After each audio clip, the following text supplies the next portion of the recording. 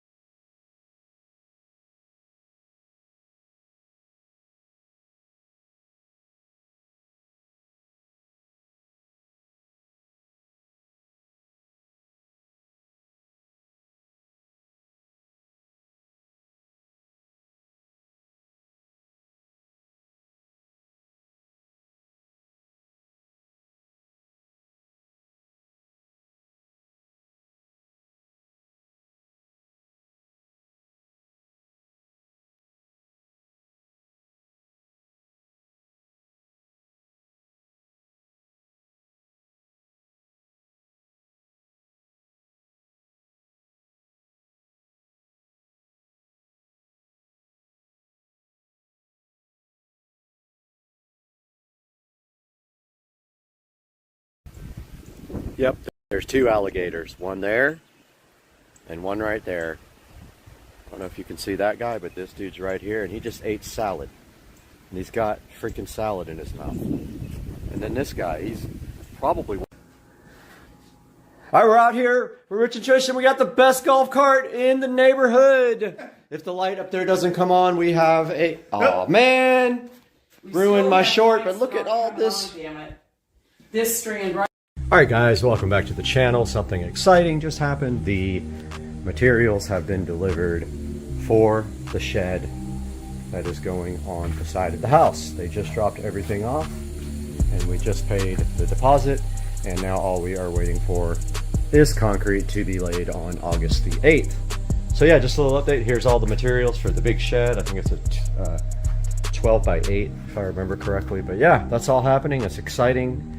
I'm glad you guys are all along for the ride.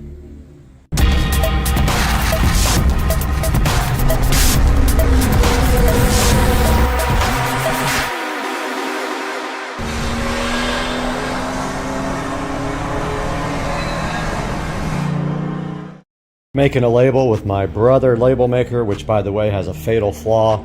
If you leave all the batteries in it, it drains the batteries overnight. But anyway, we're gonna make a subwoofer little printout indicator for the wall plate. So let's go ahead and go, well, let's do a capital. This thing's so hard to use. I think it's that, and then lowercase subwoofer.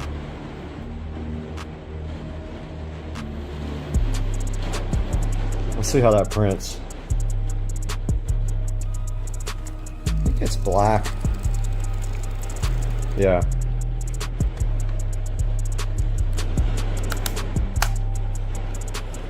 It's interesting. I'm gonna go ahead and peel this off. I need two hands for this. Alright guys, we got our label made for the subwoofer jack with my label maker, and that is looking good.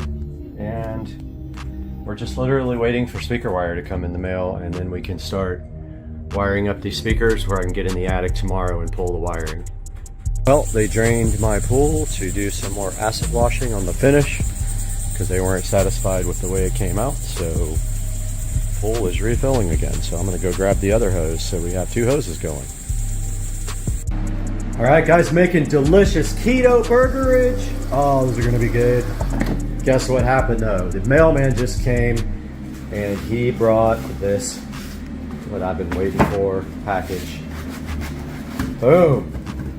There is our speaker wire. There's, what, 200 feet or something, I guess? 100 feet? I don't know, 200 feet I think, of 14 gauge speaker wire we've been waiting for. I have all of the lengths ready. so right after dinner, we are going to pull out these links, cut them off, mark the wires so that we know where they go. And then we are going to, tomorrow morning, first thing before even daylight, get up in the garage when it's nice and cool and get up in the attic and run these speaker wires. All right, guys, so we got the speaker wire in. We have it measured out and marked. We have a code on each wire so that we know when we pull it into the attic which one is which. When we pull it down through the cap into the speaker wall plate, we'll know which one to connect to which wire. We have front, center, front, both rears. So what we're going to do now is take these speakers in, hook them up, and then we are going to attempt to throw the wire as close as we can to where we got to put it down the cap so I don't have to drag it through the insulation tomorrow morning. Well, let's get started with this. I have a plan. We have our wire already ready to go, stripped back with my auto strippers here. So what we're going to do now is take this into the attic. We're going to lay this somewhere on the bed, unbundle this wire, and literally throw it towards where it's going to go, and then hopefully get the insulation that is kind of out of reach. I'm going to try to get it, it's just a tiny bit out of reach. Also, that's what this is for. This tool is for getting out the grill. You stick it in there and you just pull straight up like that and the grill comes right off. Dude, where is the insulation?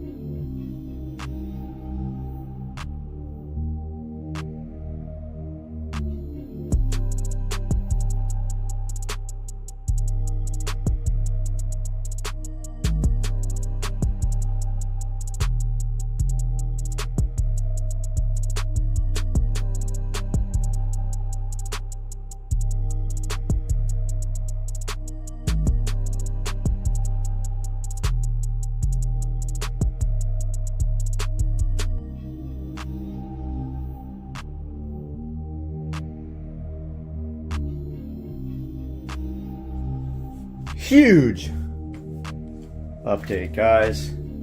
Oh, I'm nervous already. I was just in the attic pulling wire. I don't see my wires.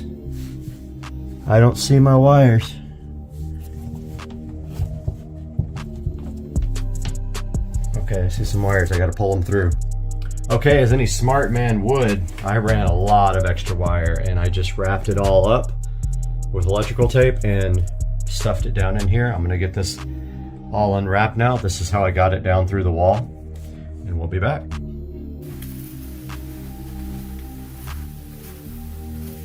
What's up, guys? We have some fun gonna happen now. We are going to install our home theater plate and prep all of our wires. We have a lot of wires to prep. So we are going to do that now. We still have to pull a HDMI cable up to the TV from this plate. So we can't completely seal it yet, but we can get it mostly done. So first things first, let me take a look at the wall plate. Let's see where everything is. Okay, some are... Okay, that's not too hard. We can just...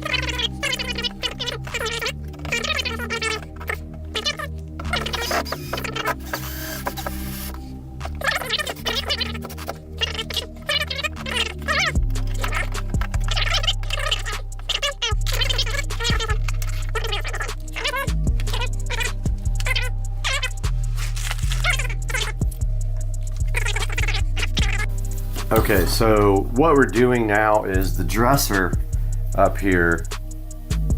The dresser up here is where the receiver, which is right here, is going to go. It's literally going to go from right up here to right down there. So it's probably, it's 2 feet to the wall plate. The wall plate's not centered though. So that would be, I think if we do 5 foot or 4, let's see, 5 feet would give us, would that give us enough to get over to that side? 5 feet would get us to that side as well with some room to spare. Let's do 5 feet chunks of wire.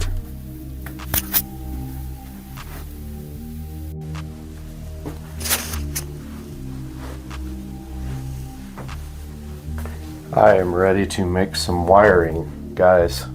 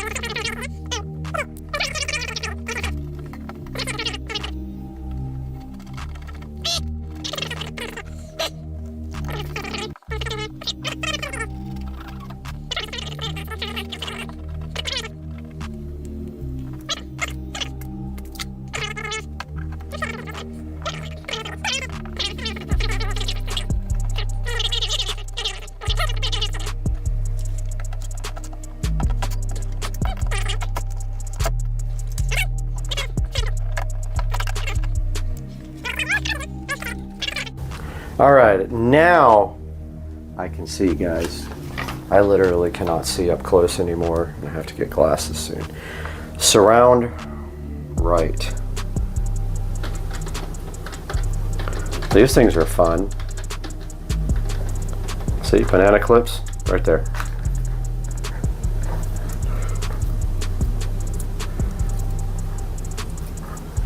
Makes it much easier, guys. I'm just saying.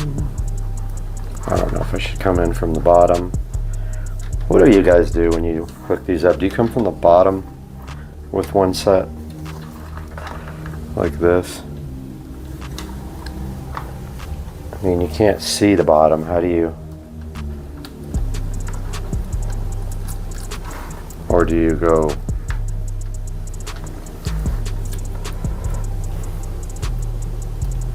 How the heck are you supposed to do the bottom when you can't see it?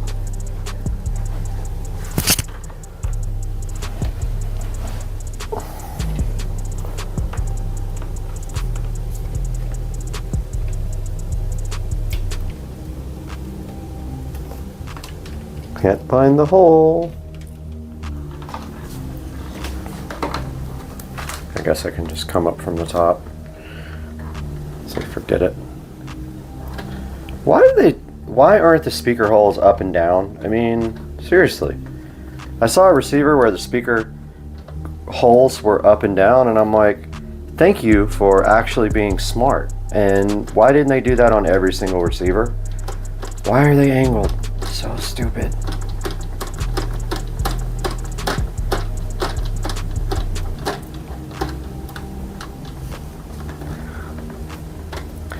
Okay, the first one's in.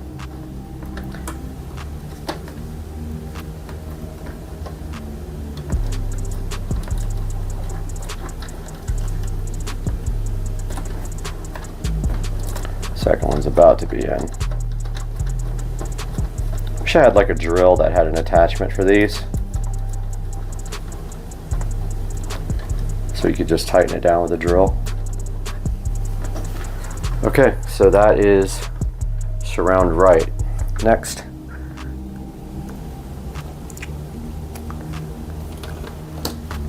Let's see what this is.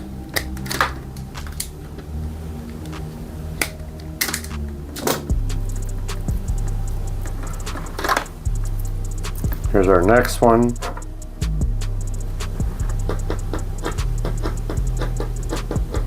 That's surround left. By chance.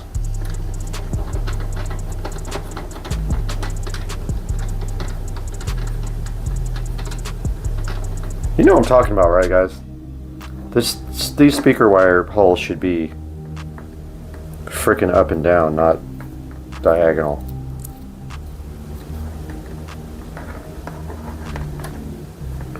Surround left. Look how hard this is to get in there.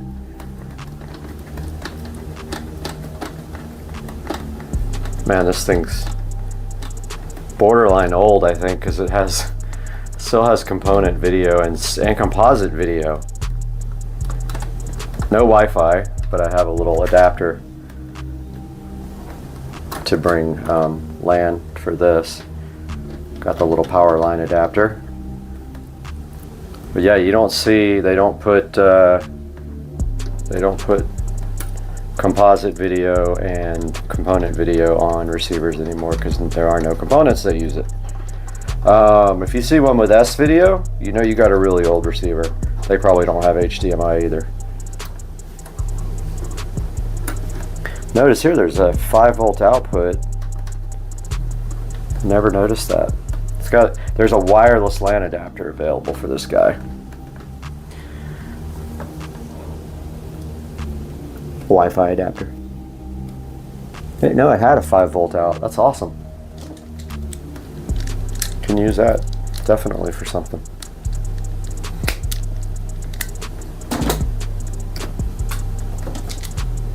Next.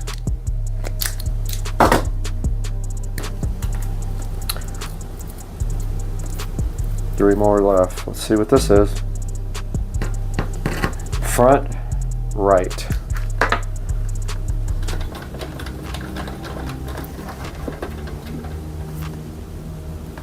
this guy, maybe I can get this one under, since I can actually get to it. Yeah, this one I think I can come from underneath and save and make some more room for other things. Well, I thought I could. Stripped off way too much wire on this one. Yeah, this one's going under fine.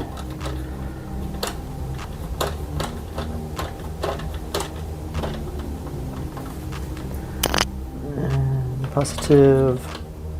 Did I do it right? Yes, I did. I'm like, am I paying attention to polarity again?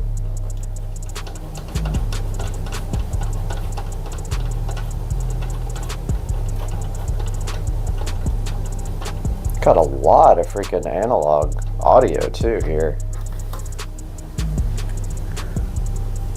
Does it have any analog audio outs for the front? No. No, it doesn't have preamp outputs.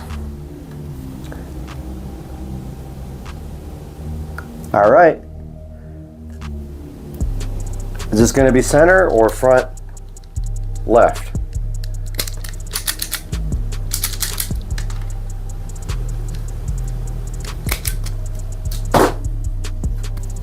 Let's see.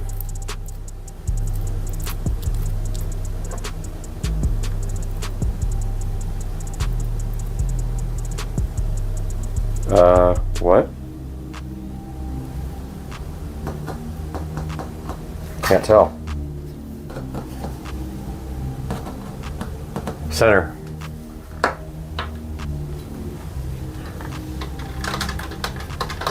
This one's going to be fun to get in there.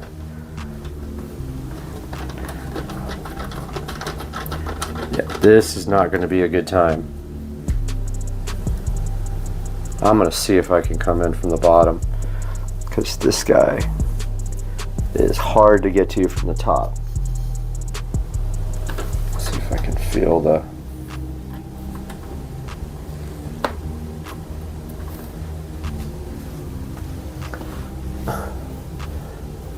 This is suckage.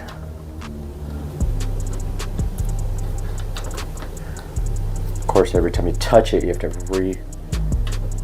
bind your wire. It's right there, dude.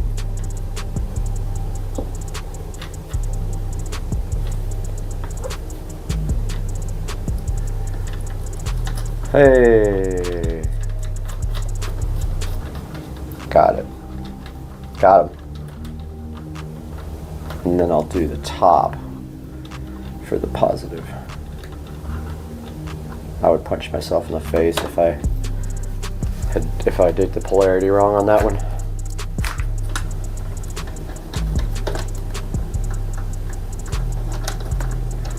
So for testing purposes, we will be using this receiver for video. So what we'll do is we will plug the Fire Stick into this guy and then plug this guy into the TV. Last one is front left.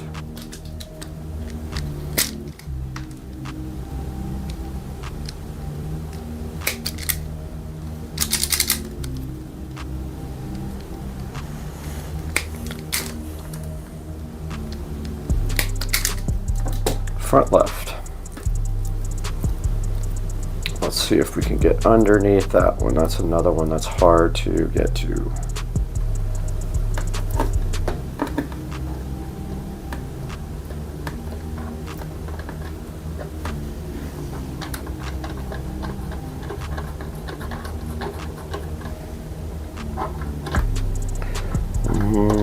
Yeah, this one's going to be fun, fun, fun.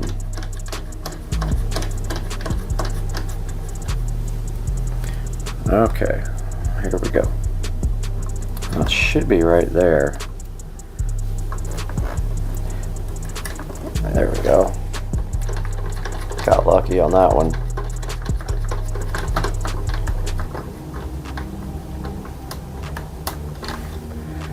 And we'll do the top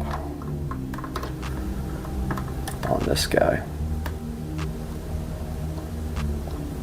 See why banana plugs are so freaking awesome? What would it take? 15 minutes? 10 minutes to wire this thing? Banana plug, 10 seconds.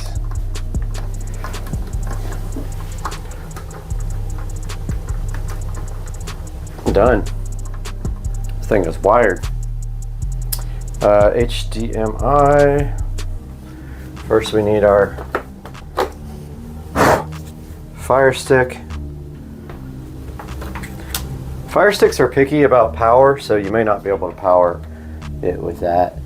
It's 0.6 amps. I don't know if that's enough to power the Fire Stick, so I'm going to put this Fire Stick on its power brick. But number one is do video one in, I guess. Ow. Okay, there, that's in there.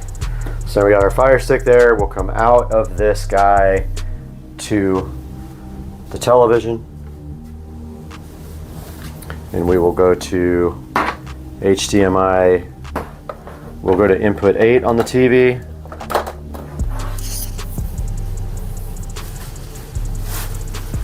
And go to out here.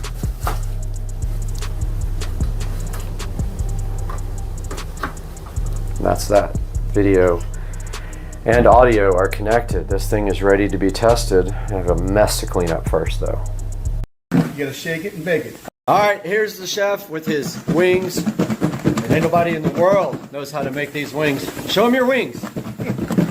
Hurry up, you only got 5 seconds. 5, 4, 3, 2, 1, boom. Bam! And you don't know how to make them? You wish you could make them this good.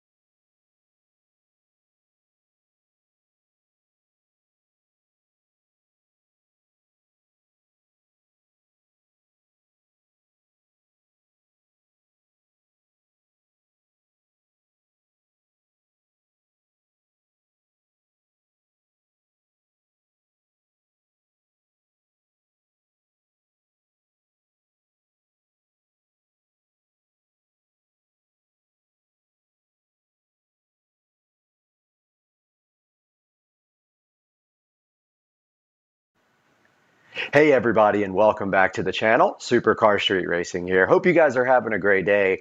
And today on the channel, you are going to see me start on part 5 of the huge golf cart audio install, where I am actually wiring up 12 volts into the front of the golf cart.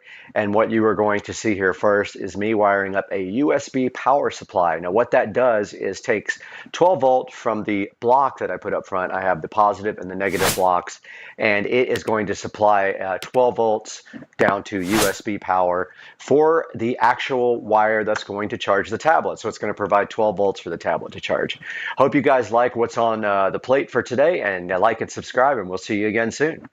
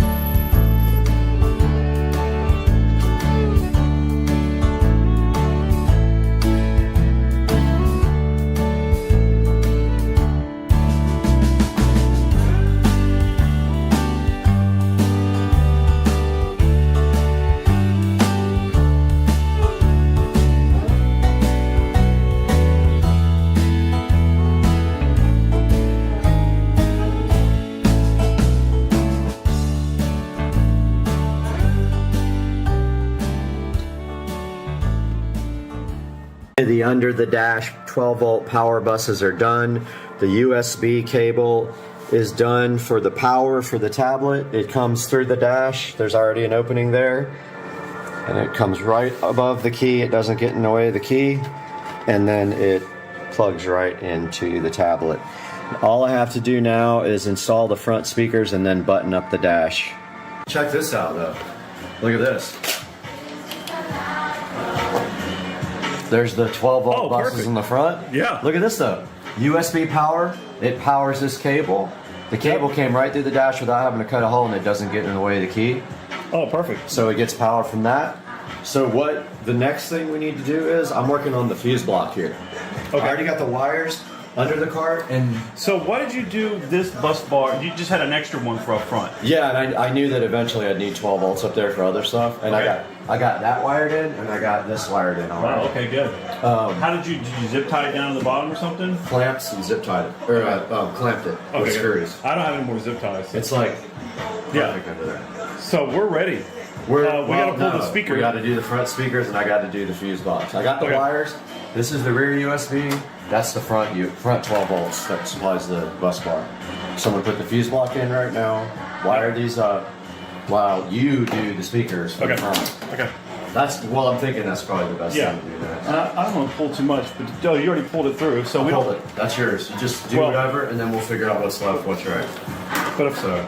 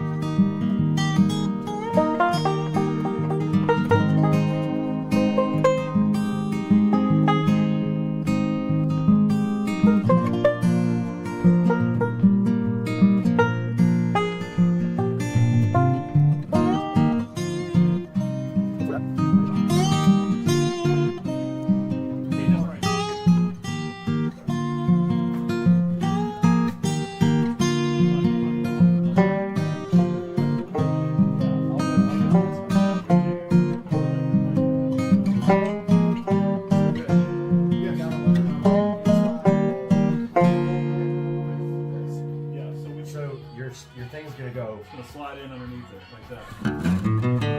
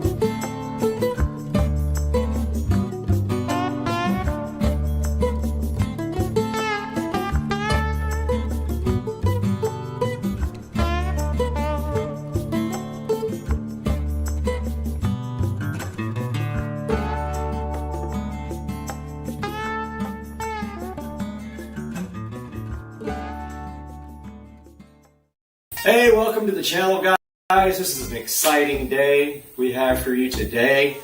One of the biggest days of the year for me. I have finally in my hands a new phone here.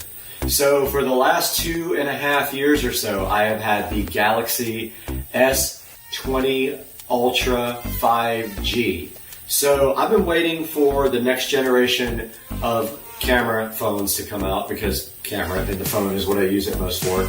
And the S22 Ultra 5G was released a couple of weeks ago, or planned to be released a couple weeks ago, and we have right here in our hands a S22 Ultra 5G. So we are recording this video on an S20 Ultra 5G, and we will move to the S22 in the middle of the video and let you guys see what the comparison is there. So we have it brand new in the box. It's still sealed here. Has not been opened at all. I need a free hand, but I'm going to put my tablet in there as well so we can do some other video.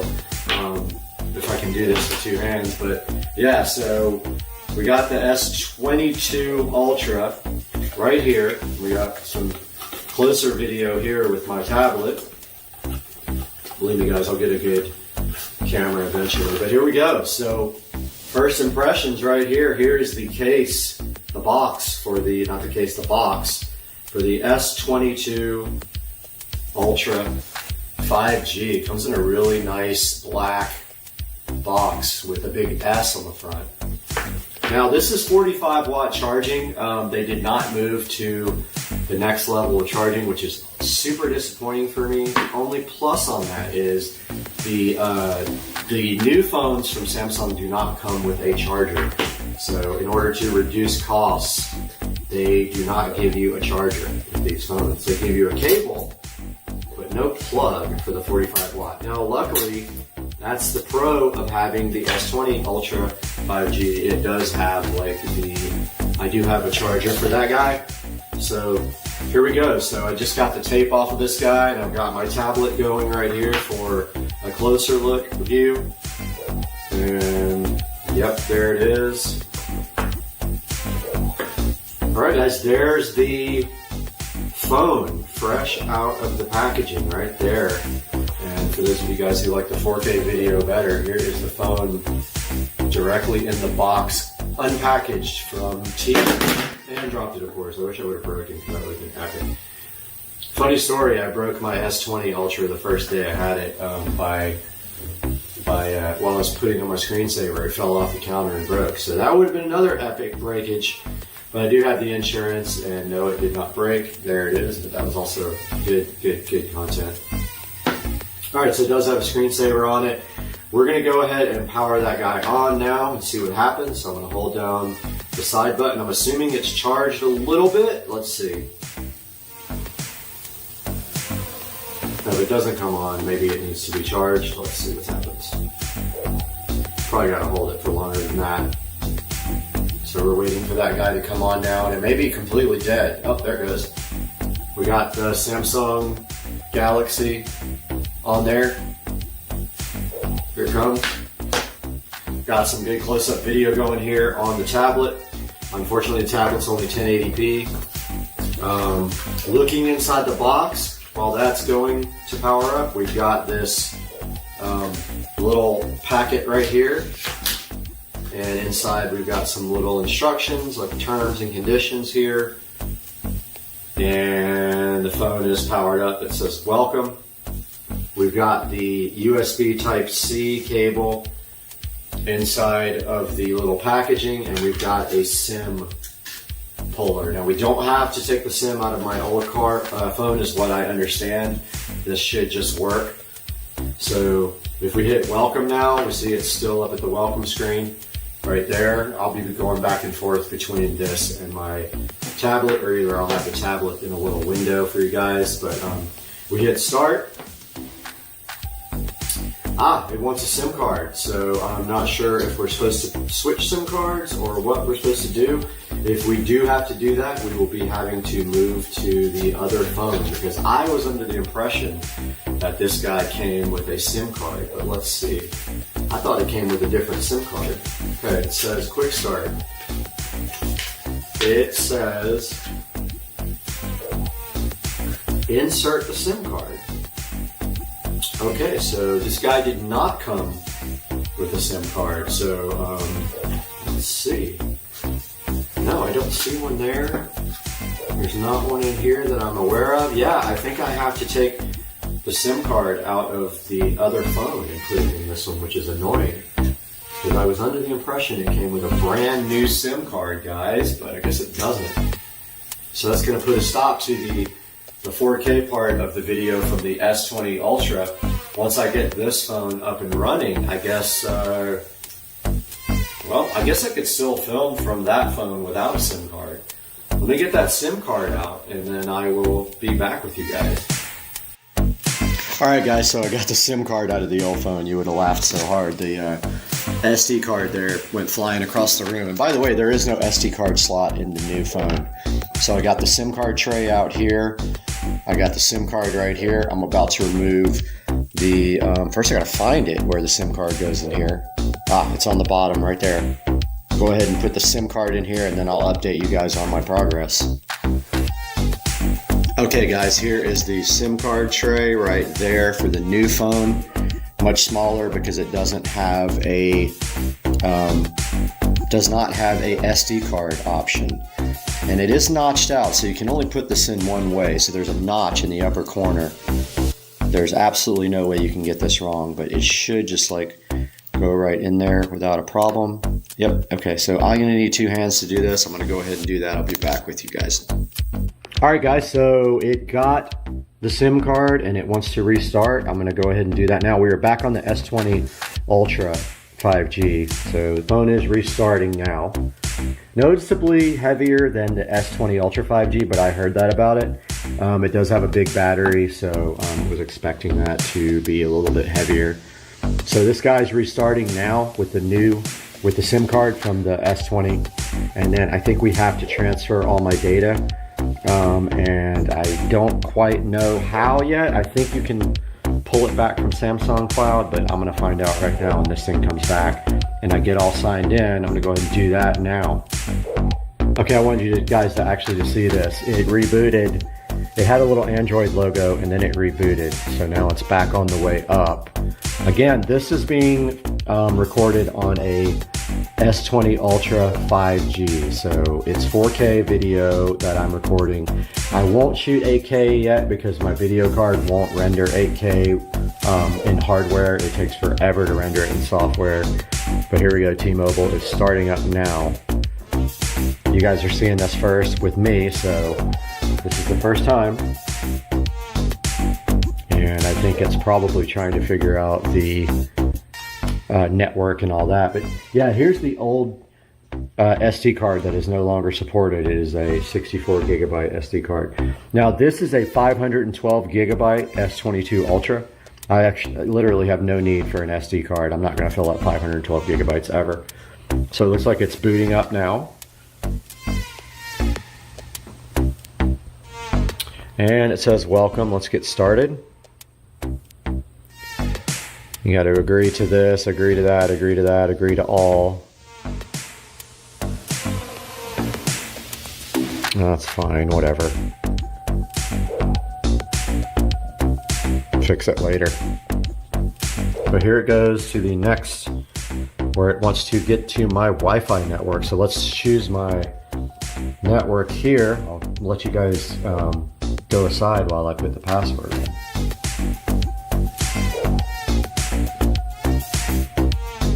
Alright, it says connected. Alright, it's connected to my Wi-Fi network. That's good. Been having Wi-Fi issues lately, so it's looking for updates. It may find some stuff to do here. It says it's getting my phone ready. It's supposed to be a really fast phone, so I'm curious to see like what the difference is in CPU speed here. But it is getting ready.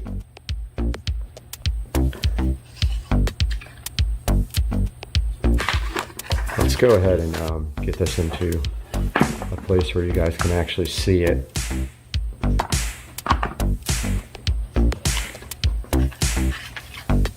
It says scan the code with your old device for more information on how to switch. So it gives you data on how to switch. I believe you just use a smart switch to do it, Samsung, or I'm not sure. I did it on my last phone. It was really easy.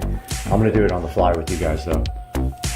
Still says getting ready. We'll be back when it says that we are ready for the next step.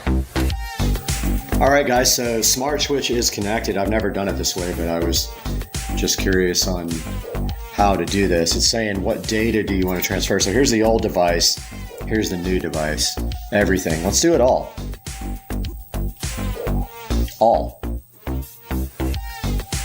All right, here we go. And it says, do you want to copy to your new device down here? Yes, we do. And it wants me to unlock. And there it goes. So it's copying everything now. I'll get back to you guys when it's done.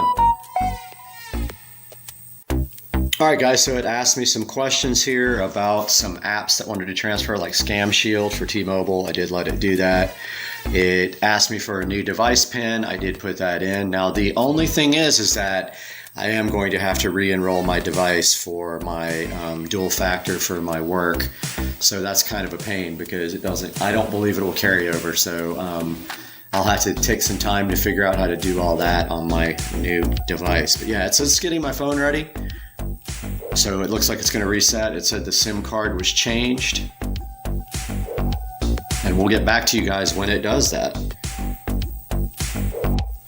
So this guy just came back and he wants to do diagnostic data. Fine, whatever. So T-Mobile says I'm all set up here, so let's finish.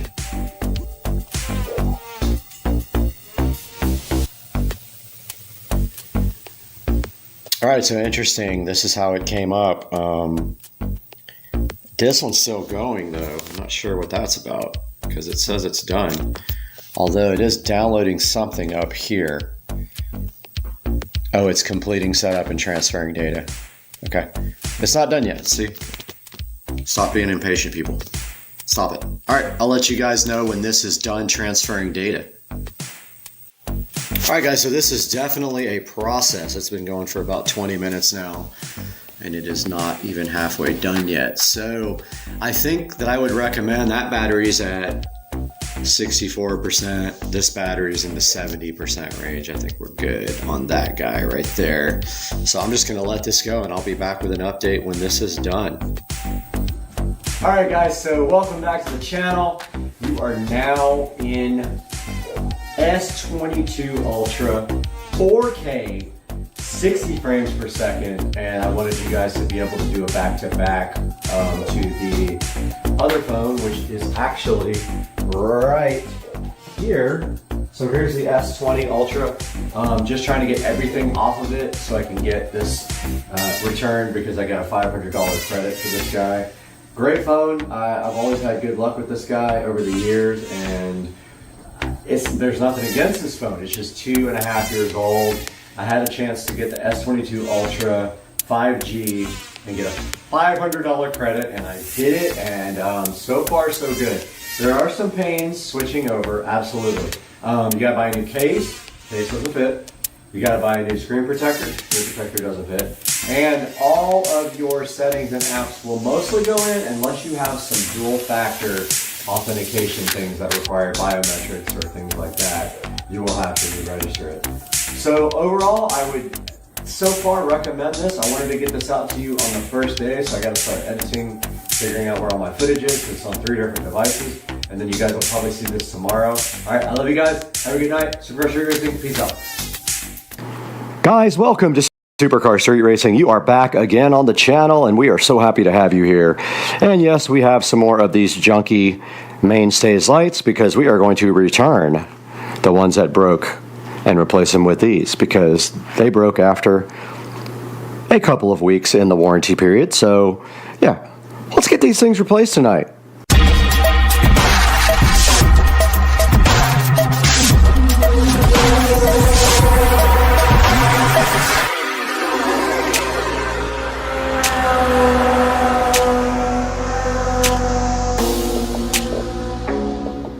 Ladies and gentlemen, back on Supercar Street Racing once again. We have a project, and that is these lights are absolute garbage, and they don't last more than a couple of weeks. Some more, some less. And so I have ordered 7 sets of them to replace the ones that burned out, and I'm going to return the ones that didn't last because they were still in warranty. So yeah, so we're going to get all these replaced tonight. We're waiting for it to get a little bit darker so we can actually see which strings. Most of the strings need to be replaced, so hopefully we have enough. If we don't, we'll have to order some more. So now we're just waiting for it to get a little bit darker.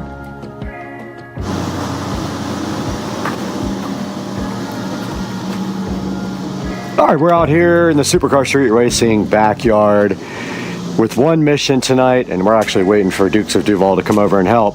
But we're going to be replacing all the light strings that are bad. I keep looking to see if he's sneaking up on me, but we have all the new strings right here, so we got to get all these unboxed, make sure that we save the extra lights from them, and then go replace all of the fixtures that have issues. So let's get one of these guys unboxed real quick. They're kind of a pain.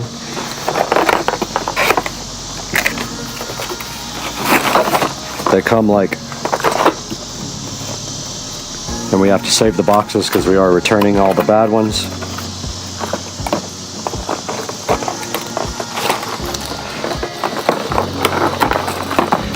And that's not too bad.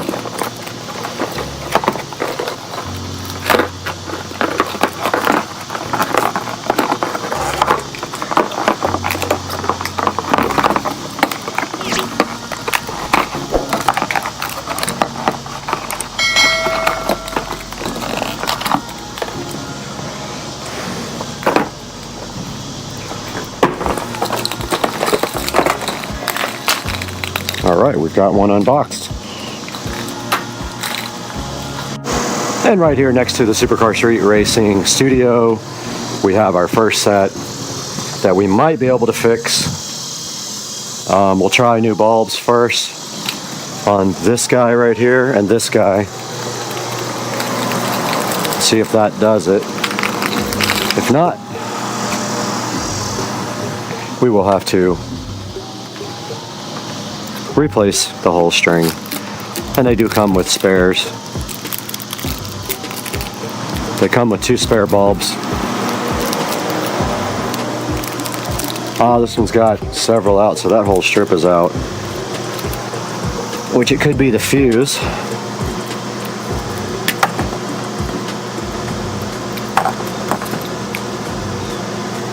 We're gonna need pliers for this.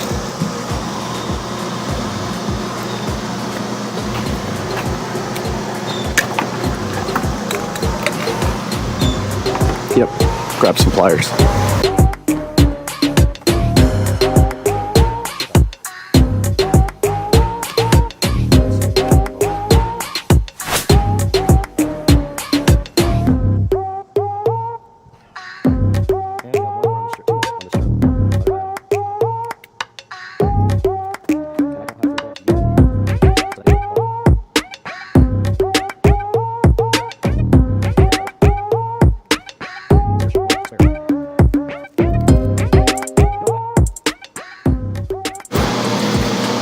All right, we got company to help fix the lights, and so this whole string is bad.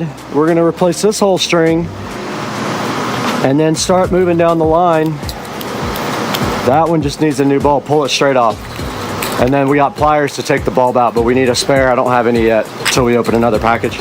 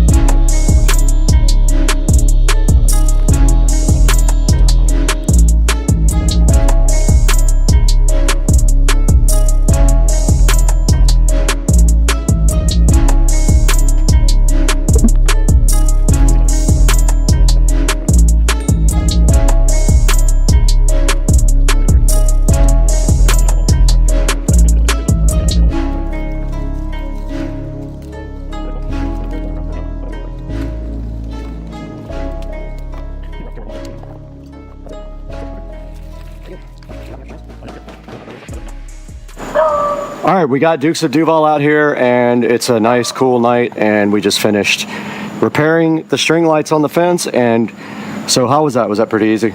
Easy. Easy peasy. We just real quick knocked it out in about 15 or 20 minutes, and as you can see, we were able to repair 2 sets of lights with spare bulbs, and we replaced 7 whole pairs of lights, and that's what we are left with right now. And now later I have a light down there on the dock that got hit by a tree limb that I have to replace, so I have a spare for that. And that's going to be it for this one. That's all this was just getting the backyard lighting all back in shape, and we got that done. So, all right, I just wanted to give you guys one last look at the night shot here. Now we are on the GoPro mic. I don't know how good this is going to sound, but this is a shot of the yard at night, and I don't know how good the GoPro also will do at night video, but here is how it looks with all the fence light replaced and the new lamp under the patio. Now, I just ordered the replacement globe lights for the under the patio that go around here, and they go all the way down here and around the house. So we will be putting those up here, and they go literally all the way to that side. So those are on order, and I hope you guys enjoyed the video, and I hope you enjoyed our beautiful night backyard shot here, and we'll see you guys next time on the channel very soon.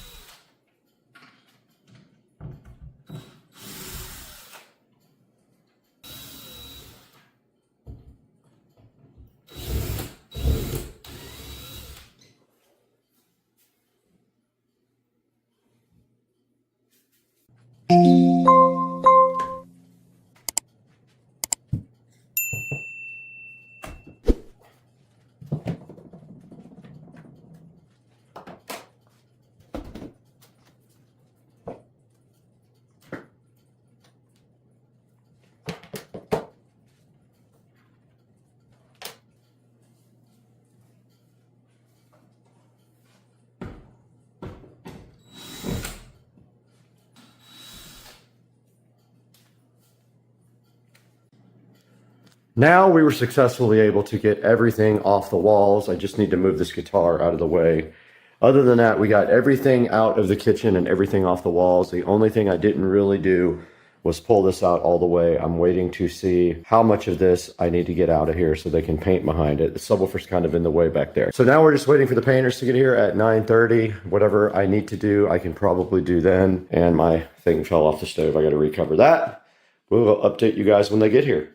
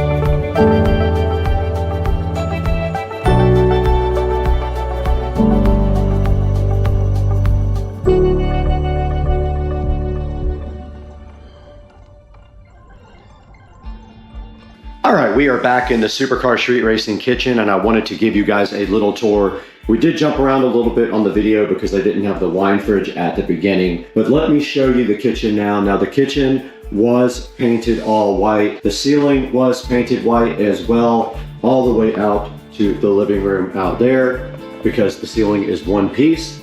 So that was all done in flat black, along with the walls also done in flat black. And they also redid my trim for me around the bottom. They did not do the door. This door is going to be replaced. I'm waiting for a quote on a new door for there. You can also see that they painted the shelves with trim paint. So this is semi-gloss there. We took everything off of these shelves and made it a lot cleaner. You can see we deleted a lot of the clutter that was up here, which is kind of my mission get rid of a lot of the stuff that I don't use. If I haven't used it for over 3 months, it is going away, except for winter clothes, of course. Now, looking down south, you do see the brand new wine fridge that was featured in the other video. This whole shelf was added on after I bought the house, along with these shelves. When I had the house originally, there was a little countertop right here, just a little V right here, and we decided to add this on because we didn't have a lot of counter space and we wanted a wine fridge. So this was all added on later. These shelves were custom built. They did paint these shelves and they did paint this bottom shelf as well before I installed the wine fridge. Now, if I can find some kitchen pictures, I will throw them up now. I do have pictures of the house the way it was when it was purchased and show you the difference between what it looked like then and what it looks like now. But that is basically it. They did not paint the cabinets, so I did that years ago. So that is it for the kitchen, and you're going to be amazed at the before and after. Now, this is a look at the dining room area. Now, if you remember, before the painting started, all this was stenciled. So there were stencils all over this wall that had to be painted over, which was kind of difficult. It took several coats plus primer to get over them because they were kind of thick. But it has been my dream to get rid of those for a long time because they look so outdated in here now. So this was also painted with a flat paint right here, and this ceiling was repainted because it had never been painted, and it flows on in to the kitchen. I'm going to put up some pictures of the original dining room before it was stenciled here now, hopefully. All right, moving on to the Supercar Street Racing living room here. We can't show you what's behind me, that's for another video, but the first thing you will see is there was a huge crack in the drywall there and up here above this door, and that was repaired. So I've been wanting to repair that for a long time. So all this was painted. The ceiling was not painted. I did that a year ago and it took me all day to do, but these walls were all painted flat white instead of a color that they were before. And also some of that project was removing the clutter as well. So I got rid of a lot of the stuff that was on the walls. I like a cleaner look. The only thing I wanted to leave in here now was my musical instruments. One guitar there, and one guitar over the mantle, which eventually I will hang up. We left the motorcycle here, we left the mirror there, but the rest is going to be a clean look. And this is how the living room came out, and I actually think it looks amazing. The only thing that I did to this living room when I bought the house was we scraped all the popcorn off of the entire house ceiling, and I redid this fireplace by painting the tiles. You can see that the tiles are painted with this rock, kind of, it makes it look like a textured rock, and I've done that twice now. I painted it a darker color this time, but that's all that was done to this living room. The ceiling was scraped, the floor was replaced with hardwood floor, and this tile was replaced from the white slick tile to this in that area, in the kitchen and in the guest bathroom. So we can't show you this whole room because there's a project that's not online yet, but this is what the living room looks like after they got done applying all the paint. And I have to say, I think this came out amazing. I mean, I think it did. You guys give me your opinion down in the comments section. But that's gonna do it for this video. I hope you guys enjoyed it. Coming up next, a big project. I'm gonna be editing that in the day or so. So stay tuned to Supercar Street Racing. Thank you for subscribing and liking. We love your support, and we'll see you next time.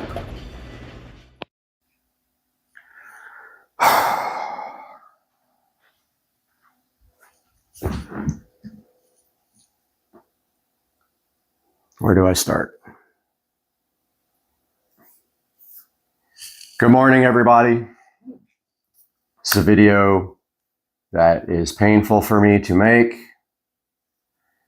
and some big changes coming in my life.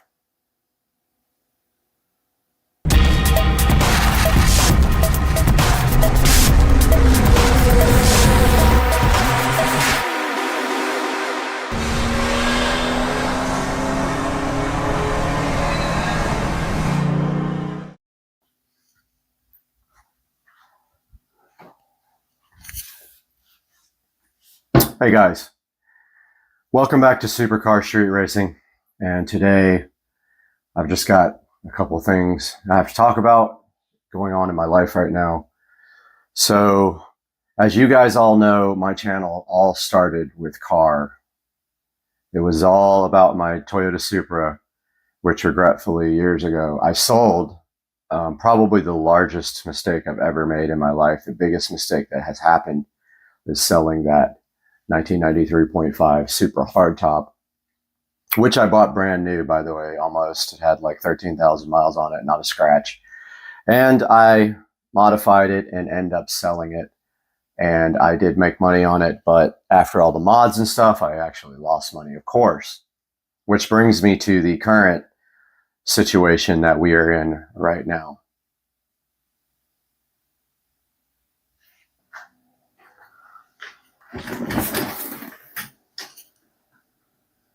So what you see right here are videos of my E93 335i convertible. We can see here some hours being put into this car. It was modified, not heavily, but modified. It did have a MHD tune running E85, E50 blend. It had a VRSF large intercooler, and it had a VRSF charge pipe. Amongst a few interior modifications, which also included the ID4 digital dash and also had the Android head unit on the inside. We have a lot of projects here on the channel, as you can see, with my 2011 335i, things like ethanol tune and running the car up to 160 miles an hour. Car has been with me for probably 7 years almost, maybe 6 years. I did buy it in 2017-ish, 2018. And I did pay $18,000 for it. At the time, it had an aftermarket warranty, which made it attractive. The car had lower mileage. I can't remember exactly how many, but I think it was in the 50s when I got it. So haven't driven it very much. And through the years, we have put content up on the channel, and the car has been with me ever since. And you can see here me doing a project on MHD on that side of the screen there.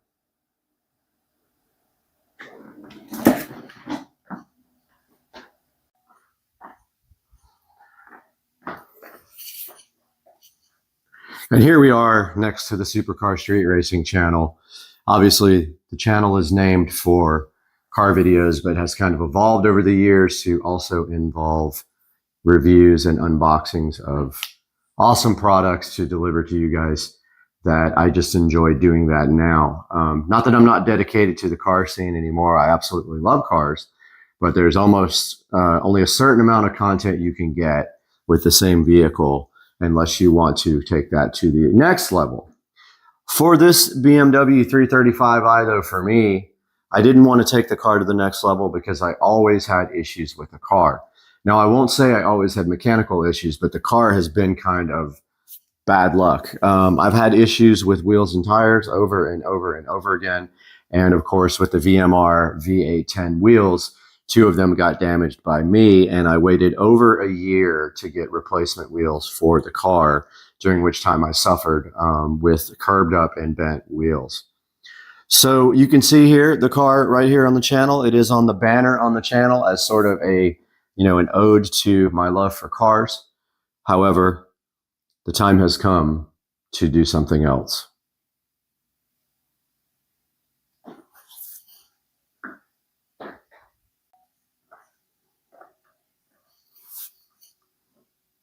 And here we are standing next to my Epiphone Les Paul Goth bass here that matches my Epiphone Les Paul guitar, and thinking about all the good times that we had in the BMW and a lot of the bad times we had in the BMW. I have been stranded on the side of the road in that car probably 15 times. And if you know BMWs, there is no spare in that car. They encourage you to run flat tires, but of course the first thing everyone does when they get new wheels and tires is they ditch the run flat and they go with Michelin Pilot Sport 4S's, which in my opinion are the best street tires made, unless you get the Pilot Cups, which don't last very long. They're super sticky, but just don't last very long. So that brings me where we are now. So I would say maybe about 4 months ago, I started noticing the car would idle kind of like surge up and down at idle, and nothing bad, but just a little bit of up and down. It would start hunting for idle. I didn't think a lot about it, and I just continued to drive the car around. So at the same time, the car did need a PCV valve. So I did the PCV valve hack on the car, which is you actually cut out the old PCV valve and JB weld the new valve in. Now, the reason for doing that is BMW does not offer just the PCV valve. They want you to replace the whole valve cover at a cost of $500 and something for the parts, and then it's another around $1,000 for labor to put that in. Long story short, I did take the car into Sam's Automotive to get that work done.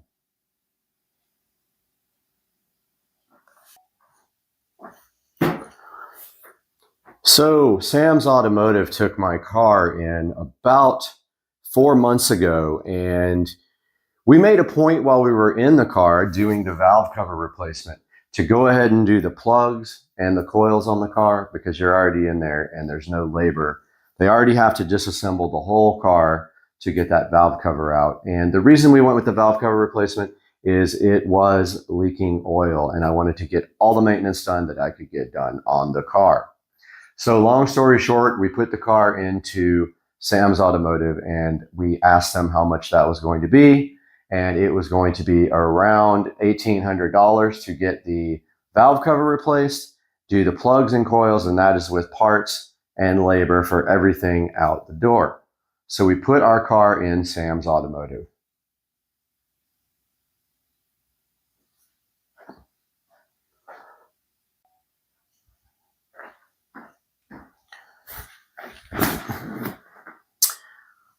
So that leads me to where we are kind of now. So we picked up the car from Sam's Automotive probably about 3.5 months ago.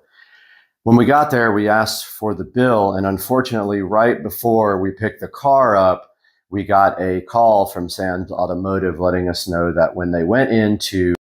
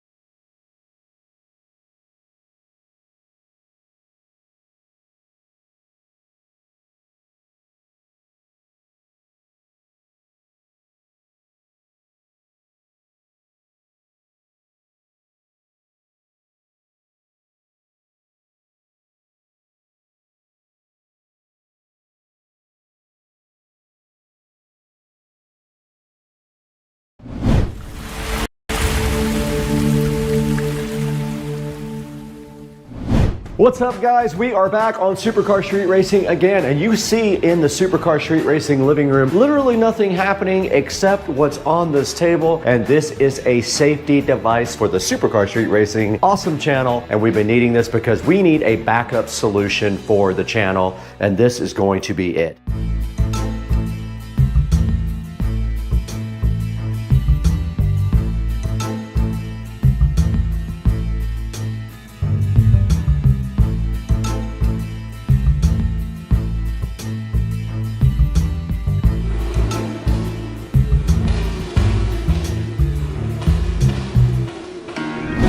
Hey guys, we are in the awesome Supercar Street Racing living room, and you can see right behind me, literally nothing is happening in my living room except for one thing. Directly and also in front of me is this Seagate expansion 16 terabyte hard drive.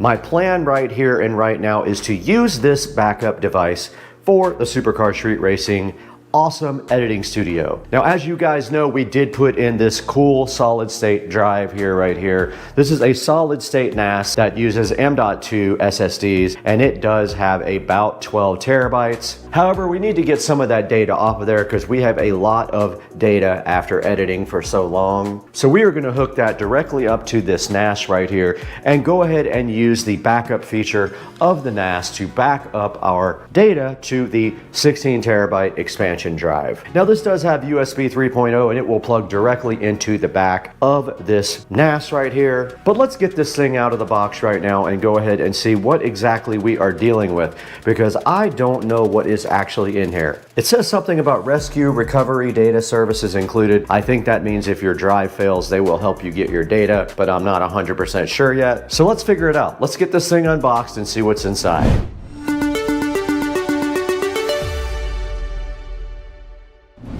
This is the Seagate expansion drive that I did purchase. It was $229, and I did use the payment plans with Amazon, so that will pay over, I think it is 4 months. And we do have the Supercar Street Racing awesome registered and copyrighted big huge kitchen knife to get this guy directly out of the box from its plastic wrapper. And on the back it does say add-on storage for your PC and Mac in about 750 languages, which none of them I speak.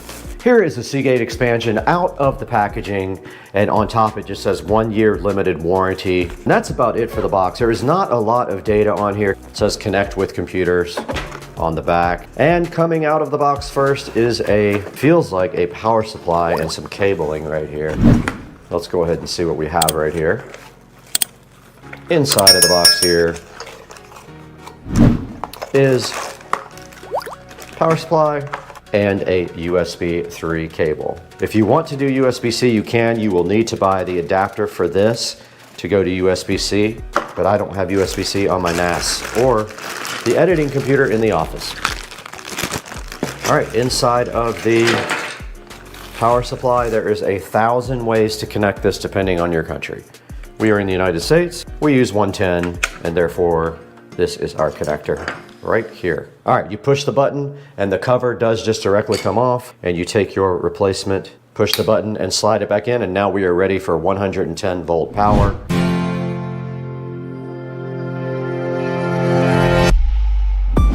Now directly in front of me we do have our hard drive to get out, and it is accompanied by some cardboard and is inside a plastic condom. Has a kind of a cool carbon fiber like look.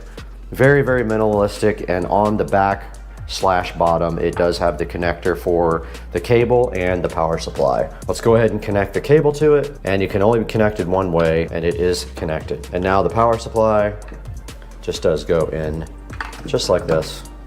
And that is it. That is all there is to using the Seagate expansion drive. Now let's get it into the NAS and see if we can figure that part out.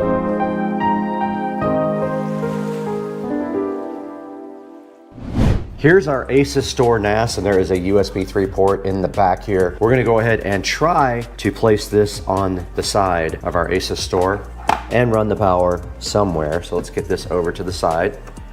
We have plenty of space now for this, but I just need to get in there and get these cables from the back. Let's go ahead and do that now.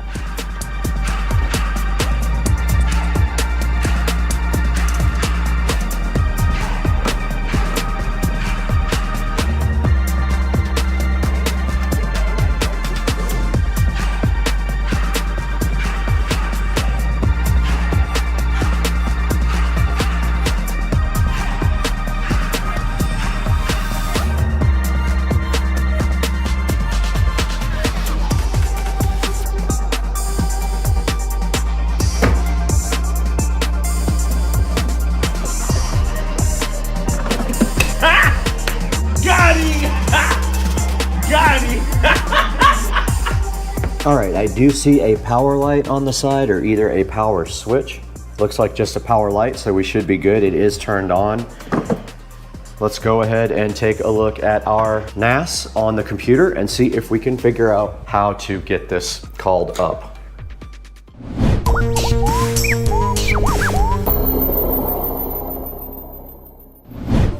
Okay, we're directly in front of our NAS page right now. I have not used this at all. All right, I'm gonna do some reading and figure this out. I located my device under external devices. It looks like it has 2 partitions in it. I'm almost tempted to bring it to the computer and delete this partition. It is already formatted, exFAT, so now I just gotta figure out, I just wanna back stuff up without having to do it manually, so I'm looking for a way to do that now. But there's a backup restore, let's try that. External backup. USB 4 is the one that it wants to back up to, and that's fine. Your NAS to an external device, let's go. Multiple items to a single location. Okay, that's what I want. I'm gonna select everything except the USB drive. USB 4-2 is where we're going. USB 4-2 next, backup now, and schedule backup. Weekly, Monday at 1 a.m. Next. Okay, so archive mode is incremental backup. That's what we want to do. Let's go and see what happens. It says it is backing up right now, so we will update you guys if it actually does that.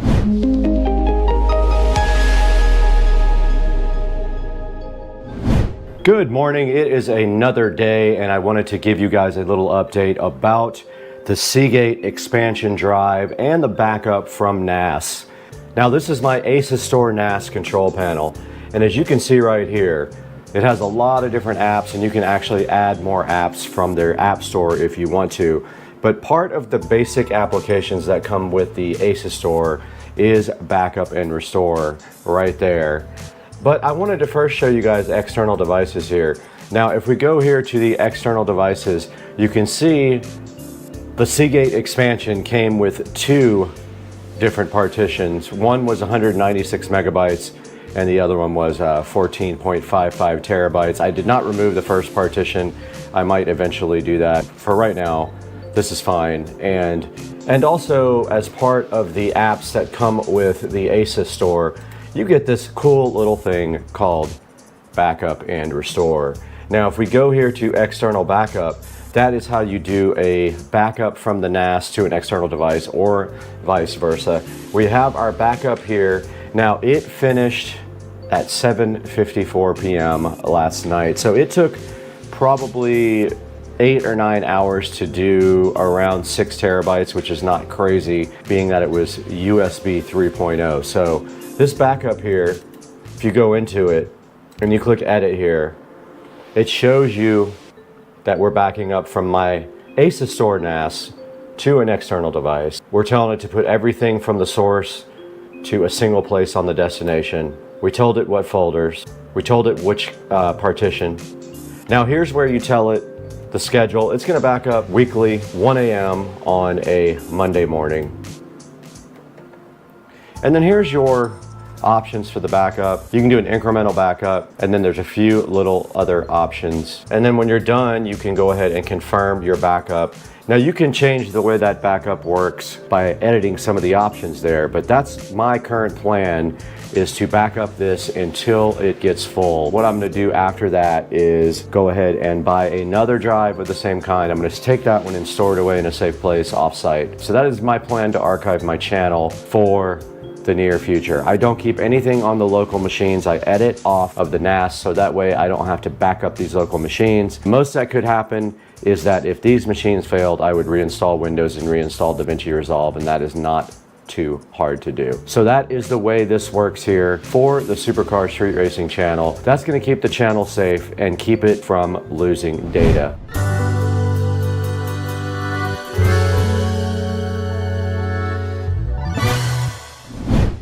We've got a new sponsor today on Supercar Street Racing. Today we have Zato, who has been so kind as to provide us with 3 products to check out here on the channel. And the first product we have is the Zato oil treatment, up to 5 liters of motor oil treated here on this product. And this product will help engines that have worn out parts run better, perform better, improve gas mileage, and also make your car get better performance as well. Now you do just add this directly to your oil, and it should increase the performance of your car and give you more horsepower, give your engine better life, and also help with older parts that are already starting to wear out. Next thing we have right here from Zato is their catalytic converter treatment, and all you do is put this in your gasoline, and this does treat your catalytic converter, and what that does is allows you to not build up soot. This also helps your EGR system and helps to prevent you from losing O2 sensors, because this will help them from getting deposits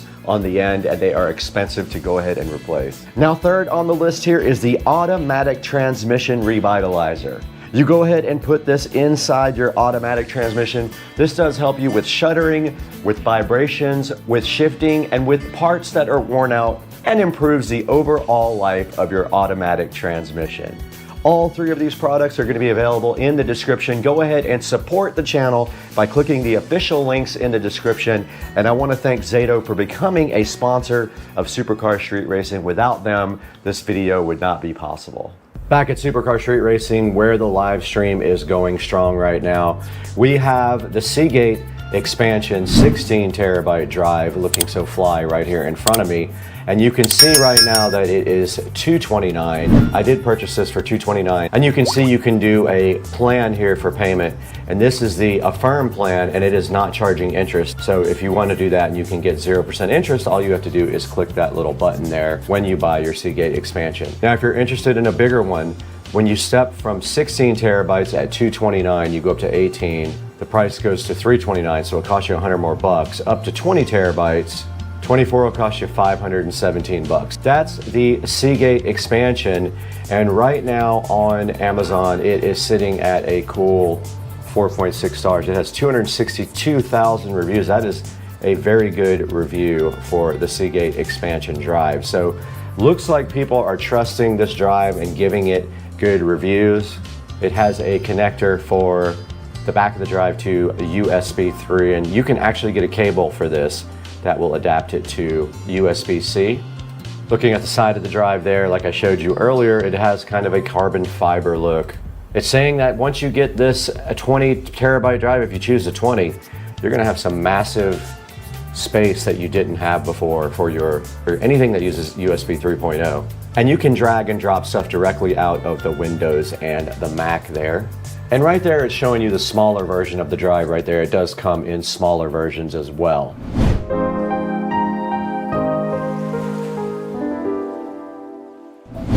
Guys, I wanted to thank you so much for supporting Supercar Street Racing and buying all your products through our links. We will have a link in the description to the Seagate expansion drive. I know it's not a lot of data in the video, but what I wanted you guys to know the most was that the drive has great reviews on Amazon, and we did get one to try and help Supercar Street Racing not lose any data. So taking a look at our channel, looks like we've gotten over 5,100 new subscribers this month alone. We've done some big things on the channel, and we appreciate you guys supporting us so much, and we hope that you continue to support the channel by liking and subscribing. Go ahead and pick up a Seagate expansion if you need some extra space. The 20 terabyte is a great deal right now. It is on sale, 50% off. Go ahead and grab one and let me know what you think in the comments. We'll see you guys next time on Supercar Street Racing.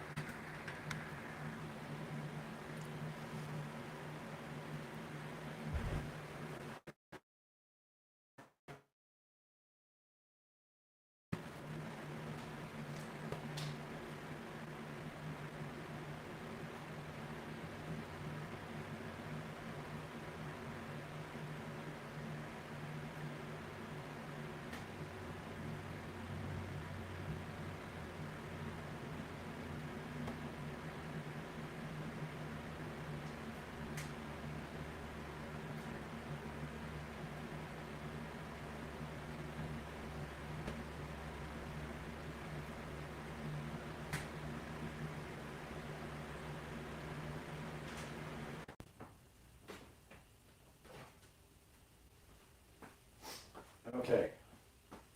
Check 1, 2, 3, 4. Mic's hot.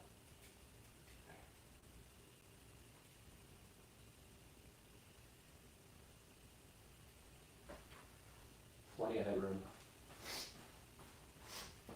Okay. So leather conditioner, leather cleaner.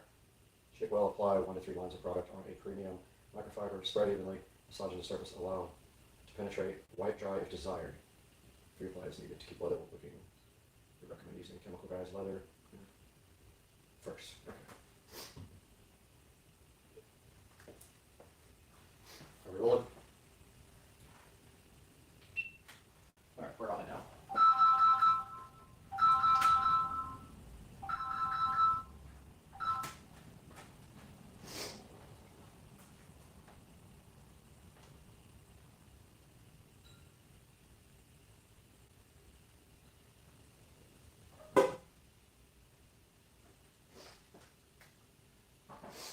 All right, phone ring. All right, we're back. This thing can see a lot. Don't need to see the washer machine and dryer.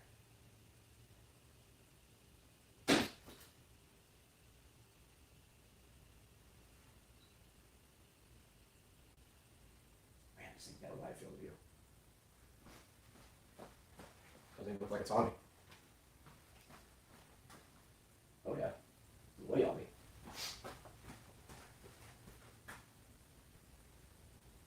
Ladies and gentlemen, welcome back to the SCSR Compound Garage.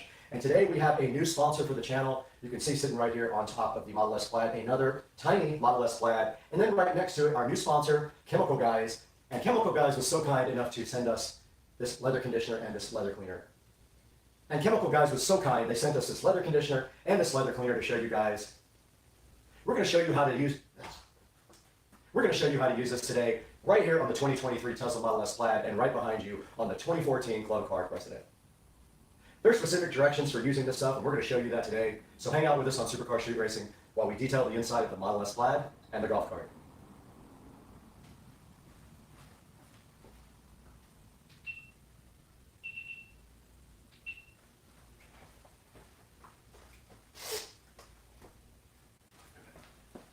Need a preview so that. Welcome back to Supercar Street Racing, guys. You can see we're out here in the garage with our Chemical Guys leather conditioner and leather cleaner. They were super nice, and they sent us this to show you guys. They're trying to get the word out about their great products. So today we're going to give you guys a look at these two products right here in the SCSR garage. Now, there's a certain way you need to apply these. There's a certain order and a certain way you have to do it. So we're going to show you today the correct way to do it, because we're actually going to detail the inside of the Model S Plaid. Now, we try to keep this car pretty clean. We barely... What? Deal with that. Just stops all this up. Stupid thing. Great. Wonderful.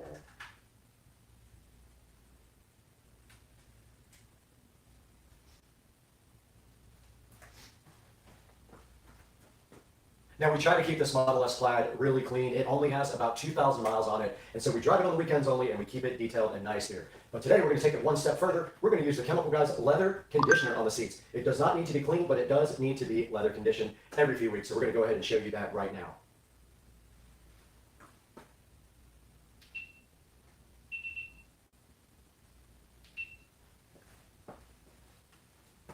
Now, you guys just saw me clean the whole inside of this Tesla Model S Plaid with the Chemical Guys leather conditioner, but we got to take this one step further because we need to show you guys how to use the leather cleaner. So what we're going to do with the leather cleaner today is we're going to turn our attention to our Club Car President over here. We're going to clean all the seats and then condition them with the leather conditioner. So one step at a time, let's get busy now with the leather cleaner on the Club Car President.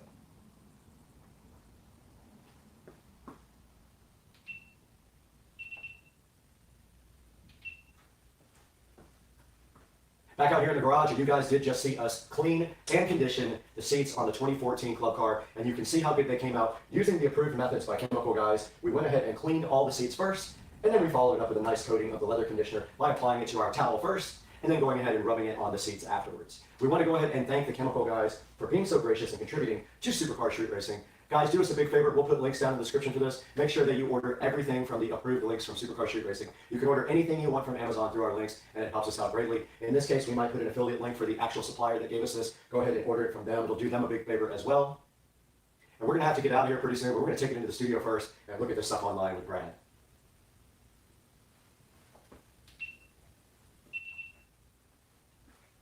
Cool, it's hot here.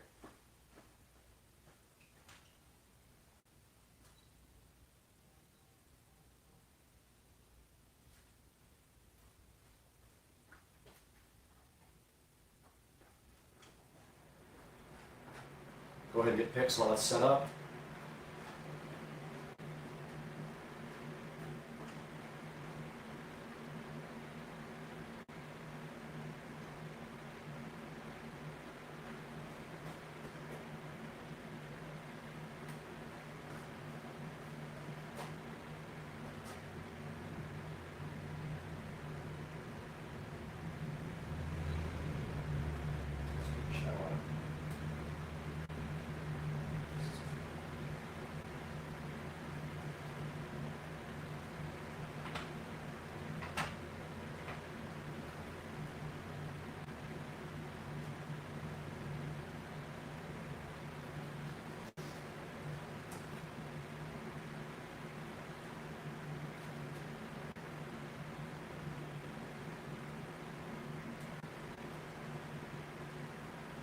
Oh, let's see if it's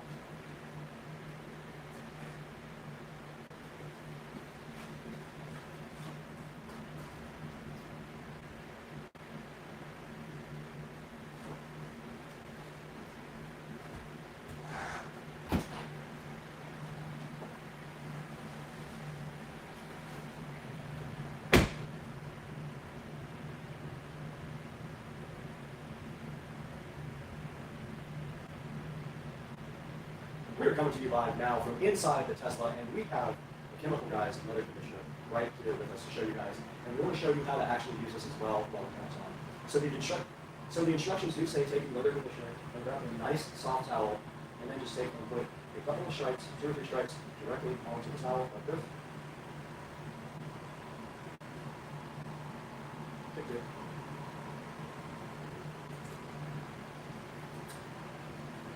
There, 2.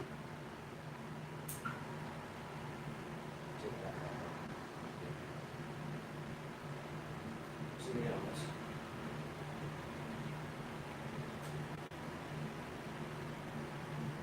Okay. Now we do have a couple of stripes right on the towel here to go ahead and start working with. And all you have to do is work it into the towel. And all you have to do is work it into the seats. And then when you're done, if you'd like to, you can actually buff it off and dry it. Or you can make. And when you're done, you can actually buff it off and dry it. And then you can do a second application if you really feel like it.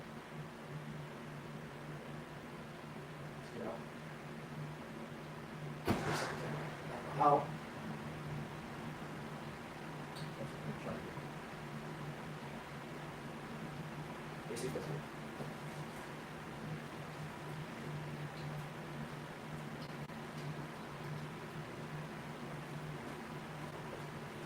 Oh man, the fan was on.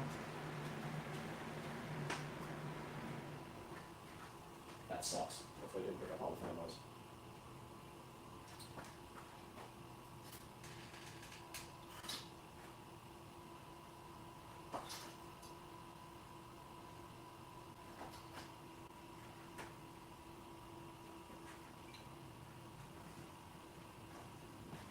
I guess in case that was a bad tape, I'll go ahead and record that part.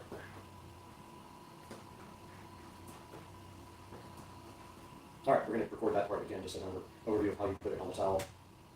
So yeah, you just take your towel and you put about 2 or 3 stripes of the stuff right on the towel, and then you work it into the surface. We're going to go ahead and start with this Model S door panel right here. It's a lot. There's a lot on this. So I'm going to go ahead and knock this down a little bit because I've been putting quite a bit on it. So I'm just going to knock it into both sides here, so it's not so thick. Then I'm going to go ahead and proceed to put it directly on the door panel, right there. See it going on with a nice finish there. I'm going to go ahead and get all over the door panel with this stuff, and you can already see that it's drying. Don't forget to get into the cracks.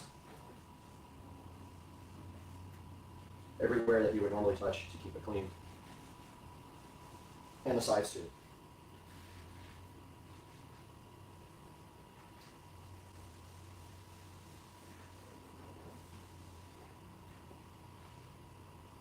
Now, if you'd like to, you can go ahead and wipe that off as well.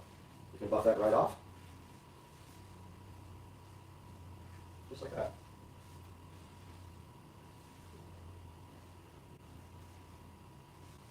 And that door panel is completely done. All right, we need to reset somehow for the seats. I don't know how we're going to get the shot. This one right here.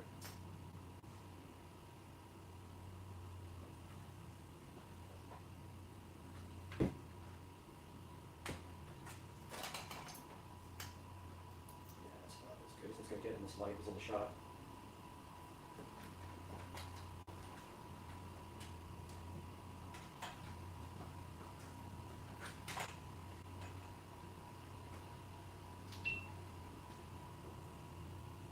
Check 1, 2, 3, 4, 5. Check the shot here.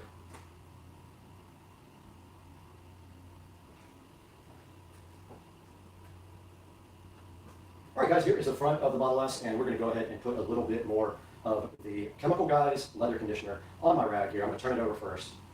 And this time I'm not going to put quite as much on it. I'm just going to put a couple little stripes here. It comes out pretty thick, so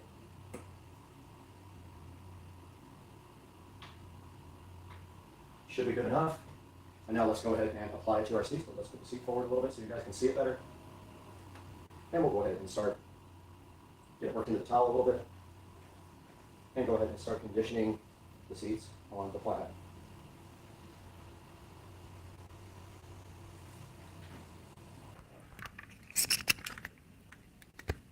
Overheated. You guys overheated.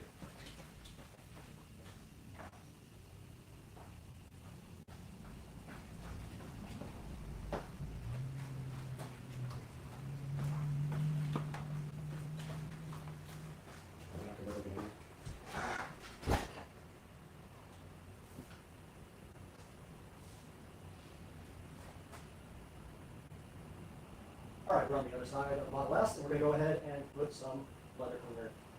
All right, we're on the other side of the Model S. We're going to go ahead and put some leather conditioner on our rag and do this other seat for you guys. We're going to go ahead and wipe it into the rag so it doesn't splotch a lot. Move the seat forward a little bit. So we can get to it.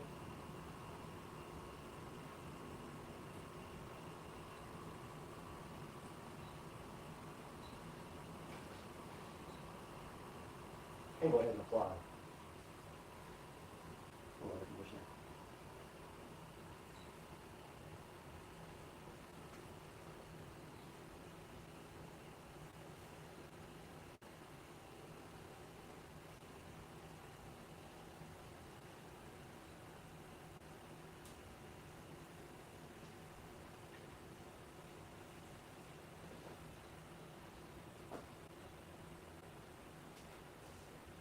Pop it out now.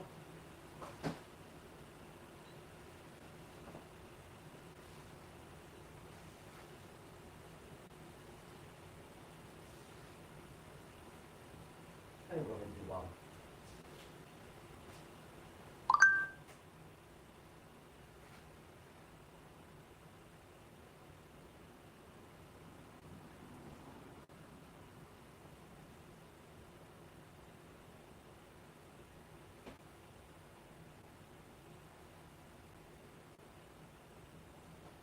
You gotta work it in getting these seats with ventilation holes, or it looks splotchy.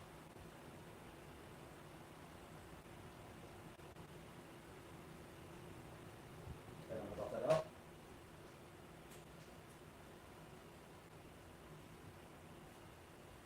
And that seat is done. I'm gonna get in, so I can do the door panel, because there's no room up here. And I'm gonna do the dash.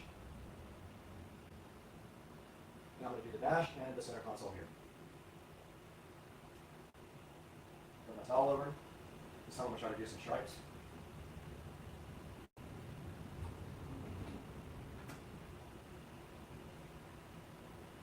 And I'm gonna go ahead and rub that into the dash.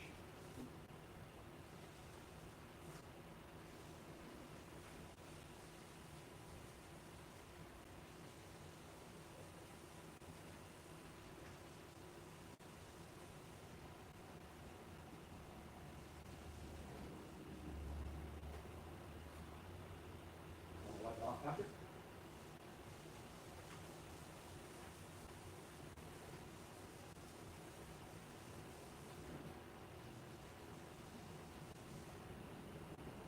I don't have a dry enough towel for this, unfortunately.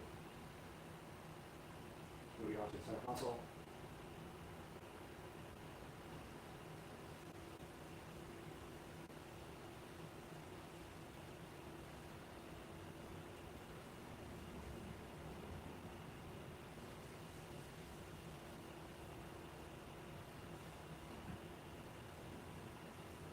Now I'm going to get this underneath the dash here.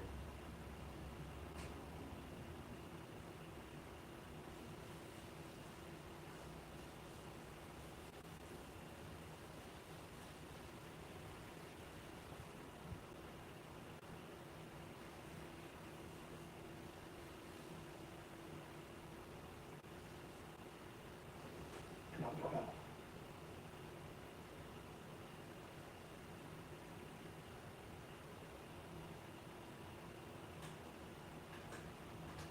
Locking out right now.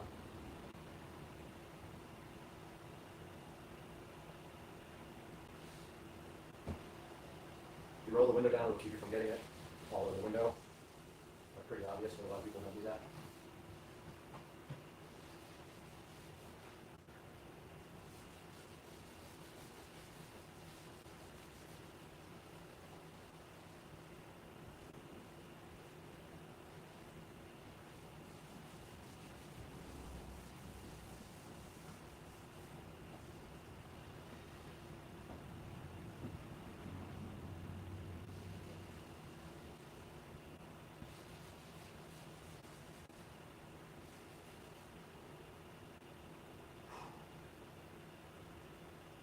All right. Front is done.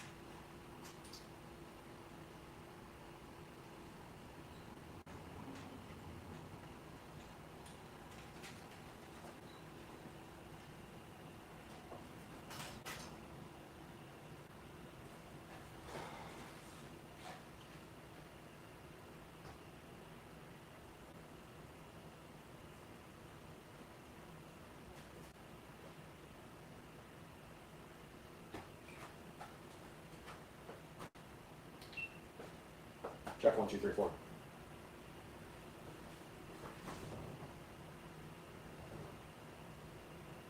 Moving on to the back with the Chemical Guys leather conditioner. We're going to go ahead and do the back doors. Try not to put too much on the rag. I know it came out a lot already. So I'm going to just take that and kind of buff it into the rag a little bit so it's not so thick. It came out a lot, I tell you. Like a whole lot. And this window won't roll down any more than that, so otherwise I would.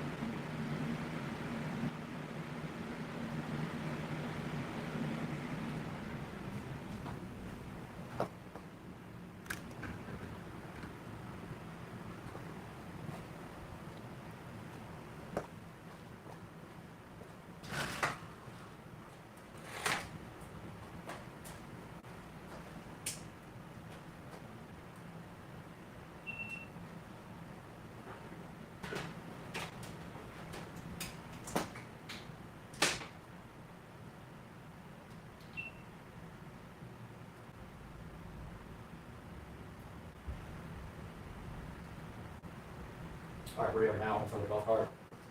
We're going to go ahead and do this take.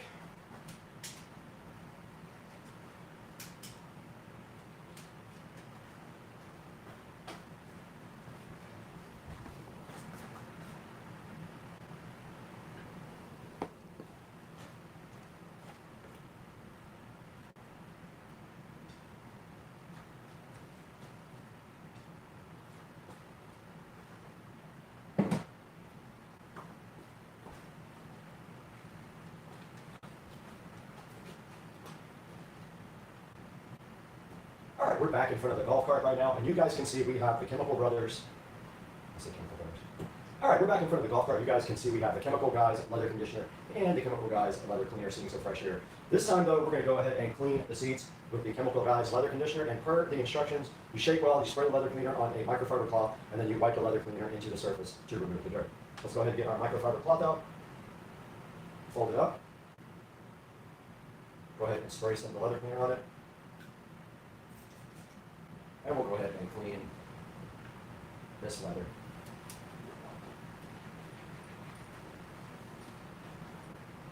Does have a little dirt coming off of it.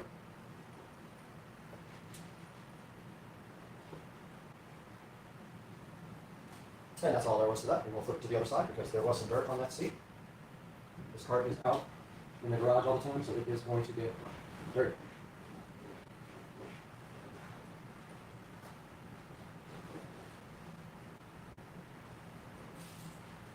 All right. That is the leather cleaner for the front. Now let's go ahead and get a clean cloth. That is dirty. We'll put a few stripes of leather cleaner on it, or we'll put a few stripes of leather conditioner on the cloth.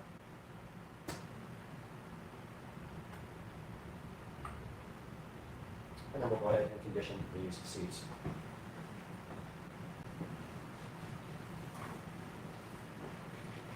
And you can see it's soaking into the leather already. Flip the towel over. Put a few more in it. And the top seat is done. Let's move down to the bottom seat. Flip the towel over again. Not put way too much on that. That would be enough for the front and the back. Put some of this on this other towel for the back. Let's go ahead and do the bottom seat.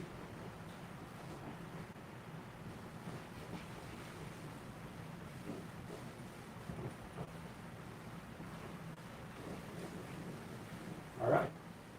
The front of the golf cart is finished. Let's do the back now.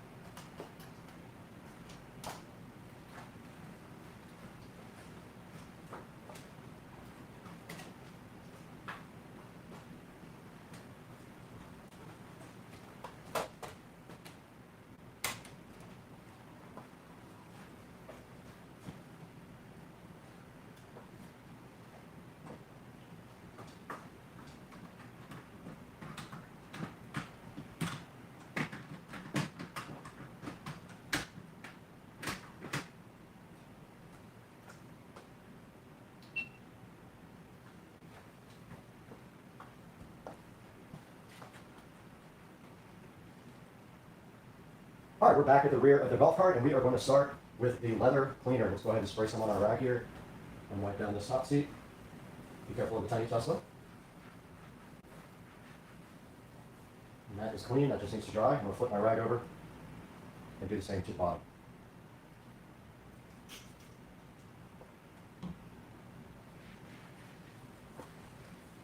That will get all the grease and contaminant off the seat and clean it and get it ready to be conditioned.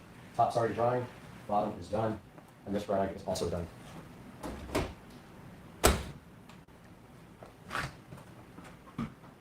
top is dry. I've already got some leather conditioner on my towel, I'm going to go ahead and rub that into the seat at the top. You can see that's plenty. I have a bunch on my rag. I'm just going to let that dry however it wants to dry. And then I'm going to flip my rag over. Put a little bit more on the back. Hopefully not a lot this time. And go ahead and rub the bottom seat as well. You can see that it takes all of 2 seconds to do the seats. Let me start. And now the bottom seat is done. And if you want to, you can grab a dry rag and wipe off the excess. If you feel like it. If not, you can let it dry naturally, but you can buff it out like this.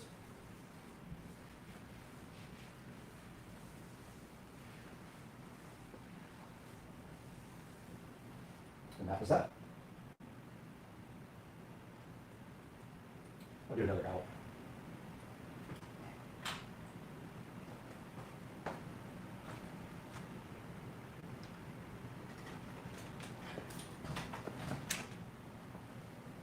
Do another outro. I'll put the chemical guys cleaner.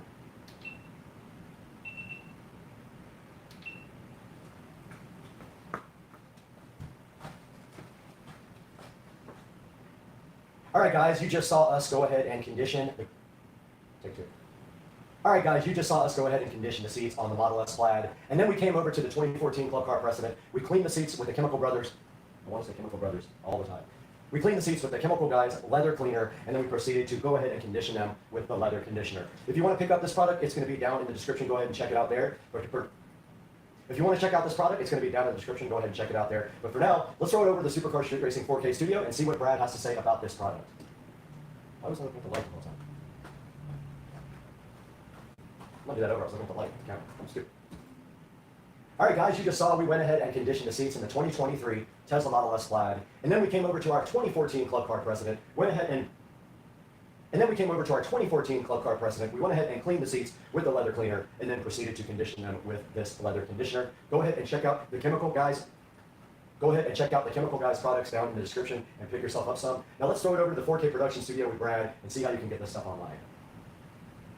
Perfect. Motor. It's hot.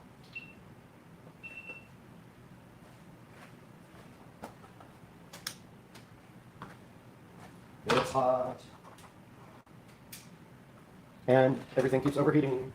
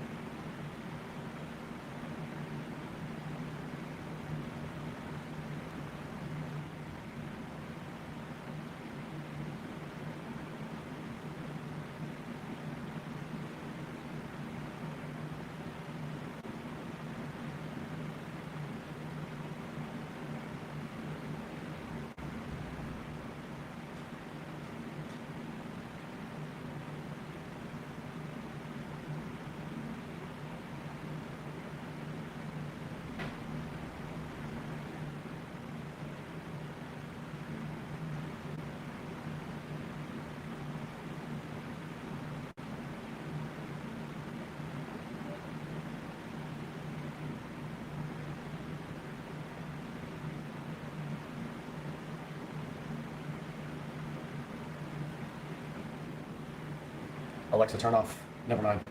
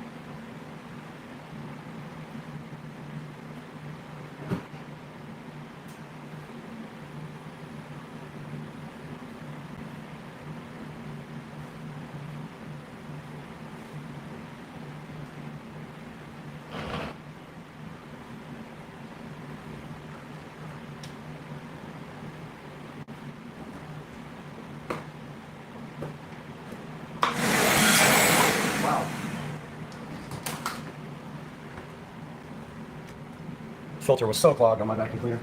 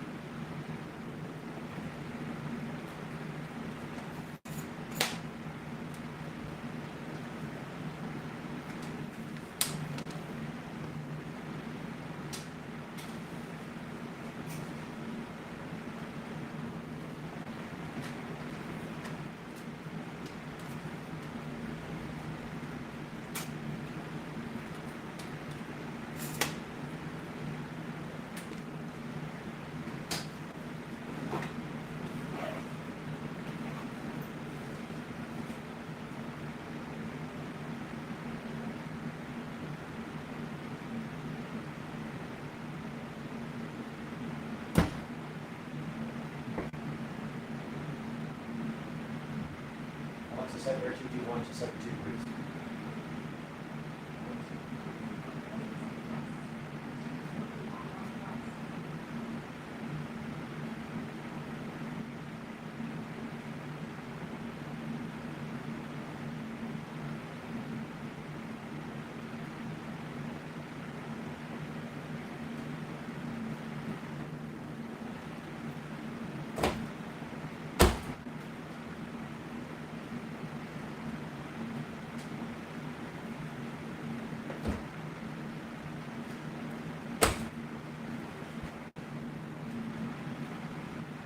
Let's fire up the studio.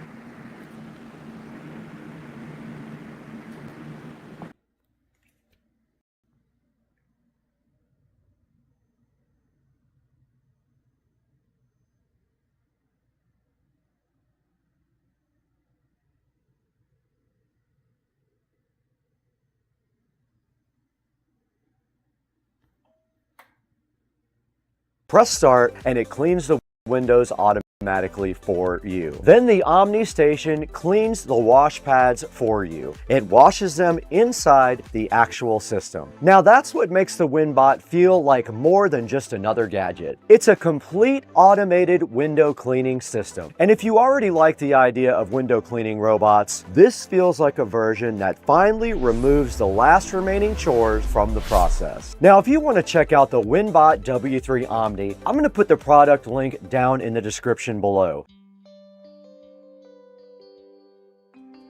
Okay, we have this very, very clearly dirty window here. There's dirt, fingerprints, who knows what else. It is extremely dirty. Notice when I hold this black shirt up against the background here, all the dirt on this window. It is incredibly dirty. But I want you guys to get a good idea of watching this machine clean in real time.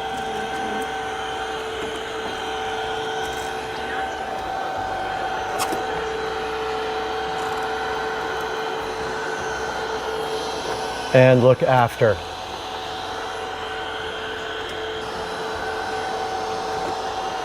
And a good look at when it's done. All the dirt's gone.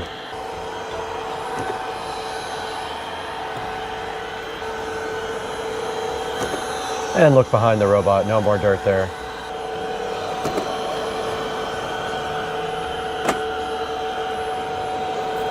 And check it out. Clean.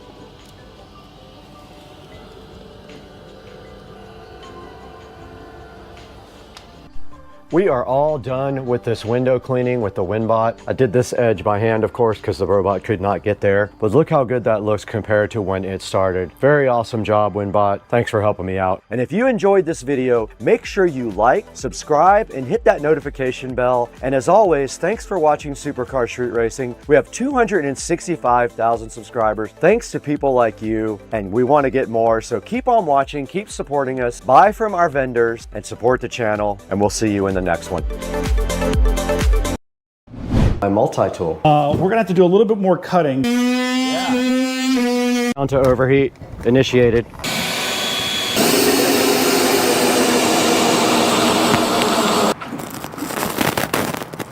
Those things are beasts.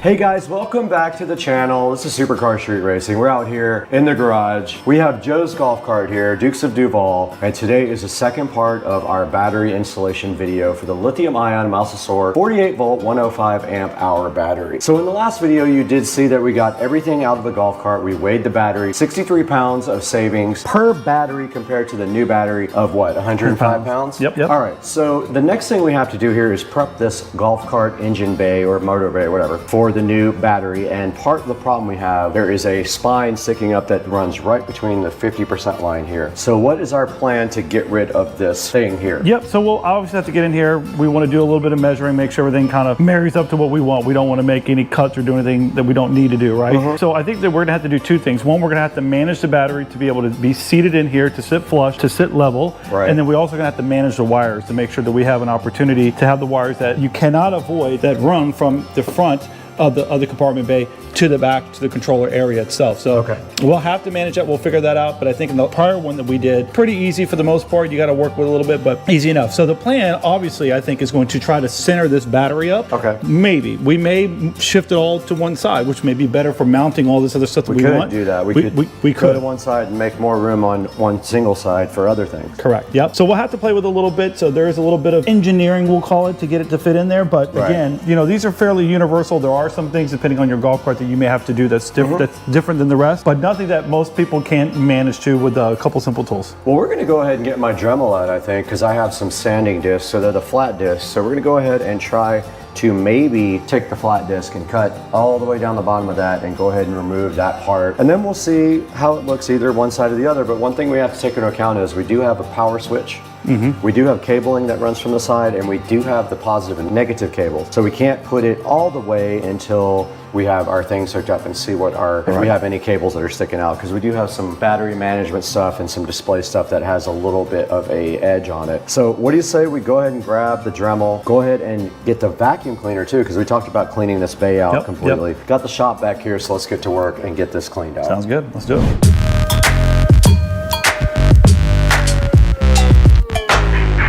All right, so looking at this, you know, just a couple quick measurements, taking a visual of it. We're gonna have to do a little bit more cutting, but I think we got the right tool to make pretty fast work at this. So again, we have this ridge.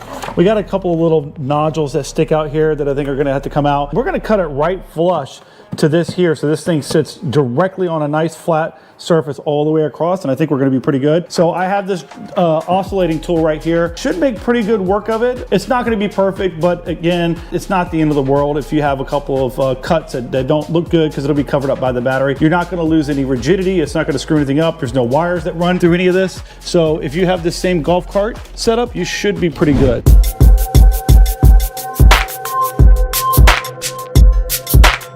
Okay, Joe's about to start cutting the plastic here. We got a couple of cameras rolling here so we can see the process. And what I'm gonna do here is hold all of this aside while he goes ahead and cuts. Let's go for it. Okay. Oh yeah.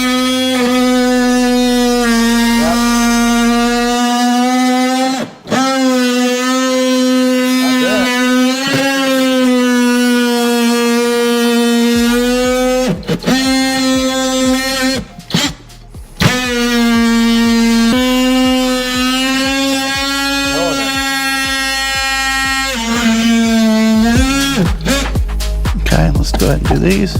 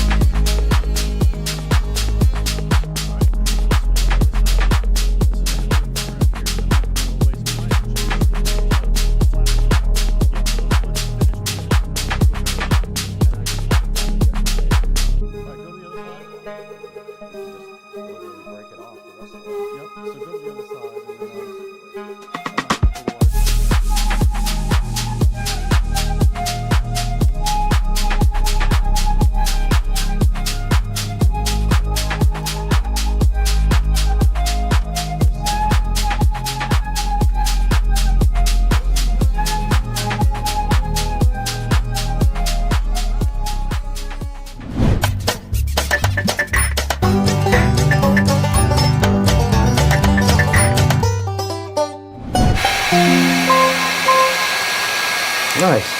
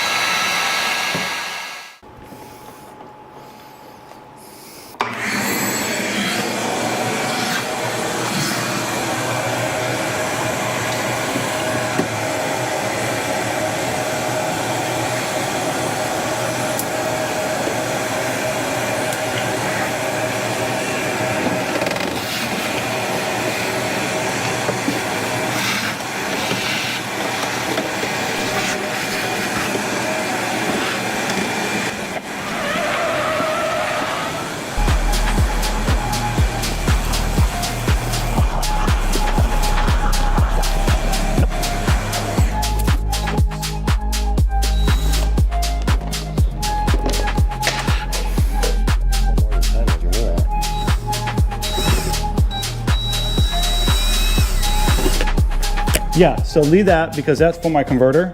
Okay. We might have to redo that a little bit, so we'll figure that out. Redoing like almost everything. Yeah, and we'll just clean this out and then go from there.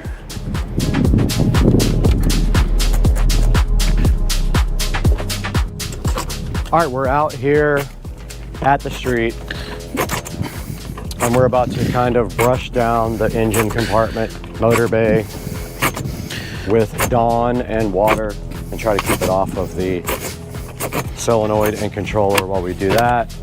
And Joe went ahead and ripped out the old stereo system, which is sitting up here on top. That's all coming out, so that'll be clean again. And then the new dash has a spot for a new DIN radio or whatever we decide to do. Maybe it's a tablet or maybe it's just a phone. And that wire is pretty much out now. That took like 5 seconds to delete. And now all we have to do is just grab the hose and we're gonna put some Dawn in there. We have a brush. It'll bust the hell out of my finger.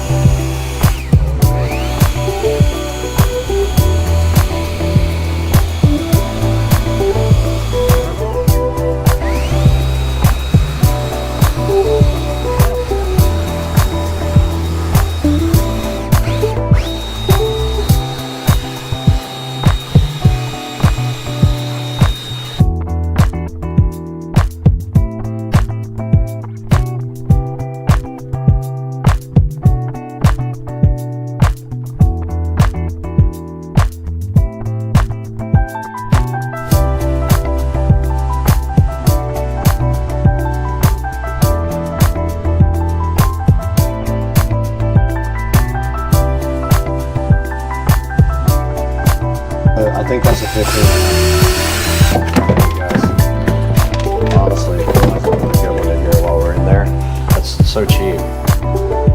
So there's no numbers on it at all. I'm gonna talk about it a little bit. Yeah, I'm just gonna order the right one right now. Okay, we're back in the garage now, and you guys saw we just cleaned out the bay here, and the bay is actually in really good condition. We got a lot of this goop out with Dawn and a brush. We followed it up with a couple of rags, and now we just pulled the voltage reducer out, 25 amp voltage reducer. So I'm gonna buy another one right now. Right. We're bumping it up because we're putting a big system on here. So yep. So we got to get something bigger for the big system, and we'll have to run bigger wiring as well. So Amazon has a bunch of voltage reducers. I have one on my cart. I think mine's 60 amp. So you want to buy one that has enough for not only for your amp, but also the rest of your accessories. So you got to run your lights, you got to run your... So Joe's ordering a new voltage reducer to go from 48 volts down to 12 with enough current and watts to work the entire sound system, which is going to be dependent on what he orders for his amplifier. But I'm guessing we'll probably end up with a 5-channel amplifier so we can run 4 speakers and a sub.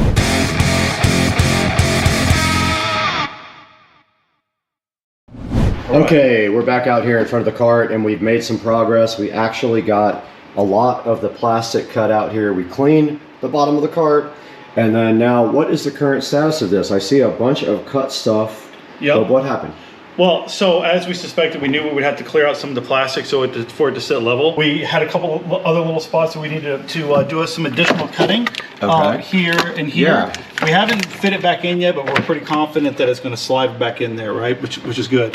One of the other things that's really great that we figured out is that I was concerned that the battery link was going to put these wires in play.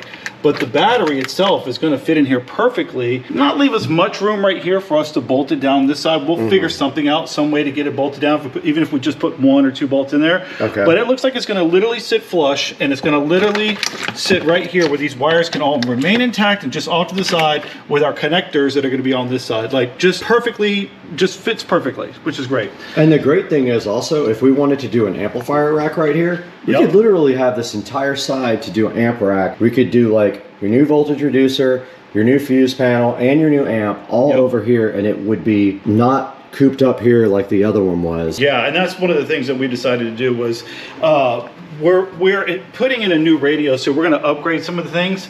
So the nice thing is that with everything over here, again, like Brad says, it's going to give us plenty of opportunity to mount stuff over here. So the charger will likely go here or go here. We'll put the reducer, the inverter will go on here, which would be good. And then we'll even have room for other stuff here if we want to keep stuff in here, maybe an extension cord or whatever it may be, but it's going to work out perfect. So one of the things we're going to work on now that comes with this is the new charging port. So the other thing we got to make a decision on is that this thing here is some sort of an indicator in regards to the voltage. From an eye perspective, I don't think it's necessary, to be honest with you, but I do see some people are adding them in and putting them down below. But I mean, with the Bluetooth technology and then having the thing mounted up front, I'm not sure that this may be something that we use.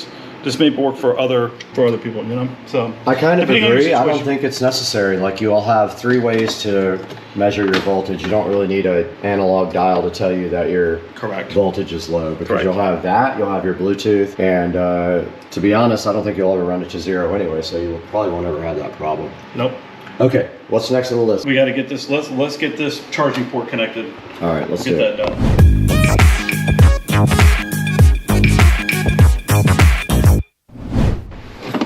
Yeah, that's the first port side, right? Don't want to mount it here. Nope.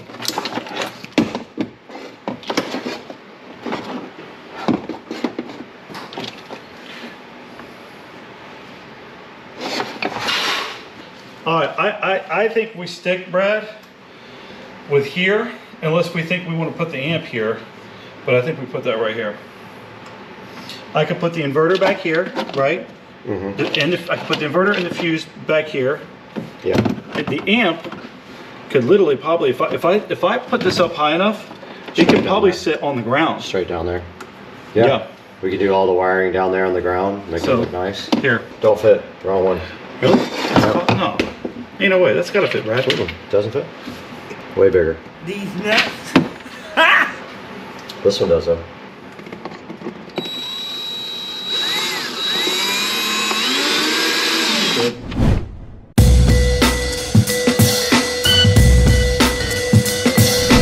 So, all right, we're back out here with the hole saw, which Yep. is kind of tweaked a little bit to the right, but we're gonna go ahead and try to cut a hole here. all right, so let's talk about this. So what we've done is went ahead and installed the battery charger, which went in very easy, couple tap screws, nothing to it. So one of the things about this particular product is that I've seen in other instances where they supply manufacturer specific replacements for the charging port itself. This one does not. Maybe that's something that they're gonna do in the future, or maybe they offered that we didn't see. I'm not too heavily concerned with it, to be honest with you. This is very straightforward to install. So all we're going to do is find an area that makes sense, kind of keep it relative to where it was before. We're going to drill a hole with the hole saw, and this will literally just fall right in. We'll put a couple Tapcon screws, and it's ready to go, and it's plug and play. Very easy. Okay, where are we doing the hole? Yep, so center this, and I want you go right here. All right, you ready to center? Yep, go. Look at that, dang. Crawling all over the place. That is Are one. you serious? These nuts. Got him. Got him.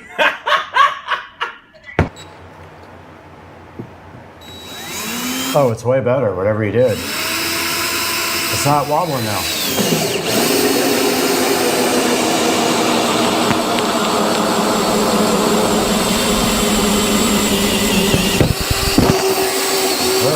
Keep going. Is it through?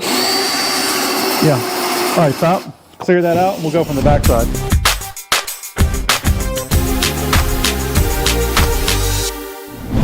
All right, we're back out here with Dukes of Duval, and so he's going to go ahead and plug in his printer cable so he can print stuff. So he's going to turn up the, I guess it's called like the, what is it called? Well, a couple things that we're gonna adjust. One, Regen I'm gonna just adjust the regen, and then I'm gonna adjust it's got like a governor on it right now, and I'm gonna open that up. Look at that blue thing, dude.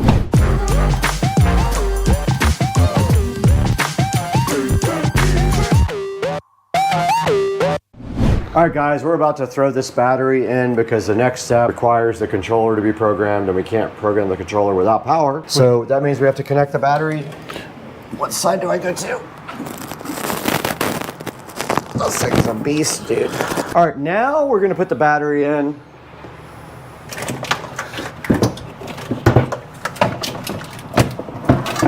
Flush. The battery, after we did a couple little cuts in the plastic, literally fits in there perfect. The control for the runoff switch is able to still be usable, which is good. Having a little bit of difficulty figuring out how we're going to bolt the side down. So we'll figure something out for that. But I went ahead and connected it just to do a dry run. Connected it right up. As soon as I turn it on, I can hear my solenoid engage, which means that that's a good sign. Yeah. Turn the key on, and we're already sitting at 52.6 volts. So in theory, right now, this golf cart will run as it sits. So did you connect the charger to the battery as well? I did not. We just quickly connected it right now, just to check. You still have to connect the charger. Still got to connect the chargers, amongst other things. So this is just kind of a dry run. Okay. So all I wanted to do was get power to see if my controller would kind of come up on my laptop, and I'm hoping that it will. So that was kind of the biggest thing, but simultaneously, like, everything's as it is. It's supposed to be. All right. So cool. Let me see if it... Check your laptop. All right, Joe's working on the software for the controller while I clean and vacuum the rest of the place.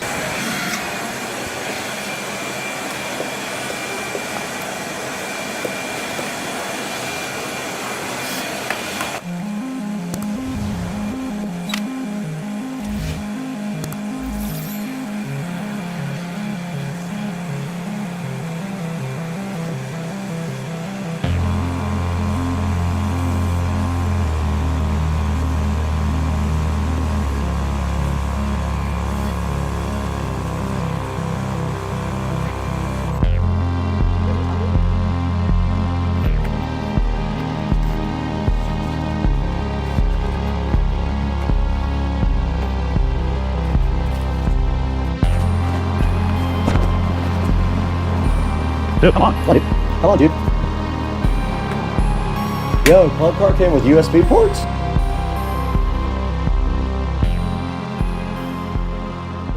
All right, guys, we're back out in the garage with Dukes of Duval and his golf cart, and a lot of stuff happened since we talked to you guys last. One of the things that happened was I cleaned the entire dash.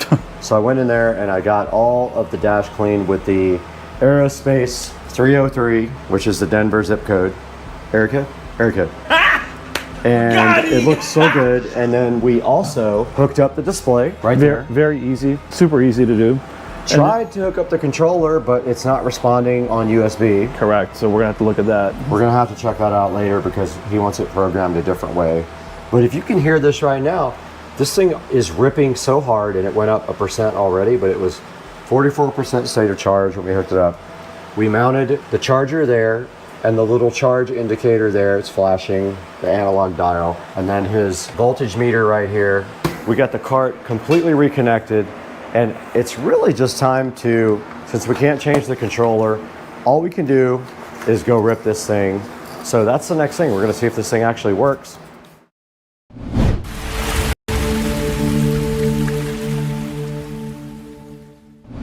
Welcome back to Supercar Street Racing. My name is Brad. We're out here in the 4K production studio today, and it's looking so fresh and fly because we just added some cool lights back here from Lumery. But today's video is not about those lights. It's actually about a different kind of set of lights. Marina was so kind to reach out to Supercar Street Racing and see if we wanted to work with them on their shop light. Now these shop lights are pretty cool. You mount them in your shop, they are linkable. You can put more than one in a line and they plug into each other. They sent us 4 of these and we're gonna transform Rich's garage today, so hang out with us on Supercar Street Racing.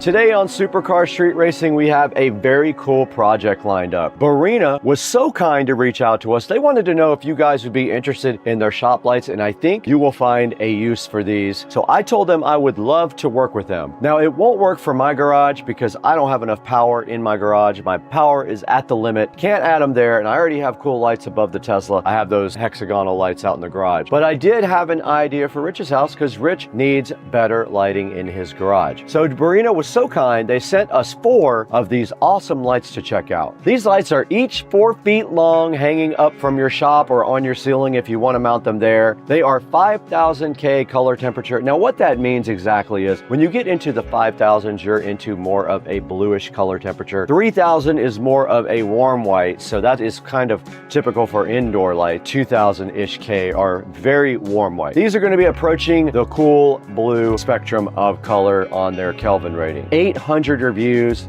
and they have a solid 4.8 star rating. Now I took a look at these lights already. They do have a pull string for them, but what I'm gonna do is I am gonna wire them up permanently in Rich's garage and also hide all the wiring. You're not gonna be able to see the link wiring going between the lights. I'm gonna do that up in the garage. They have a little keyhole mechanism for mounting the lights themselves as well. I'm going to use that on the ceiling of his garage and just use drywall inserts and the little screws that come with the insert. It also came with a bunch of mounting hardware. We're going to do a little unboxing of these next, but I wanted to go ahead and tell you about this whole project and what these lights are all about first. Now you can hang these lights from a chain just like that picture shows right there. We're going to mount them directly to the ceiling. They are very light. I don't think you really even need drywall inserts. They'll probably stay up with just a screw into the drywall like a drywall screw. No need probably for heavy duty mounting because they are LED, so there's not a lot of weight to them. They come in 1, 4, 6, and 10 packs. So depending on how many you need for your shop, you'll see that in a link in the description.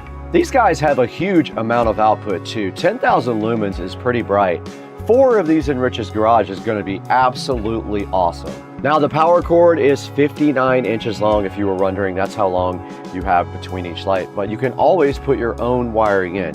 You can either cut the plugs off and do whatever you want to that, or you can just run an extra extension cord between lights.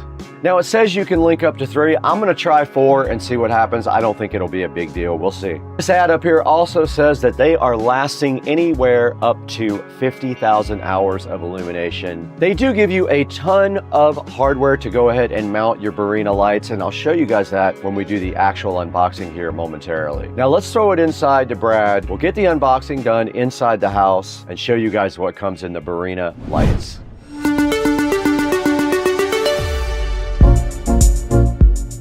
Guys, welcome back to the Supercar Street Racing dining room here, and I'm taking a look today at the Barina 4-foot shop light. Barina was so kind to send us 4 of these, and we're going to be installing them up in Rich's garage. I haven't gone over there and looked at it closely yet, so I don't have a definite plan, but I did order electrical wire to go ahead and install these the way that I think they should be installed. And I'm going to do it in a clean, nice way that they don't have in the actual manual or recommend to do, but I'm doing it a different way. Now, I already did crack open the box here, the Barina, and I have one open in the background. You probably already saw it, but I want to open this with you. So it just comes in a big cardboard box like this, and is well packaged and enclosed in a nice plastic condom here. They give you a bunch of accessories right there with it. Cut the cardboard off the end here. It comes right off. Use the knife right there, it comes right off. And then the whole entire light, we don't need that really going, is enclosed in plastic. And the cool part about lights is they have a plug on the end, and they also have a plug female on the other end. My only complaint about these lights are that they're only 5 feet on the power cable. So if you have more than 5 feet between your lights, these will not reach to the next light. And that's how bright it is. It's incredibly bright, and it's 6500K, so it's the upper level of bluish white. Look how bright that is, guys. You can see it is. I have 4 of these. That's going to be insane in Rich's house. There is a pull string right here that turns it off and on. We are not going to be using that. I'll probably just leave it there or remove it somehow. You can also use chains to hang these if you want to. I'll open up this package in one moment. So basically you can use anchors or screws or anything you want to install these. Or look at that, it's shining through the table to the ground, glass table. But you can see here there's a keyhole right here for the screws. So you basically put your screws in the ceiling, the right length apart. You would slide the light either left or right to make the screw work there. Now they do give you all this extra hardware. They give you a bunch of hooks. They give you these type of ceiling hooks. They give you drywall inserts. Yeah, you can see we got all the hanging hooks. We got some drywall inserts. We got 2 screws. Those go into the key right here. I'm going to use these at Rich's house probably, or some long drywall screws. This is very light. It's not going to come off the ceiling. But that's a good look at the unboxing. Look how bright. The Barina shop light, 4 foot. Now all we have to do is get busy and install these.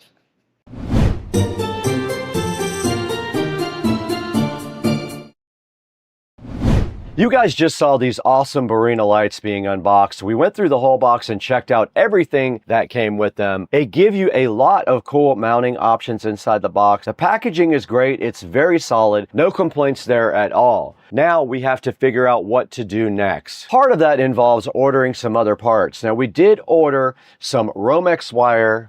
We ordered some plugs because we're going to be cutting the wires on these and adding our own plugs on the end so we can extend and go up into the garage and not see these ugly wires on Rich's ceiling. So that stuff is on the way. Once that stuff gets here, we're going to throw it directly across the street to Rich's house to start this install.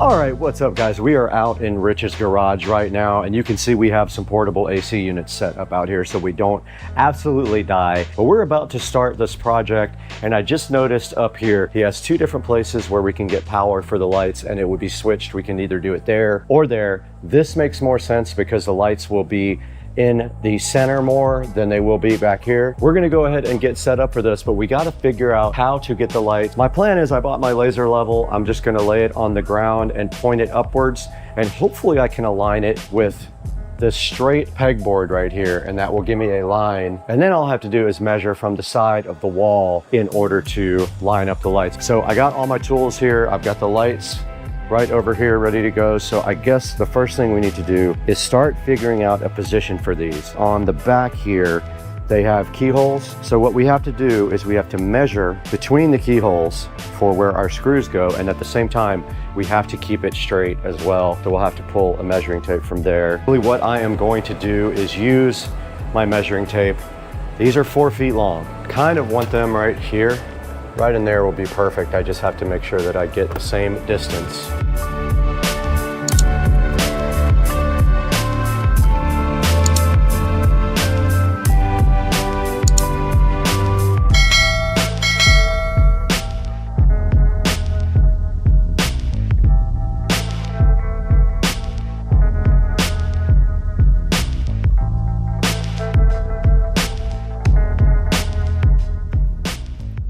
So I'm just gonna aim for 3 feet. I'm gonna go right there.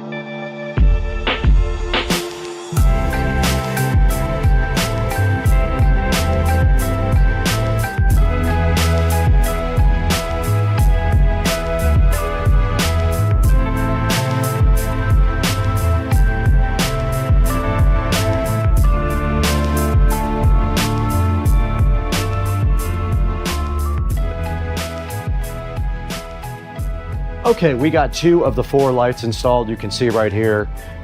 I did pretty good on the measurements. I know that I have to be 3 feet from that wall, and then I have to be 47 inches from the wall in front. So what I'm gonna do now is try to get my laser level. I use that a lot on this. I have it up on a shelf here. I don't know if I'll be able to do that up here. Hopefully I will. That was very helpful. All I did was measure the distance the line is from the wall on each side. And if it was the same, that means it's a straight line. And so let's go ahead and get this moved over. And then the second part of the equation is wiring, installing electrical boxes above them, each one, and then running Romex wire to this center light right here for power. So let's get everything moved over to the other side of the room.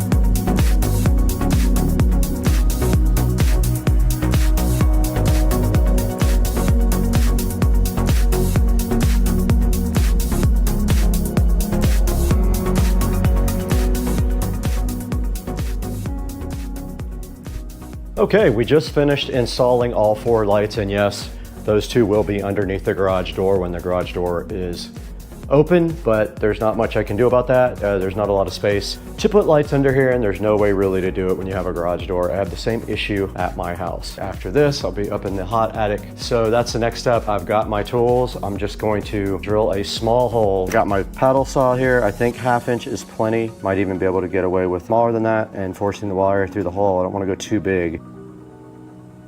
Perfect. Just like that. No.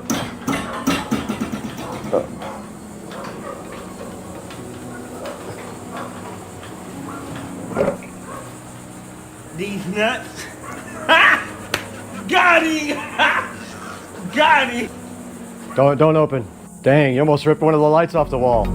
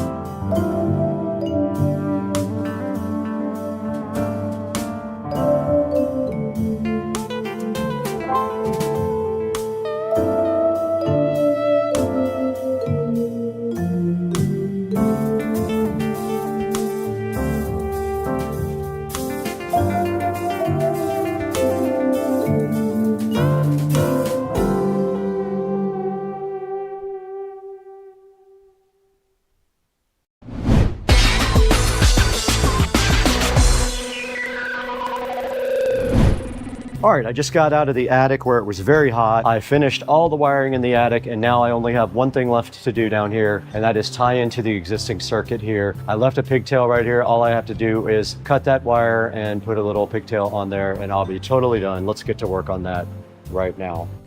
All right, I was able to finish the whole entire project. I wrapped this up just now, tested everything, but I wanted to show you guys. So let's go ahead and close this. Now just the light that's on now is just the LiftMaster light, so not much light in here. But you can see all 4 of the lights there. If they want to, they can pull the chains off or cut them off. And then here is the finished product. And that is nice. It is very, very bright, and it is perfect for Rich and Trish now. They are gonna love this, I think. Now, the only thing is, of course, when you open the garage, these are blocked. So that's the way it looks, and then all you have to do now is just let them check it out. You ready to check it out, man? Yeah, man. All right, I'm gonna let you do the honors. All you have to do is your normal switch. Normal switch? Yep. Whoa. Whoa. Wow. Good, man. That's right. Yeah, man. Woo. I'm gonna open the door so what it looks like. It came out good, I man. won't even need that one anymore right there. I was gonna take this one out completely, but I just left it there. The little bulb one. Yeah. It's all right. I mean, Yeah, it is. Still even get light over here on your workbench and all that. yeah. Perfect, man. Yeah, man. Cool. Well, good. let Trish check it out sometime too. All right, cool. I'm gonna go get in the shower. I don't blame you, man. I'm sweaty. Hell of a damn job.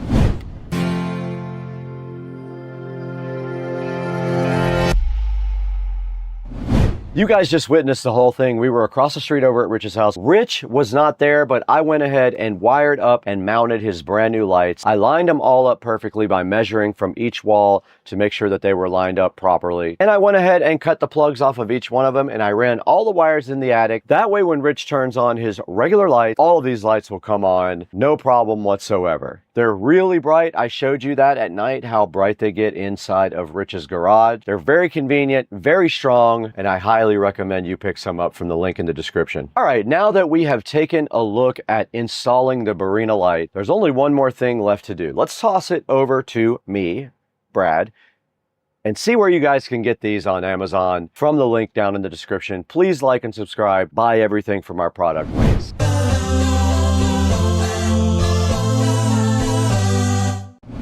Hey, what's up guys? It's Supercar Street Racing once again. You got Brad here as usual, and we're in Studio B right now with a very cool project. I know you guys saw that. It was awesome. I went over to Rich's house directly across the street and I did install 4 of the Barina hanging lights for him. I installed them directly on his ceiling and then I wired them up so that when he flips the switch on, they do come directly on. It's really cool. It came out really good. They are super, super bright. Right in front of me, you can see the 6500K lights right here. That's what we got. They are 10,000 lumens each. So we have 40,000 lumens up inside of Rich's garage now. I love the fit and finish of the lights. All you have to do is plug them into each other in a daisy chain. If you can hide that wire up in the attic like I did, you can also do that to make it cleaner. Or you don't have to, you could clamp it up to your ceiling as well so it doesn't hang down. But yeah, go ahead and check out Barina and get yourself some of these very cool shop lights.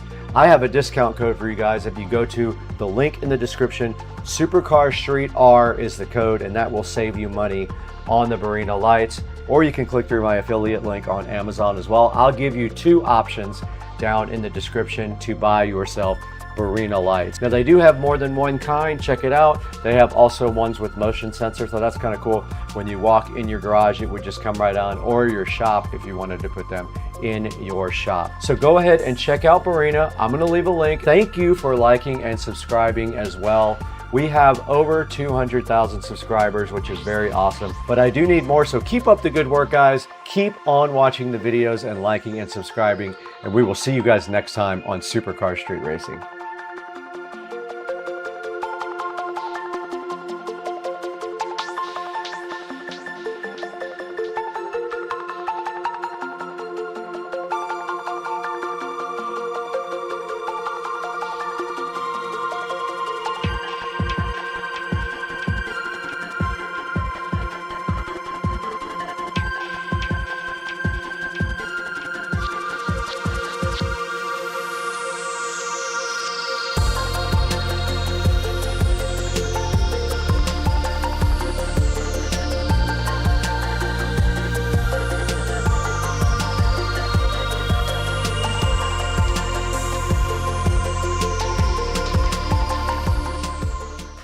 Very dirty.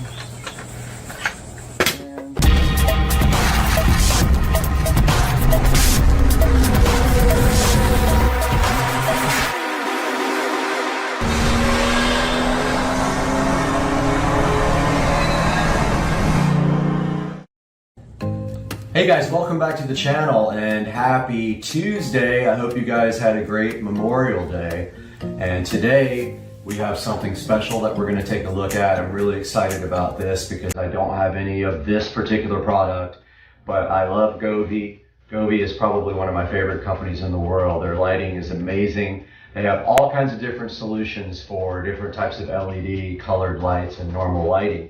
And today we are taking a look at replacing the light bulb that is in a lamp on the patio here. Now, what is on the lamp already is an old school color changing light bulb, and it uses an RF remote to change the colors. We're going to be upgrading that today to a Wi-Fi enabled smart bulb from Govee. We have it right here in the package, so let's take a look and see at what we got here. All right, so here is the unopened Govee smart LED light bulb.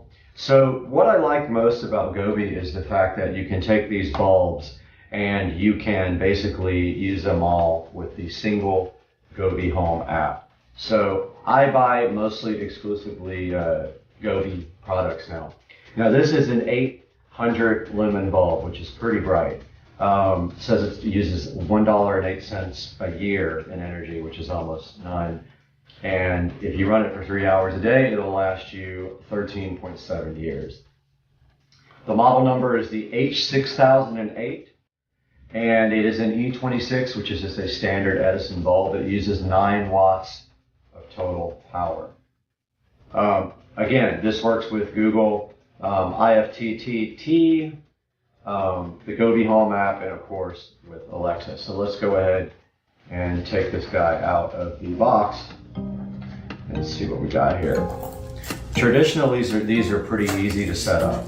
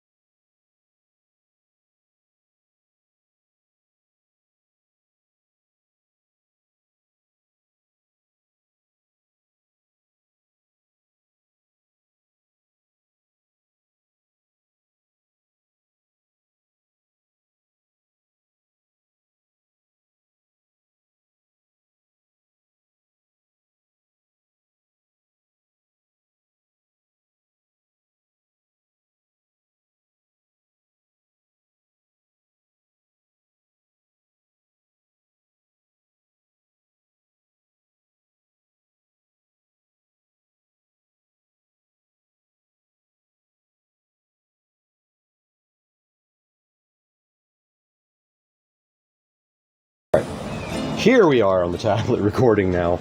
So we are going to first turn on our patio lights with our Alexa plug. Alexa will do that for us because we have a smart plug. Actually, I'm just going to flip the switch since I'm right here. So that turns on these patio lights and this guy, which is now on and warm white. So it did come on warm white. I don't know if you guys can actually see that, but let's get to our app here. So we go into the Govee Home app. My other LEDs you'll see here. Let's see.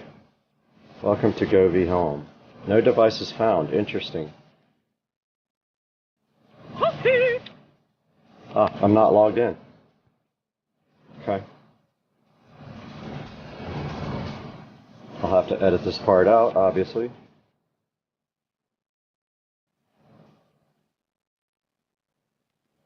Alright, so here we are logged into the Govee Home app.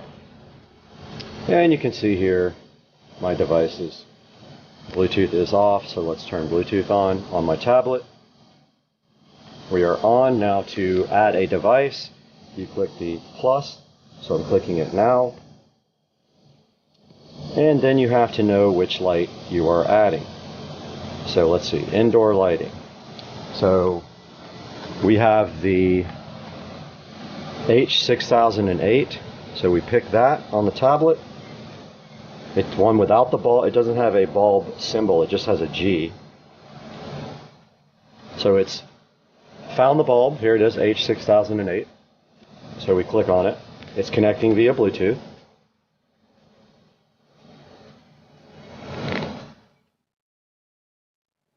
I love how it came up warm white. So let's call this, so we get to name it, Patio LED bulb.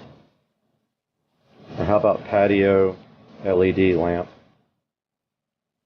bulb? That's good for now. We click done.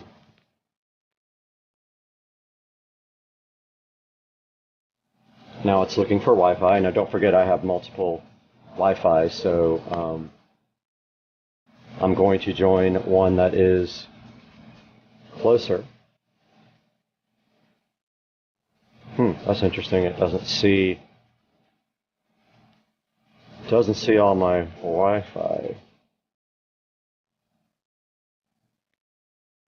Oh, okay, there it is. So we're going to join this 2.4E. There we go. Bulb seems to be connecting to Wi-Fi now. Said the signal is strong, even though that's in the front of the house. That's interesting. And let's see if we have the ability to upgrade the firmware. There's usually a firmware light. Let's see, firmware version 1. Yeah, there's no place to... There must not need a firmware update. Usually it shows the firmware update right here next to the little bulb. But as you guys can see up here, it is white. And you can do scenes and color wheel. So if we go to scene, we can do the same ones that we have on our bulbs for our smart mirrors. And there we go. You can't see it, but it is running colors now. So that is basically it. You can also sync up multiple devices. Like you can have, that's a different color there. You guys can't see it, but it's a bluish color now. I don't know how much of that you guys can actually see. But yes, I can change it here in the app, and you're seeing that live as I do it. So then if you have like devices, you can actually pair them all. And you can make them do the same exact colors. So that is the, I thought that was falling. That is the Govee Smart Bulb. The Govee H6008 Smart Bulb, guys. I hope you enjoyed this little review and setup of this device. And I hope you guys have a good day.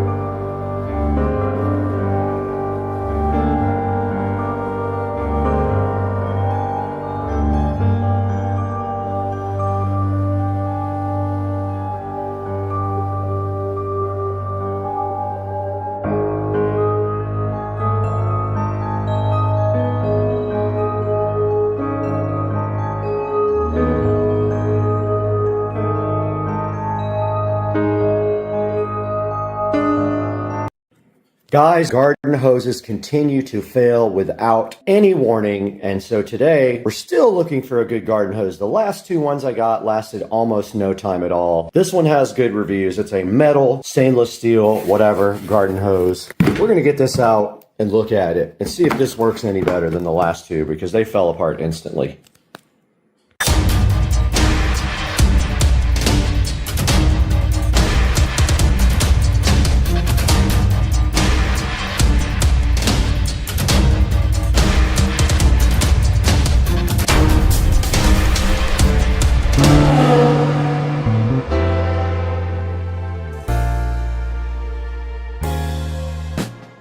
The quest for a garden hose that actually works is still going on. My pool people did not tell me that the hose that's out there is absolute garbage and it's leaking from everywhere. And it was one of those blue hoses that is supposed to be stretchy and then it goes down into a small bowl.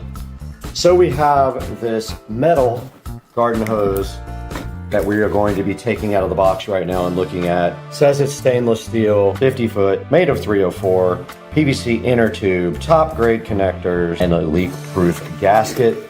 Same thing on the side there, it does say the same exact thing, and on the back, it tells you a little bit more info. It weighs 10 pounds. It's a 3/8 inch inner diameter, 5/8 outer, good to minus 10 degrees and up to 122, and compatible with 3/4 inch faucets. Back in the Supercar Street Racing dining room, we have the stainless steel garden hose now, and it is going to come out of the box and break right through the top of my table. But before we do that, there is supposed to also be some other included accessories with this, but here it is, right out of the bag.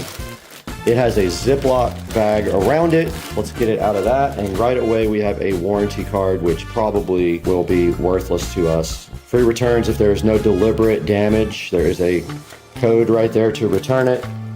And inside of this nice envelope, there's a warranty card, and let's see what that says. So you're supposed to just be able to scan this QR code and go activate the warranty. We will do that later. And inside of the box, we do see a brand new spray nozzle. That's nice. And removing the hose from the box, we are left with this nice metal hose with these nice copper ends with some reinforced rubber there. Just a normal spray nozzle is all we have. Let's get this thing outside, get it deployed, and get my pool people happy. Checking the old hose, you can see that's what happens. It sprays right out of here. So we're gonna let the pressure run out of that one and disconnect it and get the other hose.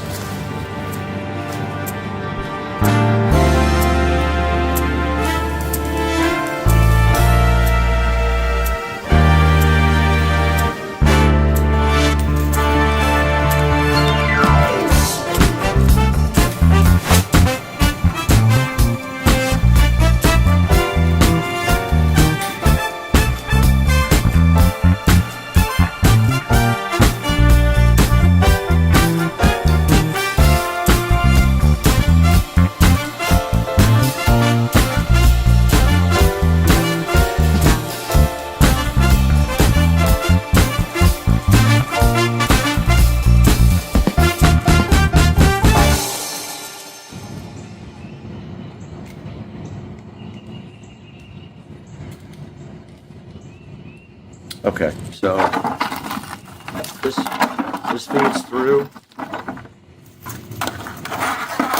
It's our hose pot.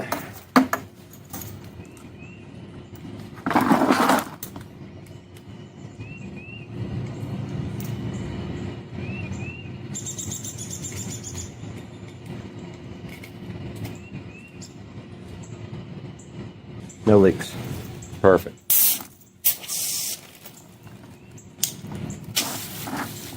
Okay, let's go ahead and test our new hose out.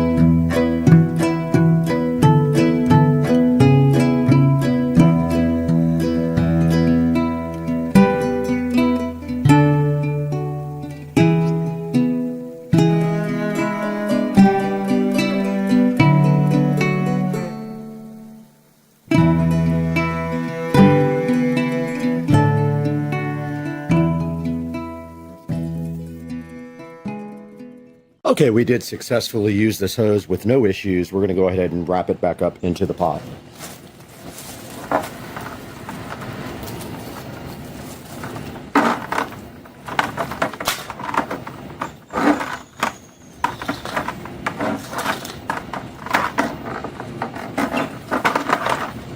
No problem. Now this can be inserted into the trash can.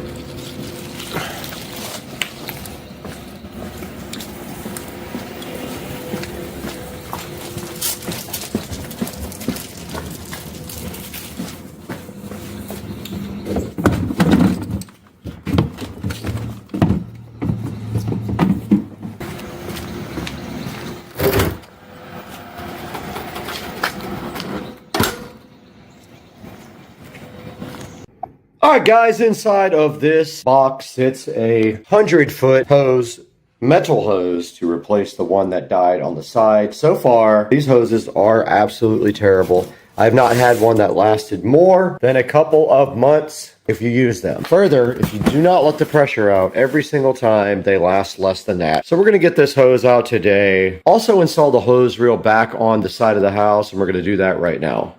I love this. I opened this. I had to put it online, so the thing's already open, obviously, out of the box, but the last hose you will ever buy, I doubt that. Always hype, never true. This is the third hose I've bought for this side of the place. Let's see what happens. It's not a game, it's a rich thing.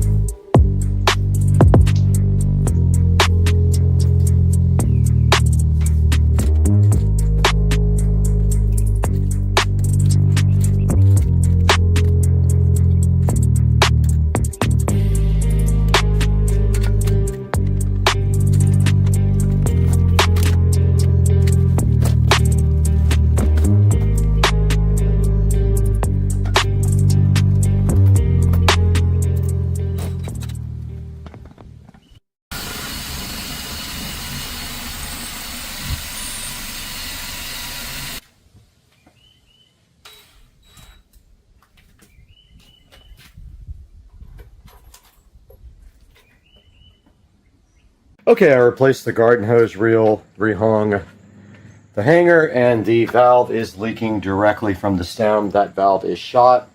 I don't know if it's going to be able to be disconnected from the house. If it doesn't, we'll probably have to cut that PVC or cut the stucco and get a new valve installed. So I'll probably, I'm not going to deal with that. I might just try to replace that thing, turn the water off and do that, but I'm not doing the whole cut the stucco thing. So we'll see, but I do need to water the grass a little bit, so I'm going to go ahead and do that.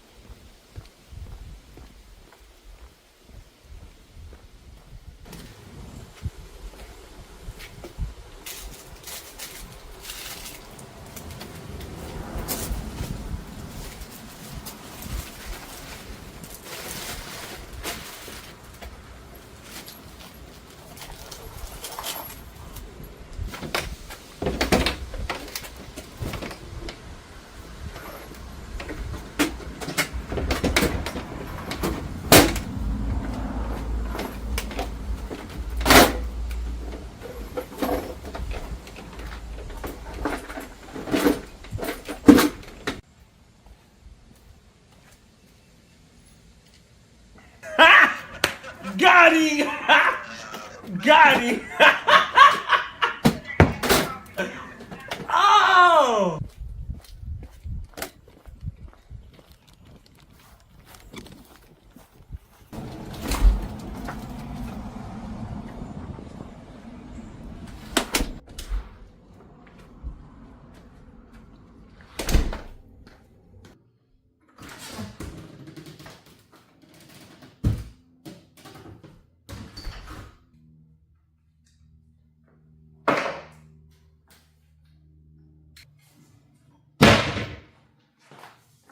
Always pick your tools up or they won't be there the next time.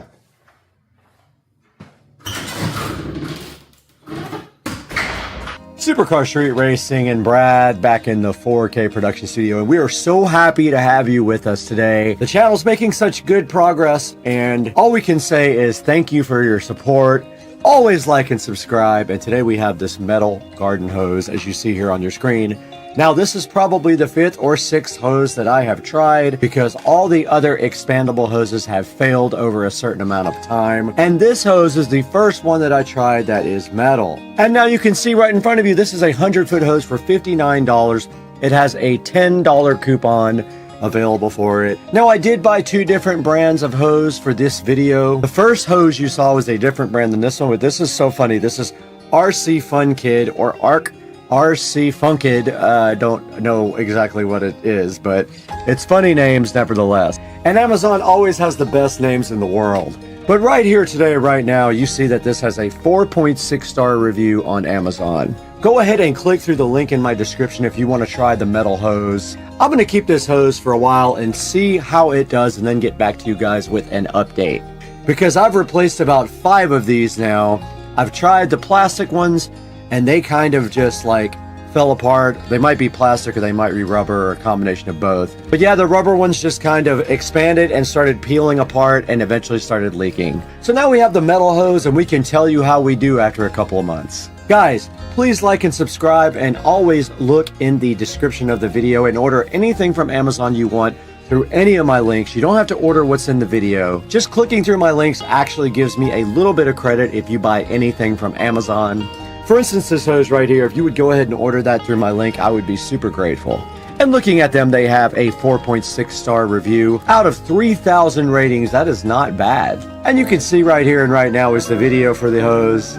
We'll go ahead and drop that in at the end of the video if we can. And here's a good look at some of the features of the hose. You can see it has a thicker PVC inner tube according to the manufacturer, harder premium stainless steel, soft plastic protective cover, aluminum copper interface, 3/4 inch American screw connection, and it does have a tube pipe connection. Now guys, I would love to sit around here and talk about our hoses all day long, but I have to go play in the garden. I couldn't.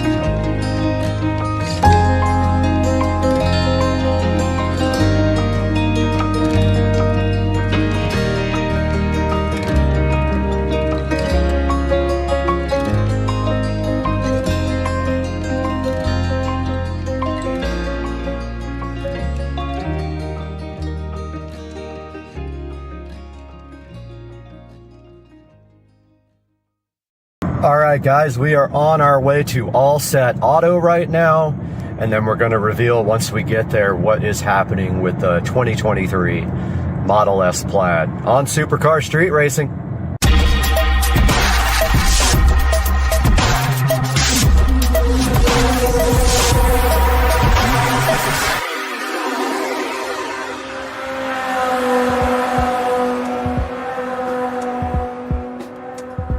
Guys, we are out here at All Set Auto, who is going to be looking at the car. I see somebody inside now. So, how's it going? I'm Brad. Nate, nice to meet you. How's it going? So, doing a little bit of for the channel here. Yeah. So this is, guys, this is All Set Auto, and you are Nate. All right, yeah. I'm Brad. Nate. Yeah, for sure. What we do here. Okay, awesome. Whoa, Teslas. dude, love the lighting. All Set spelled backwards is actually Tesla. Yep, that's true. And so this is our work area.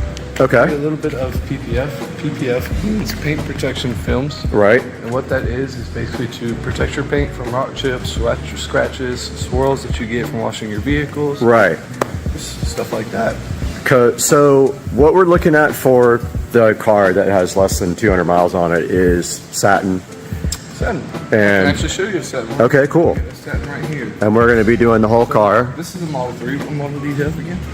Model S Plaid. Model S. Wow, nice. Congratulations. Brand new. It's got like 100 miles on it. So Sweet. This one's actually getting a matte conversion. I don't want to go too far over. okay. So this one's going satin. Mike, which panels you get done? You get the hood done. Okay. Yeah, so you can see here, I love the lighting here, by the way. Yes, this is our light tone. So yeah, you can see here where it knocks the shine down on the satin, which is exactly what I wanted. And there's a couple of black ones like mine out there. And I looked at an older one, but I decided to get a brand new one because they updated the hardware. Yes. So now they have there's no more like proximity sensors, it's all camera based. And so all that changed, and I wanted to make sure. All new to these now. Yep, all new. And this one's brand new too? Yes, this is a 2023. Well, they have sold so many in the first quarter, something like 500,000 cars, so you guys will be busy. Yeah, we're not shy of work. We gotta put in work. So that is a little bit of something that we do. We also offer window tint. Right, and I looked at that, but you guys won't do the fronts, right? The front window? We do. Oh, okay, all right. We do whatever you want. Okay, we might do that too. Just providing the best for our customers, whatever they want.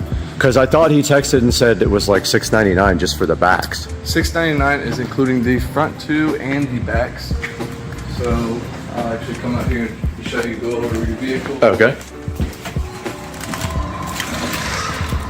So $6.99 would cover all 8 of your side windows, 4 on one side, 4 on the other side, and then the very back glass. Oh, okay. Just not the front. You guys Not don't. the front. Do you guys do the front? We do the front. We also do the sunroofs. Okay. We'll do any window on any model, make, or any model, basically. Okay, cool. All right. Well, we'll talk about that a little bit. We also offer a ceramic job too. I know you're getting a matte conversion, so there wouldn't be any kind of ceramic on your vehicle right now. Right. If you would like to do something like that, help you clean it a little bit easier. PPF, you're already getting kind of a clean. Right. It's really a preference thing. Some Like on people top of the some PPF? people don't. Yes, sir. Oh, okay. So what is if it ever had to be removed, what is that process like, and does it hurt the paint at all? Process is we take a steamer. You could fill it off yourself if you knew how to do it. Right. I wouldn't suggest it. Okay. If you slap it, we call it a slap technique. Sometimes when we get beginners in here, they'll take the film and they'll actually slap it off, which will actually strip your paint. I've heard that If too. you do that, yeah, you have to paint the whole car again and take care of the customer. So Okay. try to stray away from that. The best way to do it is to actually pull with it, stretch the adhesive on the backside so it doesn't pull it. Gotcha. Okay, cool. And we also use a steamer, and basically the steamer provides a little bit of steam, put it to the film, and it provides water on top of the film Okay. and the paint. Gotcha. So it helps separate a little bit easier also. And when you wash full car PPF, do you wash it like a normal car? Yes. So you can use any, do you use products on it or what? In fact, with PPF, you can have your rag and distracted, accidentally drop your rag. Pick your rag back up off muddy ground and wash your paint again. It'll have those swirls in your paint. Put it out in the sun, and the PPF will actually self-heal. Oh, wow. So it'll take all those swirls out of your paint. Crazy. Same thing as scratches, rock chips. Okay, awesome. Well, so the car came with, I'll show you, so it had a few little imperfections from the factory. Yeah, we'll get it cleaned up and go over it again. So it's actually going to the dealer right now. That was from the factory. Okay. This chip here. Gotcha. And then there's stage 6, huh? There's a scratch somewhere right here. See it right there? I think. Well, there's one. I think that's just dirt. But there is a scratch somewhere on here that I found. And so, like, look at this too. Look at. I don't know what's up with that. I don't know if that's dirt or that looks like it's in the paint. Think that'll come out? No, it's in the paint, isn't it? I can get some alcohol out here if you Well, want to try to get something like that off. I'm gonna make them do it. Deal with it. Yeah. So I don't know what they're gonna do. I hate that they might have to paint the car. I absolutely hate that. But your boss was saying might as well get it done now. There's your scratch. Yep. Sure enough, that probably buff out. You think? Yeah, we personally could buff that out. Yeah, so I know Tesla is well capable of doing it. So also, you guys are going to take off the front plate for me. Yes, sir. When we Get rid of that thing because it's ugly. Yeah, there was a scratch somewhere. Also offer blacked out emblems too. I see you got a blacked out car, black rims, and being that you're going to have tint, you'll have blacked out windows too. We also offer blacked out Tesla pod or Tesla. Notice they don't have the logo anymore on this new one. That. But it would be for the front too. We could, if you wanted the back, we could install the back for you. Okay, But gotcha. The front too, because the front is perfect. Yeah, I'll probably get you guys to do that to that Absolutely, one because it's ugly. All right, well, Definitely so not ugly, but yeah, we can make it look a little bit better. Okay, so the plan is this is going to Tesla right now. Gotcha. It'll be there for who knows how long, and then you guys, I'll be out of town, but you guys are going to grab the car and do the PPF for me, and then maybe, I don't know if you guys have the ability to do like a capture when you're doing some of it so we can put it in the video. Do that. Okay, cool, and then we'll throw it all in the video, put it all up, and get you guys some coverage here. But man, thank you so much for the tour, and when we come back in like 3 weeks, this car's going to be completely different. Good morning. All right, we just left All Set Auto and then the Tesla dealer, and the Tesla dealer cannot take the car until May the 10th, so we have some time to wait before we can actually get anything done to the car. So we will keep you guys updated on what our plan of attack is here momentarily. All right, guys, here we are in the beautiful Supercar Street Racing Studio, and right in front of me here we have the All Set Auto website, and you can see right here on the front page of All Set Auto, it says, "We don't protect cars, we protect Teslas." So that just goes to show you how well they understand a Tesla vehicle and what they can do to help you and your car from protect your car from paint issues.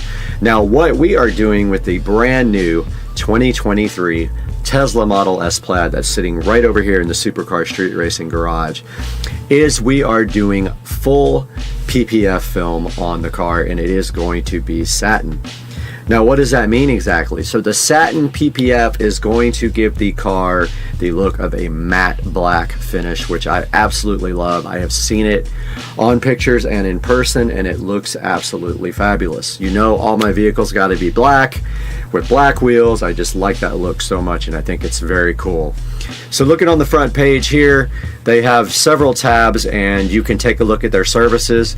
They offer a service where they do both ceramic coating and also the PPF. A lot of people want to do that, so they might do the PPF and then get the ceramic coating done on top of that. I am not getting that done due to the cost involved. I am getting full paint PPF done, and I am getting the windows tinted by them. They also do regular ceramic coating to your car if that's all you want. They do window tint, like I said, they're doing to mine. And then they can also change the color of your car. The owner actually has a Tesla that is changed in color with colored PPF. So if you're interested in a different color on your vehicle, they can definitely hook you up with that as well. Talks a little bit here about the All Set Advantage and what that means. With their innovative products, then their lifetime in-house warranty, so they definitely guarantee their products after you purchase.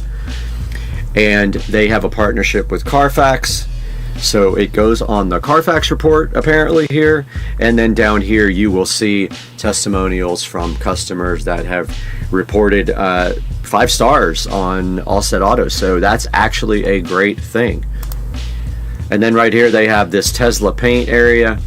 So They can protect your paint here with PPF or ceramic coating, and they can fix rock chips, swirls and scratches, water spots, and things like that. You'll have to give them a call for specifics because I have not consulted with them on this part, so I don't know what they offer there, but give them a ring.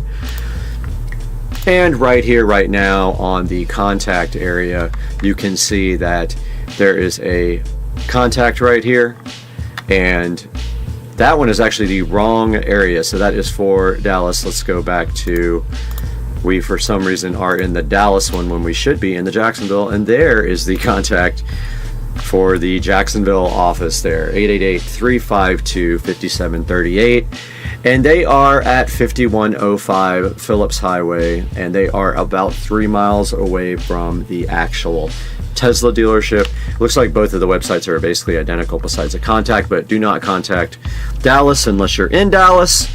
Contact the Jacksonville office if you're local, or get the office nearest you, but please work with Jacksonville if you can. They are helping me out, and we are doing a collaboration on this, and hopefully once they get done with the wonderful work on the Tesla, we will have a nice video of them doing the work, which we can then put up on the channel.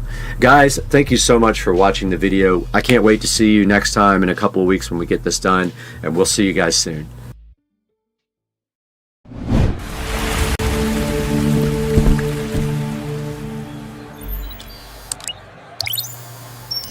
Ladies and gentlemen, directly in front of me here, eWin reached out to see if I would be interested in checking out their ergonomic gaming chair. Now, this thing is supposed to be awesome. I'm really hyped to get this in my office and replace my regular chair. So today, we're gonna be taking a look at this eWin ergonomic gaming chair. This thing looks pretty cool, man. Look at the box. It's very heavy. I feel like it's gonna be a high quality product. It's one that I'm really looking forward to getting out of the box and checking out. Now, hopefully this is good enough to replace my old beat up office chair, and we can take that thing and set it directly on the curb. That would be my goal. So today, let's get this thing opened up and see what's inside of it. It's gotta be something awesome, right? Let's do it today on Supercar Street Racing.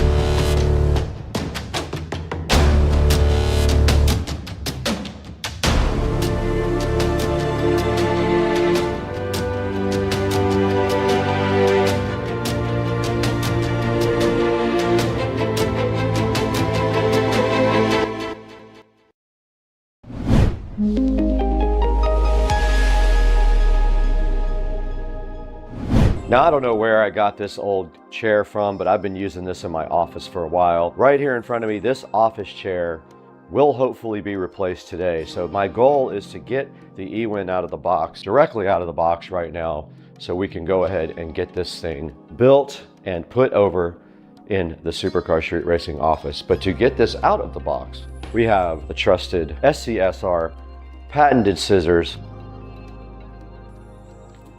Let's go ahead and cut this box open. eWin reached out and asked me if I would want to take a look at this. I said yes. Now, honestly, I've been running behind because I have so much happening with YouTube scheduling that I was late, so I owe them an apology for that. But we're gonna go ahead and do this right now because I can't wait to put this in my office. As soon as we open the box, we see crazy good packaging, which I always love to see that with these content creation videos. And this packaging looks so cool. Check it out, guys. Shows you all the features of the chair. Drop test, it passed. Stability test, backload test, overturning test, swivel test, mechanism test, vertical armrest, and packaging drop test. All done before the package got here. And over here, there are some funny little things that you're not supposed to do. Don't sit on the edge.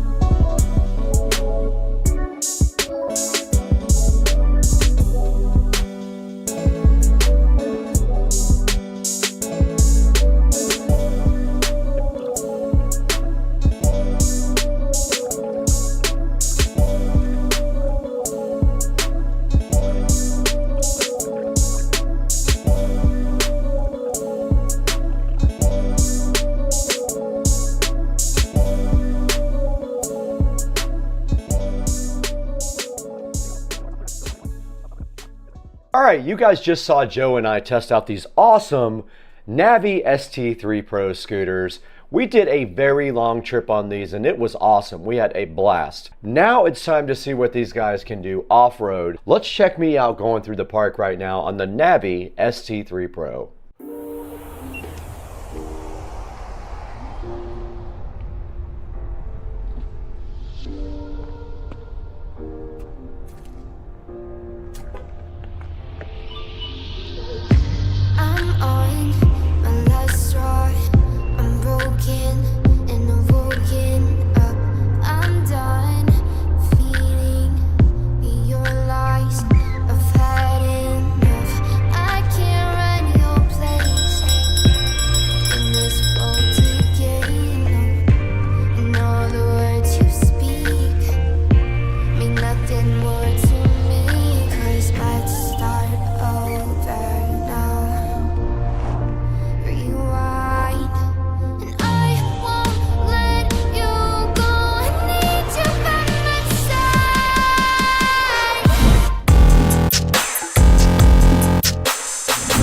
Alright, what's up everybody? Good morning. It is Sunday morning. It's football day. And I have my USB 5 volt to 12 volt up converter here to try and power the screen for the scooter. So all my plan is right now is to see if this works. If it does work, then I'm going to solder it on. But we need our power bank. Now we also discovered very quickly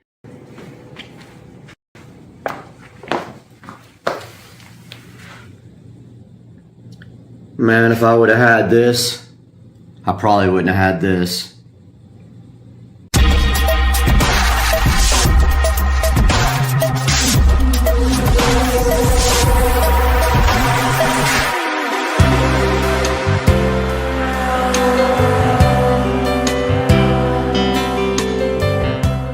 Back in the supercar street racing, amazing living room here. And today we have been provided this product by the manufacturer to check out the Mini Ultrasonic Pest Repeller 2-pack. And you can see right here and right now that in my sunroom we do have an occasional critter that likes to get in, and there is one right there. So what we are doing right here, right now, today on the channel is taking a look at this pest repeller, and you can see right there, if it'll ever focus, it says no pests, and it looks almost like it's RGB, so I'm interested to see what happens when we plug this in. Now yes, this was provided with me by, from the manufacturer, and it says that you can plug it in to repel mice and pests using high frequency sound waves, and they're imperceptible. And what we also will do is probably put one outside on the patio since we have a problem with rodents. And then I will let you guys know if I honestly think that this guy will do anything. Guys, we are back in the lovely supercar street racing dining room here, where we have the Mini Ultrasonic Pest Repellent unboxed here on the table and out of its cardboard condom and in its plastic condom. And as we can see right here and right now as we remove this from the box, is I'm hoping it has an RGB ring on it, is what it looks like on the picture. And we do have a warranty card right here, and we're not supposed to show you that part up close. So this tells you about their lifetime warranty, premium support, and releases from the giveaway team. And on the other side it says that you will have to register there to get your lifetime warranty, and it gets you a gift website there also to check out. And right here we have our instruction manual. Let's go ahead and take a look at what that says inside. And it tells you about the working principles of how this works, how it does prevent pests, how to use it on the back page, the cautions, and how to deal with batteries, and the warranty, and a little support QR code here. So let's take a closer look at each part of this little part of the manual. Alright guys, we are here live in the Supercar Street Racing 4K production studio, and you might hear the air conditioning on because that is the only way for survival in this hot, ridiculous environment. And the first thing in the manual here, it talks about the working principles of the Mini pest repeller here that we have the box for right here. And basically it's saying that the high frequency waves will not cause harm to you or your pets, but will annoy everything else like rodents and other creatures like roaches and things like that. And next in the manual here,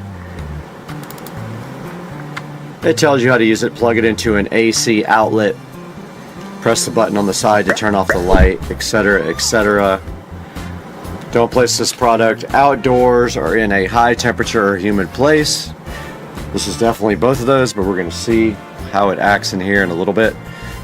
It says install low to the ground and it will take effect within a few days, but the maximum period of time is 2 to 4 weeks. And the next page talks about batteries, which is interesting because it actually just plugs into the wall. We have one plugged right above my head right here, which is coming up in a minute on the video that you can see. And then it comes with a free 12-month warranty, and inside of the manual you have to go register on their website to get this warranty. And then it has a support email address, Thanos Home, and 1-802-200-9062 for support. And that was that for the actual manual itself. And so now let's take a look at installing these things right behind me in the Supercar Street Racing Studio. Guys, back in the Supercar Street Racing 4K production studio, and we have brought out, while all of our systems are firing up here, we have brought out our ultrasonic pest repellers, and we're going to go ahead and plug 2 in here right now. And these have a switch on one side, so I think it would be more convenient if the switch is at the bottom. And so we have outlets up here on the wall ready to go for this installation. And there we have it. We have the pest repellers installed in the 4K studio, and they look so fresh with the RGB ring. And now let's put the other one in place. And we have another outlet way up here, and we will face this light down as well and install this guy in the studio to hopefully block out any bugs. And there we have it. We have both of our pest repellent guys in the studio cycling at different RGB rates now, and the studio is fully fired up so we can start editing this video. And yeah, that's what it looks like in the studio. It looks pretty cool. I dig it. Guys, we're back in the beautiful 4K production studio here at the Supercar Street Racing Ranch. And right in front of me right here right now, we do have the ultrasonic pest repeller indoor pest repellent ultrasonic plug-in 2-pack X-Pest mouse repellent electronic rodent repellent pest control for fly, insect, mice, rat, roach, bug, and spider. That's a lot, and we do have it right here right now. Now this is selling right now for $29.99 on Amazon Prime, and let's take a look at some of the ratings here. And we can see right here and right now it has a 5-star rating, and it does say amazing right there. But let's go back to the actual product here and take a look at some of the pictures. Now you can see on this main picture here, and we call this up in the Supercar Street Racing Studio, we do have a RGB looking light. Now one thing that is not exactly correct is it does not chase on the RGB mode. It looks on the picture like it does, but actually in reality, right here, right now, where my finger is, that is actually what it does.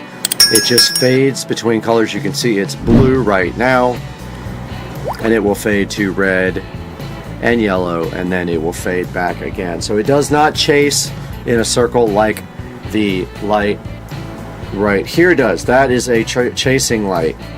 Very different up here where it just fades between colors. Kind of not what it does and what it looks like. And this thing says right here that you can repel mosquitoes, flies, and there's another type of fly, and there's a spider and ants, roaches, and then mice with this. So it is yet to be seen if this is capable of doing that. I will have to run it for a few weeks and then get back to you guys to see if I notice a difference in the amount of critterism.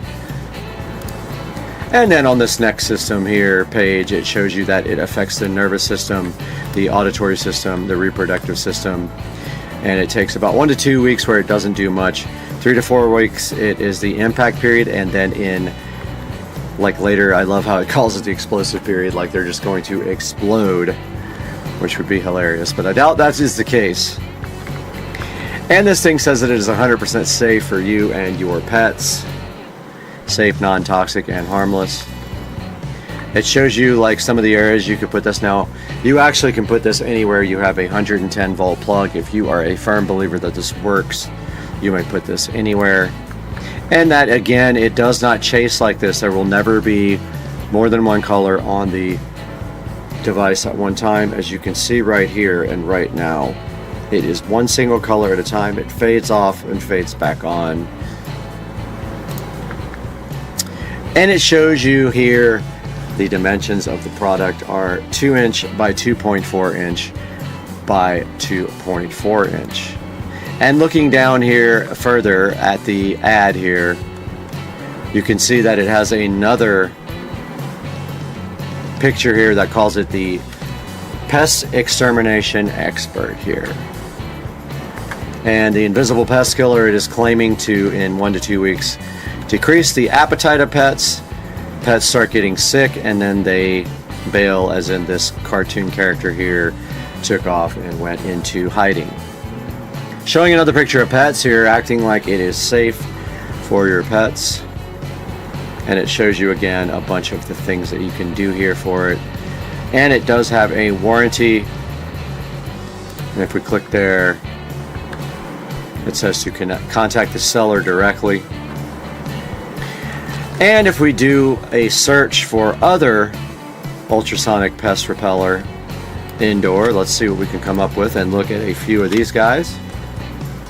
Alright, so we can see right here we have a variety of choice. With this seller you get 1, 2, 3, 4, 5, 6. It has 4,738 reviews here, mostly 5-star. With this guy you get 6 for 36. We got 2 for 19 with the current seller. We have a big 1 million pound looking device here.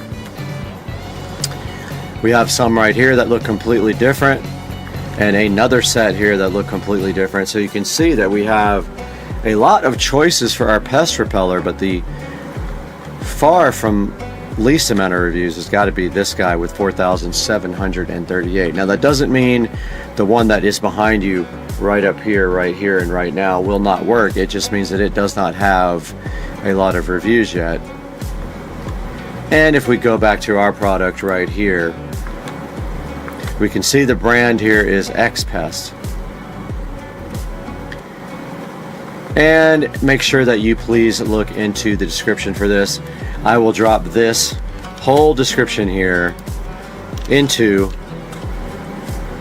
the video description, which then you can click, and what it does is it puts the full description there. And then since I have an affiliate link, I go up here and I go to this and I copy this link, and this is the one that you click for literally anything you want to buy on Amazon. You can click through this link. Even if you don't want to buy the pest repeller, you can click through and buy something from my affiliate link, and you can help out Supercar Street Racing so much if you could just do that for us and give us some income from your buying on Amazon links. But again, hopefully you will be able to go to my affiliate link here and check out the brand X-Pest Ultrasonic Pet Repeller and give that a shot. And then in a couple of months I will do another video and update you guys on exactly how I feel about the product and if I feel like it did anything, and we will put that back on the channel later. Guys, your support is so important to Supercar Street Racing. What does that mean? It means you need to click the like and subscribe button, the little bell icon, so that you get notified when we have new videos out. Support us by buying through our affiliate links. Let us know what you think in the comments section, and we appreciate you guys so much. We wouldn't be here without you. We're doing this without making money, and we just appreciate you so much, and we'll see you next time on Supercar Street Racing. We are right here, Supercar Street Racing Closet today, to go ahead and fill up the first row of these watches, because right here, a company named AYCY, and I can't even pronounce it, was gracious enough to send me another Android smartwatch. Now I am going to be taking this Android smartwatch today and opening it up, looking at some of the menus with you guys, and then we're just going to go ahead and put it right in this watch holder to add to this nice watch collection right here. So hang out and let's have some fun.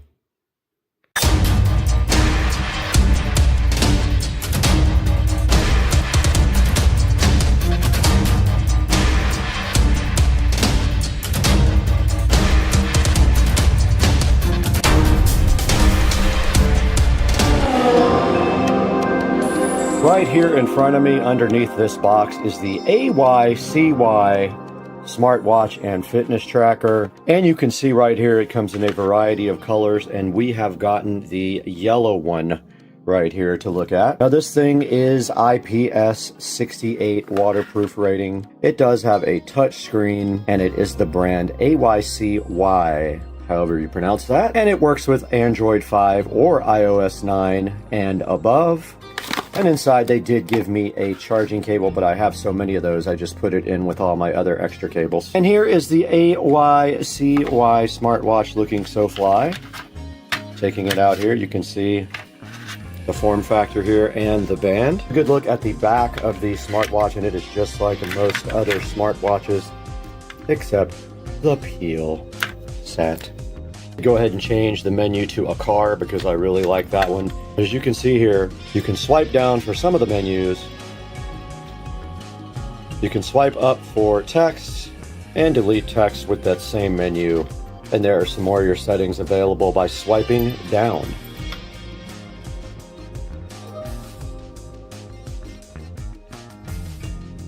Now, being that this is a fitness watch, of course it does keep track of all your fitness stats. It does do music and weather for your area. It can be an alarm clock. It does training, voice assistant, SOS, and you can go into the settings here and set the watch time, the brightness, the sounds, the vibration, the password, and it raises to wake when you lift up your arm. Now you can change the front screen to any number of screens that they have available, presets. Now here's a look at the themes here, and you can see that I have the car on, but you can also set it to any one of these, and you can also do it inside of the app. Now you do require this app called GloryFit to use with the smartwatches. I'm going to show you guys that now.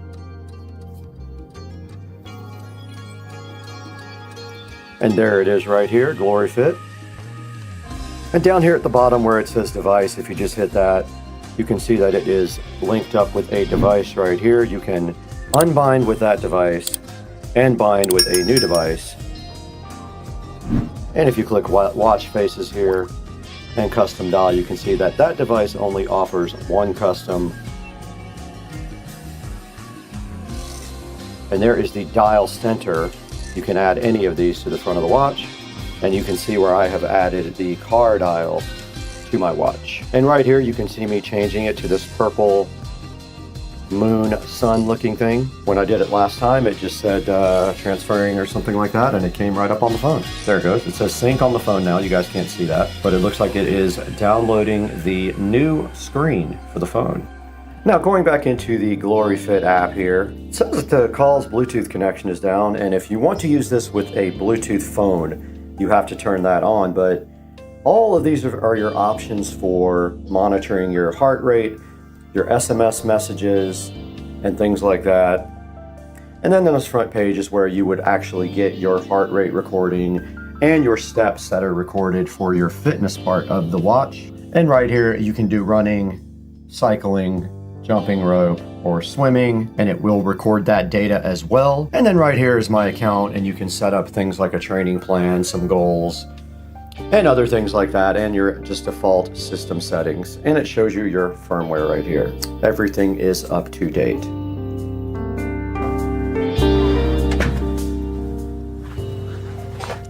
Another visit to the Supercar Street Racing 4K production studio. And today we are offered this smartwatch from a company called AYCY. And I don't know if that's ICY or ICY, but we did get this new smartwatch courtesy of them, and we wanted to just let you guys take a look at it real quick. And here it is right here on the front of the screen, and it has a 4.7 star review. Now I really don't like doing these watch reviews just because they're all kind of the same thing. I have other reviews for other watches and they pretty much all do exactly the same thing, and they all use the same app, which is GloryFit.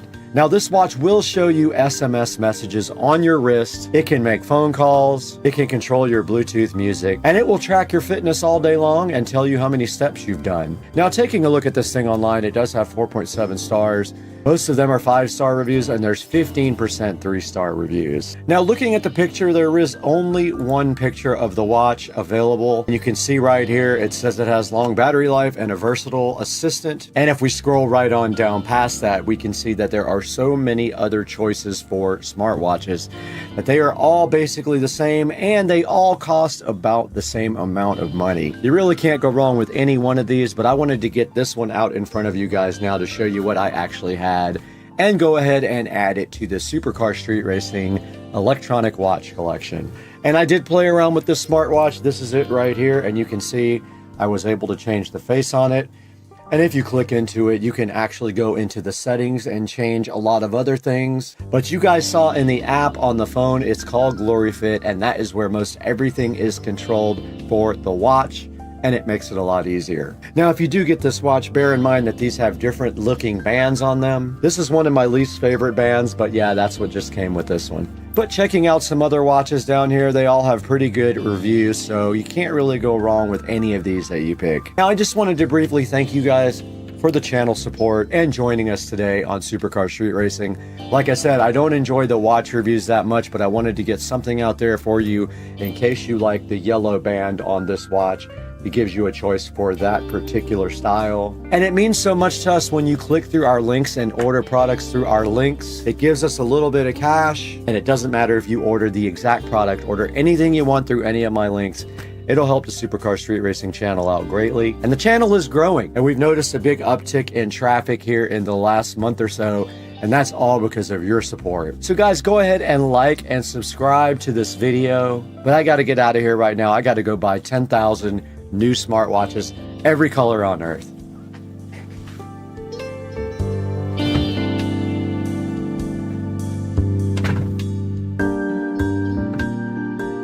Back in front of the watch now in a little bit darker room so you can see it. And you can see we transferred this new watch face from the phone to the watch, just like that. There you go. It's upside down though. Yeah, I know. Go. Oh, let's go. Guys, back in the Supercar Street Racing dining room, where lit up ever so bright like a big yellow banana is this Kumo Gear 40 to 42 inch outdoor TV cover. Now, we have looked at this before, but we wanted to take another look at it today because the last time we ordered this, we know it lasts for a certain amount of time in the Florida heat and humidity. We want to see exactly what that time period was, knowing that this was not in direct contact with sunlight or water. So today, we're looking at this on the channel.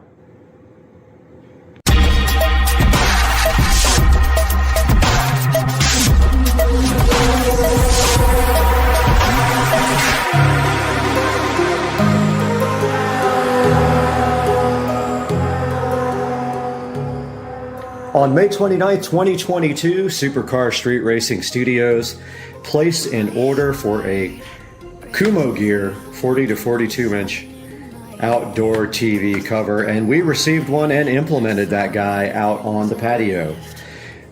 Fast forward, it is now, almost September, and we are ready to deploy another one because the first one has failed miserably, and it probably isn't the fault of the manufacturer so much as the Florida weather was really the culprit. It was all mildewed and really bad, so we did dispose of it and we ordered this new Kumo Gear TV cover, which we are going to open and let you guys check out and then watch us as we install this guy and how we kind of install these, being that it doesn't really have a way to on the bottom kind of cinched together, not a good way anyway.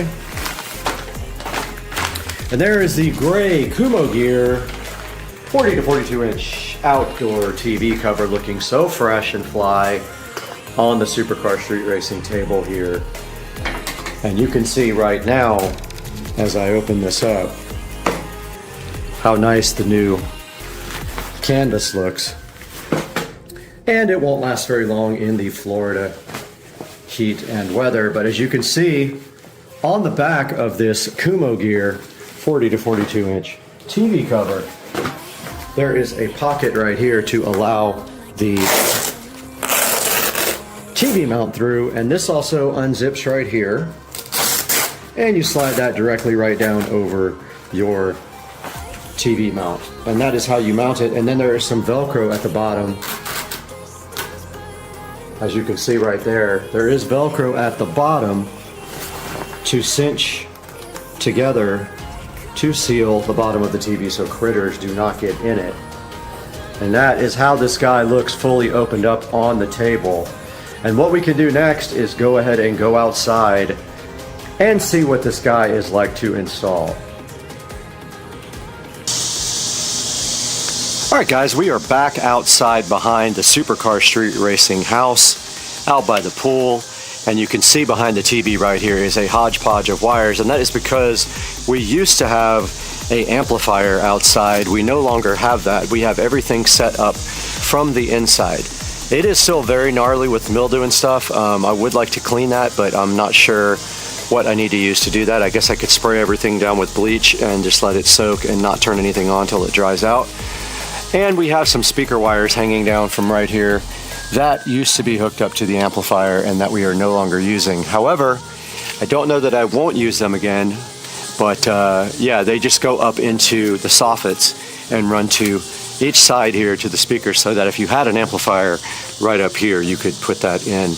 But for now, right here and right now, all we want to do is get this cover installed and worry about this cleaning later, unless I get so OCD that I can't handle it. I might get OCD about it, but I don't think so. I think today is just a, just a cover the TV kind of thing. And in order to do that, we have to get this TV around the mount, which as you can see right here, right now, is right here. So the way this is designed is it unzips and goes right around this. But I may get some cleaner and just spray down all the mildew and let it kind of work its magic, but then everything's gonna fall on the floor, so I'll probably wait. I did decide to go ahead and clean the TV as much as possible. I did not find a spray bottle to really clean the bleach off the back, so I'll have to do that at another time. But I thought I could at least clean the actual TV here and get off all the weathered dirt from the year. Really not that bad. It was covered most of the time. It's not that dirty. Now the back is a different story. It's very dirty. But the front, as you can see, is not.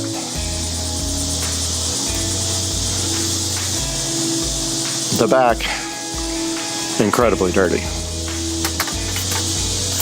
So I will do what I can on that.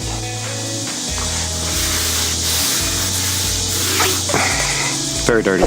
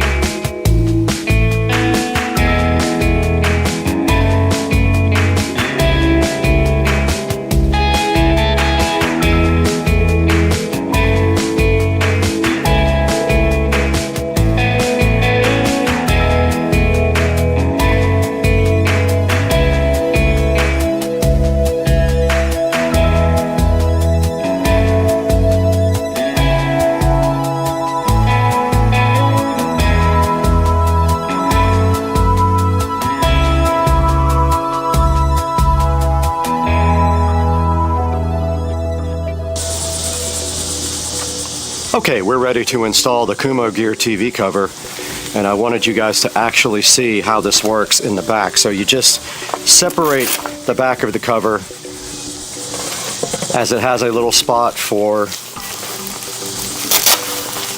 the TV mount to go over, and then place it over like this.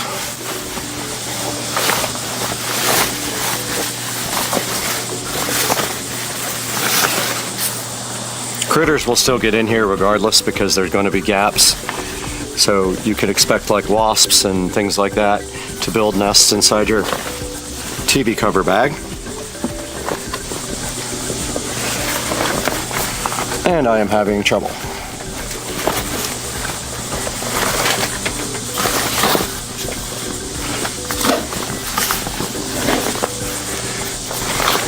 This looks like the wrong cover.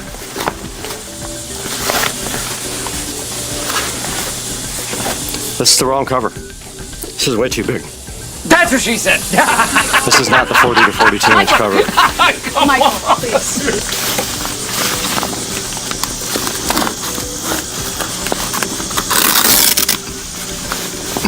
Yep, this is the wrong cover. Got him! Look at that. Got I'm him! going to show you guys this real quick. Alright, so they have sent me the wrong cover. Obviously, this is way too big. So let's go ahead and remove it and return it.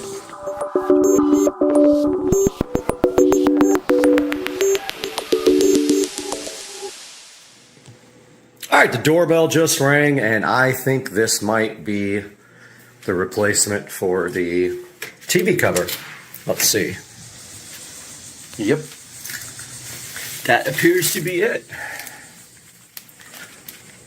Let's get this thing inside and see if it actually is the right size now. Now remember, they sent us a much larger version before. So let's get this unpackaged and see what it is. All right, we got our trusty scissors right here, ready to do some work for you guys. And let's see if they got it right this time. So I noticed a big difference already, and that it's packaged completely different. The other one was in a much bigger package, so this looks like this might be the right Kumo Gear TV cover. And that looks way more like the TV outside. Once again, from the back here, you can see that the TV cover has like strip in the middle for your, and there's Amazon saying that it was, that's where you get your TV mount right through the bottom. There's a remote control holder right here, which makes it very nice for you to store your remote controls. And by gosh, I think that we have scored, and I think this is the right TV holder today. We got lucky. So let's get this thing outside, back out to the TV, and get this thing installed. We are outside the Supercar Street Racing bedroom here, out by the pool. And we have our Kumo gear cover ready to be installed, and I wanted you guys to see how the back works. So basically, you take this cover and you pull down the center of it to expose the back. There is a place for your TV to go.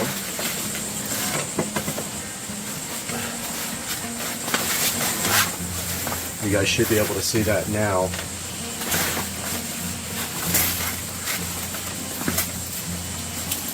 And yes, this is a much smaller cover than the one we received. As you can see here, right now, it just slides right over.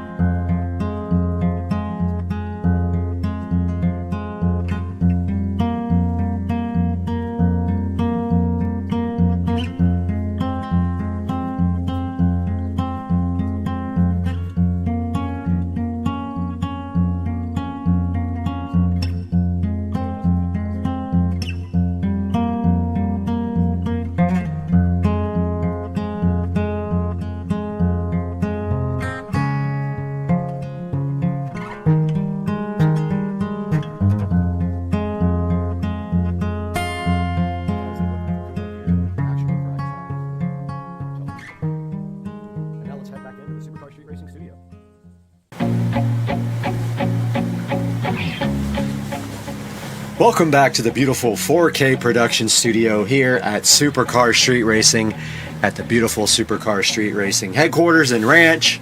And today we are revisiting this Como Gear outdoor TV cover after 1 year.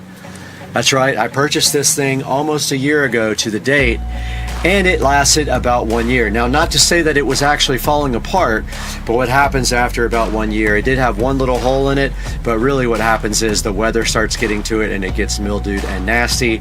And being that this thing is only $18, as you can see right here and right now, it's not worth it to try to clean.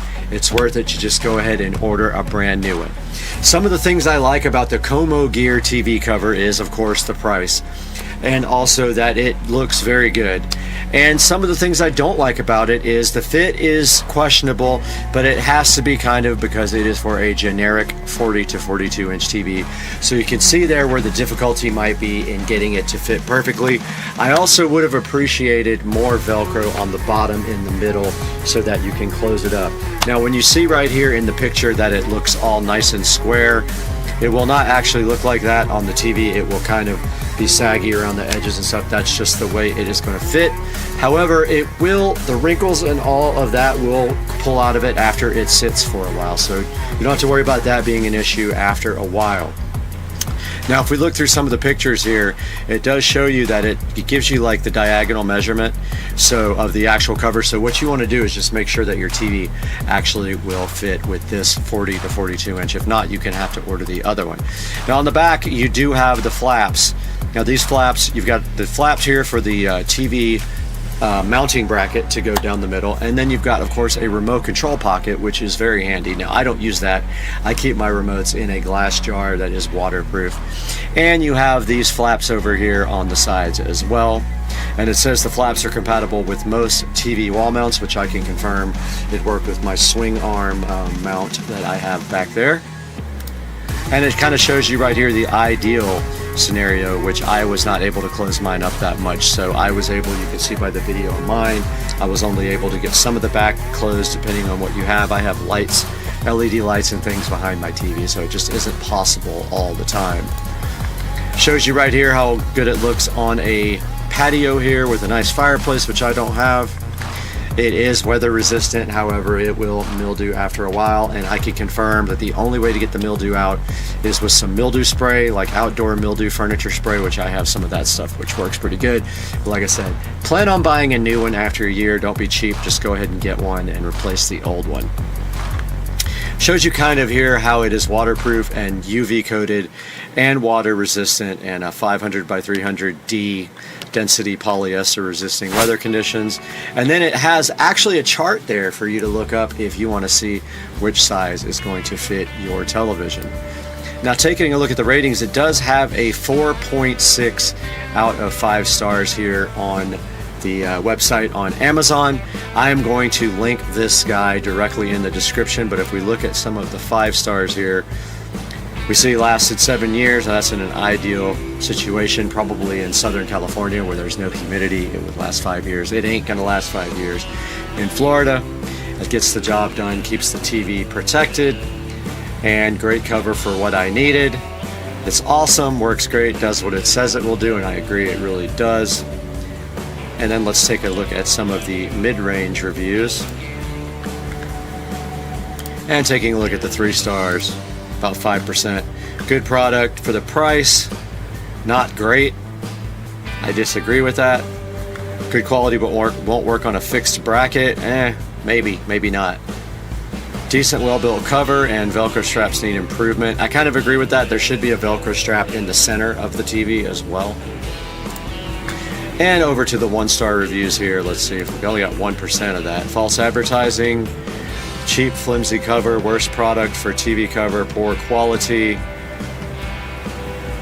And this guy says 1 year in SoCal and it's torn apart. Mine did not do that in Florida. Mine just got mildewed. Description was fake. I would never buy again, and pass on this. So take that all with a grain of salt. I will give this product a very high mark, and considering that it for $18 it lasted a year and has done me well. There are other products on Amazon, of course, but this is the one that I recommend, and I've been buying this for about 5 years now and have had the best of luck with that. Guys, we appreciate you so much supporting the Supercar Street Racing effort and letting us get back on every day and give you guys something new. But you have to do us a favor, please like and subscribe and click through our product links. In every description of every video, you'll see a product link on Amazon. If you click on that product link, and you can buy anything you want on Amazon. You don't have to buy the product that we are featuring. It will help us out greatly. We get a commission from that, and the channel loses money.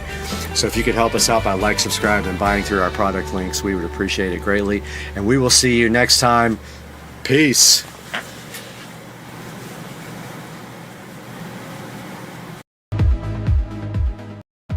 We are live at the 2026 Consumer Electronics Show with Supercar Street Racing. Hey, what's up everybody? Supercar Street Racing. We're back at CES 2026. We're in the Chic booth, and if you look behind me, this is just some of the cool technology that Chic has this year at CES.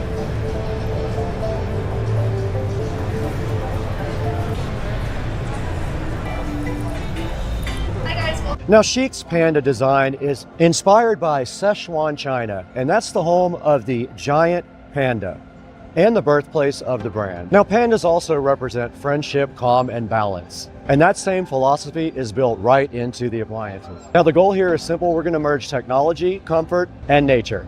Now, we found a very cool section of this booth. This is the AI TV section for Chic. All right, we located the Q100 Nova mini LED TV right here. It has so many cool specs, I have to read them to you. This thing has a zero gap wall mount, meaning if you look on the side here, that is the amount of space you have between the TV and the wall. It has over 5,000 local dimming zones, 5,000 nits of peak brightness, and 95% DCI P3 color coverage. It has 4.1.2 panoramic sound built in as well, and 3D sound built into the TV itself. And it is powered by their Changhong Yunfan AI engine. Joe, we found the air conditioning section of Chic, and it looks so cool. Step in here with me to this awesome room and check out all the cool products that Chic have. These are 5th generation inverter air conditioners. It says evolution driven by your care, and they think for you because they use AI. This is a nice gray color here, which would look very cool in my house. And then this one here says 360 degree PureTech 2.0 for a dust-free cabin. But there's one thing in particular we came here to look at, and that is this AI Air Manager 360. Now, this is the first system in the industry that does temperature, humidity, and air quality at the same time. This thing actually checks to see if there's enough air coming in, and if it's not, it brings in fresh air. This thing is so detailed, it gets down to a 0.1 degrees Celsius precision temperature monitoring. How smart is this? It will also auto dehumidify anything above 70%. And of course, since this thing is AI, it learns your habits and it'll save you up to 42% on your power bill. This thing can achieve 99.9% sterilization in under 2 hours time. This is actually inspired by this guy, and it uses ink wash art styling right on the front for this cool looking line pattern right here. Now, this is the BCD 507W smart fridge.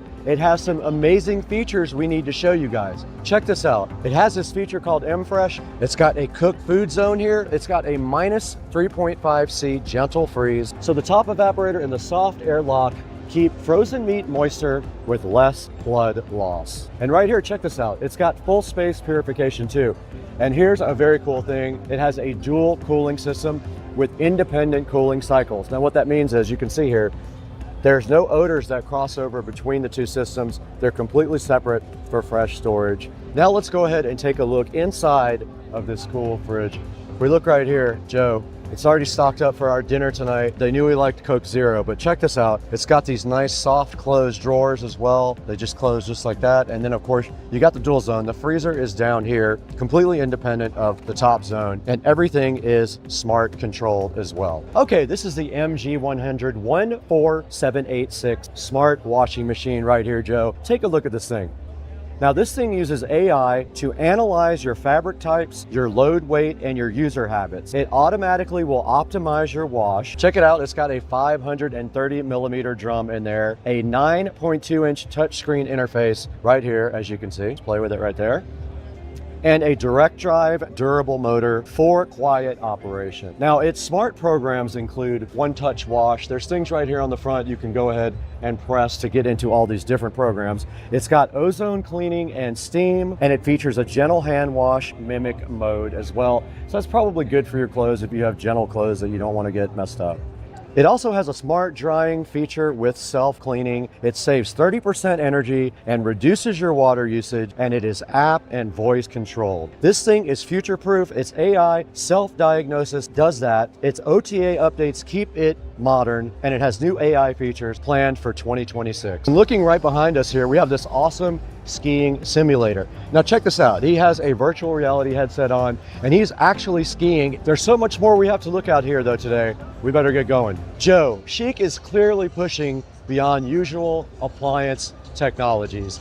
You can see this beautiful booth that showcases all their awesome AI, all their gaming stuff. So this is all about AI that adopts, designs that heal, and tech that feels personal. You could see that in a lot of the products that we showed you today. Now, the Panda series stands out at CES 2026 because it pushes culture and innovation. Now, I want you guys to let me know down in the comments section what impressed you the most. Was it the cool television? Was it their smart washer and dryer? What about their cool air conditioning system? We saw so much stuff. What about that skiing simulator over there, Joe? So many cool things impressed me today. Make sure you drop it down in the comments what you liked, and we'll see you guys in the next booth.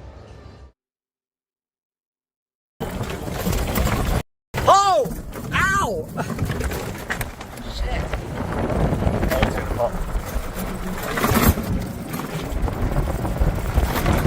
This is bad. Oh. Oh shit. Whoa! No! No, it's gonna flip! Ah! Shit. Okay. I remember this. 4K. Let's do it. Oh shit.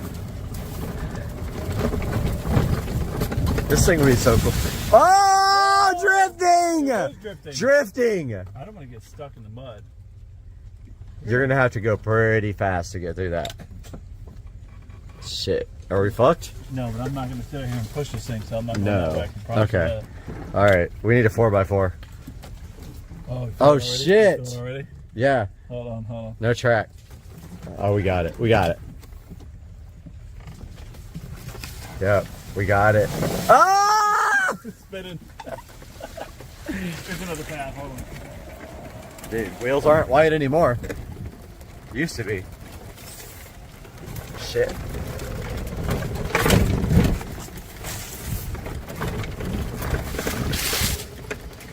Yes. Oh my god. You feel every little. Yeah. Ow! Ah! Oh! Ah! You're good. Fuck. Dude. More views.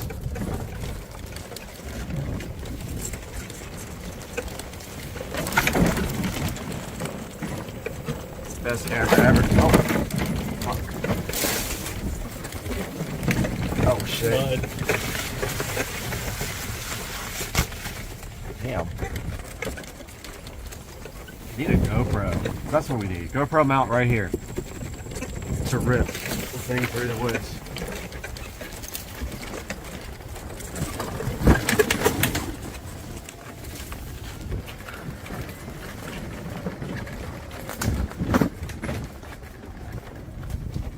Okay. Oh! Hold on! Hold on! No! Oh no! Oh my. Oh shit. Okay. Damn. Straight up off-roading. I haven't been down here in a while. Oh, it's still something. We need a mount for this thing.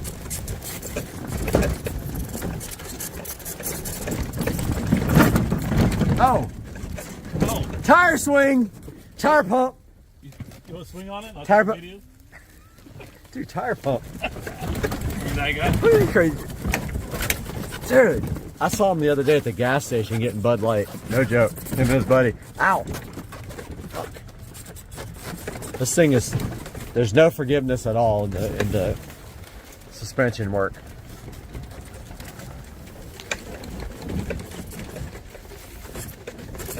This is going live. Oh! Oh! Drift! Adam LC! Damn, this thing has got... Oh! Oh! So close. Dude, this is sick. This is sick. I'm never taking my cart back here, ever. You should. No! That's Dude, cool. they got- My pedal. Dude, a side-by-side back here would be so fun. Oh, Surfboard. you better hurry up. We gotta move this thing because here comes the yellow flies. Okay. You hear them coming? No. Oh, there they are. Why are they coming after us? Why are they chasing us? Fuck. Ow. No. Ow. Okay, that was not drama. That was real. Hell yeah. Rip it. Rip. Oh, Oh, it's just a fucking circle. shit. Why don't we go down this fucking... This thing's fucking cool, man. This thing gets down. I love. Ow! I love it. My spine is like, oh fuck. Oh shit! I need it. Ow! Dude! Holy shit! That's like, I thought you were going down. Ow! God damn it! Oh fuck! Dude, that one drop off was a ravine. We hit that thing hard. Go that way. No! Oh, whoa, there's water down there. Yeah. Shit. That's the best video. This could get 1 million. Shit. Oh! God damn! Oh, shit. Oh, this is going straight on the chip. Whose house is that? God.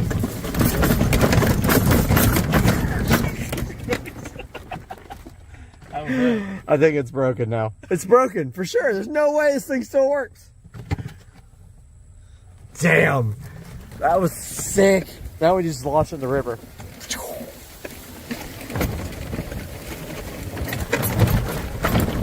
God, dude, this thing is a spine breaker.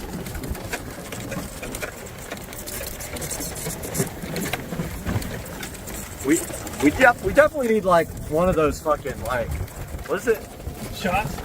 Oh yeah, that. But like, no, the camera mount. The what do they call it? The one that like gimbal. Oh yeah. Gimbal. We need a gimbal. Oh. You want to see something crazy? Okay. Watch this. Watch all the yellow flies. They're gonna come straight to us. They're coming to us. There they are. You see them? Yep. Look at them. Look at them. I got them. Got him. You see them? Yep. Here they come by the droves. Dude, this thing's will fucking bite the shit out of you too. Later, Gator.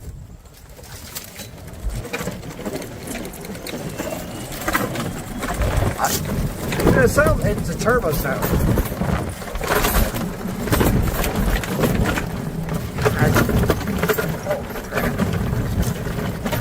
Oh, my back. My neck. My back. My... Oh, a target. Yeah, it's going straight up.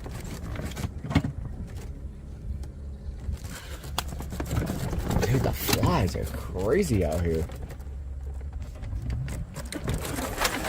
Oh! Ow! Oh shit! Shit! We're gonna flip this bitch. This is so cool. I remember we came up here last time. Oh, shit. Somebody left their fucking container out here.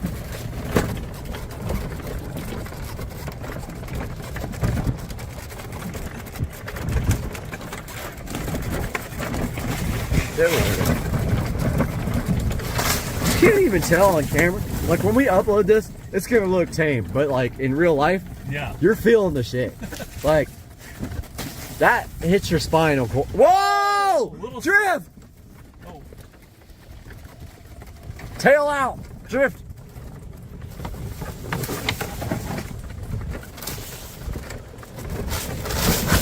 Ow! God. What's in here though? Here, you want one? Yes. Uh-oh. Yep. I'm gonna get stuck. That one's empty, that one's empty, that one's empty. There's like 2 left. All the ultras are gone. Oh! Oh, fuck! That thing hit me in the face. What's gonna be? Oh, shit! Everything's... It's all shook up. Oh!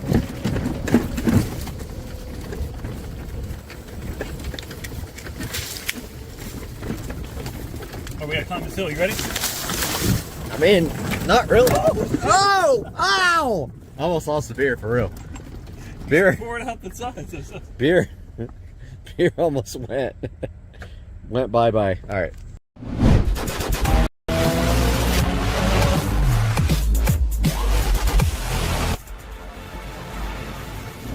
Alright guys, today we're checking out something that honestly feels like it came directly out of the future. This is the Ecovacs WinBot W3 Omni, and yes, I am on the floor with it. This is a fully automated window robotic cleaning system. Now, if you've ever tried cleaning windows, sliding glass doors, or that big sunroom like we have back there, you know how annoying that can be. You're reaching, wiping streaks, climbing on chairs, and somehow the glass still does not look right. But this device is designed to completely remove that chore from your to-do list. Today, we're gonna unbox this thing, we're gonna test it on my sliding glass doors and on my sunroom windows back there, and see if this robotic window cleaner can actually handle real-world glass surfaces. Let's get into it, roll the clip.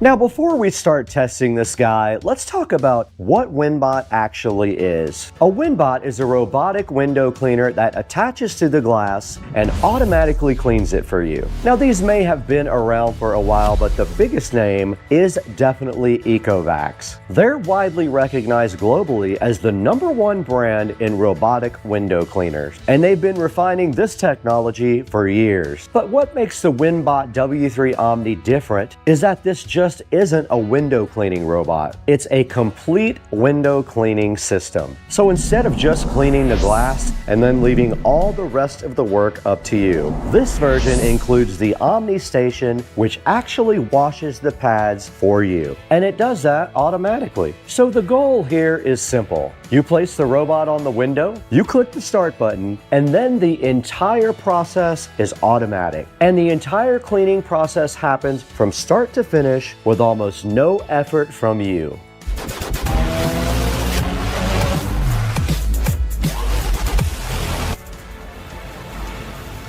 Now let's open this up and see what comes in the box. Now first is the WinBot. This is the unit that actually attaches to the glass. Check out the handle right there. Here's some cleaning solution that was also in the styrofoam packaging. Now next up out of the box is the Omni Station, which is honestly the biggest upgrade in the system. This station handles automatic mop washing, so you're not constantly rinsing dirty pads in the sink. That's the Omni Station right there. Pretty light also to grab. And there is the actual window cleaning bot there. Now also inside of the box, we get cleaning pads, cleaning solution, a power cable, a safety tether, and all of the documentation here. Everything feels really well built, which is important considering that this robot is designed to operate on vertical glass. Let's go ahead and install the battery pack. Here's the battery pack here. It goes right into this plug that can only go one way, and then you just tighten up the cable here, and I think it just slides directly in like that. Now here's a look at the controls on the top of the unit. This is the open cleaning compartment button. Right here with this little real looking device thing is a retract cable button. This is the power on and off button right here, standard power button. This is the up and down button here, up, down, right there. This is the function switch button right here. This is the function switch. And this is the start, pause, and confirm button right here. Let's go ahead and power this guy on. Thanks for choosing the Echovax robot. Now you can see right here the handy screen that shows you information about what's going on the Echovax robot. Now the next thing you have to do here is add cleaning solution to the robot. Now the most you can put in here is 80 milliliters, and this will cover 55 square meters of windows. Now it says don't use any other cleaning solutions in here, but their Echovax cleaning solution, which is right here in my hand. Let's go ahead and add some. So to do that, we just simply remove the cap here, and we go ahead and add on our own. Okay, that is full. We are good on that. Now the very next step of this process is to add water to the clean water tank. This is this tank right here. You simply just pull it out. There it is. Let's take it over to the sink here. I'm watching the fill line right here, and that is it. It is full. And let's go ahead and place it back into the unit, just like that. And that is ready to go. Okay, now the next section here says that we need to remove the wiping pad from the WinBot. You have to firmly pinch the clips on both sides. It has directions here for you if you don't know. Right there, right there, right there, right there. And the cleaning pad came directly off here. And now it says that we need to wet the wiping pad. Now we should be able to click a button on top, and you just press that and it does open directly up, just like that. Now the fleece side will face inward. It does fit directly right into the door, just like that. It sits flush with the door here. Okay, we're gonna hit this button. Check it out, it's cleaning the pad.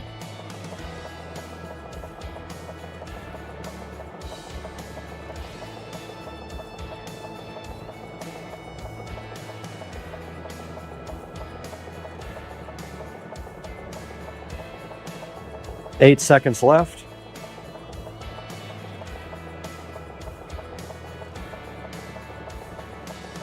And now it's ready for us to go to the next step. Now let's go ahead and install the pad onto the actual robot. All we have to do is open up the door like that, take it out, and now when you install it, you make sure that you line up the wheels with the slots on the WinBot here, and you just pull the little tabs together like that, and this thing is ready to go.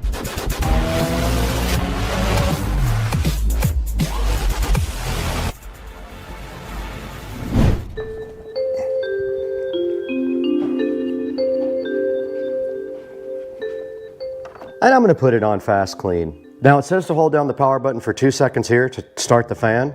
It did start. And look at that, it's suction cupped to the glass. And there goes the WinBot.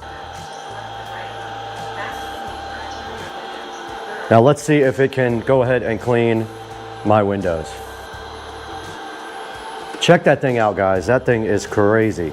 Look at that thing go.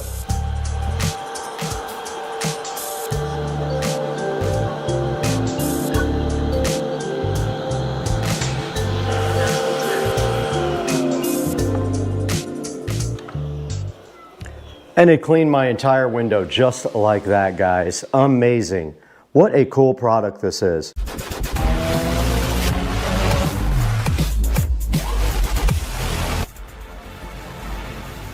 Now, one thing people always ask with robotic window cleaners is the obvious question, what stops it from falling?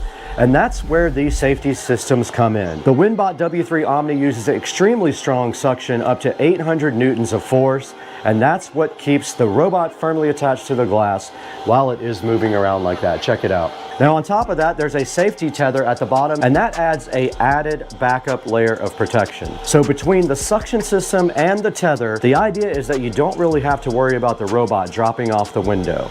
You can see how firmly it's attached here. I'm gently trying to pull it off the window. It's not going anywhere. It's really locked in place. Now from a safety standpoint, it feels very secure, even on large windows like these in the sunroom.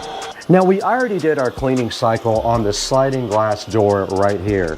Now you can see before we started, this guy had smudges, fingerprints, dirt, everything from the outside world was on it. So we cleaned that with the robot, and look at it now. It is completely sparkly, spotless glass. You saw the robot spray the triangular cleaning solution directly on the glass, and that spray helps distribute the cleaning solution evenly across the glass before the pads wipe it away. And as the robot moves, it follows a structured path to make sure the entire surface gets cleaned. Now I've got this guy on heavy duty wash now. Now all we do is hold down the power button on the device here, on the actual bot itself. You'll hear the fans come on, they are on, and then all you have to do is attach it to the glass like this. And it does suction to the glass, you can see it going. There it goes. Now watch, there are spots all over this window. Check it out, guys. Now it is on thorough cleaning for exterior windows, heavy duty wash. And there it goes. You can already see it removing all of the water spots here.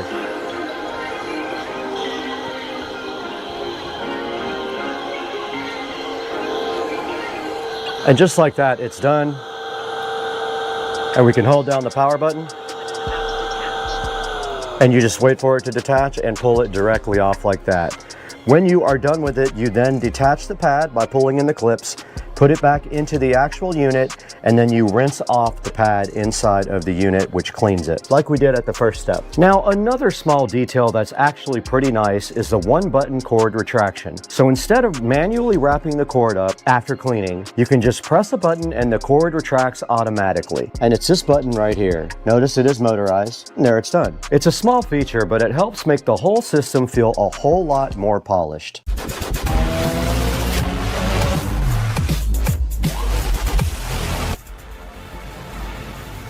Now, some people might wonder why someone would want to buy a robotic window cleaner in the first place. But if you've ever hired a professional window cleaning service, you know it's not cheap, especially if you have a lot of glass. In many cases, just one professional cleaning visit can cost close to what a WinBot costs. So instead of scheduling appointments and waiting for someone to come out, you basically have your own window cleaning system. You can use it whenever you want to. And that convenience is really the big appeal on the WinBot.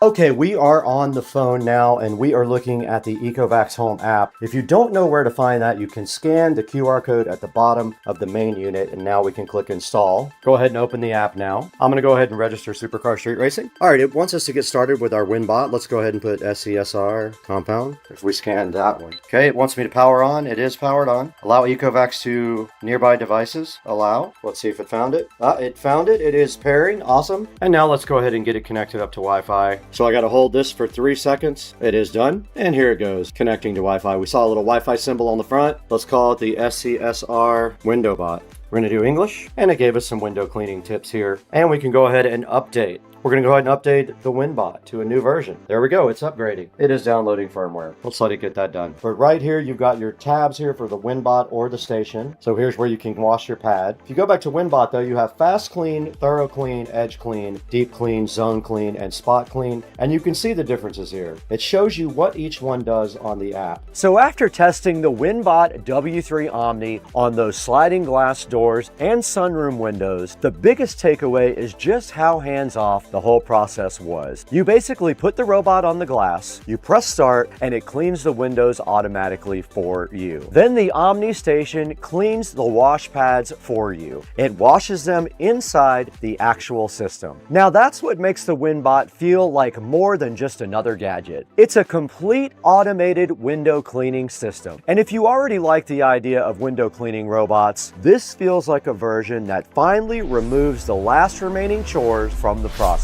Now, if you want to check out the WinBot W3 Omni, I'm going to put the product link down in the description below.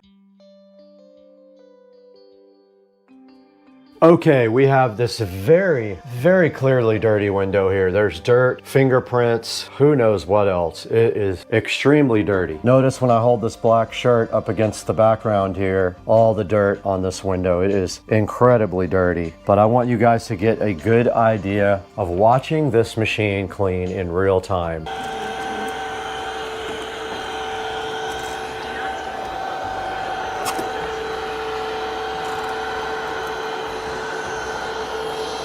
and look after.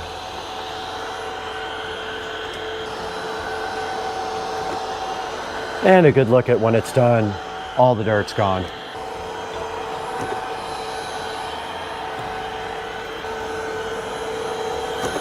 And look behind the robot, no more dirt there.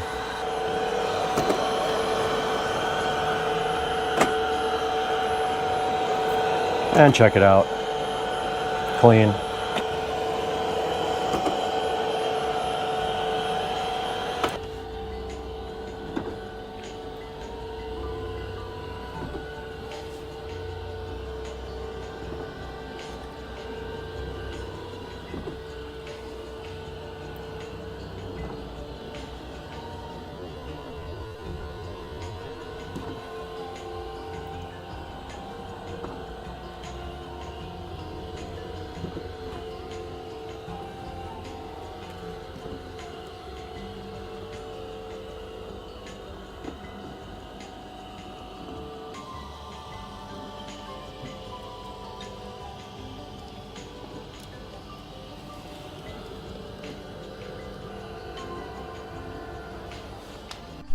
We are all done with this window cleaning with the WinBot. I did this edge by hand, of course, because the robot could not get there. But look how good that looks compared to when it started. Very awesome job, WinBot. Thanks for helping me out. And if you enjoyed this video, make sure you like, subscribe, and hit that notification bell. And as always, thanks for watching Supercar Street Racing. We have 265,000 subscribers. Thanks to people like you, and we want to get more. So keep on watching, keep supporting us, buy from our vendors, and support the channel. And we'll see you in the next one.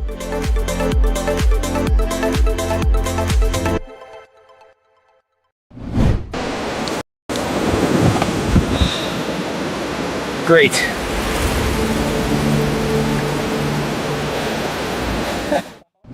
Guys, welcome back to the channel today. We're out in beautiful Studio A with something exciting for you. Right here in my hand, we have the Alcatel WP58 Pro. Now, this is a rugged smartphone designed to push boundaries. Whether you're gonna go climb mountains, work tough jobs, or just need a phone that won't give up on you, the WP58 Pro might just be the phone for you. This thing is made to survive while also keeping you in top speed. So today on Supercar Street Racing, we're gonna open this thing right up and test it and let you guys know what we think. Let's get it done.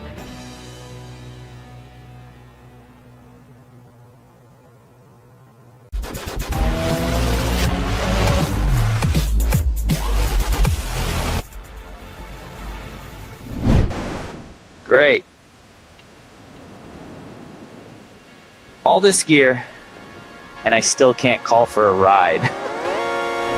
We're back in beautiful Studio A at Supercar Street Racing. This is our main editing studio, and if you haven't seen the videos on how we made this, it's a really cool thing. Go check it out. But today, Alcatel reached out to us about the WP58 Pro. I have one in my hand right here. Now, the WP58 Pro is IP68 and IP69K certified. It also qualifies for MIL STD 810H protection.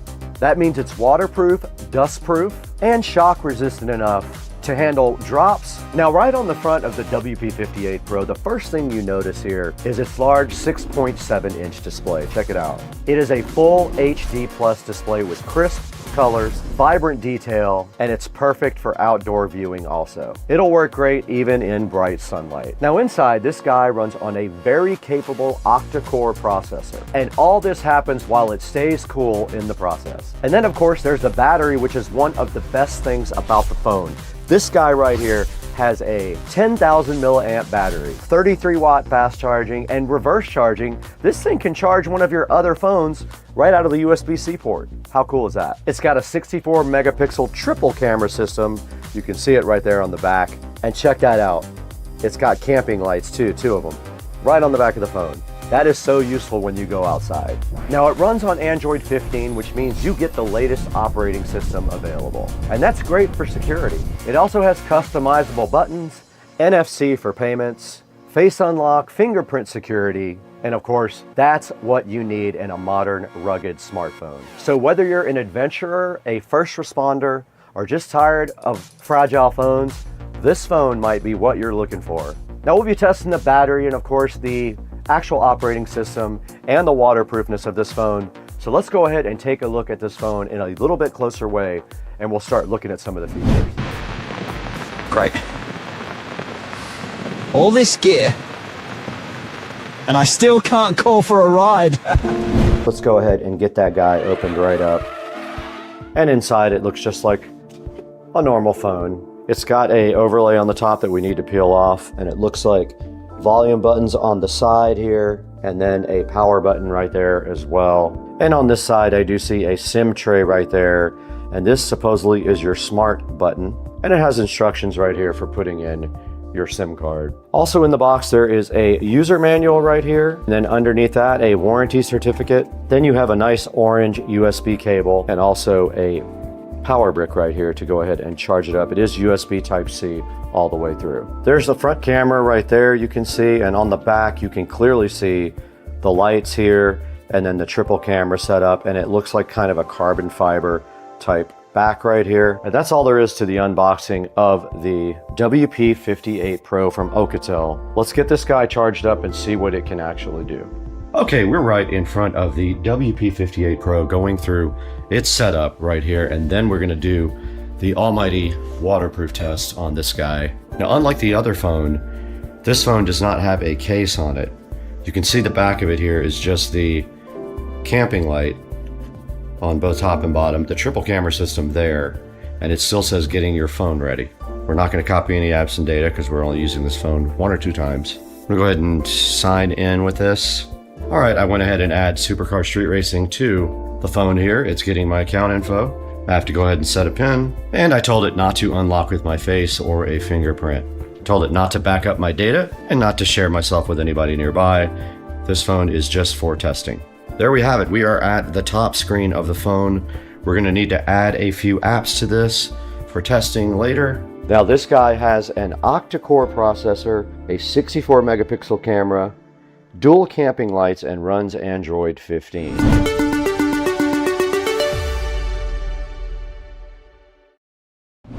We want to be on video though, so let's go to video, go to settings. It's on 1080p. I put it on 4K. Now let's go ahead and start recording. All right, let's see if this guy is actually waterproof. Let's go for it. It's underwater. You guys should be able to see me on the camera now. That's underneath the water.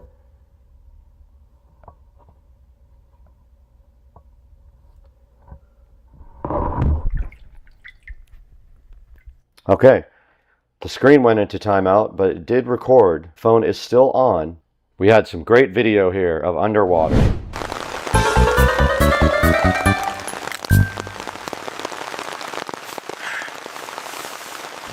We're going to run some of the tests that we talked about.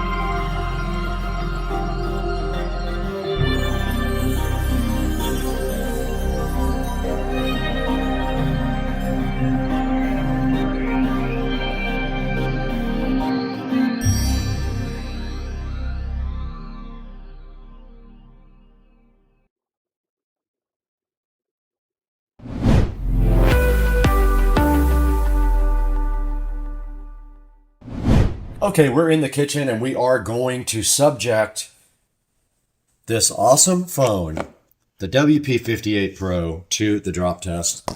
It's going to fall directly off of the counter. Let's see what happens.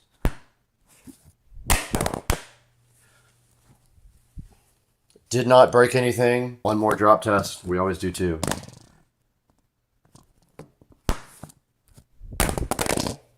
Perfectly fine. I don't see any issues at all with this phone on the drop test.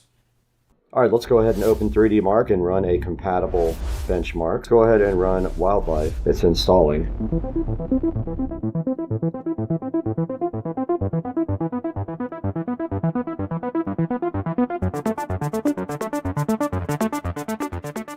All right, here's our score from 3D Mark Wildlife.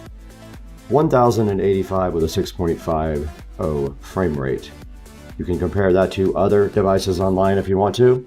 That's all for your information to take on from the review.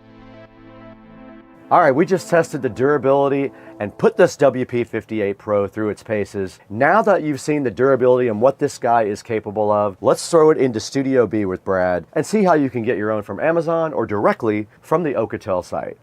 Hey, what's up everybody? Welcome back to beautiful Studio B at Supercar Street Racing. And today we have the Ocatel WP58 Pro right in front of you right here.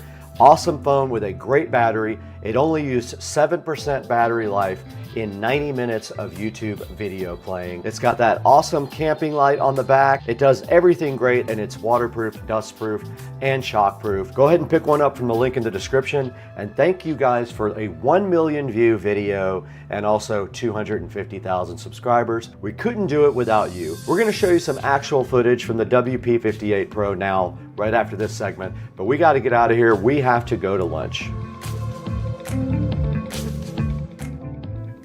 All right, this is a view of night vision on the WP58 Pro. We know already that the Insta360 does not handle low light very well, but here you go. Here's what this looks like directly on the WP58 Pro of my messy bedroom. And here's some foggy outdoor video. It is very foggy outside at SCSR today. This is on the 64 megapixel camera with the fog at the Supercar Street Racing compound.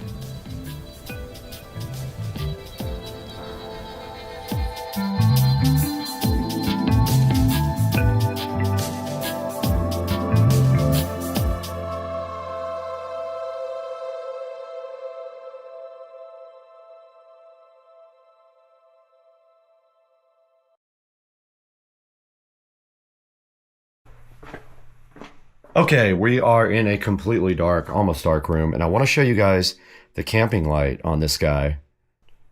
You can see on the back it has two lights, pretty bright. That's just one of the two lights as well. That's what one half, that's at 1/4. Hey guys, I just wanted to clarify a few things about the WP58 Pro and the light. It has two different lights here. It has a regular camping light, which is right here. Then it has a warm light as well. So you can do either one. They're very bright, but I just wanted to clarify the two different lights. One of them is an ambient light and the other one is a camping light. So you can see the difference here in the two light modes. It is very bright. It's lighting up this whole entire room. This is on white light, but then if you put it on warm light, the other light comes on, the ambient light, and that's how that looks in a completely dark room.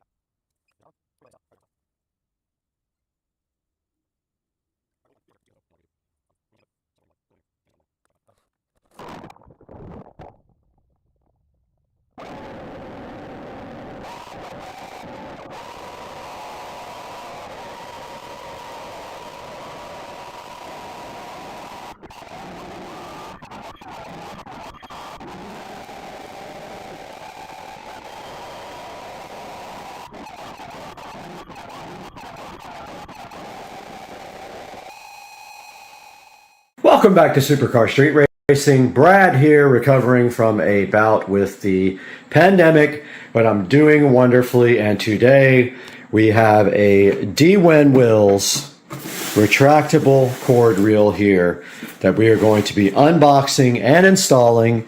And then we have this little pigtail, and this is for charging the golf cart, since the golf cart now uses a regular female plug here. And this cord thing has a triple on the end. So let's take a look at that today.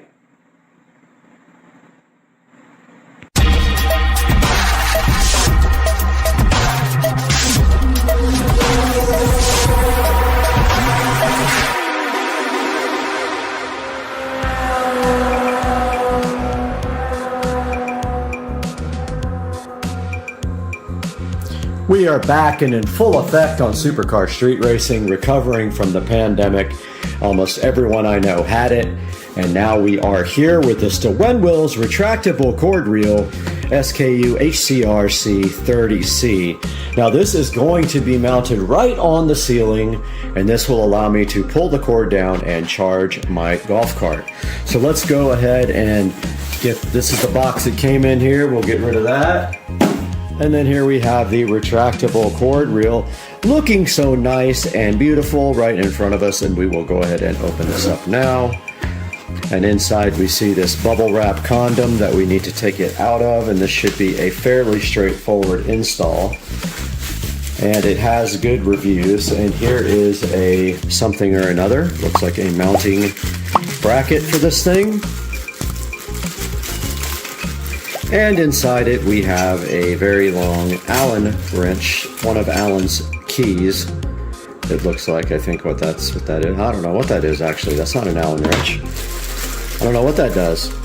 Here is the mounting bracket, and here are some screws and a little thingy for it, and I don't know what that does. But here is the lovely instruction manual that tells you how to mount this, and apparently this is the pin that holds the reel up to the bracket to secure it. So once you put the bracket up, you then, I guess, put this through like this to mount the not hose reel. It's a electrical cord reel. So it should be pretty straightforward. There are some ceiling joists going across we're going to try to mount this to.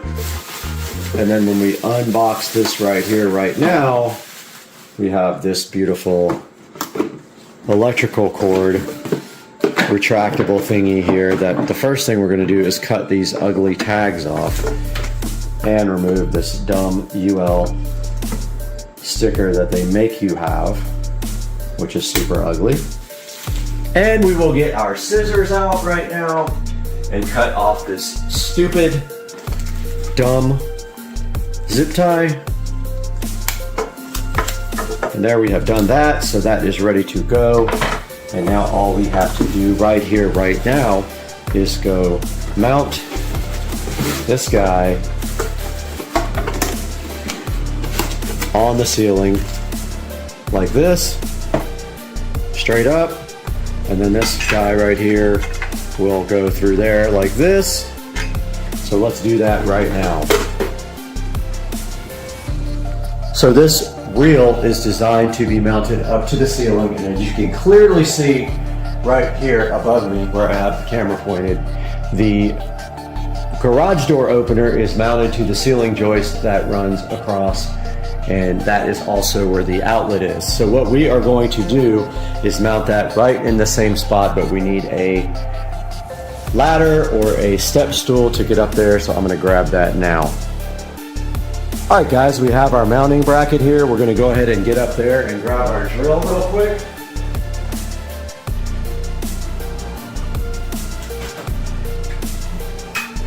And here we have our standard drill ready to go. And we're going to go ahead and mount this over towards the other side. so we don't block the lighting. You see that light right there? And we are going to take our drill up here. And we're gonna follow the joist that way and probably put this about right here. So this is not keyhole slotted, so you just have to kind of put the screw in and then hope you get it right into the joist. That looks like it should be it.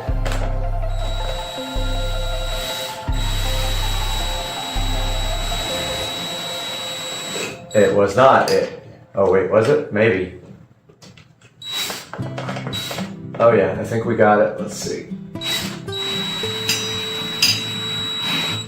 Most definitely.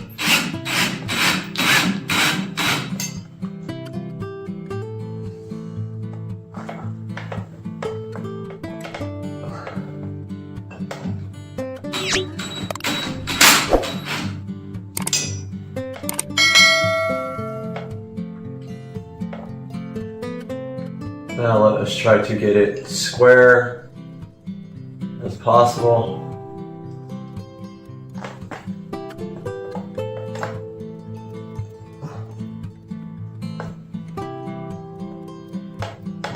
Okay, that's pretty good.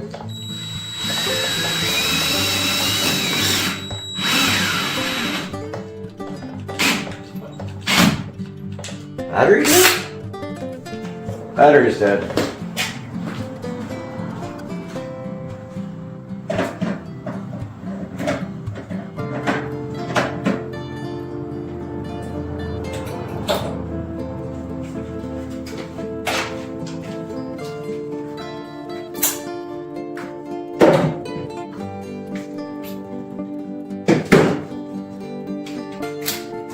All right, I'm going to switch to the impact anyway. I got the impact driver here.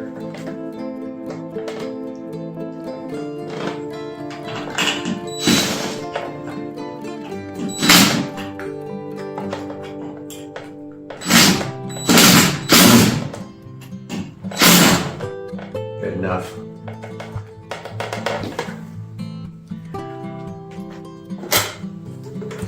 All right, let's get this thing hung up. Basically, it just works like this. Oh, is that gonna hit the garage door? That might hit the garage door. That wouldn't be good. I gotta test and see if it's gonna hit the door.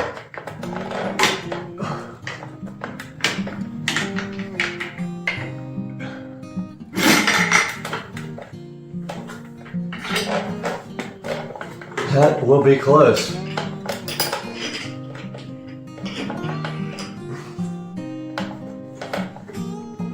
I think it'll be fine. We'll see.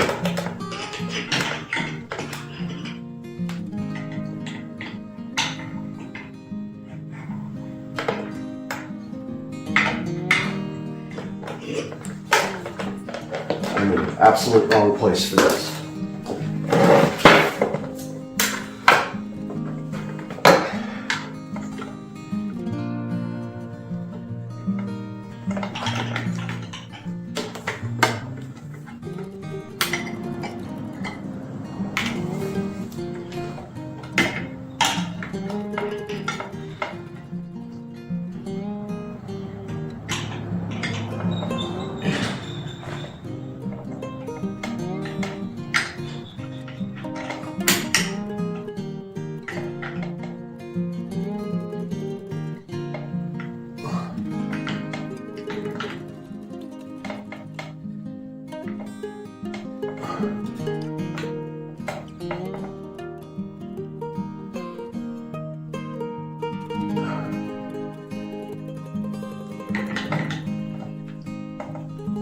Okay.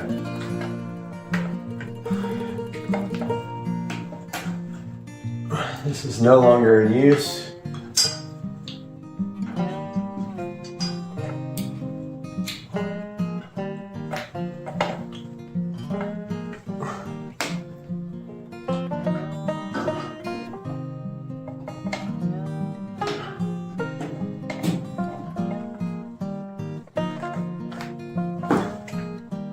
Now we just need to tighten up the wiring, test and see if the garage door hits it, which it shouldn't.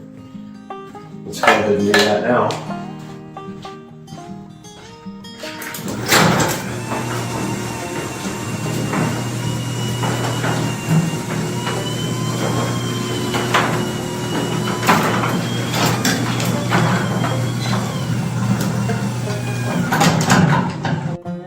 All right, we got our zip ties out and our scissors. And we can go ahead and figure out a way to get this wiring all nice and tidy. So I think I will just tie this up to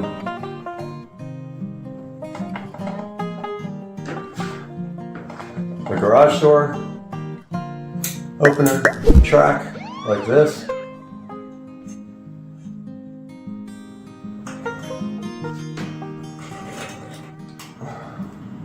It pulls it up and out of the way so it can't hit the track.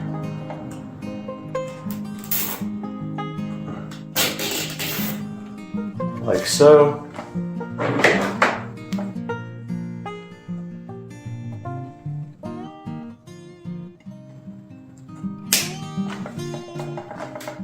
And then the rest we can coil up right up here.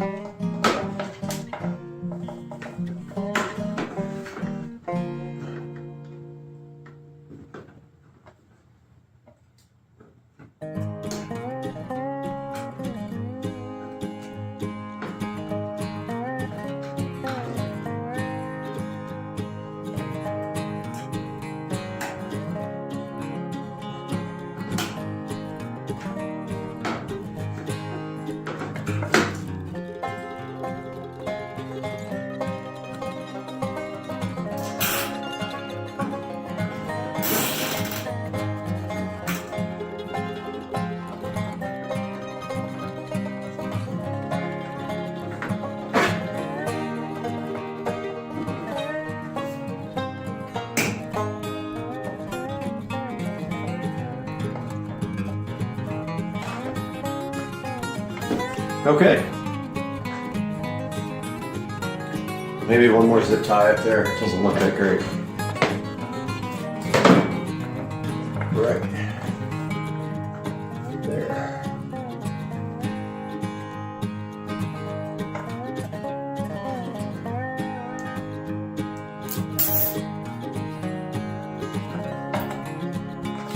That's better.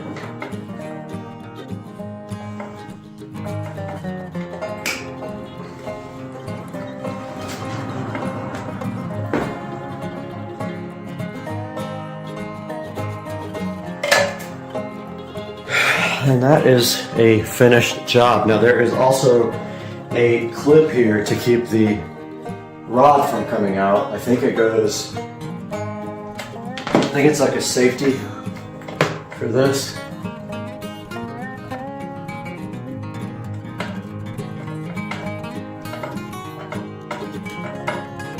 I think.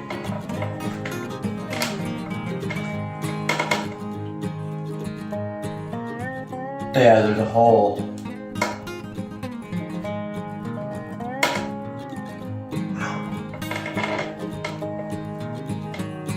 There's a hole in this so you can put this safety thing in. I don't think it's going anywhere. But yeah, it's for keeping the rod from coming out. But this thing is freaking hard to get on there, man.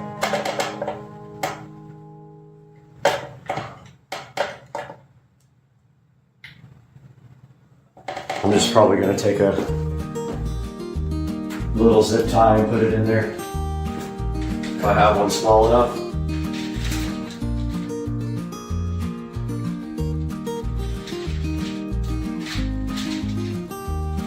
I bet I don't have one small enough.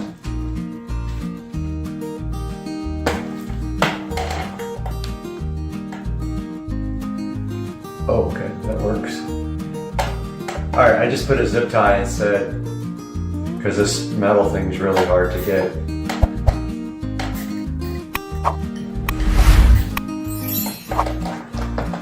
So now it can't come off.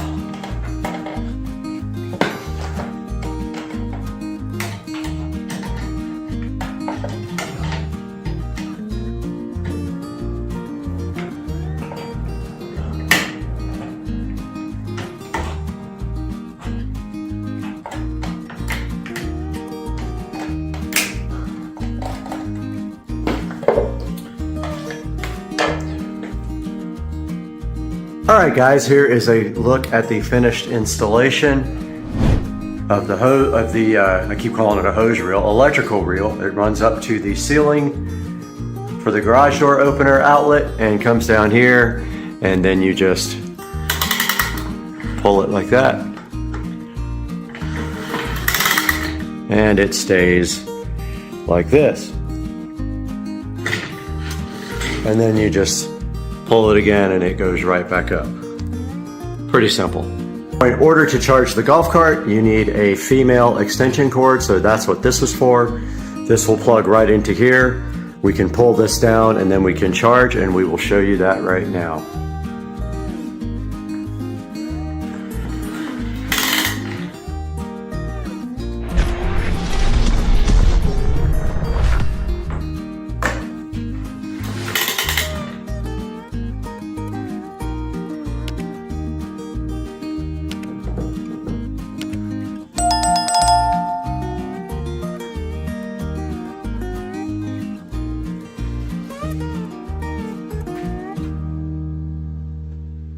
Alright, so the retractable cord is pulled down.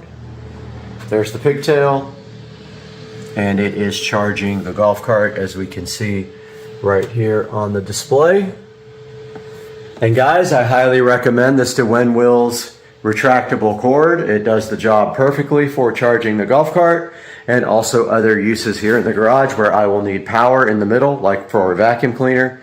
And I hope you guys enjoyed this review and this unboxing on Supercar Street Racing. And we will see you guys again really soon.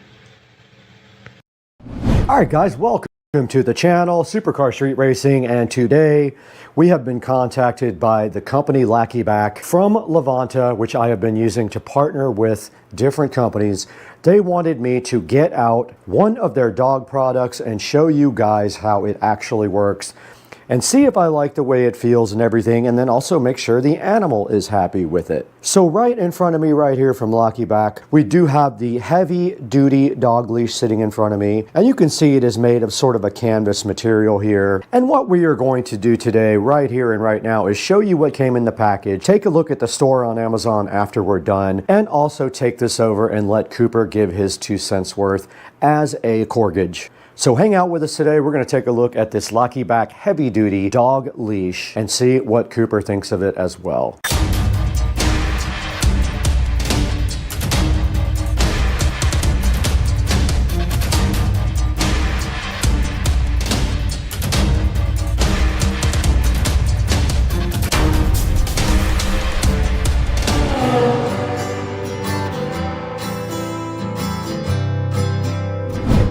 Right in front of me, straight from the company Lackeyback, is this heavy-duty dog leash that was provided to the station free of charge to give it a nice once-over.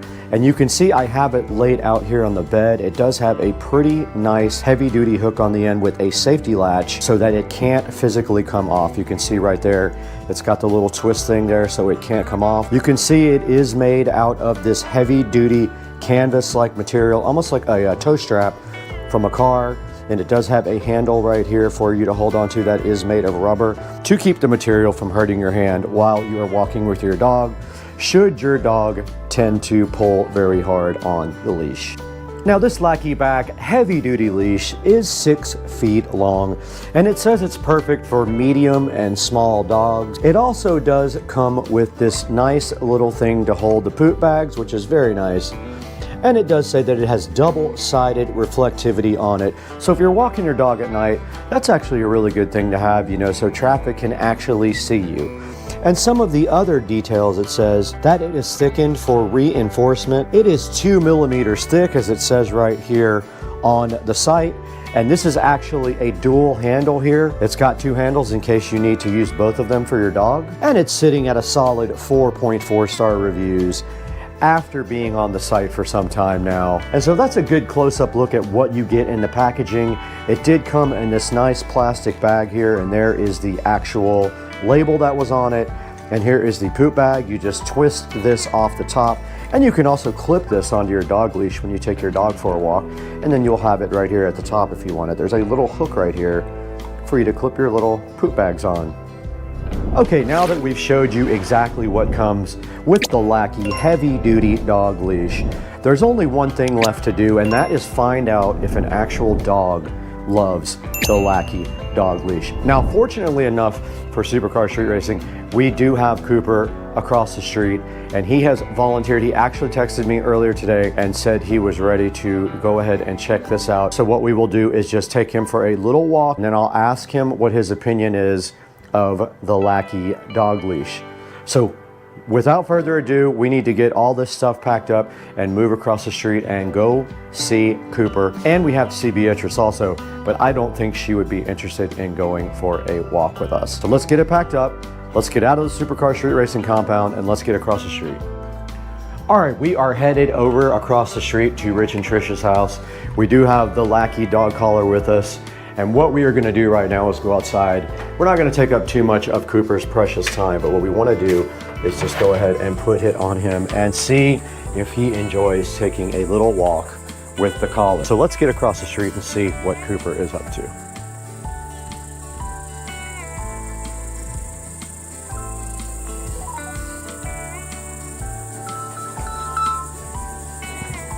Hello? Oh, you're coming over to my house? Okay, cool. All right, bye. Okay, change of plans. They are coming over to my house. Here they come. Cooper came out to check out this leash, and this is the heavy-duty Lackey back. Funny name, but dog leash. It came with these little poop bags, too, to clip on. And so I was just gonna take Cooper down the block and back and see if he likes it or not. Can we just clip it on him? Yeah. Okay, cool. All right, come here, dude. Come on, buddy. Okay, so it's got a safety latch on it, so you just pull back on that. Come on, dude. Come on. Come on, buddy. Come on. He's so confused why I'm walking him. Oh, already? Right in the yard? Come on. He's like, what is going on, Mom? Okay, now he's going. I even brought new shoes for you, Lick, dude. Come on, buddy. We'll just go down here and go back. Come on, dude. Are you loving it so far? He's huffing it. Ready? Go home? Yeah, I'll go. Come on, dude. Come on, buddy. Back home. It's hot. Oh. Pause for the calls. Good job, dude. Come on. Hey, dude. Good job, buddy. You're a star. Good job. Did you like it? What do you think? Do you approve? Would you recommend this to other dogs? All right. Let me let you get back to Mom then. Bugs are already getting me too. All right, see you guys later. Bye-bye. Okay, we just walked Cooper with the leash, and he loved it, and he recommends it to all your dog friends. Now, let's go back inside. It's very hot outside. Let's go back inside, get our Amazon package here, and go check this out in the Supercar Street Racing 4K production studio with me. I'll be right in there. I'll see you there. Guys, we're back once again at Supercar Street Racing, and we are out in the 4K production studio. You can see right behind me, we have all kinds of cool gadgets and lights in the studio for when we edit, and we always go live, so make sure that you are always watching us when we're live and editing. Today, we've got the Lackey Back Heavy Duty Dog Leash. We were fortunate enough to partner up with the Lackey Back Company. They contacted us through Levanta, and I'm going to show you what Levanta is right now.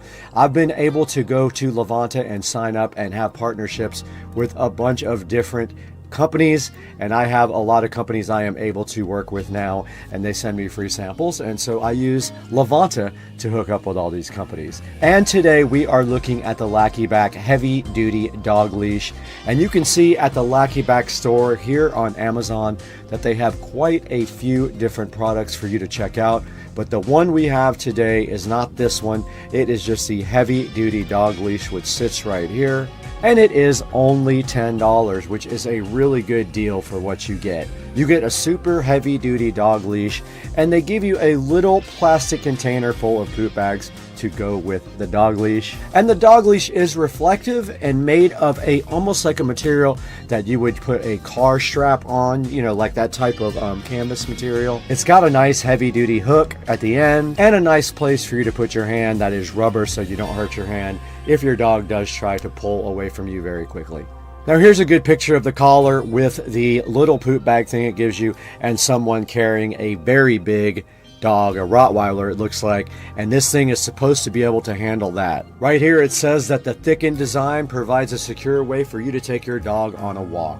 And right here it shows you the swivel hook on the end, and it can't come out because it has a little safety latch, like a mountaineering buckle is what it's called.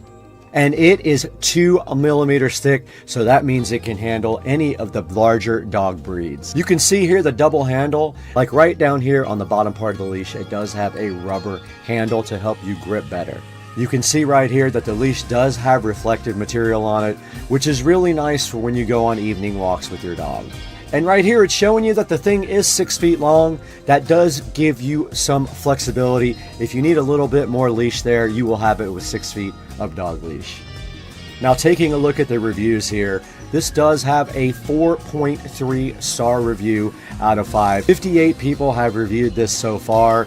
I thought it was awesome. I had no issues whatsoever, and Cooper was actually able to recommend it to your dog and all the other dogs. Checking out some of the 5-star reviews, style, quality, and comfort from a person who actually purchased it. Very satisfied. Titan's new leash, I guess Titan is a dog, exactly what I needed, and it's strong, just what I wanted, and a very sturdy leash.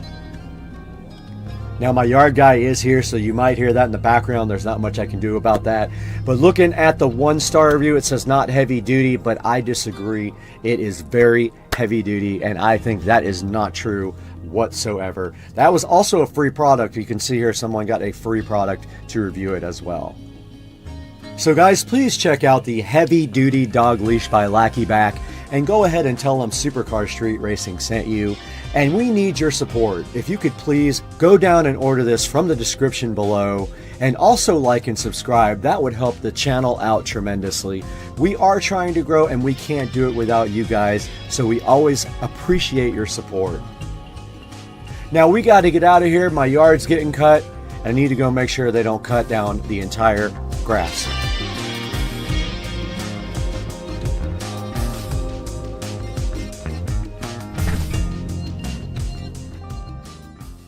The time. This is EBL batteries. They sent me this EBL badass green wave box, and it is all about saving the environment. It says on the front, promising, inspiring, and sustainable. And inside of the EBL box, they brought me some really cool stuff to show you guys. The first thing that we have here is an EBL battery charger right there. Right there. EBL battery charger charges both AA and AAA. They gave me 4 each of AA and AAA batteries right here. They gave me a cool little fridge magnet stuff and a cool little sticker thing with several stickers in it about EBL. This is such a cool thing for them. I love EBL. I actually use them on all of my stuff anyway. And then I got this pretty cool hat right here as well. So this EBL box is available to go ahead and order on their website. We'll put up a link in the description to this on the website. Now this is such a cool gift idea for Christmas. You could get this for $49 on their website.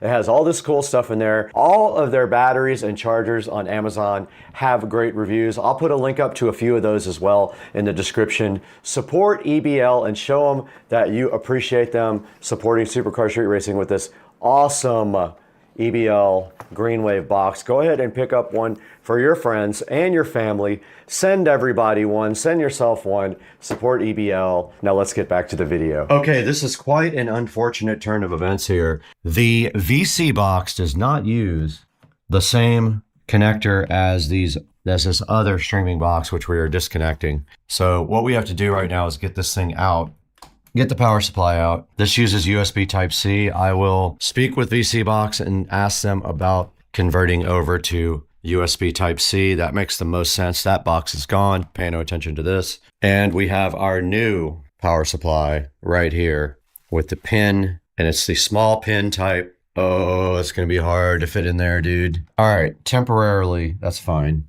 So this uses a regular wide one, and that is going to be difficult to fit behind the subwoofer.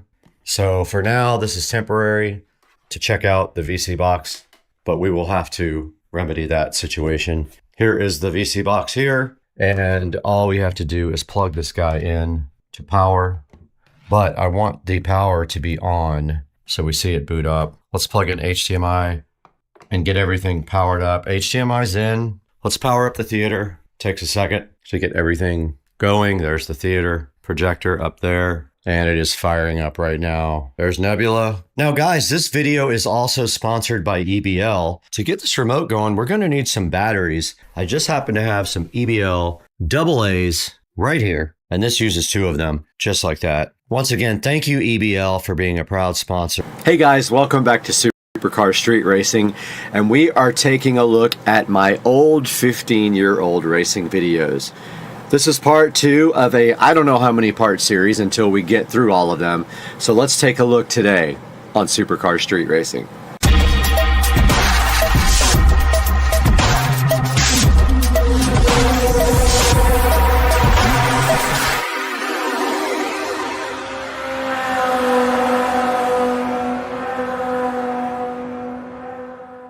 Guys, welcome back to part 2 of me reacting to my 15-year-old racing videos on YouTube. Now, all of these videos were shot with my single turbo Supra, 1990 3.5 hardtop Supra with a single turbo that made anywhere from 600 to the wheels to almost 815 to the wheels. And I think we got some bangers today because I have a few of them already pulled up for you. So let's start with this one. So this one says Street Racing, bolt-on Ford Cobra, and it doesn't even make sense what it says, which is hilarious. It says bolt-on Ford Cobra and even compete with 67mm single turbo Supra. I guess I have to fix that. But let's take a look and see. And actually, this is my buddy Leo's car, and he was the guy on YouTube that had the car sounds with your mouth video that was really famous. But let's see. Oh, actually, no, this is Tony's Cobra. Okay, let's take a look. Oh, I had to replace the music in this one. Let's see what happens here. So there's my old 67mm setup.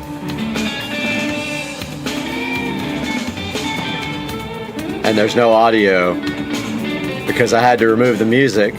This is before YouTube started doing all the copyright stuff. But I spun hard on that one, it looks like. Interesting.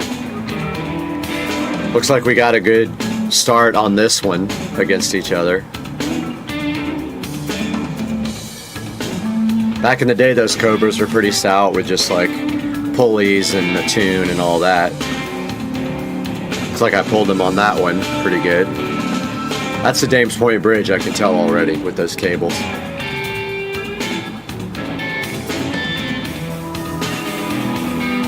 So it looks like he pulls out a little bit on me, and I never get it back, and I missed 5th gear as well.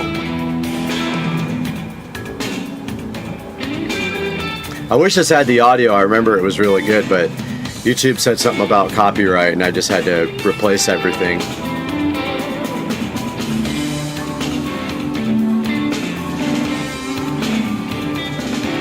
Yeah, the car would definitely, on the top end, it would usually get everybody, you know.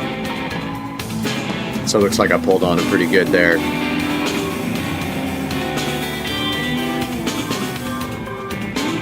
And I think that was it. I think John, my buddy John with the Evo, was actually recording this.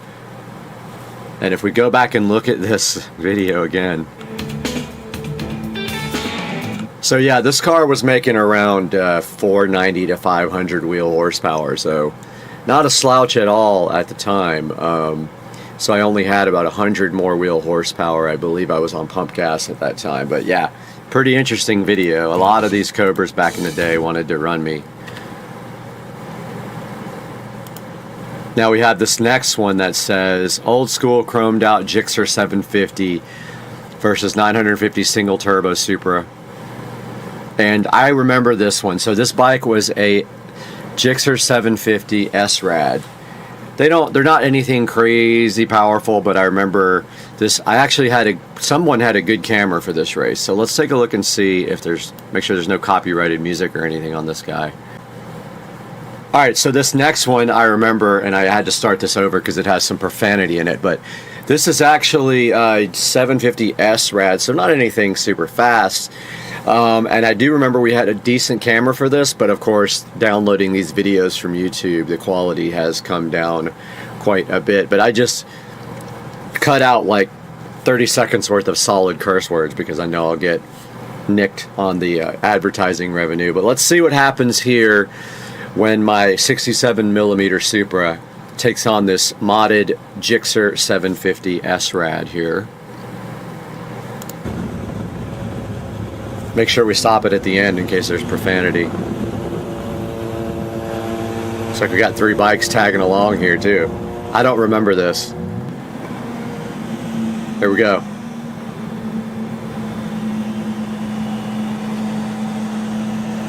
So it looks like we're just going from a roll. I don't know what speed we're doing.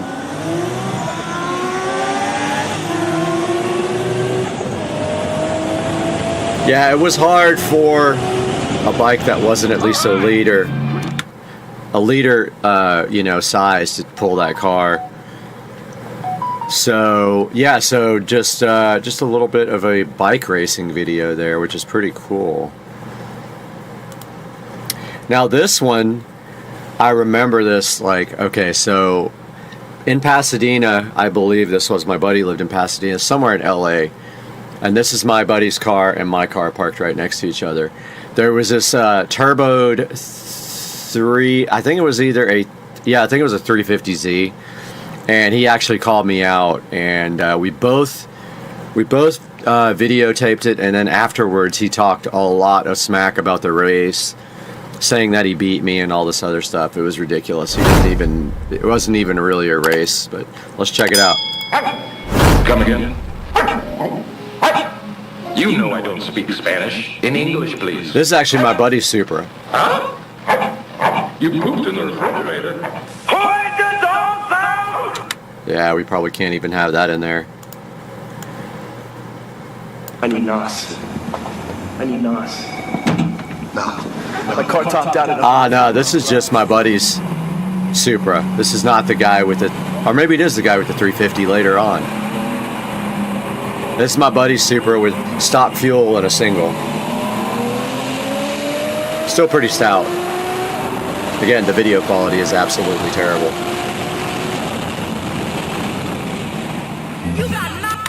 Yeah, there's some cursing in this we're gonna have to go past. It's actually a 350Z. I don't know why I put 300ZX, mistake.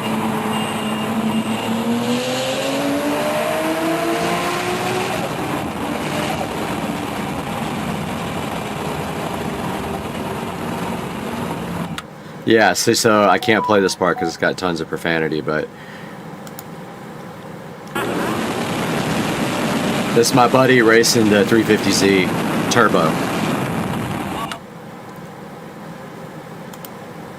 And then me versus my buddy in his Supra.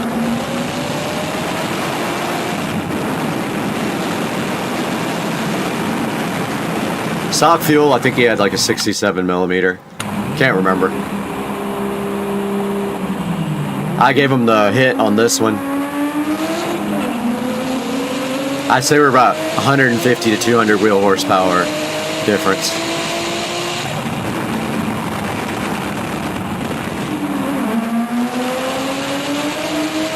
There we go again for round 2. I don't know what comes up at the end, but yeah, we're not going to go ahead and make that profanity happen. Alright, so this is a Trans Am. I'm trying to see. Yep, music was replaced on this one too.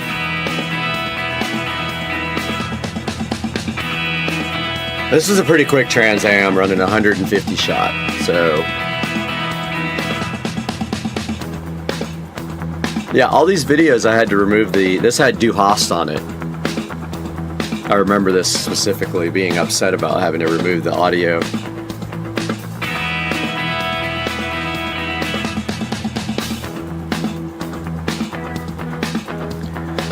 This car was pretty stout at the time. If you were around 500 wheel horsepower, you were doing good at that time.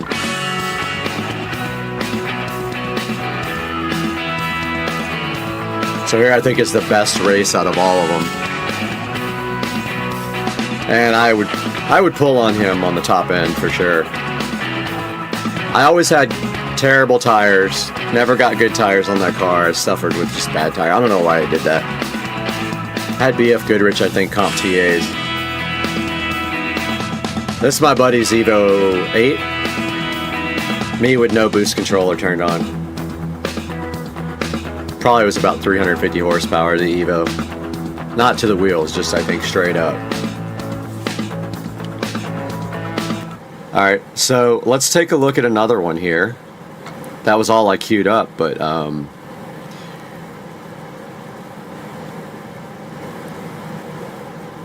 alright, so this is actually a really good one. This is Tracy from SpeedFab, which is now closed. This is his Turbo Hayabusa on low boost and me. This is a banger.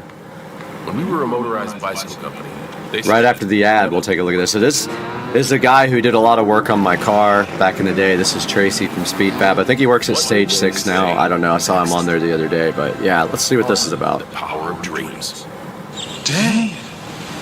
You got shocks, pegs, lucky. Nice Busa.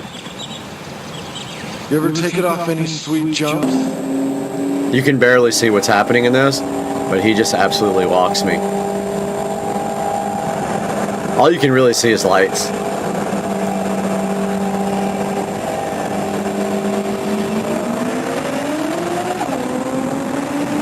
And goodbye.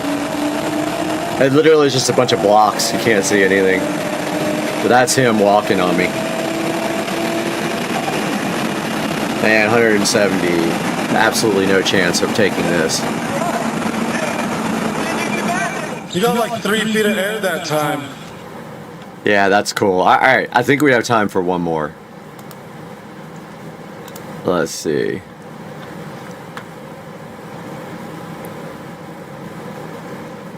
Volkswagens can cheat emissions, but they can't cheat and beat a 800 horsepower Supra. Let's see what this is about. We're gonna go past all this because there's bound to be profanity in it. Okay, so let's go back to this so we can just see. Alright. Yep, so we were racing a GTI with upgraded turbos, fuel system, and the stock block at 22 pounds. And I had cams, 67mm turbo, and 850cc injector. Let's see. This is me on low boost.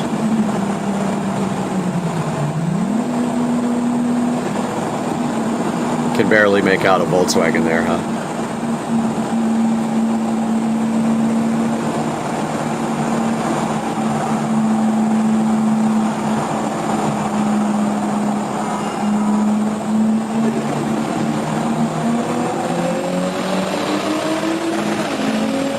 Obviously, that thing was no match for the Supra back in the day. Even though the video is horrible and you can't see anything. It really was bad in the beginning, honestly, even though this is a copy of a copy.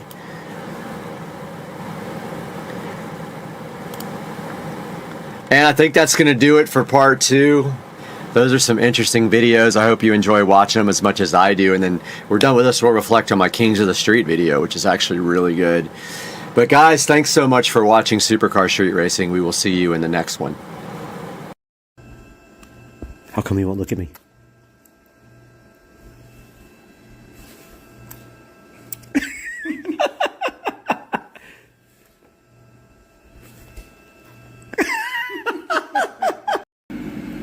I know you guys think you know how to cook air fried chicken, but you don't know how to make air fried chicken because you don't know how to make it like this. You know you want some of that air fried chicken. That air fried chicken is going to slap you right in your... It's on run.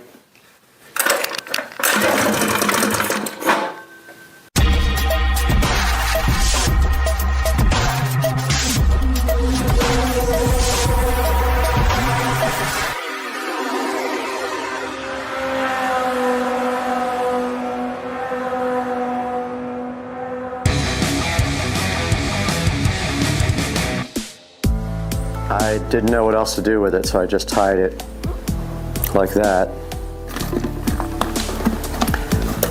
And I'm going to tie one to the throttle cable.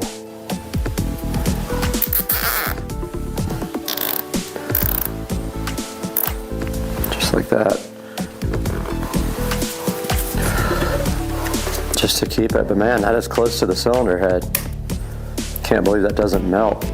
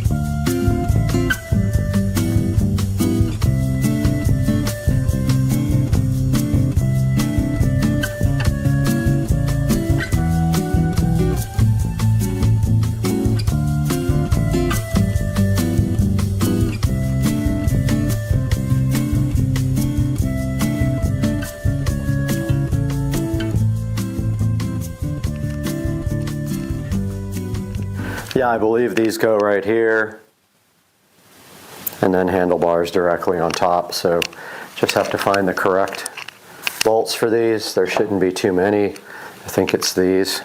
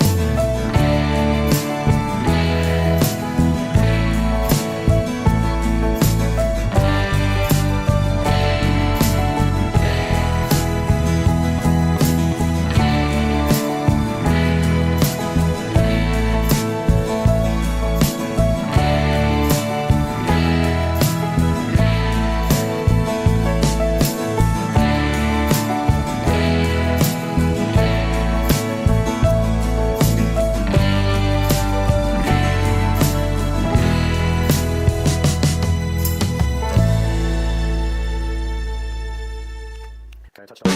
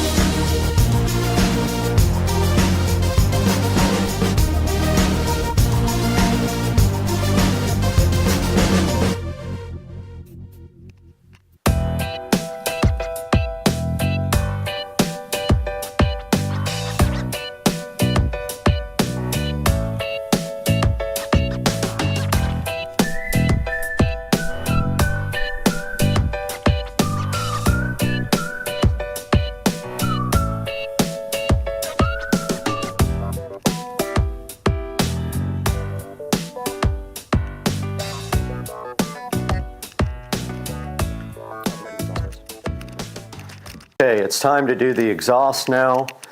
The confusing part is it came with a bunch of different types of gaskets and stuff, and I have no clue what goes where.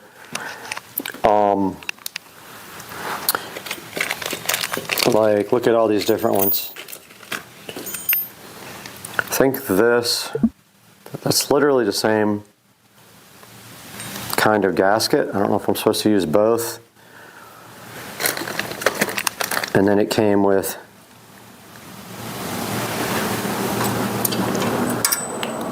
I think we're supposed to delete these studs and screw these directly into the engine. Yep, looks like that fits, so we got to remove these studs.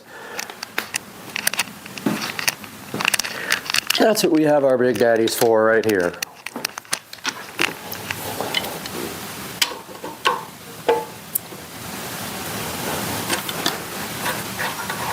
I'm going to use both of these exhaust gaskets. I don't know.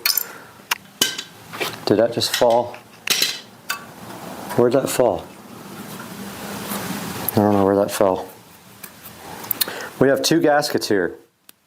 Oh, I just broke one of them. Fuck. I'm going to use them both.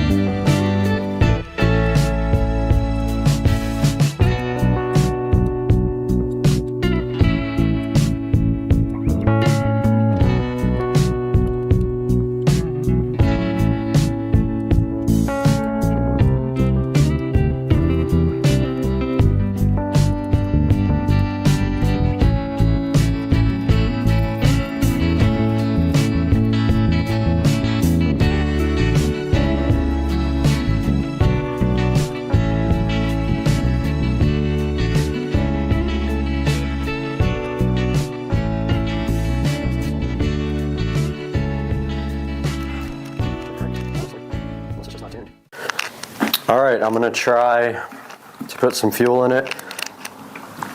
Not sure if this will work with the fuel running uphill like this.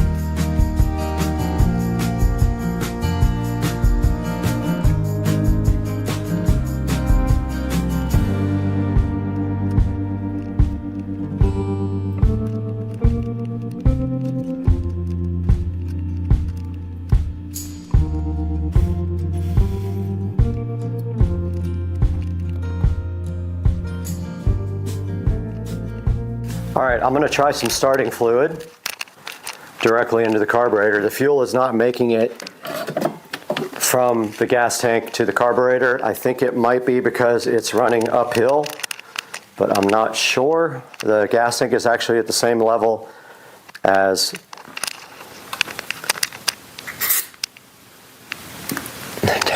the carburetor inlet, so it's on run.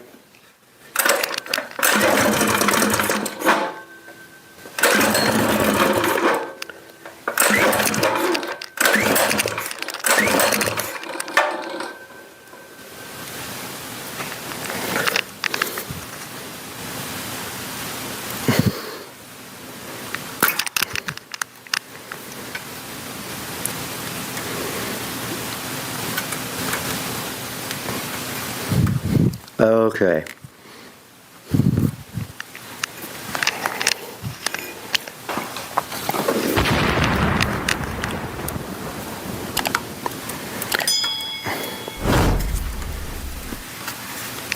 This fuel filter might be leaking.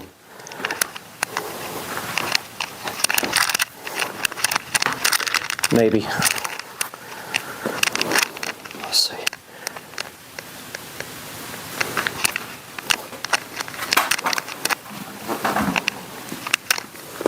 I'm gonna cut the zip tie.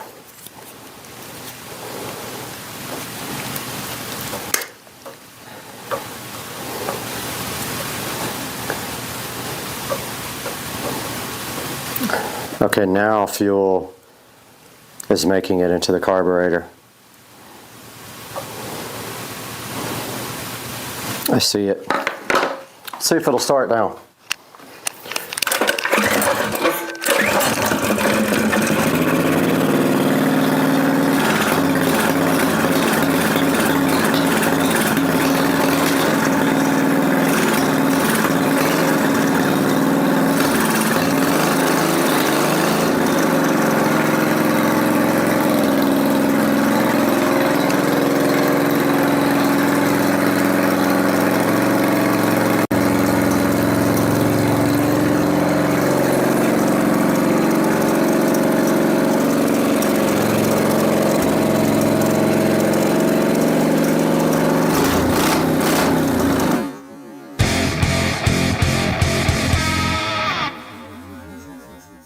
Phone or a tablet. So if you want to use it for that, you have the ability to do that as well.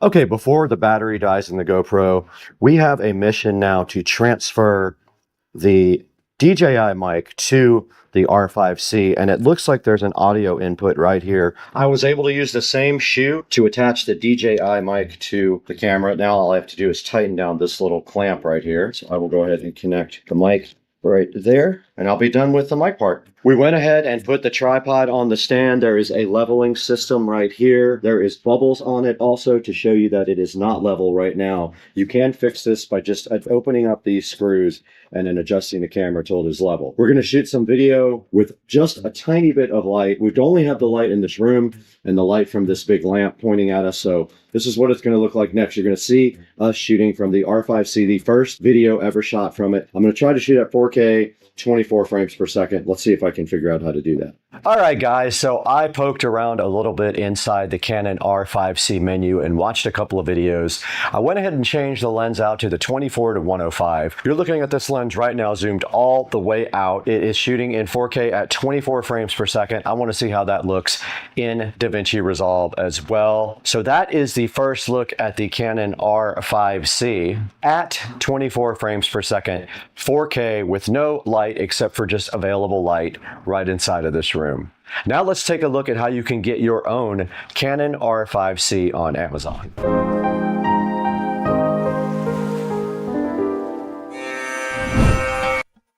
All right, we are right in front of Amazon right now, and we are actually using the Canon R5C as we speak. And here is a good example of a refurbished R5C with lenses and memory and things like that. Beware of some of these though, because they are also sometimes foreign cameras, which may not have a warranty. So sometimes these good deals come with the caveat that you got a foreign camera, so it's not a US-based camera. There is a body right here for $29.99 available. That is no lens. That is what the camera is going for right now. $29.99. You would have to buy your lenses completely separately. So the 24 to 105 is what we are shooting on right now. That is a good lens for a starter lens. I am going to buy a 15mm wide angle lens too to do vlogging on. Go ahead and check the link in the description. I'll have some options for you for the R5C. And we want to thank you guys for 108,000 subscribers now. Very cool. This is so amazing of you guys to help us and support the channel. Go ahead and go down in the description and order a Canon R5C if you would like to try one out. Grab a lens. And thank you so much for supporting Supercar Street Racing. Order anything you want also when you go down in the description. You don't have to get the Canon. You can buy anything you want.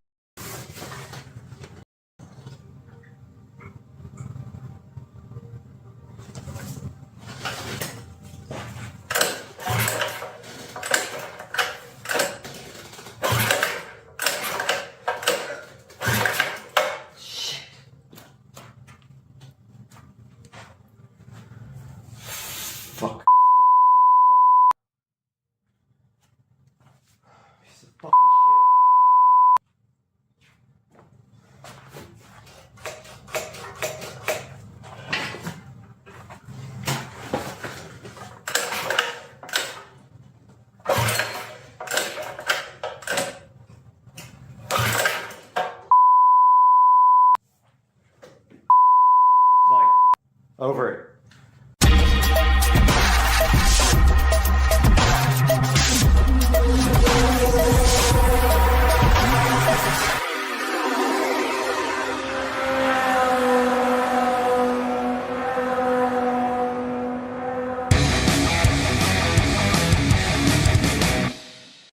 We're out in the garage and we're going to take a look at this carburetor tuning again. And the first thing we are doing is following a video here because we jacked it all up last night. And he says the air fuel screw down here at the bottom that you run all the way in first.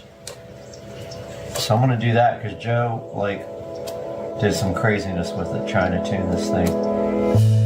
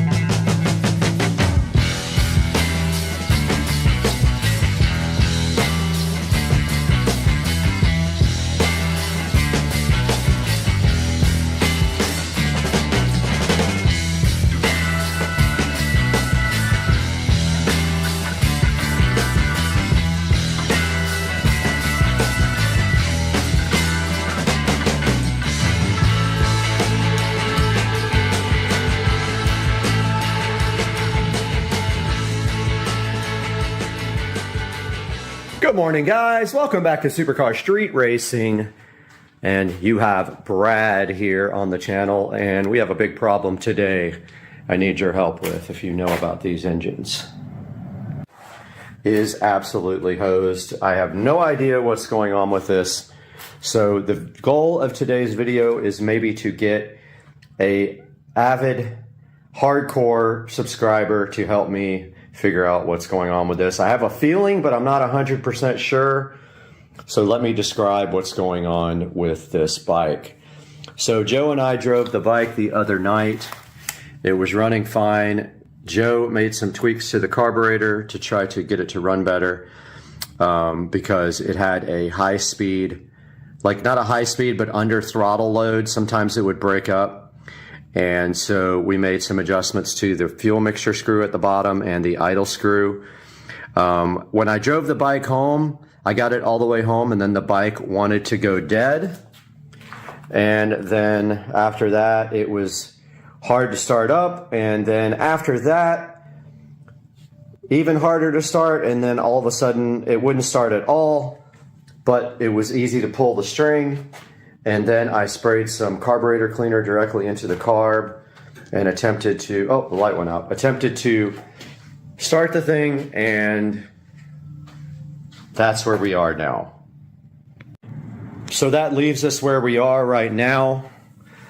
This bike will not start, and it is super, super hard to pull the pull string. Like, I can spray some carb cleaner in it, and when I go to pull the string, it's like it's spitting fuel out of the carburetor now. It's spitting the starter stuff right out of the carburetor, and then that's what happens. It like almost ripped my hand off, and it did get me on the leg pretty good, but it's like hard locked at that point. You can't pull it over. And then we'll watch this. I'll show you guys something else. Okay, so I'm removing the spark plug now. So this is a brand new spark plug. It is gapped properly.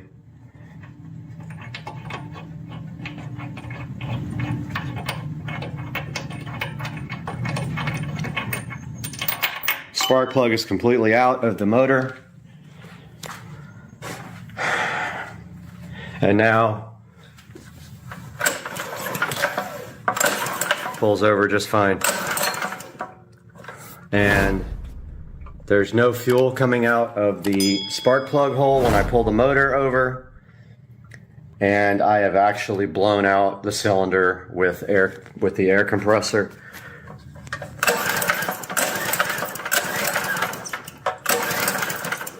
No fuel coming out. It's completely dry. So that is the state of the motorbike. I have done a lot of reading online trying to figure out what's going on, and apparently there is a compression valve inside of that cover there that might not be working properly. It's going to take some research to figure this out. I'm not sure if I want to pull off this valve head and try to clean out that maybe there's goop in it, or maybe it just needs to be replaced. I'm not 100% sure, but I think it has a spark plug hole under there. I got to do some research on it, but I'm going to pull that cover off and see what's underneath.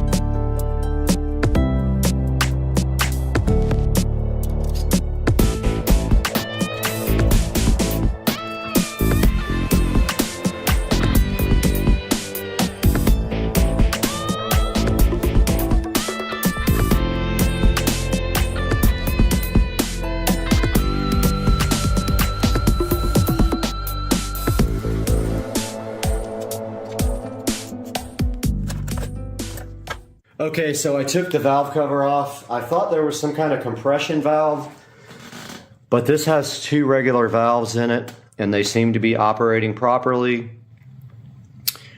So I don't know what's going on, but now you can see, like,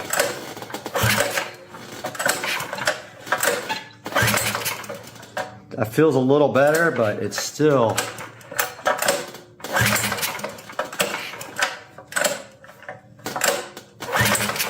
it actually feels better. I don't know why.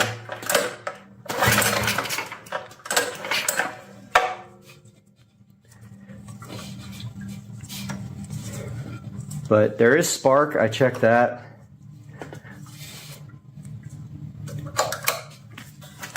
It actually feels much better.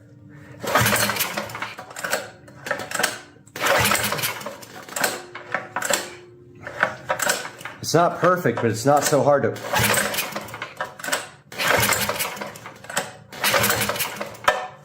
It's different for sure. I don't know what I did,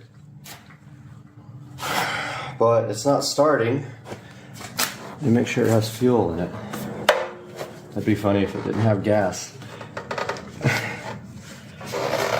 I can't get the fuel cap off.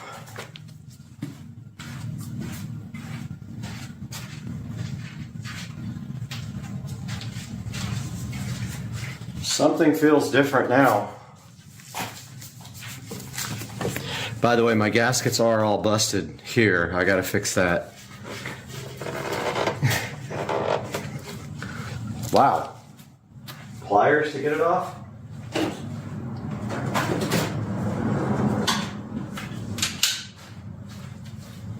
Something is up with that as well.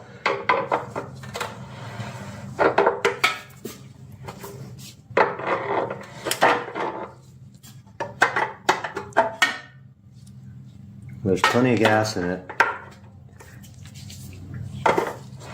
I ordered an e-fuel cap. Oh, the spark plug wasn't connected. Duh.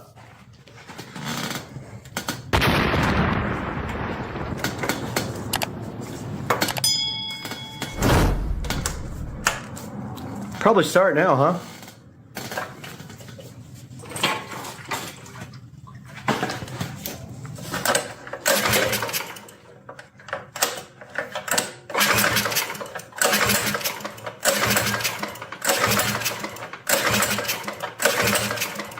Well, it pulls easier, but it won't start.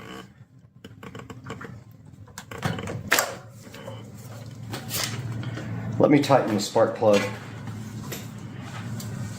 a little bit. Oh.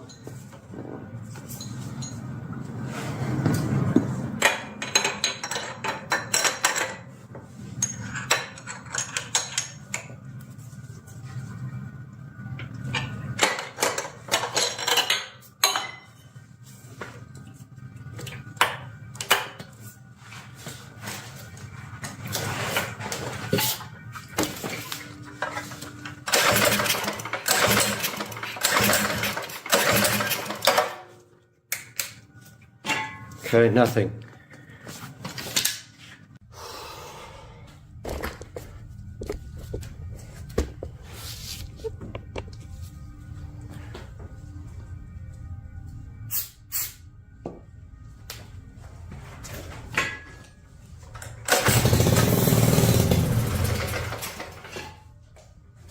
Started.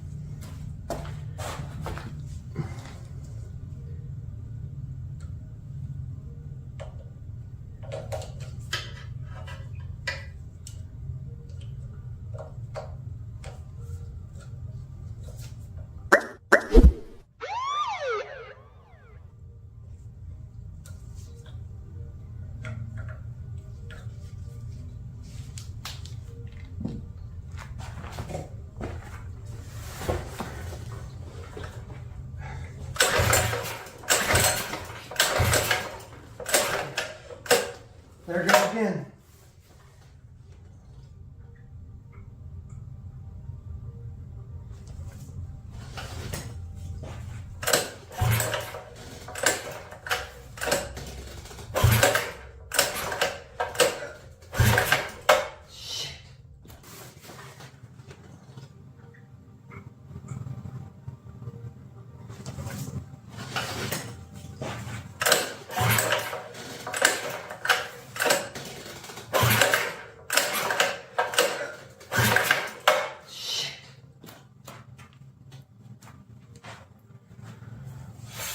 Fuck. Piece of fucking shit.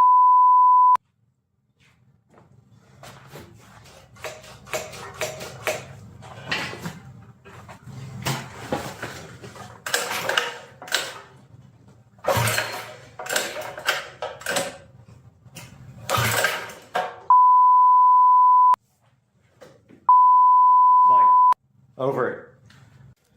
You can see my frustration with this thing. I was able to get it started once and now it's fully completely locked up again and I can't start it. I don't know what's going on. I mean, I don't think it's the carburetor. That's working fine when I move the throttle. Does it have fuel?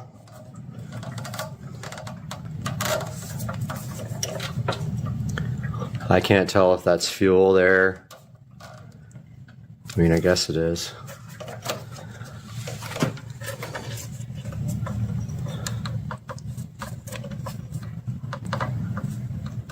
Can't tell if that's dry.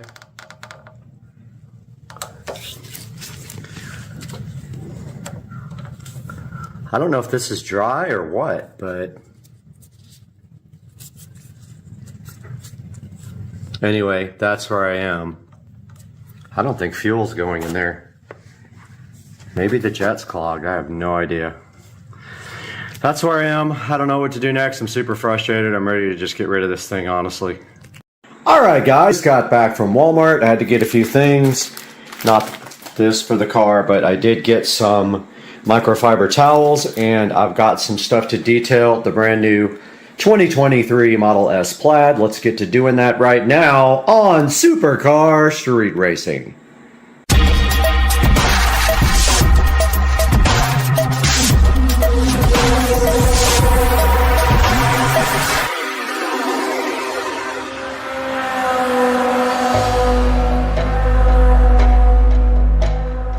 Guys, welcome to the garage, and today we are going to attempt to detail the inside of this car. Literally just wipe it down. How close was I? 2 inches. Good parking job, huh? Almost got that front plate holder. And we have some unique products here to use.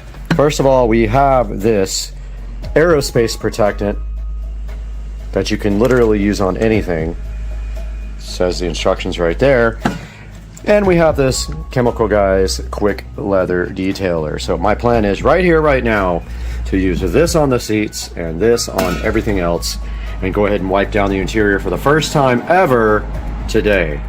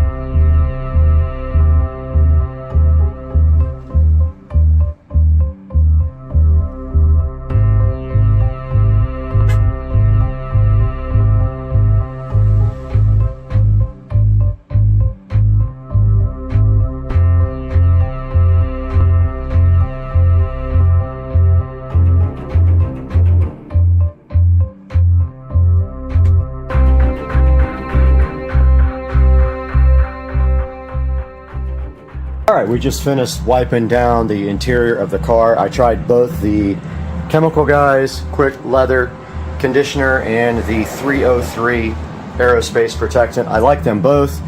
I used mostly the Chemical Guys on the seats and the 303 everywhere else, even though this is not leather. This is fake leather, wannabe leather. But yeah, let me get you guys a better shot here. All right, so here we see the interior fully detailed, and took me about 20 minutes to do the whole car, and it came out looking really good. That's the first time I've wiped it down, and I guess we can go ahead and remove this condom and go get our brand new lithium ion vacuum and go ahead and vacuum out the front seats.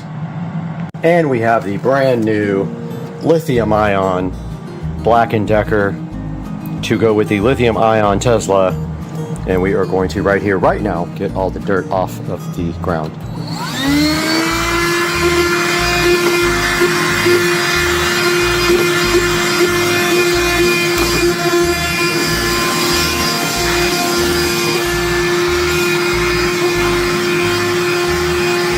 Whatever that is, does not want to come up.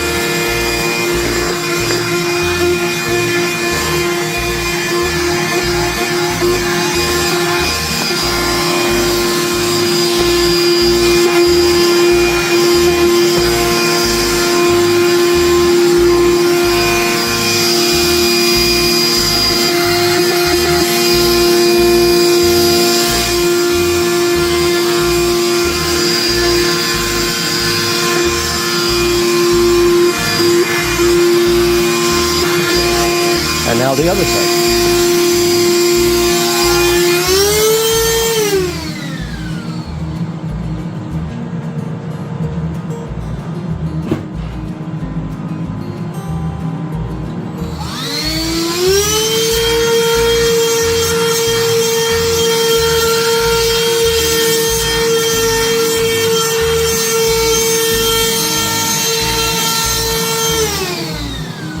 All right, just recording a quick little outro here. We're in the beautiful Supercar Street Racing Studios. Good to see you guys. We just got back from the LZ Invitational and we were finishing up this video, and I just wanted to do a quick outro. The products that I used did leave a little bit of streaking on the car. I don't know if that's related to the actual leather that Tesla uses or the fake leather that they use, but it did leave a little bit of streaks, which I think will go away, or just wipe down and it will go away. But overall, completely happy with the first wipe down of the interior of the car. And the car did go over to All Set Auto for tint, and then to Tesla for some paint correction stuff that they need to do from the factory. Guys, thanks for joining us today. We'll see you guys again really soon on Supercar Street Racing. Scooters are perfect for downtown Jacksonville because parking is easy. Yeah, you just lean it against something and hope nobody thinks it's a free rental. Exactly.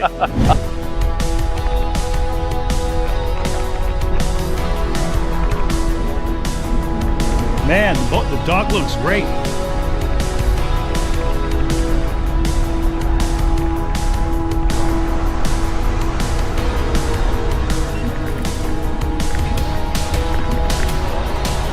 No, go ahead. Is this a tour?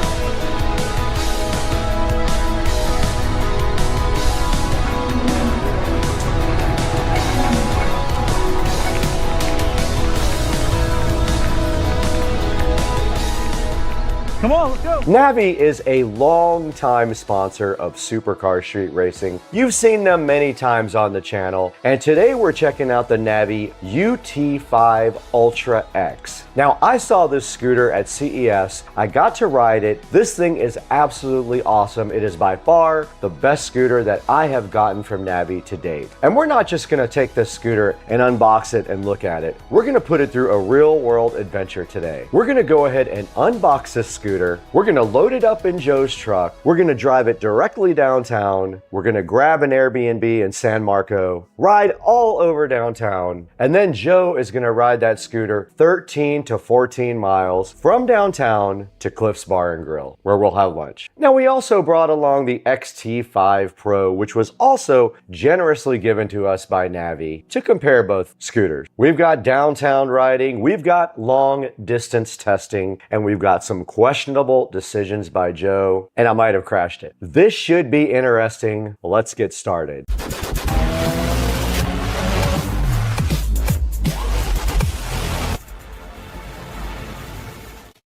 This Navi UT5 Ultra X is incredible. I parked mine outside and 5 minutes later someone asked if it was part of a modern art installation. That's hilarious and totally accurate. What's up everybody? Welcome back to the channel. You just saw FedEx drop off the brand new Navi UT5 Ultra X. I am hyped about this brand new scooter. We've been trying to get this since we went to CES, and right behind me here we have the UT5 Ultra X ready to be unboxed on the channel. Let's get this thing opened up right now. It's right here. Let's start with the unboxing of the Navi UT5 Ultra X. This is, like I said, probably the 6th scooter that I have from Navi. Awesome company. All right, we're back today in representing Navi. Navi sent us this UT5 Ultra X to check out and see if we like it better than the ST3. We literally have 5 Navi scooters. This is our 6th scooter right here, so we're gonna get this unboxed right now and see what's inside. Are you ready? All right, let's do this. Let's unbox this thing.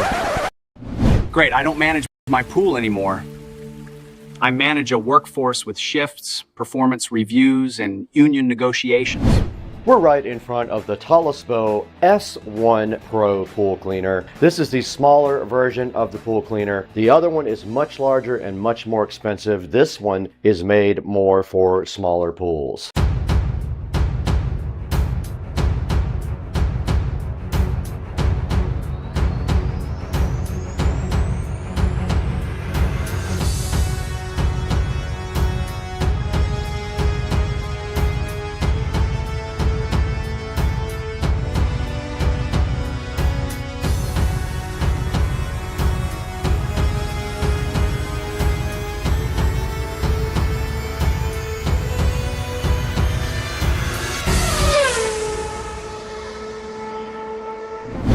The pool's so clean that the robots are just swimming around pretending to work so they don't get fired. Hey, what's going on everybody? We are in pool cleaner mode today. We have a cool little pool cleaner to show you guys that have small flat bottom pools. Maybe like an above ground pool would be perfect for this. By Toolless, we have the S1 Pro pool cleaner sitting over here on the table to take a look at. Let's get this thing open today and see what's going on. I'm glad to have you guys here.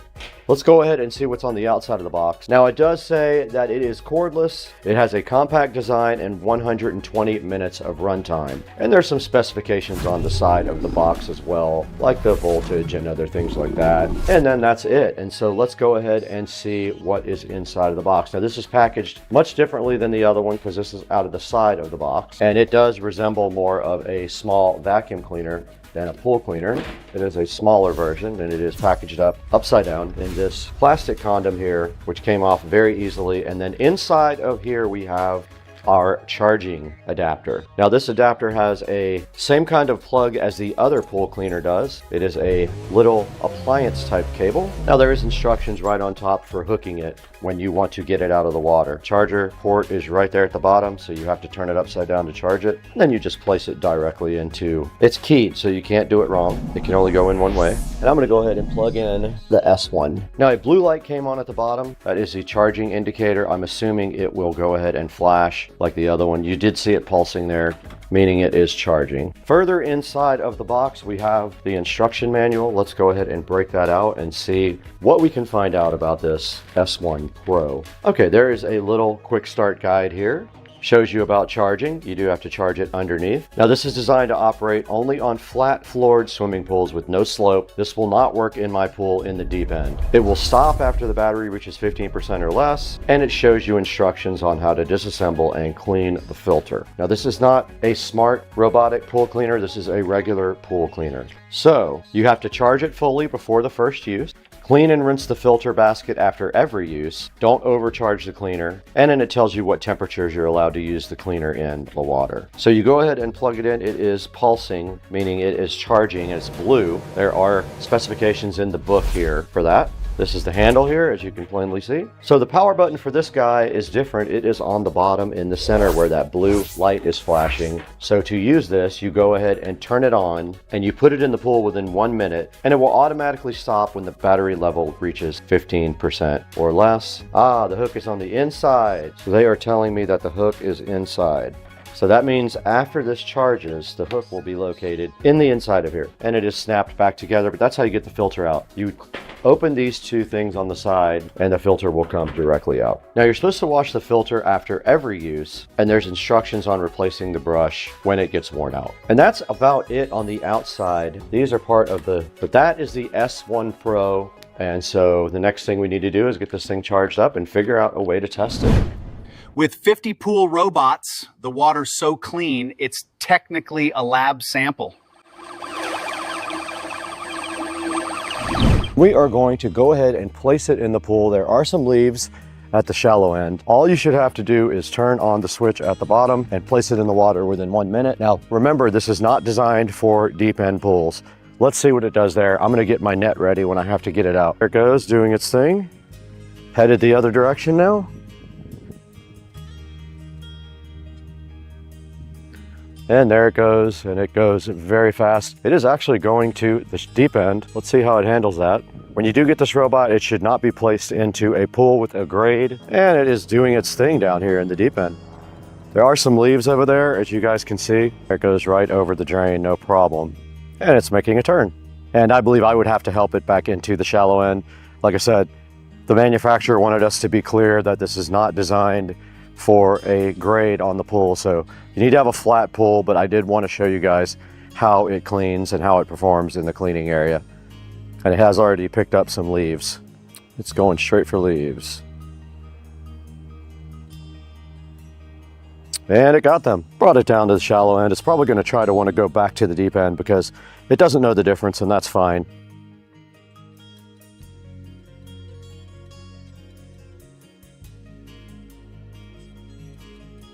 Okay, we have the S1 Pro back out of the water now, and I just wanted to show you guys really quick how you clean the filter on this. It's very simple. You just take these two latches off the side and lift off the top. The filter is right there. You empty out the inside of the unit and wash the filter, and that is it. And the thing is ready to go again. So this is not made to be put in a large pool like I have, or designed to go up a slope like that. Remember that if you buy this, it's like more for an above ground pool. Let's throw it back inside and see where you can get yours.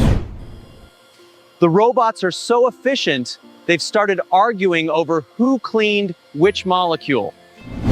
This page has all the latest specs, the user reviews, pricing, and just general info so you can see exactly what you're getting. Now, if you want to grab one, the link will be down in the description. First of all, the dual drive system gets its solid traction on flat surfaces, and that means it can navigate around the pool reliably. It actually efficiently maps where it's been and where it still needs to go. That helps cut down on cleaning time and make sure you get a full coverage cleaning. Another nice touch is the filter basket design. It's easy to access and clean out, so maintenance doesn't become a whole project. And the brushes do a good job both picking up fine debris and larger bits without getting jammed up. For a unit in this price range, those features are really stand out. Alright, we interrupt the video for a quick note. While we did test this in my pool, which is pretty large, the S1 Pro is actually designed for smaller pools with no grade or slope. That means flatter floors and more compact water areas. Exactly where this thing does best. So if your pool matches those conditions, it can be a really hands-off way to keep things clean. And as always, I appreciate every single one of you watching, commenting, and supporting the channel. And a huge thank you for 260,000 subscribers. Seriously, that milestone means a lot, and we could not have done it without you. If you're not already subscribed, make sure you're locked in on Supercar Street Racing. Also, our second channel, Second Car Street Racing. We post on there a lot. You'll get more content coming your way all the time. And thanks again for watching. All the links are down in the description, and I'll see you in the next video.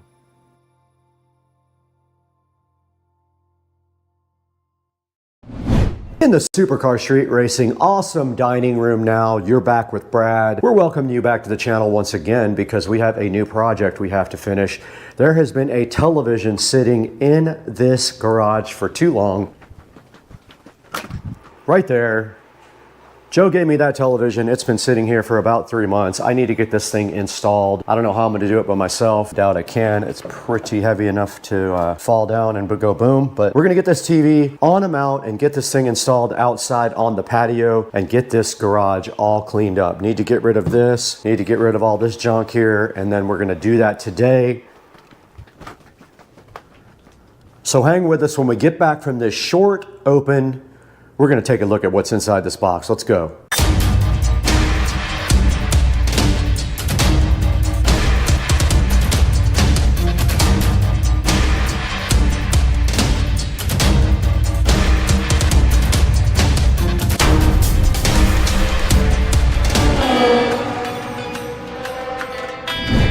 Back in full effect, it's Supercar Street Racing inside of the lovely dining room next to this 12-string guitar. And inside of this box is something we need for outside on the patio. This is the USX mount XML008-1K-01. Not that that matters, but in case you buy one. This is a 60 kilogram, 132 pound television mount, 47 to 84 inch, has the standard VESA and can go 61 to 419 millimeters outside of the wall, can tilt and swivel. And it is heavy enough that I almost broke the table. That would have been a good blooper reel, huh? We don't need this where we're going. Or this, get out of there. Anyway, we have it right in front of us. Let's get our Supercar Street Racing scissors out. Since we lost our SCSR knife, get our SCSR scissors out because they are branded for the channel.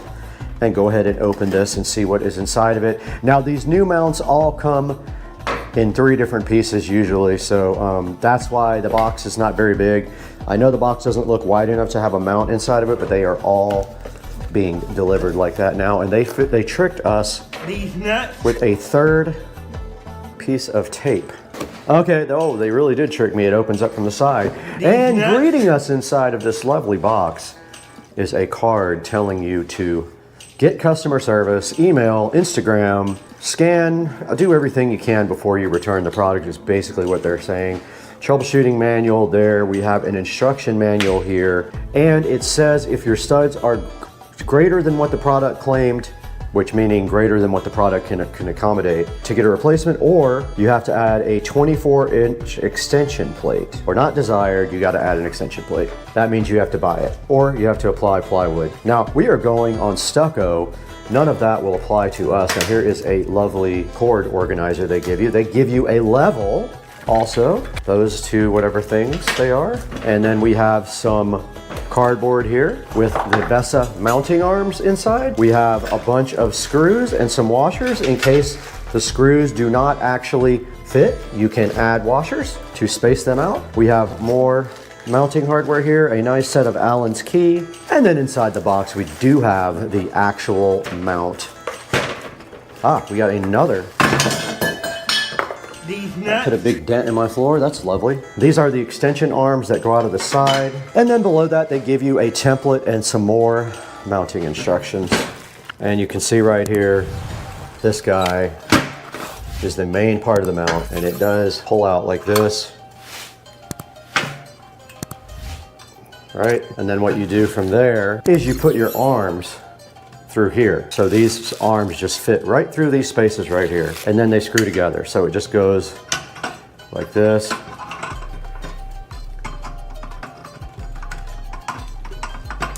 Am I doing it upside down? Yes. And you just bolt this to the wall. Now the next step is actually going to be removing everything from the outside, but I do want to get that TV in here and up on the table so we can actually work on it. We're gonna put this fuzzy blankie. Let's see, this is big TV now. Now you can see it does have a mount. Why am I not using that? Because it does not offer enough flexibility. Let's go ahead and remove the old mount. Boy, this mount is way different than what we're putting on.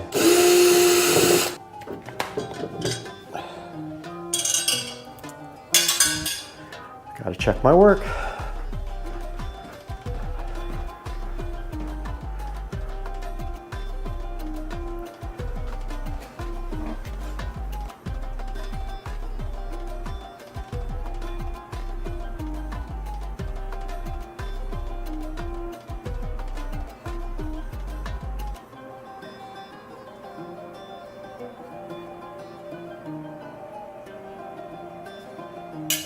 This has low mounting holes here, so the holes go towards the top of the TV, and we use the bottom mounting point.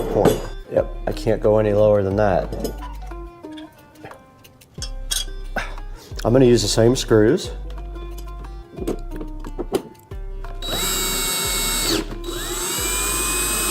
Let's hope this doesn't hit the ceiling. There's one way to find out. Mount the mount and see.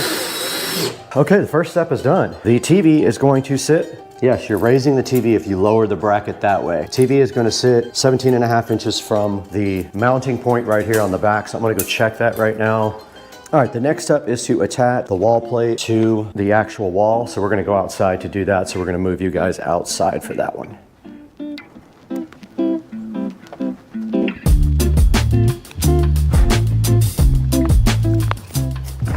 All right, we are out in front of the TV now, and we have to disassemble this whole entire thing and take off all these old zip ties and everything. I'm gonna get my gloves on. This is nastiness.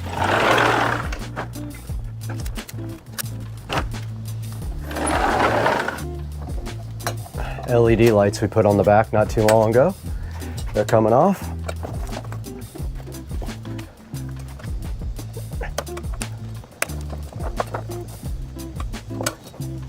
These are just wrapped around, no biggie. And this plug is not removable.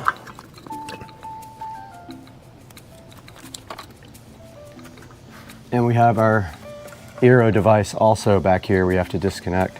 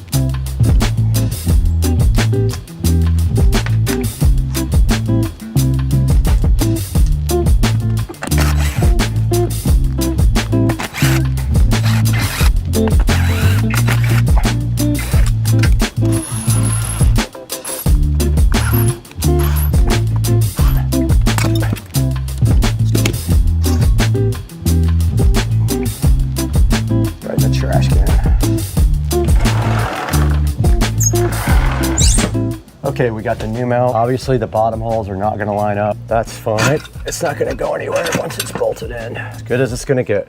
All right, I'm putting the nuts back on.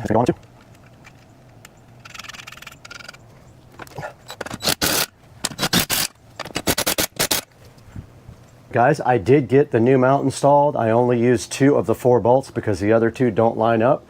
But you can see right there, that's going to be good enough to hold anything. That's in the concrete. And when it pushes down, it pushes on the concrete here. So this is no problem whatsoever.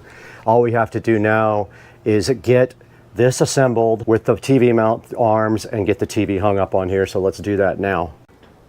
All right, here are the 4 arms. And I believe the rest of the hardware is in this. Okay, next thing you do is take 4 and 5, which are the arms right there. 5, 4, and then it says 4 and 4. Okay, I think it goes like this.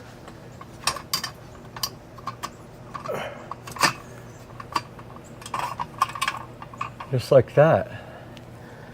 And that would mean that this one goes like that.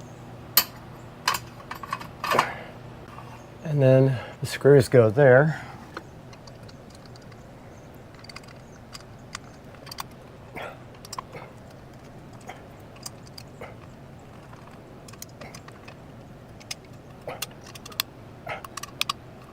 So I'm gonna pull this all the way out like that, aim it this way a little bit, push this guy back, try to get this TV hung. Let's see what happens. Hopefully it breaks. Wait.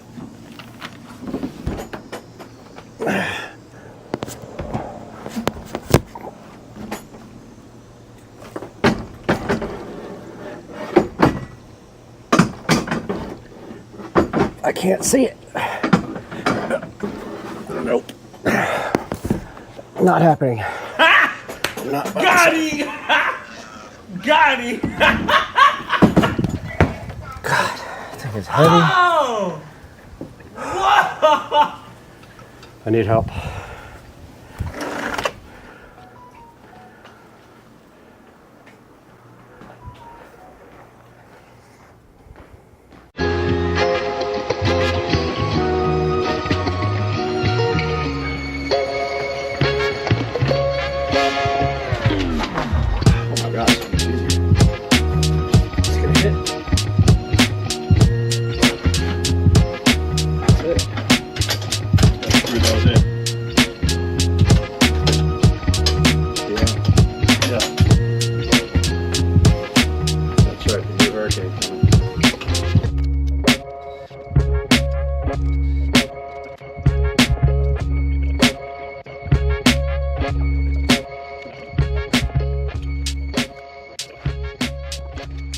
Okay, Joe and I did get this TV hung yesterday, no problem.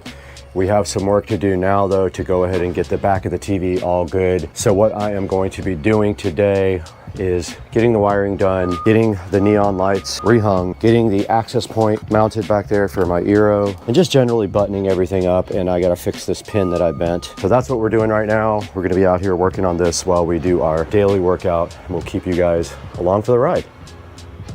All right, we're back out behind the TV now, and we're going to start tying up some wiring and also going to be demildewing some of the existing equipment that's been out here for a while.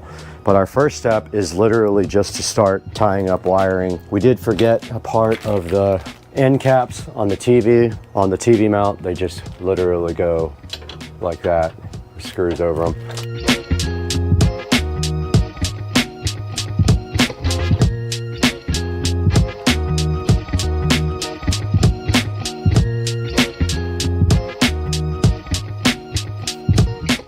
I also brought some cleaning stuff because Florida.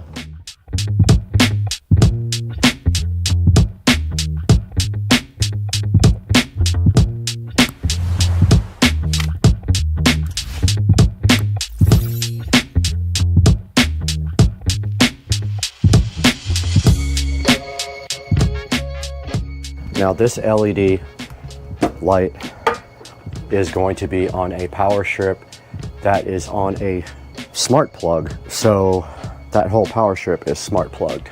And you can see here that the light comes out of the bottom. So we're gonna wrap it like that with the bottom. We'll make turns like that.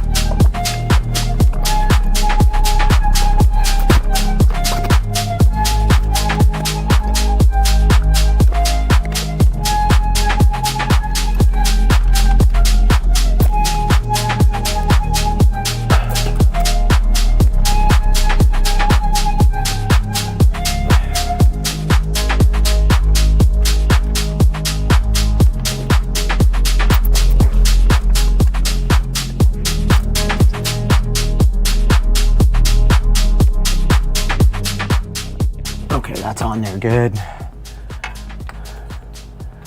We can get this tied up nice out of the way like that. So now I'm going to go finish tying up the power strip and the lighting controller.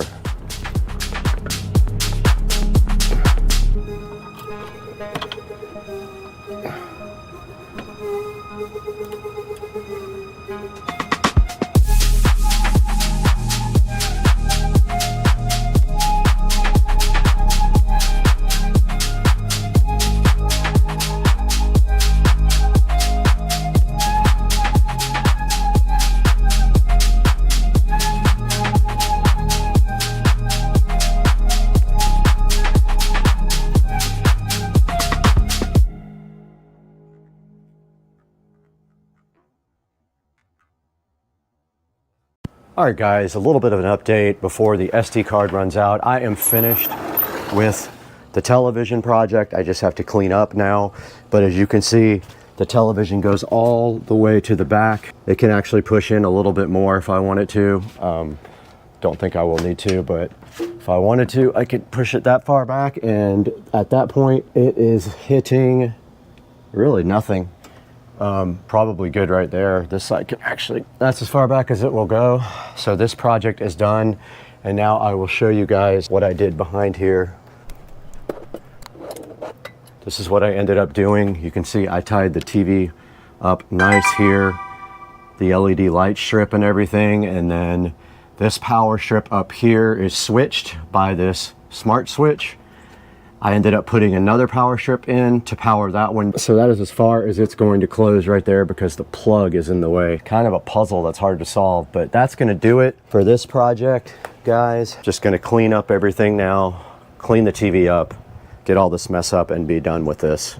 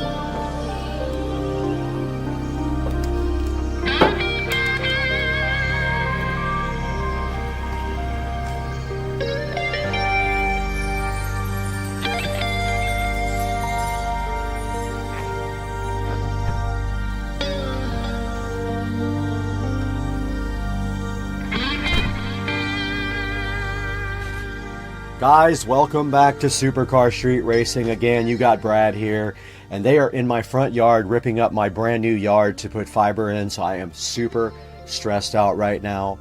But I'm really happy you guys could join us today. We had a very special project for out back by the pool. Joe was kind enough to donate a 65-inch Vizio 4K television to the SCSR compound, and we did go ahead and install that in the back, and I will show you exactly what you use to do that. The first thing on the list here is the USX mount full motion wall TV mount. You can see it right here. There'll be a link in the description for you guys to go ahead and buy that. But it will fit a 47 to 84 inch flat screen LED TV or whatever. LEDs basically are very light, so they don't need a whole lot of support. But you can see this one does everything. It does swivel, it does tilt, and it does articulate every single way, and it is perfect for out back by the pool. You saw us install that with the Vizio television. Now also out back, we did have an LED rope light installed behind the TV, and we did go ahead and zip tie it all the way around the TV, and we went ahead and tied our wires up really nice, and also had our Eero 6 Pro hotspot mounted right behind the television. We also use smart lighting back there. We used a smart plug. I'll put a link in the description to one of those. That actually turns on the lights up above the patio, and the LED rope light that is connected right to the television. So right in front of you here, the USX mount full motion TV wall mount can be yours. There is a lightning deal going on for $43.98 it looks like right now, but you will not be able to get that because this video will not be out on time, but it is still cheap. There is a 5% coupon you can go ahead and apply to your order. Please check the link in the description and buy everything through us, and we just get a little bit of money to keep the channel going. Now right in front of me, you can see a Vizio 65-inch 4K TV, Smart TV, V-Gaming engine, AMD FreeSync, AirPlay, Chromecast. This thing does everything. And you can see it is $548, and they also have payment plans. I don't know if you knew that. Sometimes you can buy through them and there's no interest, or you can buy through one of the other companies and they will let you pay in payment plans through your credit card. Now this TV does have a 3.5 star review, so not that great of ratings. You could always shop around and maybe get an Amazon Smart TV. I will link one of those in the description as well. And this TV we have out here does not have Bluetooth, and I have been having issues with Amazon Home Theater with Alexa. They have disabled one of the features that allowed me to watch my television through a Echo Dot, which went up into the ceiling and did all the speakers inside and outside. So I am trying to figure that out right now. But please go ahead and buy everything through the links in the description. It does help out Supercar Street Racing so much, because we lose money on the channel, and your support, your likes, your subscribes are so very important to us that we cannot survive without that. So buy everything through the links in the description, and we appreciate you guys so much. Thank you for tuning in, and we'll see you guys next time. We got to get out of here. We got to go see how bad our grass was ripped up.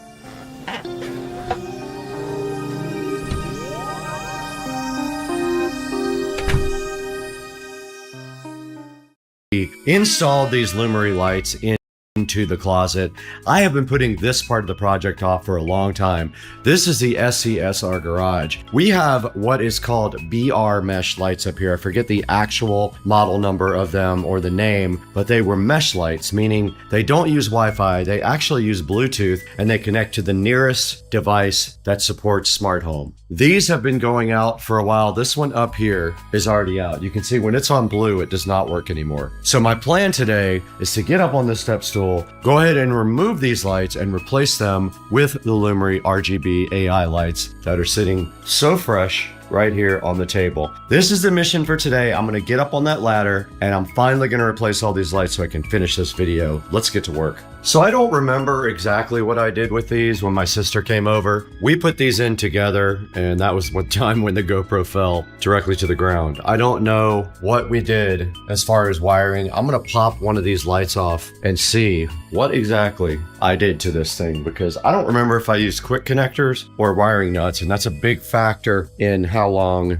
this possibly could take. So really, the only thing is these clips absolutely destroy your hand. So you got to make sure your fingers are not in when you take these clips off. Now there should be a light box right here, which there is. This is going to make a mess. Oh, this is that style. These are the push-in style. Oh man. Okay. I don't remember how these work. Oh boy. All right. Well, this style right here pushes in. I'm not sure how you get them out. Let's see. This little door comes off. They're not push-in. They are just straight up screws. So I got my screwdriver here. I don't know if it's gonna work for these screws, but all I should have to do is, I'm trashing these lights by the way, afterwards. So I should just be able to take this screw off and take these lights directly out. All right, I'm gonna attempt this first one. Let's see what I can do.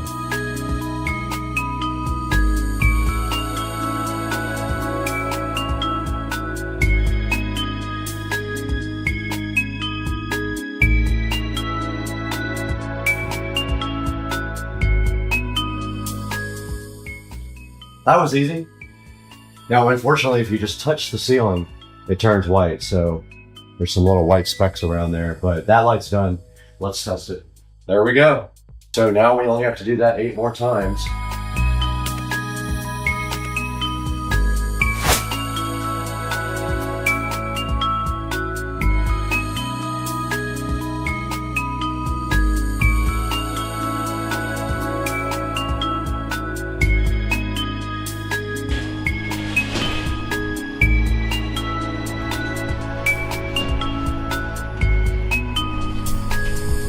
Hey, what's up guys? I wanted to make sure I showed you guys Kling 2.6 with audio. Now what's awesome about Kling 2.6, it is definitely a cool thing. And Kling 2.6 audio brings expressive voice, sound, and motion into one flow. Now the model can generate a scene, its atmosphere, and voices that stay aligned with on-screen action in a single coherent output. Now this is a game changer for people like me that do video production. Now, what's new in Kling is built-in audio. It makes a scene blocking instant, no extra editing, no extra plugins, generates a full shot, visuals, and voice in one pass. And also you can replace the audio later if needed, or you can keep it for fast drafts. It is optionally silent. You can turn it off if you don't want audio on a rendering or sound design at all. It's got better motion fidelity, so more stable multi-object scenes, cleaner camera paths, and higher global scene coherence, which is great. It's got higher prompt precision also, more accurate interpretation of action, style, framing, and emotional tone. 1080p too, so the quality stepped up. They got sharper faces, better skin tones, and more reliable fine detail realism. Now, who is this for? This is for content creators. You can make shorts with it, explainers, demos, and instant voiceovers with synced audio. Advertisers and performance marketers and filmmakers, visual effects artists, educators and storytellers, and agencies and in-house teams handling high volume video and needing predictable low iteration audio workflows. Now, I thought that we would take a look at this together and generate some stuff. I've already been doing this over the past couple of days, so I'm already familiar with it. But basically, here's the layout here. Now on here, you can see on the left a prompt. You can see whether you want audio or not, what model you're going to use, what your duration is going to be. You can do 5 or 10 seconds, and let's put it on 10. And then you can say what aspect ratio you want. Now, 16:9 is landscape, and that's usually what you would use for things like YouTube and Facebook. Some of the other Instagram and TikTok are the portrait mode, so we're not going to use that for now. But we've got a bunch of cool pictures here of the house already lined up that I took with my Canon R5C, so they're absolutely fantastic pictures. So I thought we could work with these again and see what we can do with Kling 2.6 with audio. And I've already done a few. I did this one yesterday. I'll go ahead and play this one for you. It doesn't have audio on it. This one either, because I didn't specify a voice. It's got audio, but I didn't speak in it. So let's put something in here that can talk. This is another one I did without voice, but it looks absolutely insane. I mean, it looks incredibly real, but you can hear the guy walking. This is another one I did. End of the world inside the studio, and there is the end of the world. And here's one I did with a Corvette. Does have sound on it as well.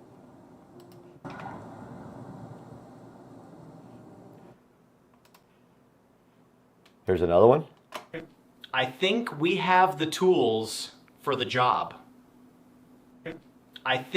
So you can see the audio is perfectly matched with the voice actor. We need a nuclear power plant for all these microphones. We need a nuclear power plant for all these microphones. These I've used in videos before. Check this out. We need a nuclear power plant for all these microphones. All these were Kling 2.6. We might need a few hundred more microphones. We might. These are funny, man.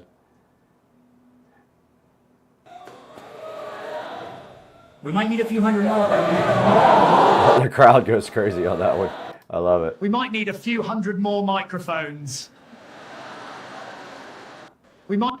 So these all went into a video for a wireless mic. And here's the prompt over here. I'm pretty sure they can hear us. I'm pretty sure they can hear us. I love this, man. This is so cool for my videos. I use these on a lot of the videos. I think we have the mics covered. And see the crowd in the background. I think we have the mics covered. Here's the prompt I used, and it came out so good. Check it out. I think we have the mics covered.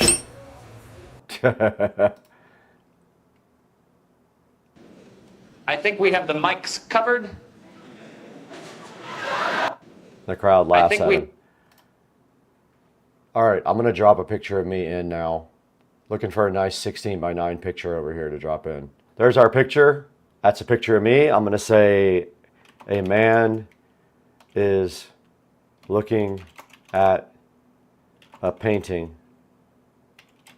at his house and says, "Wow, who drew this? A child? I think I am a better artist." Let's go ahead and generate it. All right, our video is done. Let's see what it did.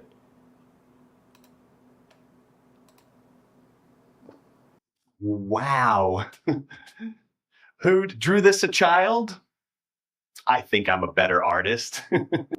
Wow, okay. That's crazy how much that looks like me, right? I mean, that's pretty cool. I think if we did it again and we say a man is looking at a painting at his house, the painting looks like a scribble. Let's generate it. See if it does anything different. Okay, I restructured the prompt just a little bit to be more specific to help out the AI, and here's what it came up with. Wow, who drew this? Was it a child? I think I'm a better artist. Guys, this is Kling 2.6 with audio. Make sure you check it out on higgsfield.ai. Very cool thing, very useful for anyone who does production, audio, video, any of that stuff. Comes out great. It looks amazing. Kling 2.6, link in the description. Go ahead and check it out at higgsfield.ai. What's this switch do?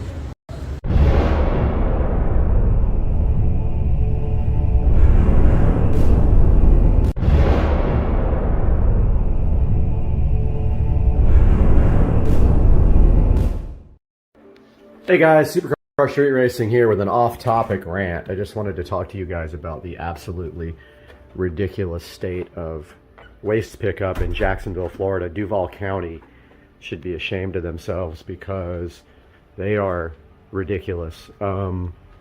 This is what I come home to. All my neighbors as well. So they have a new contract for waste pickup.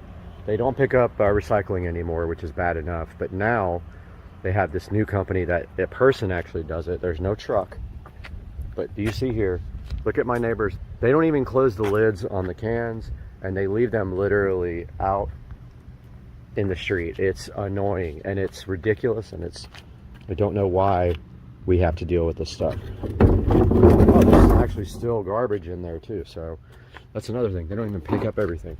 So Jacksonville, Florida, Duval County takes your tax money, and they decided to stop doing recycles. That's why this is painted blue. You know why? Because I ordered a new trash can months ago and they never brought it. And that's another thing. That trash can has been ordered for probably 4 months now, and the lid is broken and everything else. But look at the neighbors. Theirs is all in the street, like opened. And Duval County does not care. They're not doing anything about this. It's only getting worse. We got this new company. I forgot the name of it. I wish I knew off the top of my head. They're absolutely terrible. Look at this. That's how you get your trash cans. They're out in the street. They throw them on the ground. They break them, and then they never bring you another trash can. But hey, that's my rant.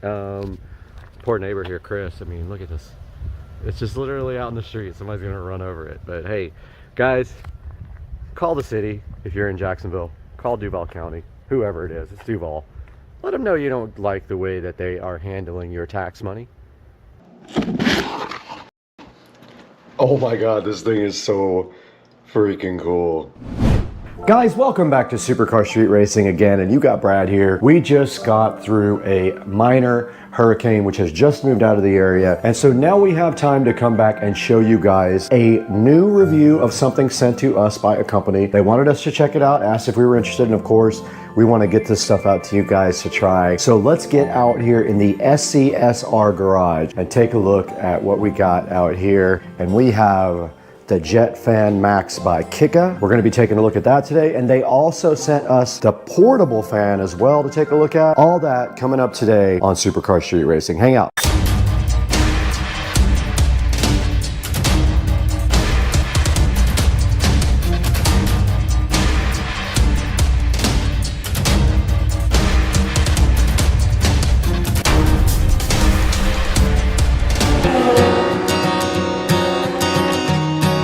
Out here in the SCSR garage, we've got a very special product for you today. I'm wearing green for absolutely no reason, but today we have the Jet Fan Max sitting here, and you guys have no idea how cool this thing is. We're going to be taking a look at this today for the very first time, and the challenging part is that the instructions are in Chinese or something, and so I had to try to translate them to figure it out. But we're going to open this stuff up really soon and see what's inside the box, what they included with the Jet Fan Max and the portable fan as well. We'll get that information to you guys today and tell you how we feel about this fan. So let's get going. We got a lot of stuff to do today with this, and we're out here in the beautiful garage, hanging out with the Tesla and the golf cart. Let's get this thing unboxed. We're starting with the Jet Fan Max here from Kika, and right in front of me you can see the box is silver and does show a picture of the fan in front right there, and then it's got some little artwork around it like that, and on the back it looks identical to the front. No big deal, nothing really on it.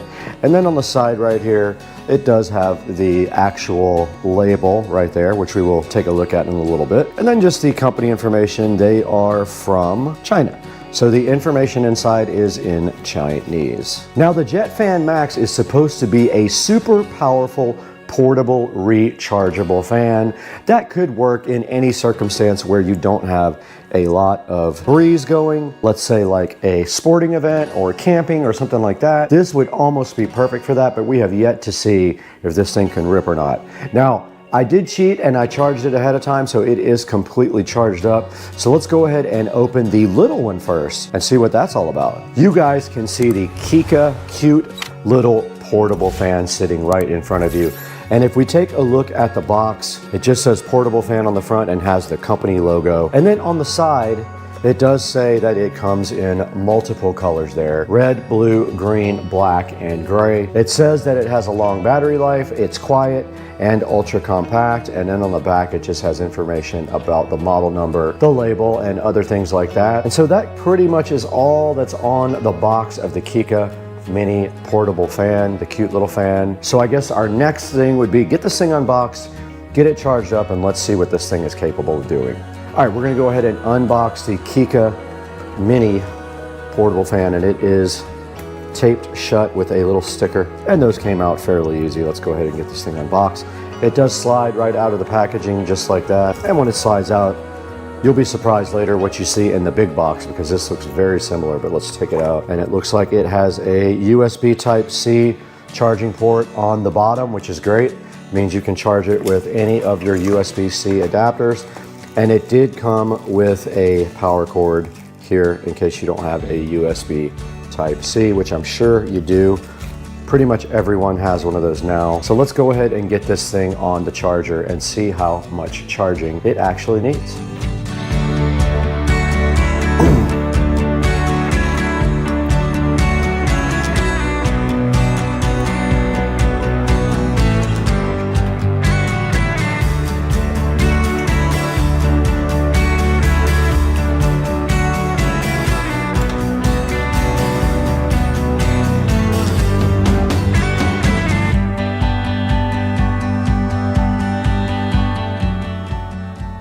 All right, you saw right there that we turned on the Eco battery inside the golf cart. We did switch on the 12-volt system, and now we have plugged in the mini portable fan to the club car precedent on the 12-volt system here, and it is charging with this USB Type-C cable. It is on a single LED, so we're gonna go ahead and let this guy charge up until it is fully charged. And while that's charging, we can go ahead and open the big one. Let's get over here and open the big monster size fan from Kika, which is chilling on the golf cart. Right in front of the Kika Jet Fan Max now, while we got the little guy charging over there off of the golf cart battery, we can go ahead and take a look at this guy. So let's go ahead and get it opened up. It actually opens up backwards like that.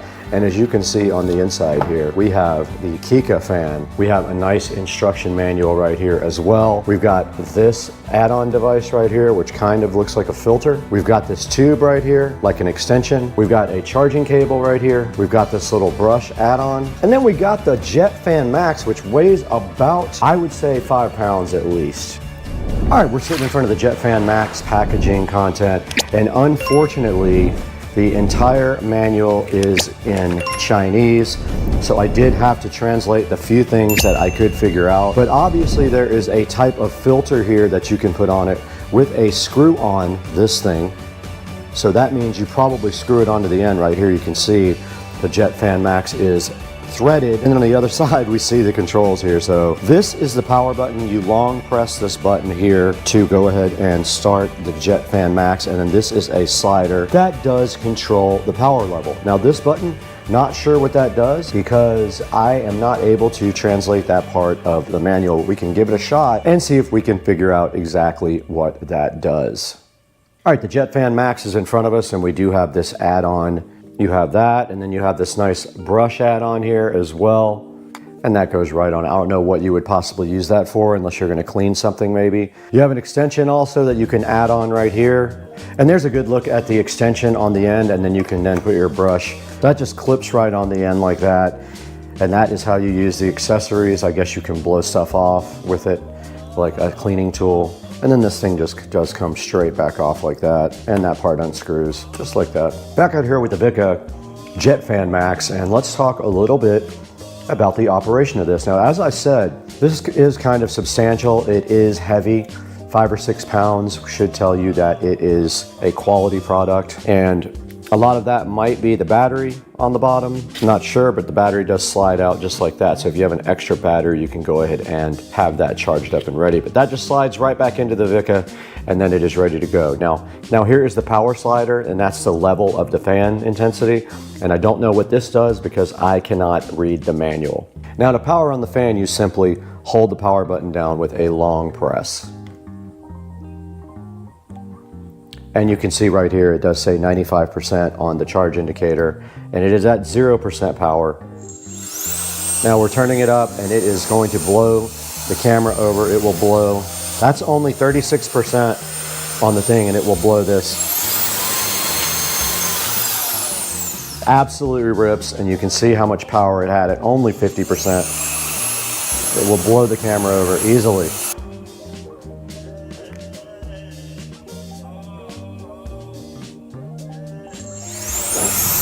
60% power. 100.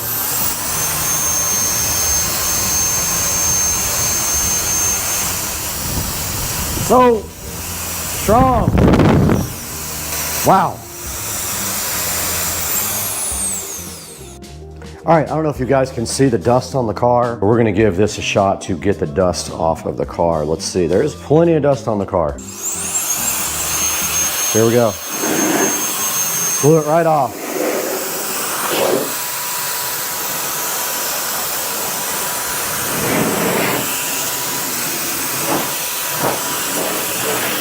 The dust that isn't stuck to it is coming right off.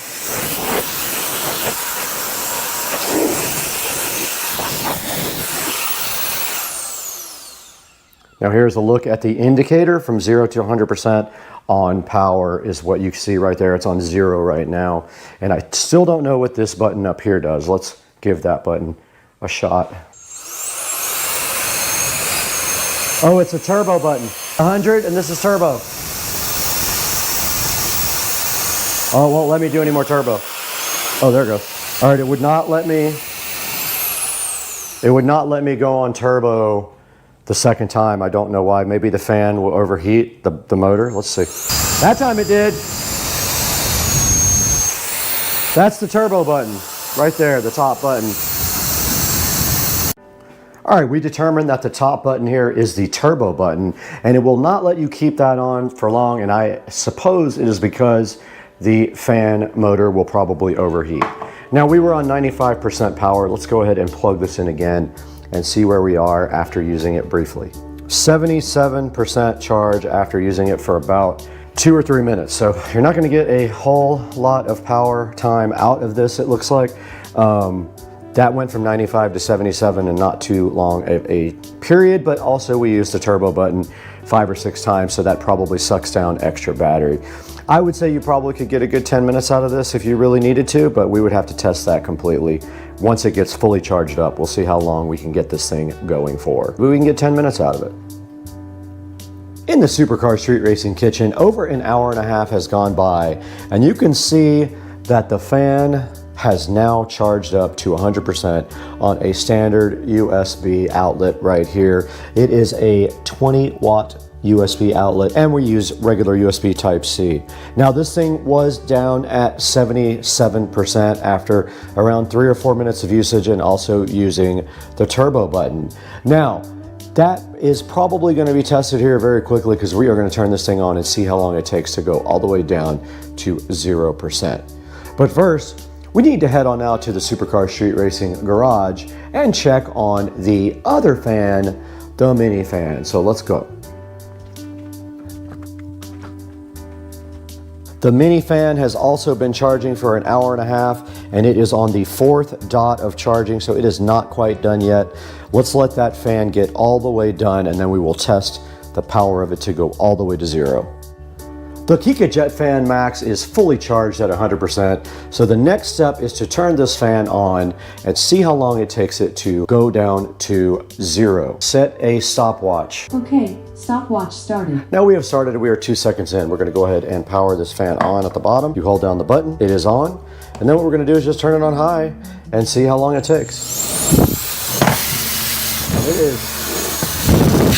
The only way we could get it to stay was with a 2-liter bottle of Coke and our tequila. So we're gonna let the battery run down now. I can't see the battery, unfortunately. Let me turn it where we can see it. We've got 1 minute, 18 seconds.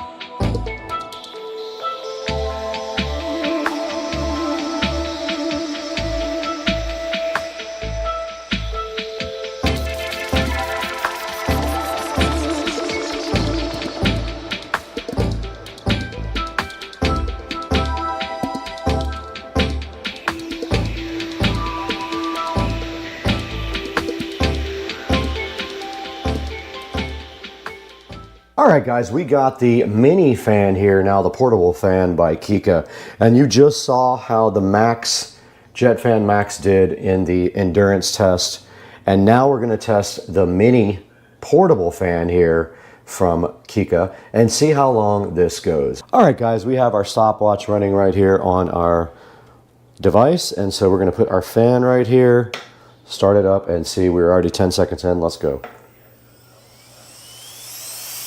Fully charged right here. Let's let this thing run.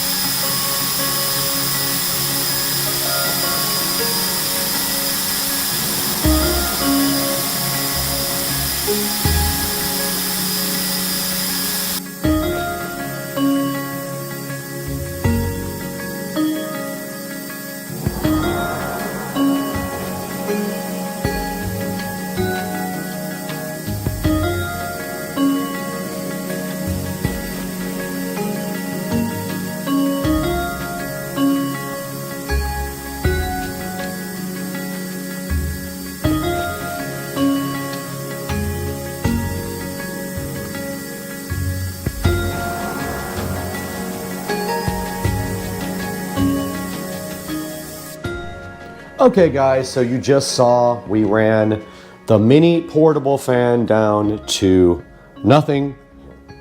You saw how much time that took, and we ran the big Jet Fan Max down to nothing, and it is at 96% after 3 hours, so it is almost recharged to 100%. Just using the typical USB Type-C cable here. This guy right here ran completely down as well, so we can actually put this on the charger now. It has a USB Type-C on the bottom also, so we just plug this thing right in like this. And you can see on the back of the unit, it does have 4 LEDs, and it did start blowing again as soon as I plugged it in, but it has 4 LEDs right here. Both of these guys are recharging. Okay, let's reset the stopwatch and see how long it takes this portable tiny mini fan to recharge. This is going on 3 hours right now, maybe a little bit more. And then we'll give you an update once we get all this stuff completely recharged. The Kika, or Kika, however you want to pronounce it, fans are rocking every way, y'all. Guys, welcome back once again, and today we have a special product here, the Kika, or Kika, however they pronounce it, Jet Fan Max. I don't think this thing is available yet. I've been looking for it online, but they did send me this and their portable fan to go ahead and check out, and I can highly recommend both. These things actually, I never even thought about it this way, but they're designed to be dusters, or I mean, you could use it for a portable fan as well for yourself like I thought, but these are for doing dusting and things on computers. And this thing really rips. If you just hold down the button here, it has 100% charge now, and you just turn it on and it will literally blow the camera off of the entire computer. So that's the Jet Fan Max, and this is the portable fan. The Jet Fan Max takes about 3 or 4 hours to charge up, and this little guy took a couple of hours to charge up. We got about 23 minutes out of the big guy, and we got hours out of the small guy. So please check out Kika. I'll put a link in the description to their store, and go ahead and buy a Jet Fan Max when it is available, or one of their tiny little fans as well. And this thing did blow all the dust right off of the Tesla Model S Plaid. Guys, we got to get going today. We have a lot of stuff to do in the house.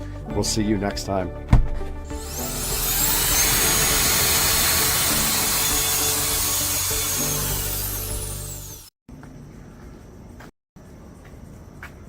Guys, here is the here's the Starlink mission. This is the first time I've ever seen this from Jacksonville. This is absolutely insane looking.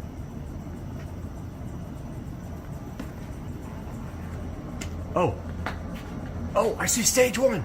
There's stage 1 coming home. Oh man, it went behind the trees. Do you see it? Oh, this is epic. This looks crazy.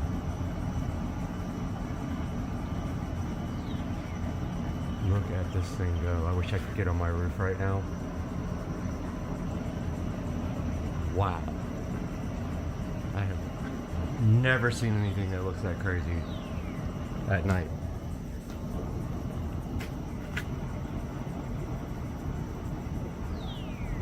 Oh man, this is so freaking cool.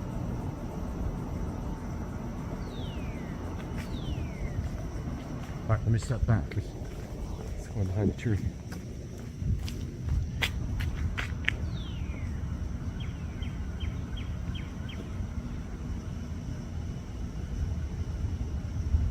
Dude, that is nuts. So I was on the treadmill watching it live, and I'm thinking there's got to be a way you can see this from my house. I think it's heading kind of downward. We're going to lose it here in a second. Yep, we're going to lose it. That's a bummer. Now I know though that it comes, I mean, you can see, look at the trail. It's just we couldn't see the landing.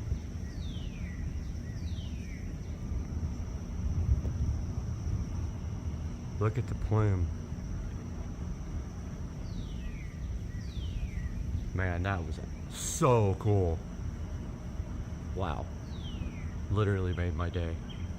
A 16-pin connector there, and that's your OBD2 connector right there on the other side. Everything is nicely packaged in little bags, and inside of this probably is a charger. It is. It's a USB type A on one end, and thank goodness it's a USB type C on the other end. More and more companies are finally getting smart and putting USB type C in their devices so that everything is one standard. Then we've got the actual scanner right here, and there is a couple of little manuals as well. There's a quick user guide here. There is a user manual if you scan that. And the first part of the manual here is in English, and it kind of describes everything on the front of this, but let's get that opened up so you guys can see it in person. There is the nice art diag, really nice looking box with a nice large screen. It shows you what's on the front and on the top. Your top has your power button and your, I think that's a 16-pin serial connector right there. On the front, you have your OK button, you have your return button, and then of course you have your keypad here. There is something on the side of the box, a charging port, and inside of there is your USB charging port. So there's not much else to do here except charge this. I'm not going to charge it right here. This is a slow charging. This is from the computer, so it won't have much amperage. So I'm going to go plug it in the kitchen and start charging it, and I'll let you guys know how long it took to charge.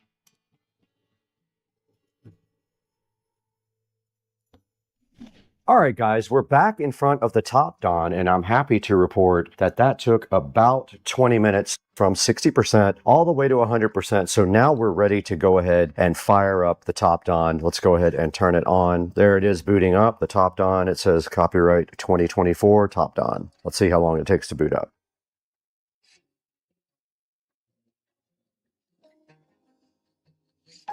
Now, I'm assuming this thing has Wi-Fi that it can download new things. Let's see. So we're in the setup area right now. It is a touchscreen. Nice. Okay, cool. English US. Next. That is the correct time zone. Now it's looking for my Wi-Fi network. Here it is right here. I'm going to go ahead and put in the code that you guys can't see. All right. I put my Wi-Fi information in. It says connecting. All right. So now it wants us to update the version to 2.3.0, and it's going to fix known bugs. Let's see if it updates. It's got a line. It's indicating the progress right here. Let's let it do its thing.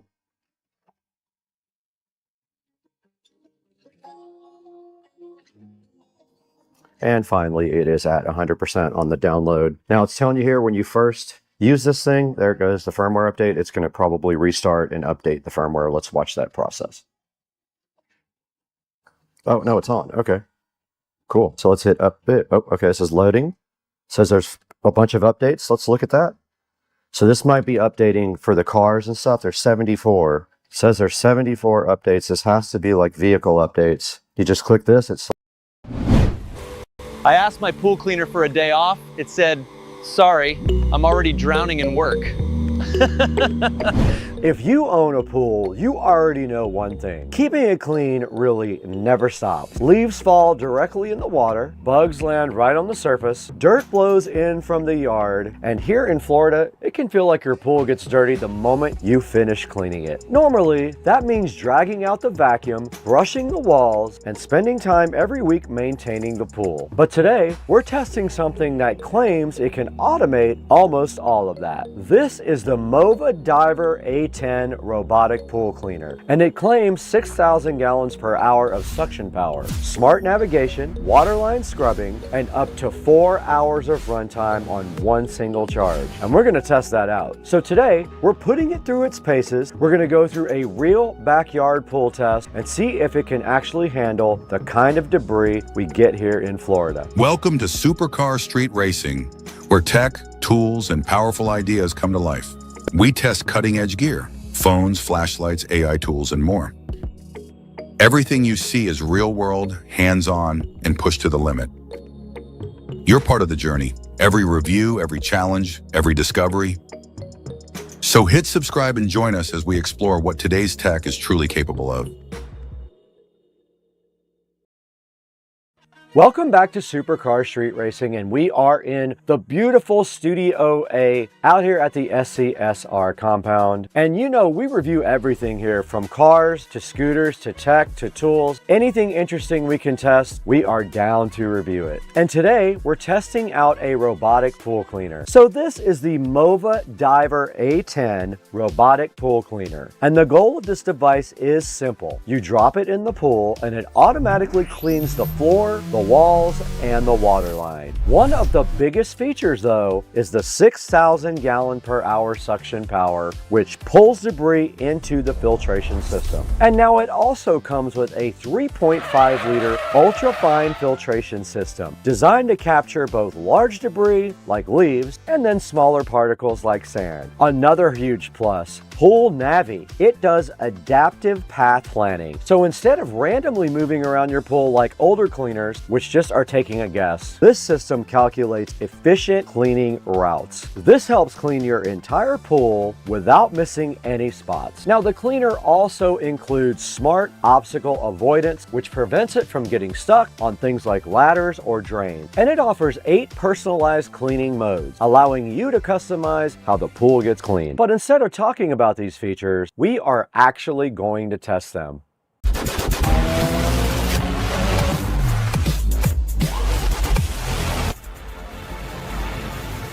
Now let's do a quick look at what's in the box. Inside, we have the MOVA A10 Diver the charging cable, and the removable filtration basket. But you also get a fine basket for these smaller things like sand. Now this unit feels solid and well built, which is very important for something that spends all of its time underwater. Look at this guy. It's like carbon fiber. It's so cool. Check out the camera on the front too. Now it came with a quick start guide and a charger and all of that stuff, of course. And look at this filtration basket. It's so easy to remove for cleaning. And that's pretty much it. That's everything in the box. Setup is very straightforward. Now let's get this thing charged, connected, and put it directly in the pool. The Mova Diver A10 connects to the Mova Home mobile app. Through the app, you can start or stop cleaning cycles, monitor the battery levels, and choose between different cleaning modes. Now the cleaner supports 8 personalized cleaning modes. You can choose options like floor cleaning, wall cleaning, waterline cleaning, or full pool cleaning. This allows you to customize how the robot operates depending on the conditions of your pool. Once everything is connected, you're ready to start cleaning. We have to scan our device now, and there it goes. Okay, we got to power it on. Robot is on. We have to hold this down until it flashes blue. There it goes. We're ready to pair. It found our Mova pool cleaner and it is connecting right now. I see an orange light on the front. It is done. Okay, let's go to the device. You see on the bottom here, you can see your cleaning modes. I'm going to go ahead and plug the robot back in, but basically you can do floor and walls, floor or just walls, or you can do a timer. It's at 47%, needs to charge for a little bit. Let's go ahead and plug it in now. Once this gets dropped in the pool Navi Adaptive Path Planning System is analyzing the pool layout and planning its route. So instead of randomly driving around, it's going to calculate the most efficient path to cover the entire pool. Now, as this thing cleans, you can see the cleaner moving steadily across the pool floor and adjusting the direction as it maps out the area. This will help ensure the entire pool gets cleaned without unnecessary overlap. Now, you can see on the bottom of the pool leaves, grass clippings, sand, and this is exactly the type of thing that usually ends up in a pool after a windy day. And you know we have those in Florida. Now, as the cleaner moves over the debris, you can see it pulling everywhere into the filtration system. Even the sand is going to disappear quickly. That strong suction power is what allows for the cleaner to capture both large debris and fine particles. Now we're looking at the wall climbing ability of the Mova Diver A10. You can see here in the video, it goes to the wall and begins climbing upward. Now, once it reaches the top, it's going to also scrub my nice glass tile at the waterline. Now, the waterline is actually very challenging. This is one of the hardest areas to keep clean because the oils and algae collect there. And the A10 performs 2 times waterline cleaning, meaning it makes multiple passes to scrub your waterline more effectively. And this helps keep the edge of your pool looking clean at the very top. Look at that glass tile sparkle. Now, another feature Mova highlights is its precise edge cleaning. Corners and edges are where debris tend to collect. The cleaner adjusts its position, follows the edges, and removes buildup in those areas. Now, the Mova also has the ability to avoid obstacles. It can avoid ladders, drains, or other structures that can trap robotic cleaners. The Mova Diver A10 detects obstacles and changes direction, avoiding getting stuck.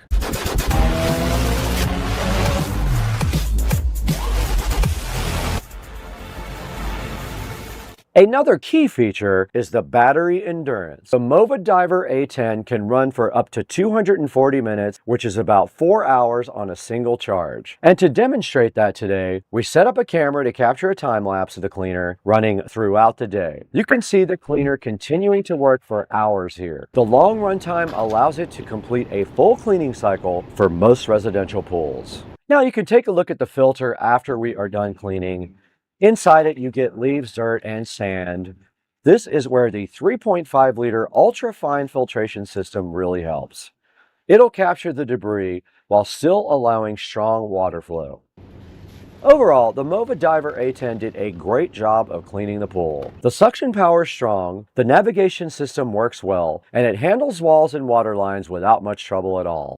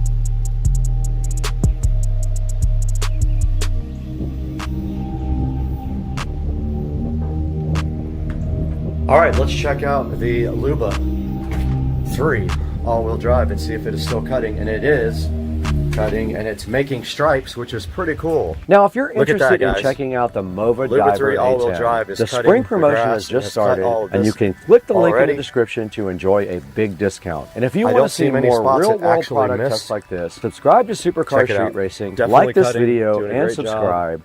And thank you for over gets down to the corner here. I think it'll do the perimeter 265,000 later. subscribers. That's an amazing feat, and we couldn't have done it without you It's about guys. We got to get out of 20% here, done though. already. We just have to leave. I have no excuses.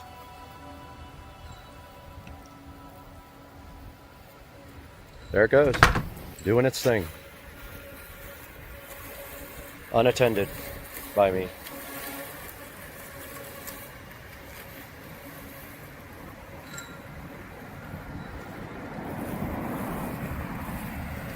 And you can control the mowing speed as well. Pretty much the slower you go, the more of a cut you're going to get. Notice, there it goes. Misses a blade of grass every once in a while, but not a lot. All right, we'll check on this guy in another hour and see where it's at. Okay, we're out here with the MOVA Diver, and we are going to show you obstacle avoidance now. So I should be able to stick this pole in the water and it will avoid hitting it. Let's see what it does. And the robot is started, and I'm sticking the pole in.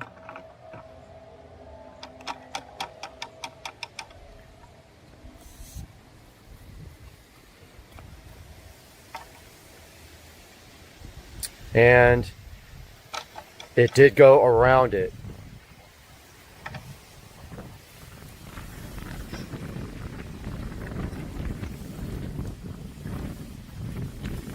And it is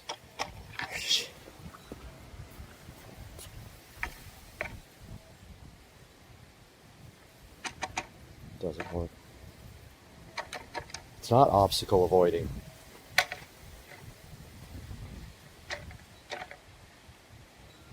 All right, that time it saw the pole and it moved around it. That's kind of how obstacle avoidance works. When it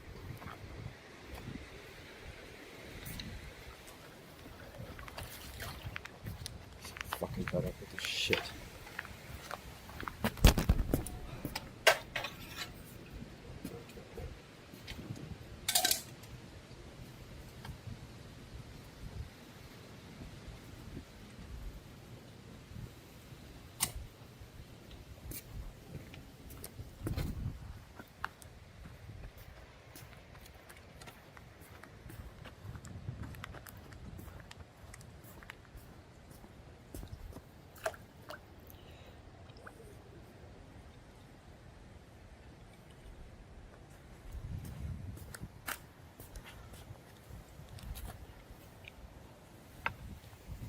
All right, I put the net right in its way.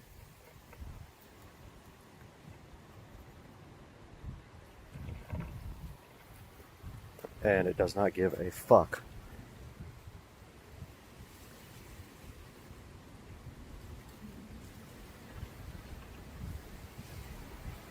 All right, it's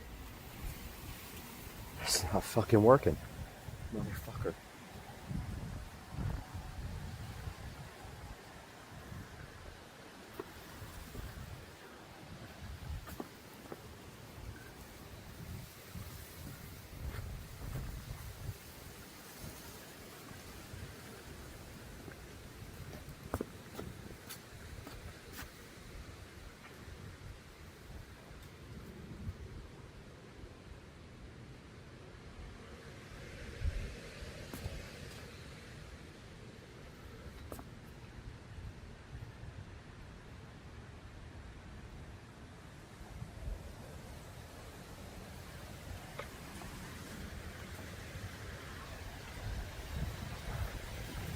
And there it is, not doing what it's supposed to fucking do. Motherfucker.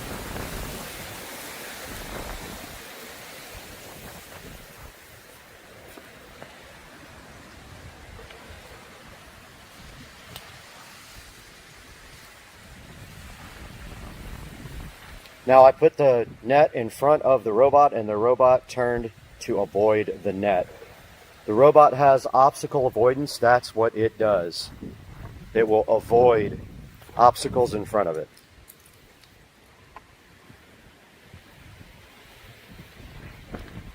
There, it did it again. It's turning away from the net to get away from the obstacle. Pretty cool.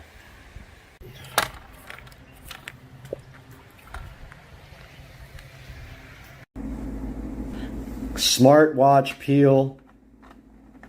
Satisfaction granted. So slow.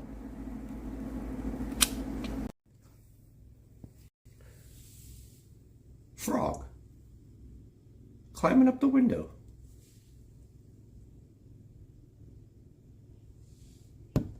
Oh, bye-bye, frog. Didn't mean to scare you to death.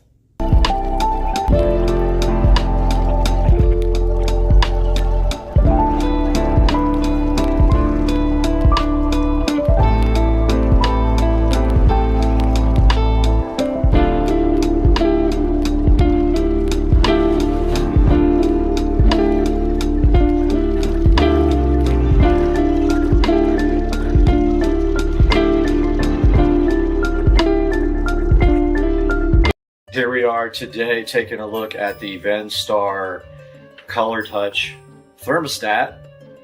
So this is the T7900. I believe this one does have humidity control in it. It is Wi-Fi. And here's a good look at the box there. So let's take a look at what's in the box.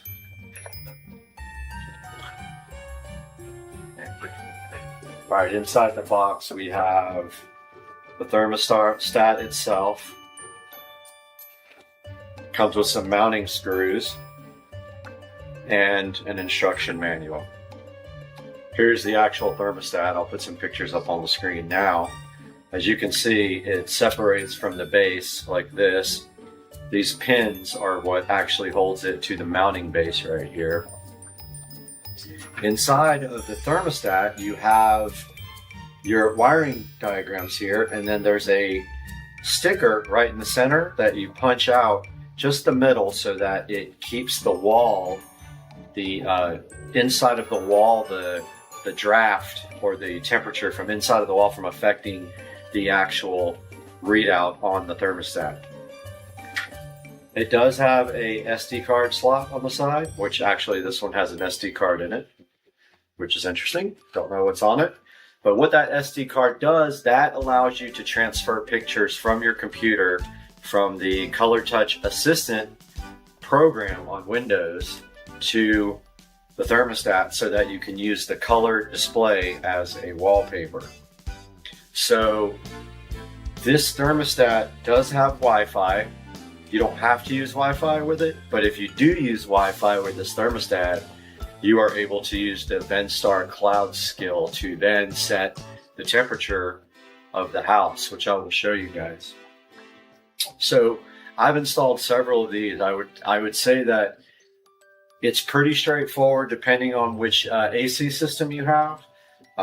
If you don't understand it completely, I would recommend getting a AC company out to put this in, because you need to know how many stages of heat and cool that your system has and what type of unit it is. Other than that, it's not too difficult. And so there's a good look at that guy right there. SD card slot. Make for a good video. Probably doesn't work anymore. But anyway, there's the back of it. So we're going to move on, and I'm going to show you guys now. Well, let me show you the box again first. But yeah, it just snaps right back into place there. And this is what's on the box. VENSTAR Color Touch T7900. They have a couple of different models. Supports up to 4 heat and 2 cool stages. And you can see this one has humidity control. Well, they are ones that do not have humidity control as well. You can find these on Amazon and eBay. I will definitely put a link in the description. And now we can take a look at some of the other features of the VENSTAR T7900. All right, taking a look at the Venstar T7900 thermostat actually installed on the wall. So basically, this thermostat is all electronic. It does have a color display. If you notice, it's a little bit, a little bit iffy. I think maybe it's a capacitance screen, and those are a little bit less sensitive to touch. But yeah, to turn on heat and cool, you literally just press the little star, and you see it's 68 in the house right now, so we can just turn on heat. And it's already set to heat to 70. Now notice it says heating there. And any minute now, the unit, since it's heat, it takes a minute to, actually spin up the unit. I believe it has to like preheat a furnace. And now you can hear the actual heat coming on here. Up here, it shows you the temperature and humidity outside. So right now it's 45 degrees in Jacksonville. Shows you the time and the date right there. You can actually name the thermostat. And I'm going to attempt to put some video up of the app here in a few minutes, but I got to get the screen recorder working. So you can set it to an away mode where it can do certain things when you're away. Mode is just, again, the heating and the cooling. You can set it on schedules, and you can do that in the app. Now when you go to menu, there's also one place where you can set up your schedule.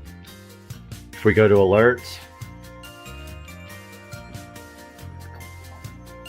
so you can set up alerts for your UV lamps and your air filter, so that it can warn you when they are old.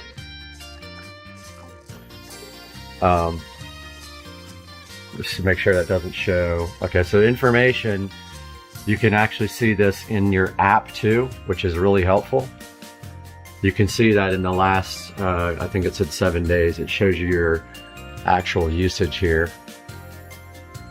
That's for cool, and then that's for heat. So that can be helpful to show you like how long your system is running every day. Display. So you can set the brightness and the night dimmer. So right now the brightness is on 80%. It'll dim down to 30% when it's not in use, and you can set it up to dim at night.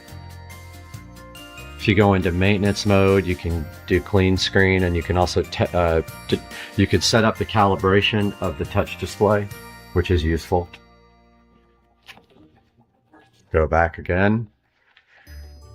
Now, screensaver is where you can set up an actual screensaver, and that can be photo display or other. Preferences. So you can set up a theme here. You can do custom wallpapers, and you would use the SD card and import your own pictures into this device.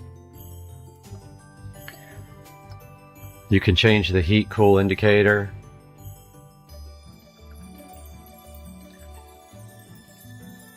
You can change the beep sound to either off or other. Now let's see what it did when I changed the heat cool. It didn't really do anything.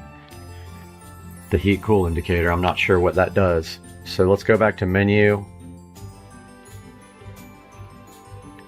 So this is where you can set up the humidity controls and the dehumidify function. It says it's off now to dehumidify. It's where you can set up to be on vacation and set up your away times. Your date and time gets set here. Settings is where you set up the thermostat name. You can import and export your settings to an SD card, so if something happens, you don't have to figure out how to set this up all over again. General setup is where you set up your units, your language, and your simple thermostat and smart recovery.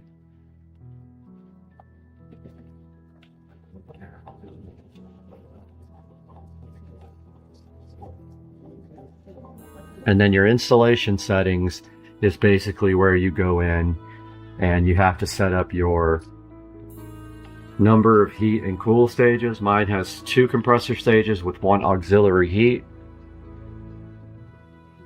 All the rest of these are kind of like for installation. You can test the output, so if your guy doesn't know, your AC guy doesn't understand the wiring, you can actually test the outputs and he can measure. This is where you upgrade the firmware. You can see there's no firmware updates. They do release firmware updates every once in a rare while. You can factory reset it or restart the thermostat. And then one of the more important functions here is this is where you set up Wi-Fi. In the past, I've had issues with it not connecting to a Comcast router on channel 6, but they have since improved the Wi-Fi performance on these newer models, so I've had no issues now. Okay, so this is where you set up the Venstar Skyport, and I will show you guys that. It is basically the cloud account for controlling the device via smart or with the app. So you have to put your information in here and log on to Skyport. And then there's some security features here. Not sure about smart fan. I guess you can just turn the fan itself on instead of the AC and run that, you know, when you want to. And then emergency heat you can actually toggle it off and on. So if we look on the front screen here, you see this little globe with a Wi-Fi symbol. That means we are connected to the Venstar Skyport, and I'm going to show you guys a little bit of that right now. All right, taking a look at the Venstar cloud here, you can see here my house, and then you can see Susie's house. You can send messages to the thermostat. You can select heat or cool, change the temperature. So right now I'm going to put it on 72, and you can see that it sent that command to the thermostat. Over here on the side, you can do schedules, send messages, set permissions for your profile, change your account settings, and other things. And so this is a pretty useful application, and it is just like the one on the phone, but allows you to do more things. So I highly recommend this thermostat just because of this part right here. So it's real time, and you can use this from anywhere on the internet. It's nice. I want to show you guys how you use the skill for the Skyport cloud. So if I say, Alexa,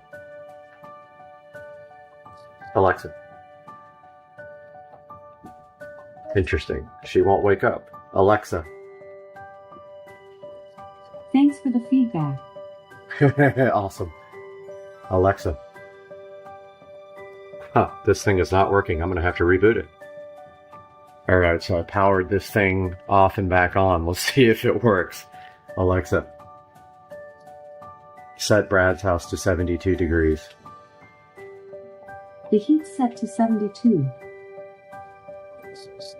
So there we go. So there is the smart home skill for the Venstar Skyport cloud. You can also go up and down on the temperature from here. The only thing you can't do is it has to be switched on already. It doesn't understand how to switch the actual heat or cool on. It does whatever the current setting is on the thermostat, but you can use the app for that, which I will show you. All right, everybody. Good morning. It's a new day. I just wanted to do a quick little outro to this video. That was a look at the Venstar Color Touch thermostat, which I highly recommend. I have purchased over 10 of these in my life. I really love them. They do a great job. They are smart, capable. You can access them from the internet. I'm going to pop up a picture right now of the skill that goes into the ecosystem for Amazon. And then I am going to also pop up a quick screenshot of what the app looks like for your phone. So if you have a chance to check out the Venstar Color Touch thermostat, go ahead and grab one for your house and let me know your thoughts on it. And this is Supercar Street Racing. Have a good day.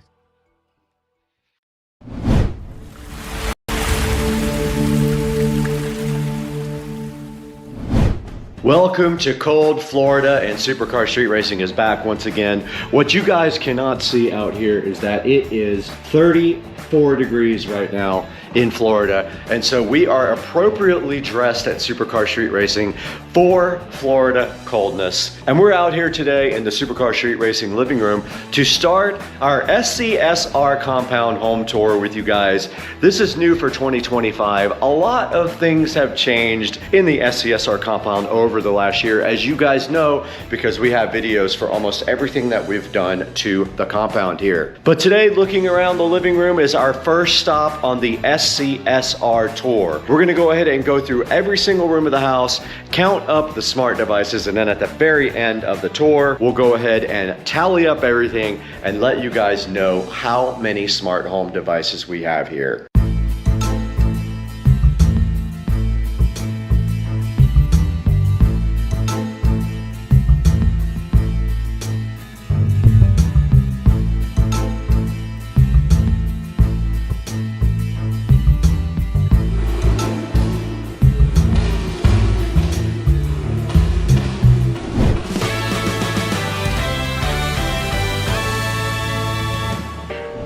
Now, the first step on the SCSR Smart Home Tour is the SCSR Compound Living Room, which we are so flyly and freshly standing right inside right now. So taking a look at the living room, there are quite a few smart devices in here. So let's start over here in this corner by the fireplace.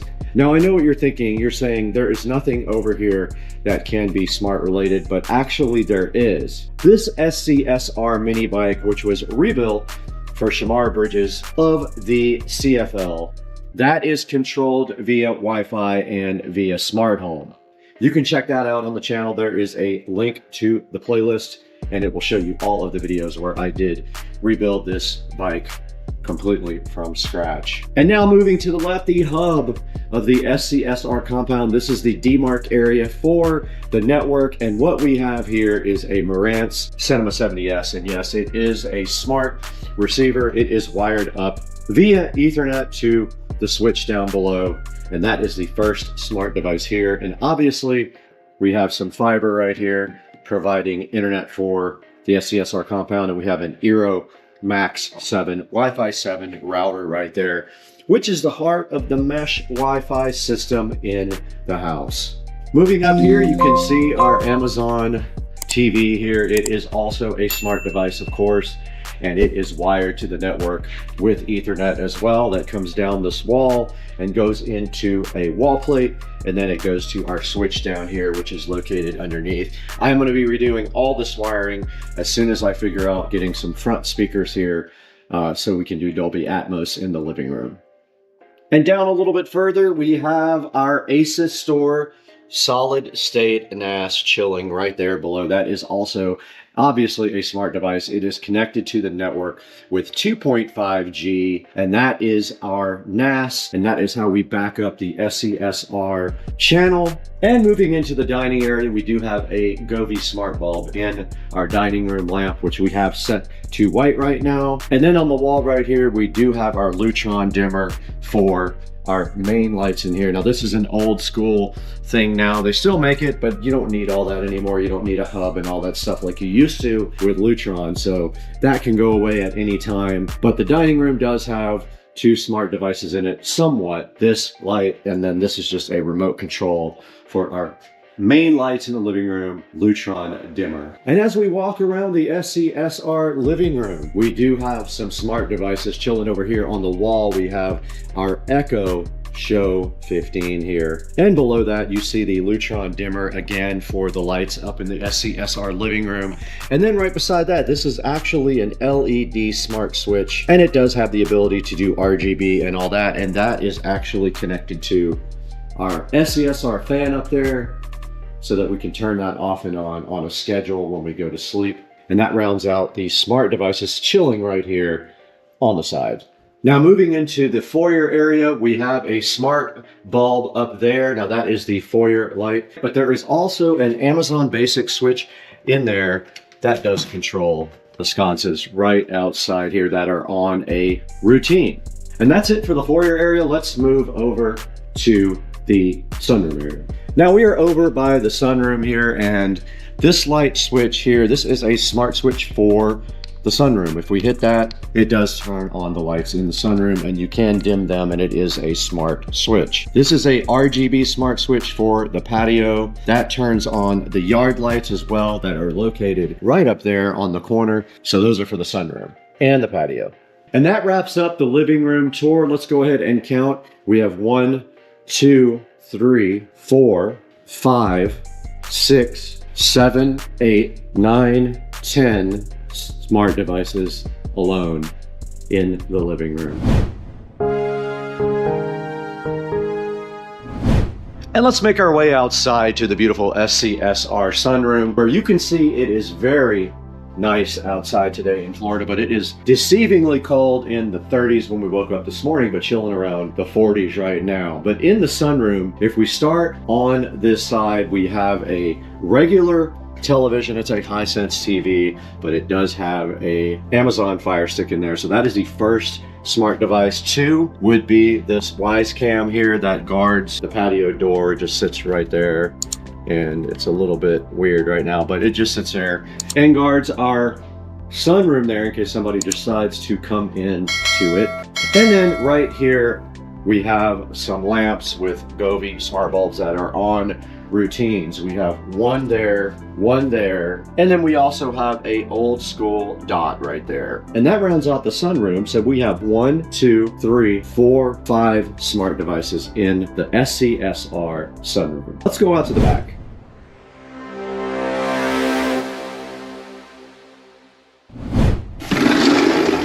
All right, we're in the beautiful SCSR backyard now, and taking a look, there is quite a few smart devices outside actually. So let's start over here in the corner where we have a smart timer for our yard lights. It is right here. Then we also have smart fence lights going all the way down there, RGB fence lights like the ones you put on a house. And we do have a Wise Cam right there as well. So just right here, we have 1, 2, 3. We have some bulkhead lights here. So that is 1, 2, 3, 4 devices right there. We have a smart power strip right there, 5 devices. And then over here in the corner, we have another camera and another low voltage transformer for the yard and RGB. So there are 3 more devices here. So that's 8 in the backyard so far.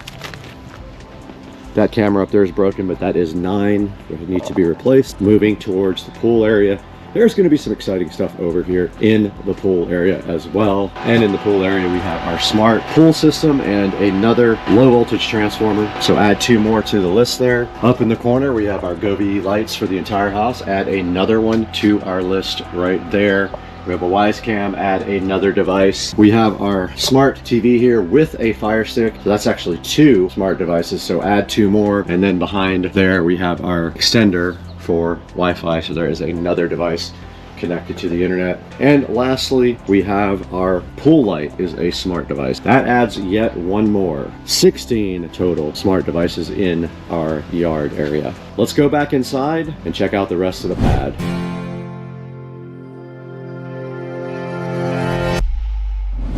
Okay, we're in the SCSR office now, which is also Studio B. So you can see that we are actually broadcasting live the SCSR video jukebox here. But when we start looking at this room, we have a show device here. We have a smart switch here. We have a smart switch there.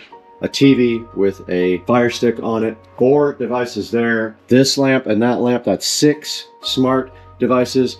These guys are on a smart switch, 7 LED lights under the bed, 8 smart devices right here. And that kind of wraps up what we have in the SCSR Studio B / office area. Let's go on into the bathroom area now.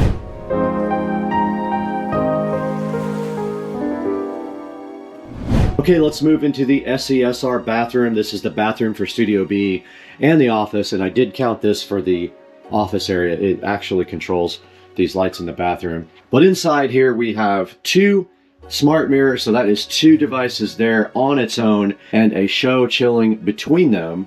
And then also these mirrors did not come with the Govee smart strips. I added those, so we have 1, 2, 3, 4, 5 devices right here inside of the SCSR Studio B / office bathroom. Let's move to the bath area of the bathroom here. And we do have 3 RGB smart switches in here.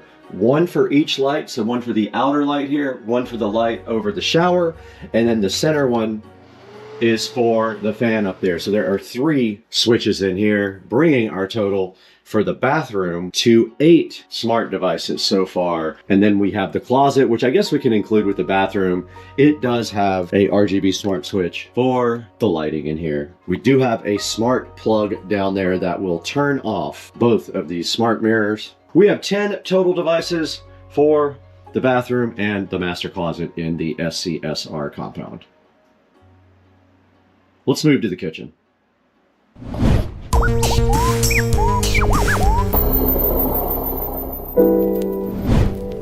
Walking into the SCSR kitchen, we have a variety of smart devices in here, all over the kitchen. Let's start right here on the side where we have a smart bulb for our foyer, and it is just switched right there. The next major thing in here are all of the recess lights are smart, and there is no switch. I deleted the switch completely. I don't use them that much, but when I do, they are voice controlled only.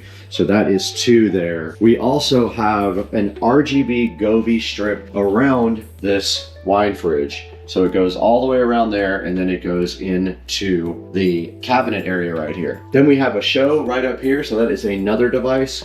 We have under cabinet lighting, that is one. Our microwave, our stove are both smart. Those are 2 more.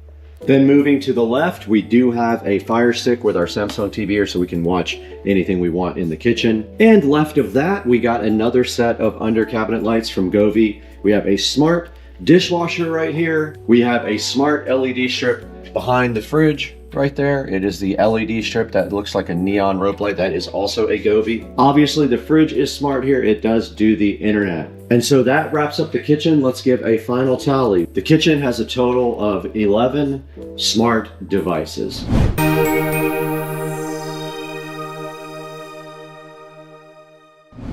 We're in the SCSR hallway now, and you guys just saw my whole series about rebuilding my whole home audio system. So we have to go and show you this. We have 1, 2, 3 for the LED strip, 4, 5 total devices there. And then this switch, 6, this is an RGB smart switch. This thermostat makes 7.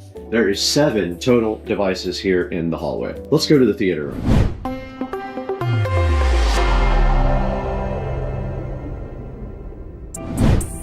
Okay, we're in the SCSR theater room now. I know you guys are familiar with this because of all the projects we do in here. Let's start on my right here where we have a smart ceiling fan that is controlled via smart home. It is up inside of the fan up there. We do have a show here on my right, so that is 2. We have our Cinema 50, which is 3. Behind this couch, we have a Wi-Fi router, so that is 4 there. We have a RGB smart LED strip down there from Govee, so that would be 5. We have our projector up there. There is one more that I forgot. There is 7 because there is a Fire TV cube right there that you guys can't see because it is too dark. So that is 7 devices here in the theater room.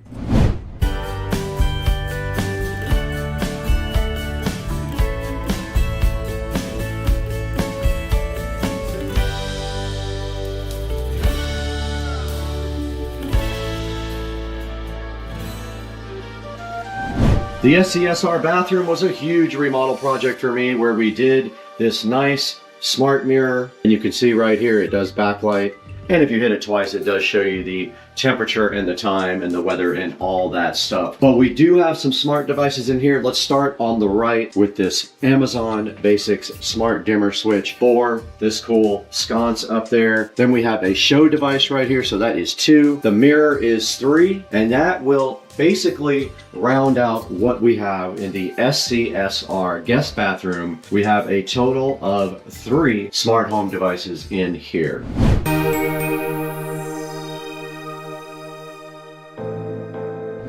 We're back in the SCSR bedroom, which I like to call the forum because this is where all the magic happens.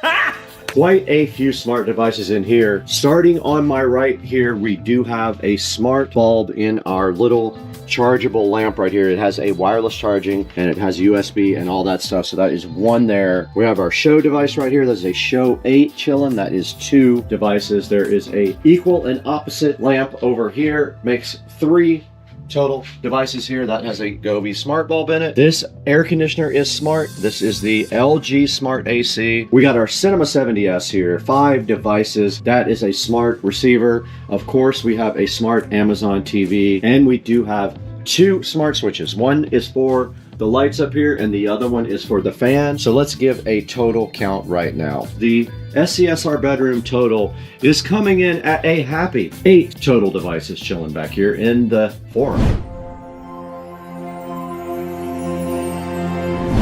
Okay, we're gonna head outside of the SCSR compound now to Studio A, outside on the side of the house. Let's go ahead and go out here, check that out now. We start with one right here, the Eufy lock. We are in the SCSR production studio now, and ever so fly in front of us, you can see the studio has quite a few smart devices. This might be the most in the entire home, but let's go ahead and look around us and see exactly what we have. When we walk in the door immediately to our right, we have a regular switch, but that goes to these bulbs up here. They are all smart. Now these count as individual devices. So we have to go 1 for this switch, which controls the outdoor lights, 2 for this show 15 device, 6 up here on top. So we're at 8 so far. 9 for the smart TV, 10, there is a security camera up in the upper right up there, 11, a Govee smart bulb in the SCSR studio lamp right there, that's 11, 12 and 13 are these 2 smart TVs. This receiver, 14, I guess you can't count the PCs, so that's 14. We'll count this router, that is 15. That is a Aeromax 6 router. 16, this television here has a Fire Stick on the back, and 17 is this AC unit right here. 17 smart devices, that is if I did not forget anything in here. There are 17 smart devices in the SCSR Studios, chilling outside the SCSR compound. Let's go over and check out the garage now.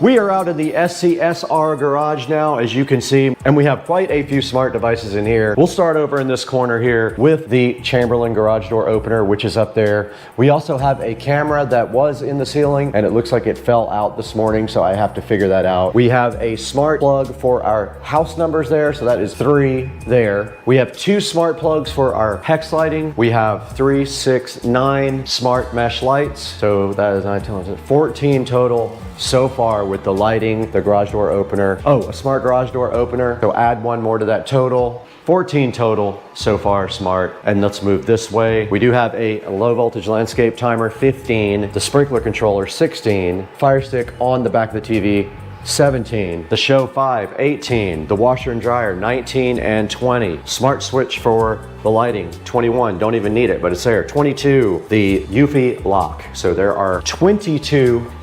23, the Wise security camera. There are 23 smart devices in the garage. Oh, 24, count the car. Got him! Next to last out here, we have the smart lock here. So that is 1 for the front yard, 2, including the camera, 3, 4, our low voltage landscape timer right here on the side of the house. 3 there, 4, 5 for the cameras up front here. For the rest of the yard cameras, we have number 6 there, and on the other side of the house, we have 7, 8, and 9, and we didn't count this because I just missed it. I don't think we counted the pool camera either, so there's 9 and 10 there. That's another 10 devices on the outside. Now let's throw it back into the inside of the house to give a grand total of what we have on smart devices.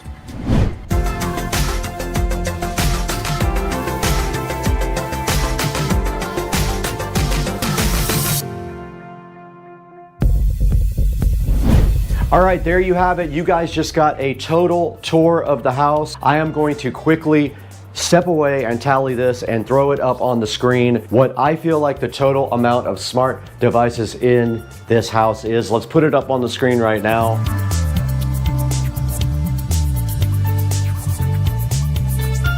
So there you guys have it. That is how many we have. It is quite unusual and a lot of devices to have in a smart home.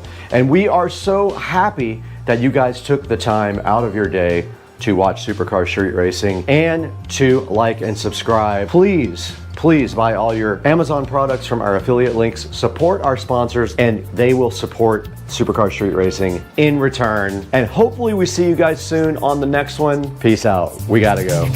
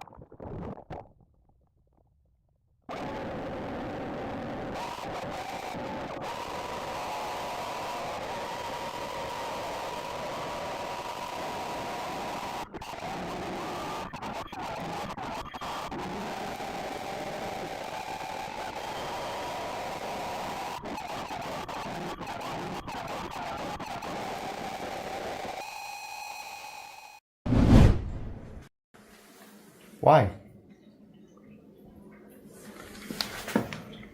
That's corn. Somewhere in there are cows. And we are in Mississippi today. And I'm going to show you guys my sister's unique house and some of the cool features of this place on Supercar Street Racing. Come along and check this out.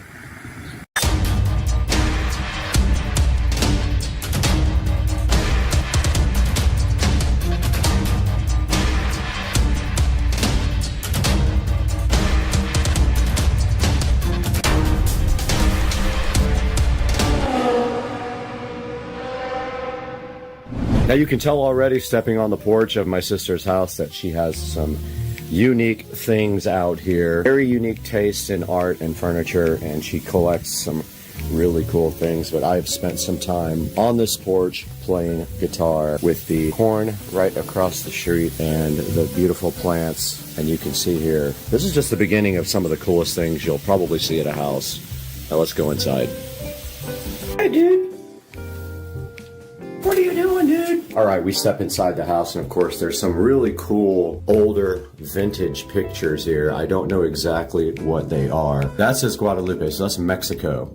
So yeah, some really interesting old photography here. And then of course, we are from New Orleans, so down here we have some very cool Mardi Gras stuff there, and we have Bo the cat. And then moving up here, there's some very cool antique lamps here. A very old antique, it looks like an armoire, or I guess you would call it a dresser, more like, and not an armoire. And then on top of that, some vintage photography, and I don't know the significance of this, probably isn't one. The cat is trying to open the door. You're not getting out, dude.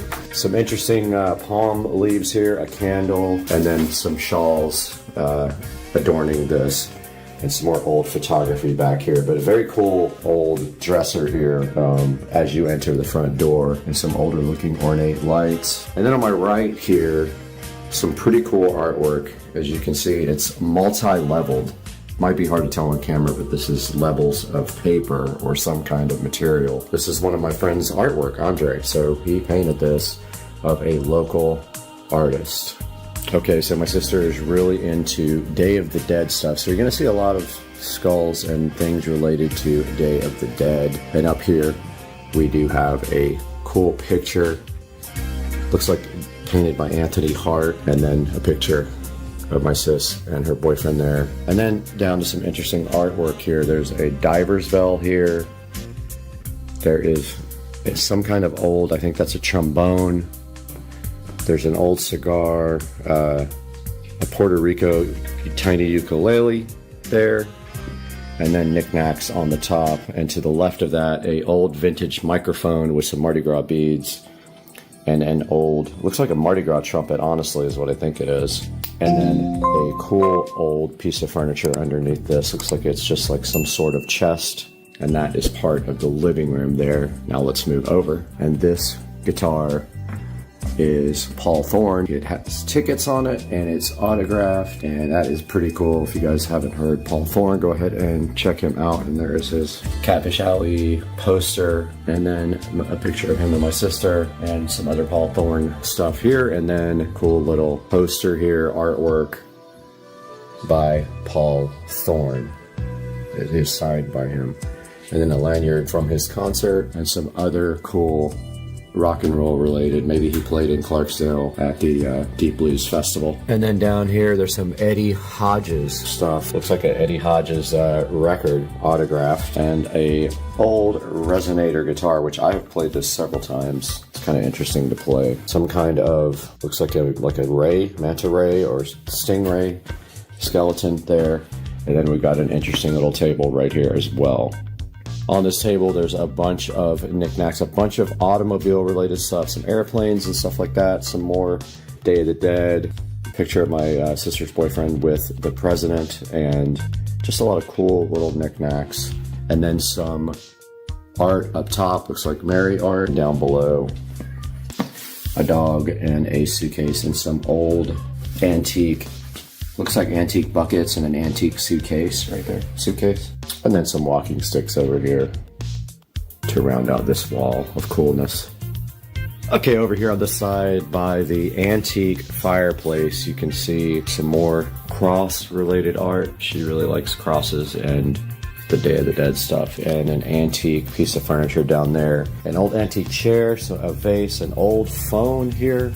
Some really cool artwork, some more religious artwork. More cat interference. And then up here we've got a nice big painting, and on top of the mantle a bunch of cool crosses and candles. And then down here in front of the fireplace, a bunch of cool little candles on a metal antique table. Very cool. Some more religious artwork there. Another cross here, which is pretty cool. You guys can see that. And more candles. And some more art in the corner here. There's a corner shelf with some interesting things on it. Few little knickknacks here and there, some more crosses on the wall.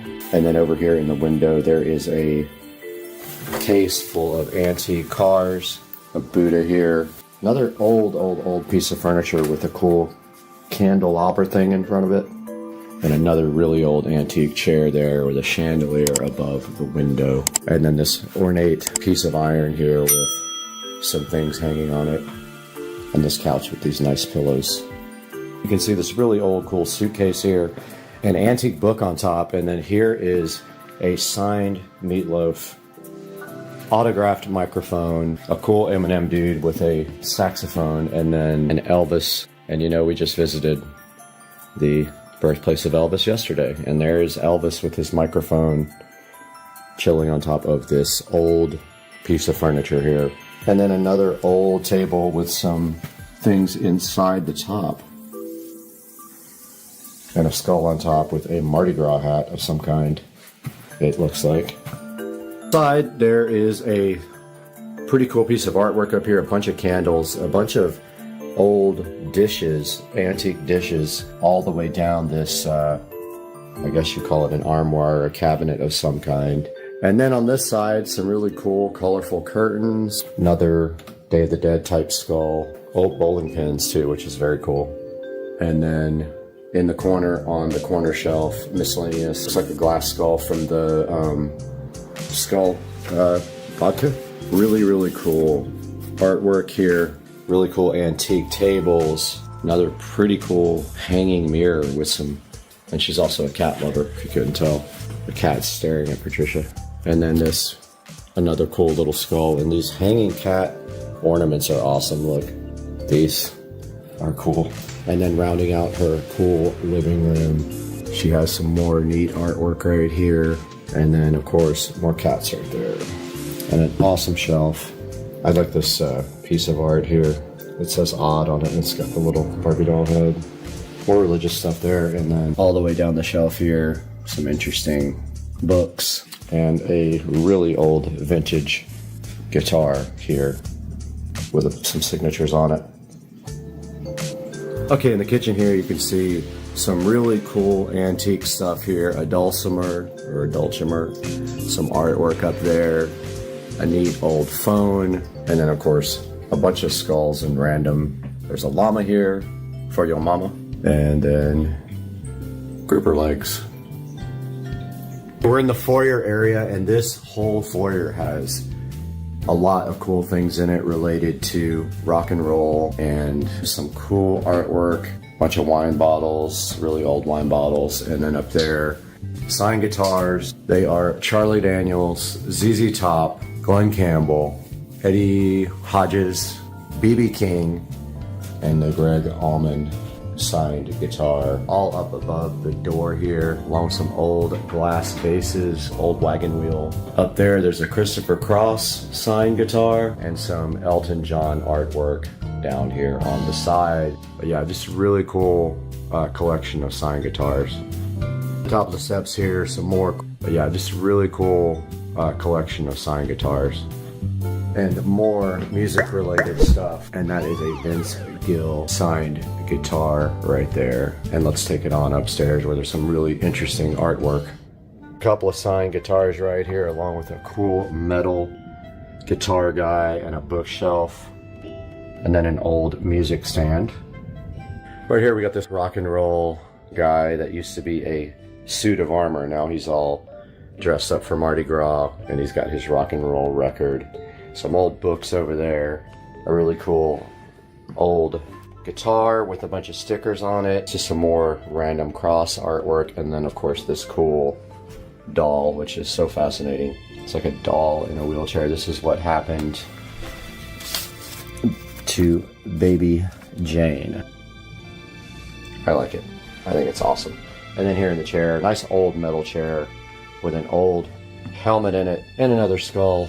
Really cool old door with a voodoo thing on it, and of course more cats. And I love the horse decoration here. This is 11 Spoonfuls signed guitar here. This one is Reba, James Taylor here, and then next to my mess over here, because we have taken over the upstairs. We love this thing. It's like a frog body with a doll head with a foot in the mouth. It's so cool. Over here, Star Wars memorabilia, drums over here, an alligator head, some cool books and dolls, Curious George stuff, Snoopy stuff. And again, I've taken over this area with my suitcase, but very cool mirrors and a shelf here with different types of kind of Day of the Dead stuff. Interesting artwork here. The top here, that reminds me of The Oldest View. If you don't watch Kane Pixels, you should watch The Oldest View. He is very talented. And then interesting baby head inside of a thing. And then again, we took over a lot of this area, so it isn't messy because we have a blow-up bed chilling in the back here. I thought this probably makes interesting lighting. And then below it, there's a candelabra here with some cool old candles with the fleur-de-lis, because we are from New Orleans. And some interesting artwork here, an old telephone, some art. Came over here, some art there. Some more art up here above on the wall with the disco ball making interesting light in the background. Okay, going out into the backyard of my sister's house is kind of where craziest backyard happens. This is one of the most tropical backyards I've ever seen. Take a look around here at my sister's backyard. She has this place all decked out with flowers and plants of all kind. Beautiful flower beds and the pool. Every square inch of the backyard has some kind of cool flower, plant, or art. And we actually are going to be installing some LED curtain lights out here today. Moving to what we came here for, she does have a pool here with plants all the way around it. You can see how beautiful it is. They take care of this with a lot of attention and care, and it's a lot of work to get these things taken care of and watered every day. It's an oasis back here. Check out this array of plants, flowers, trees. It even goes all the way back here. There's a big space back here, and they have the banana plants. Every flower you can think of, and then this beautiful pool here. Artwork, that one is missing its head, but still. And so yeah, I just wanted to give you guys a little insight into one of the coolest places I've been to.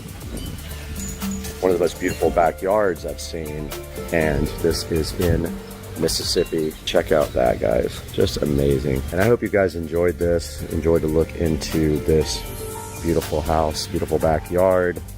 And we'll see you guys again soon. Thanks for joining us. Like, subscribe, please.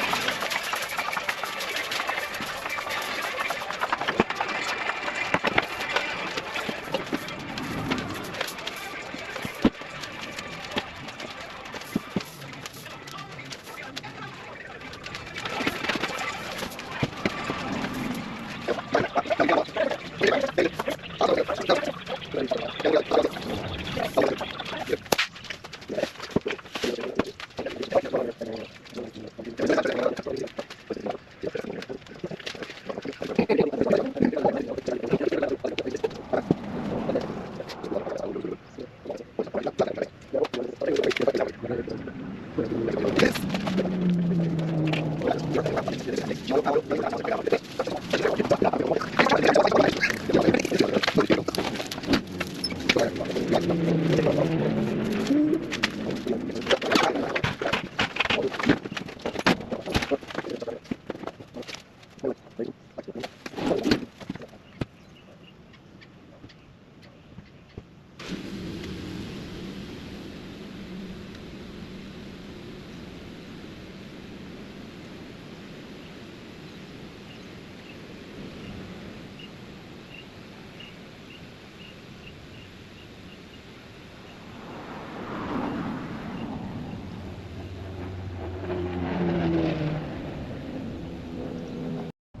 the next day and we're out in front of the laptop now trying to get the controller to connect so we can reprogram the controller. All right, Joe's removing the old speaker.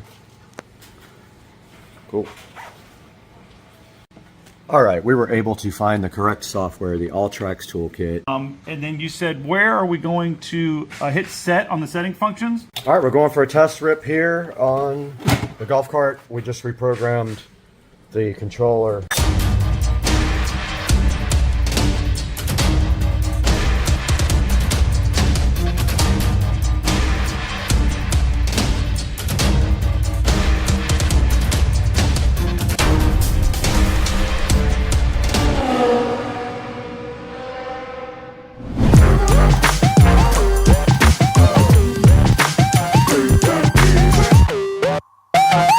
The next day and we're out in front of the laptop now trying to get the controller to connect so we can reprogram the controller. So we have a USB cable connected to the side of the controller now, and I'm going to try fiddling with the USB port serial settings to see if I can get this thing to connect. And I'm just waiting on the slow computer.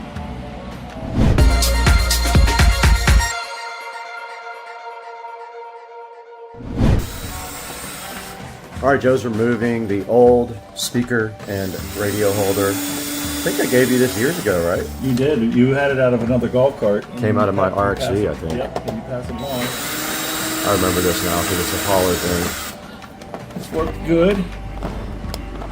2, 3 more over here.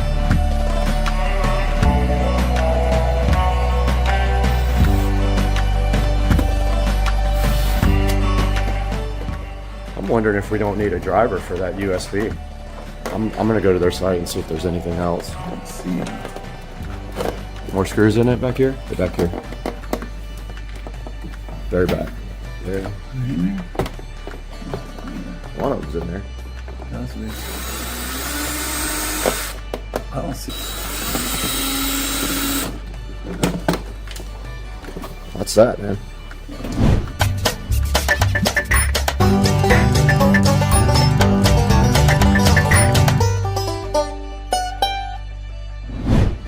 All right, we were able to find the correct software, the Alltracks toolkit. It says for performance, a new standard speed torque curve is suggested. Do you want to change to the new one?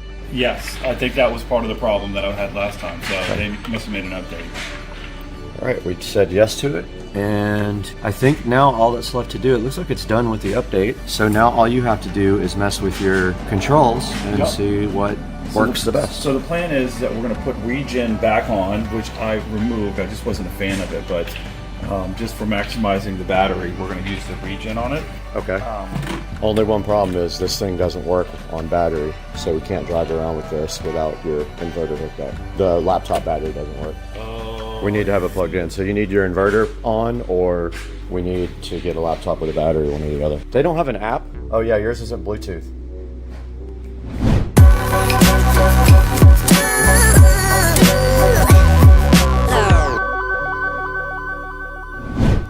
And then you said, where are we going to hit set on the setting functions? Okay, we're set. And that button will turn blue, and when it turns back to white, you're ready to give the test. Okay, now, okay, and you don't think the enable speed limit is an issue, and it has turned white. So, okay, well, we're gonna go run and test this. Unfortunately, we don't have the ability to do this while on the fly, so we're gonna have to hang up and potentially call you back. But I think that I got a pretty good understanding of it now, to be able to make the adjustments as needed. And the other thing, the throttle rate, I have it set at 7%.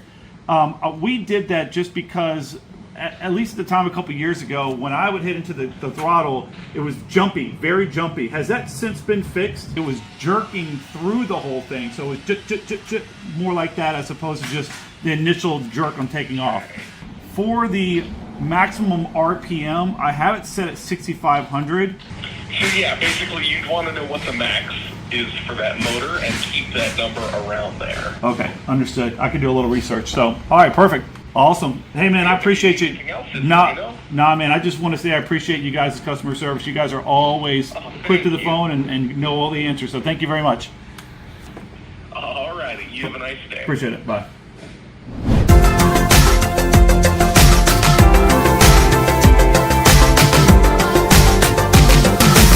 All right, we're going for a test rip here on the golf cart. We just reprogrammed the controller finally, and we're going to see if that makes a big difference in the top speed and the acceleration with the new lithium battery. Now we don't have to really worry about pulling too much drain on the batteries. Probably going to pop a wheelie.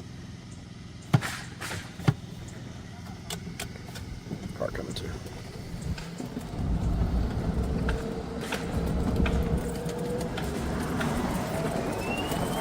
All right. You gotta get your speedo.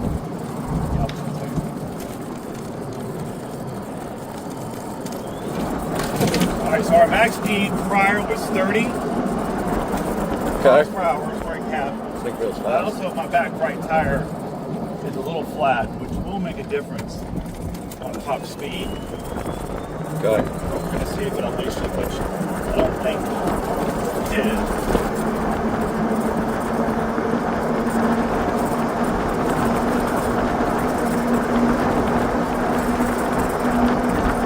I bet your speed limiter's doing that. Still at 29. Yep. I don't feel my regen kicking in drastically. So that might be something else that we're going to look at. So we're going to go back and make some adjustments. I'm going to take that top speed off. Okay. I'm also going to adjust the top end RPM. Yep. From 6,500 to 7,000. I think it can take it. And then let's get this regen figured out. All right.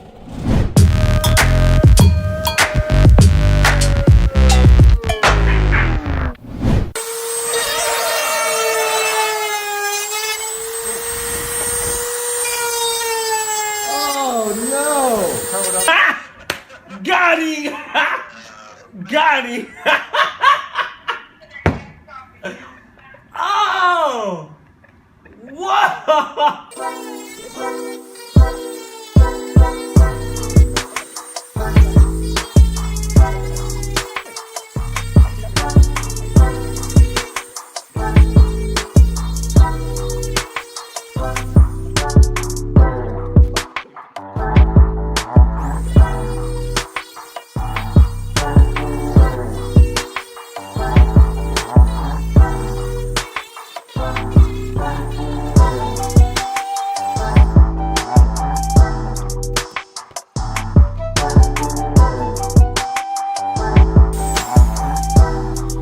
Put it up again. I need a big place to put it. Oh, it's worse. You actually added material. Got him! Got him! Oh! Problem is, like, if you do it, it like jumps it off. So I'm not going to keep doing that. That's what. And this is fine because it's covered, so I don't really care about that. I just want it to jump and hit something else. Looks like the Amazon logo. Yeah, I'm not worried about that.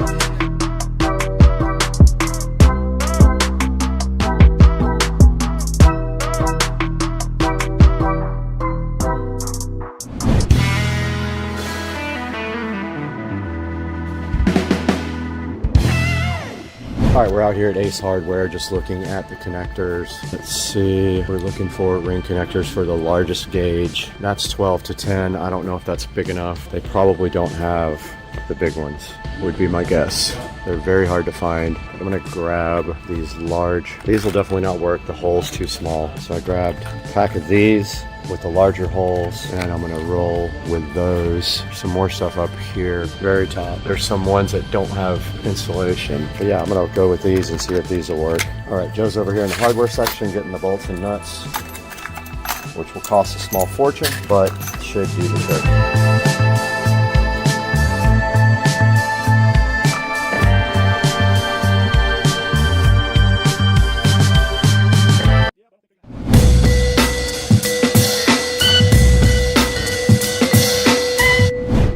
All right, we're just wrapping up the end of this part 3 of our video today, and we are gonna go for a little ride here and just kind of measure the speedometer here of the golf cart, because when we last took you guys out, we had not adjusted the controller, but we showed you the adjustments, and now we just want to go for a little ride and kind of see what it's like now compared to what it was before. Absolutely. All right, so one of the things that we worked on was adjusting the controller. And then the controller has a few different things that you can adjust. The first thing that I did was the throttle response. I had it set very low, so when I pushed into the throttle, it took a long time for it to start to get up to speed. So I increased that back to normal. So that was one thing that's already been done. So we should take off a lot faster this time. Much quicker than what it used to be. Very much faster. Yep. And then it also had a governor on it, which would not allow it to go over a certain RPM. So I took that off, which will allow it at this point to not stop at a certain speed and allow it to continue to increase speed as long as 1, the battery's charged up, and 2, if we're heading downhill. So we should be able to get top speeds of 35 to 39 miles an hour right now, depending on a couple conditions. And then the other thing that I did was I turned the region back on where I had it off before. I just never really was a fan of it having the control of stopping the cart for me without using the brake. But I figured to maximize the amount of voltage out of the battery, it was better for me to turn it back on, because when it does work, it's actually charging the battery as I let off the brake, as I let off the gas. So that will help the longevity of the battery when I'm running around having a good time with it. And then also, and I can go ahead and do that now, let's pull off. I have the Bluetooth option that I'm going to go ahead and share with you guys. That's pretty straightforward and kind of nice. The one thing about this Bluetooth though is that each time that you go in and out of it, you have to go back to the device list, and then it should connect each time. And this is just the battery, correct? Nothing to do with controller. Okay. Nope, not at all. This is just the battery. So right now, if you're looking at this, it's got a bunch of different stuff that we'll go over probably in another video, but I can at least on the screen see what my percentage of my battery is. So I have 93% right now, which is plenty of time for me to run around and have a good time. So we're gonna go and stretch this thing out. We'll run it for a little while. I think we're gonna get some sampling of how fast we go, and we'll report back. Yep, I'm gonna switch over to the speedometer and record the phone real quick.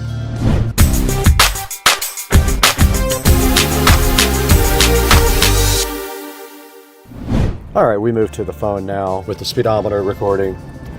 Okay. All right, so we'll get on the main road here. It's already doing 21. And that's half the throttle. Punched it. That's full. 28. 2, 3, 4, 27, 29. Right into the back of the car. 31, 33, 35, 37.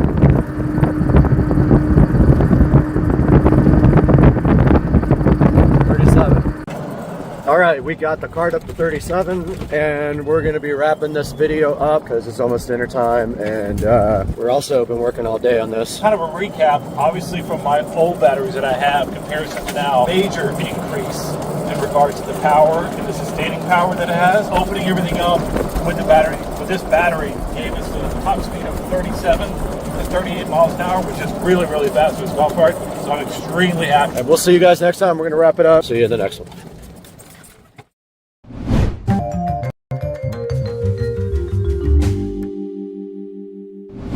Just take care of that.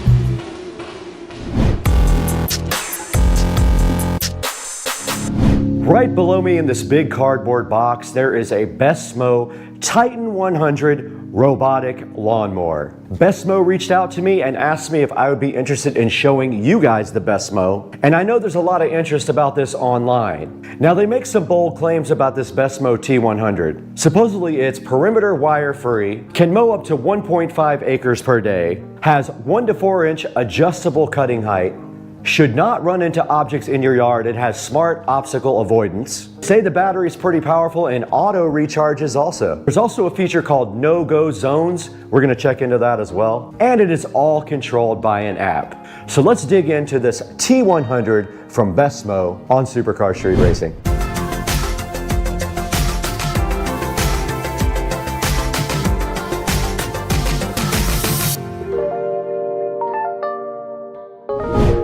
The Besmo T100 is sitting right in front of me today on Supercar Street Racing. First of all, I wanted to thank you guys for 100,000 subscribers. That happened this morning. You can check out the live stream, and we were on live when we rolled over the 100,000 subscriber mark. But back to the lecture at hand. We got the T100 sitting right here in front of me, making some bold claims about being the most intelligent robotic lawnmower available. Now this guy uses AI to accomplish its mission. Artificial intelligence does object recognition in the T100 by Besmo. Now they say this T100 can cut directly up to the edge of your lawn for perfect edging. It has custom schedules as well. You can program it to when you actually want it to go mow, so it can even take care of your grass when you're away. Now, one of the coolest things about this guy is you don't need boundary wires to keep the lawnmower inside a specific area. Besmo claims this guy can go up to a 30-degree slope, meaning if your yard has a few little hills, this little guy should be able to power right up them. Now, the T100 can mow up to 1,000 plus square feet per hour. This thing has something called smart routes. You basically just drop it down and it starts mowing. You don't even have to worry about it. All right, directly in front of me, guys, we do have the Besmo T100, the Titan, and it is ready to be unboxed right in front of me. I did notice that the box had a few dents in it, so let's hope that this guy is not damaged. But let's go ahead and crack into the Titan, the T100 from Besmo, and see what is inside of the box. It is packaged very nice, first of all. And we got the patented SCSR knife here for the unboxing for you guys. And it is backwards for you guys, sorry about that, but here on the top you have a quick start guide here, and it does look like there is some assembly required, but not too much, I don't think. So right on the top there is a quick start guide that I will turn around for you guys. There's the quick start guide that comes with it. There is a app here that you can scan this QR code and download the app. Tells you what's inside the box right here. Says to install your charging pier where there is a good Wi-Fi signal, and it needs to be directly on flat ground. Then there's some initial instructions right here to go ahead and get your guy charging up in the beginning. Says if the Besmo doesn't turn on to go ahead and manually turn it on, and then follow the app for setup procedures on the Besmo. Really cool, great packaging here. And then some more tips on the back. It shows you how to do the app-driven mapping mode here. There's also the drag mapping mode. Lets you drag along the edge of the lawn to complete the mapping. Here's how you do obstacle avoidance manually. It gives you nice instructions there that tell you how to do it. And then there is a customer support email right here and a phone number to go ahead and call if you need help with your Besmo. Putting that one aside, there is a quick start guide right here underneath that. Tells you that before installation, you are going to need an impact drill. These look like drywall inserts here. Looks like this is the base station for it that has to be installed. There is a base station power adapter, a RTK base station. Looks like they got a misspelling here, antenna. I'll go ahead and let them know that. It says once you install your antenna system, do not move it unless you're directed to by Besmo. Now there are some instructions here for installing your RTK antenna. Wants you to make sure there's no obstacles there. Make sure that your RTK antenna can receive stable Wi-Fi. They want you to go ahead and secure it to something for extreme weather conditions. They want you to also use a all year round area where there are no obstructions. And then it shows you some examples right here on how they expect you to install your RTK antenna. Now further inside of the box, there is a white plastic cover right here. Very nice packaging, you can see right here, very, very nice packaging. Let's put that aside. And then inside of the box, they even give you tools. There are 2 socket drivers here, you can see, 2 socket drivers. There are a couple of other tools. There is a Phillips screwdriver and then a hex head driver set right there as well for you. This looks like it is part of the RTK antenna. From what I am seeing, that is what I believe it is. This looks like it's for mounting the antenna. There's some mounting bolts right here as well, almost like mounting a satellite dish. You have this here, all this bracketry is for that, and then there is a power supply for that, it appears. There are some stakes here, don't know what those are for yet. We will get into that. There is another power supply here. Looks like that might be for the charging station. There is a handle of some kind here. Now it looks like this is a blade installation fixture here. Now this guy right here is called your drag and mow tool. Very neat looking. It's got some gold anodized things on the end. And then right here there are some blades. It appears to be some blades. I don't know if they're extra or the original blades. We will have to get into that and find out. Now it looks like we have located the BESMO inside of the box now, and also the charging station is sitting right here below it as well. So what we're going to do right now is get the BESMO out of the box and get the charging station out of the box and take a look at everything outside of this box. And to charge it, it looks like it just slides up right on the end of the charger. And now here is the actual charging station. Pretty cool. That's the actual BESMO charging station there. Made out of a heavy-duty plastic, it seems. Okay, let's get this box out of here. We don't need that where we're going.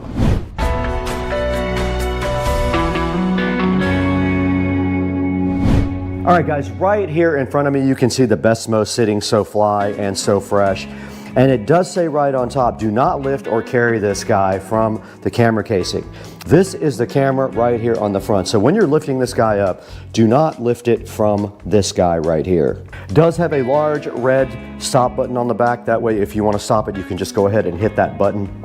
Now right here on the quick start guide, it says it does not want you to put their charging station any more than 4 feet from the actual house, and it has to be at least 7 feet away from the nearest obstacle. And it says it right here on the quick start guide right there. Now it wants us to go ahead and power up the charging plate.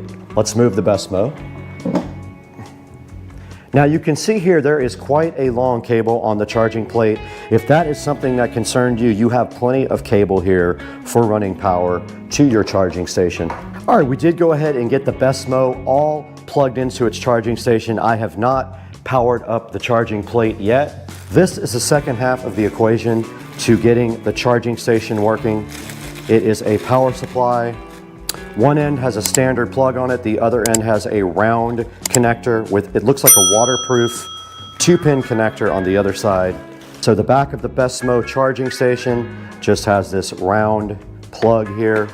Yeah, so when you place the BESMO on the charging station, there are 2 holes in the front of it. It just literally slides right here onto the front of the charging station. Okay, we went ahead and applied power, and green LEDs on top of the BESMO did light up. Now the next part of the setup is app-based. So we're gonna go ahead and set up the mower in the app.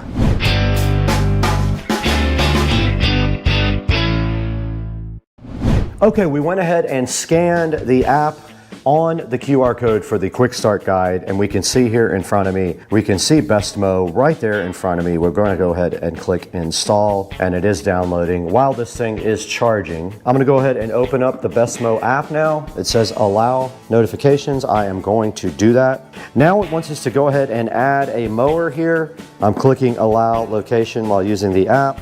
It says Bluetooth connection successful, start configuring Wi-Fi. Now it says it is connecting, it is 10%. Successfully paired with the charging station is what it just said with a heavy accent. Now I don't have the antenna plugged in yet. This is the RTK base station. I am inside also, So that might affect GPS. All right, that is not going to work because we have to be outside. Let's go ahead and leave this guy on the charger overnight.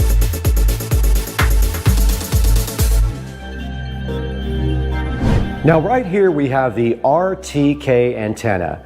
Now RTK stands for real-time kinematics. These RTK antennas transmit data from here to the lawnmower, providing satellite GPS signals. Now the RTK antenna uses a network of satellites and a fixed base station to obtain almost centimeter level accuracy. This guy mounts right to the side of your house. They do give you all of the mounting equipment.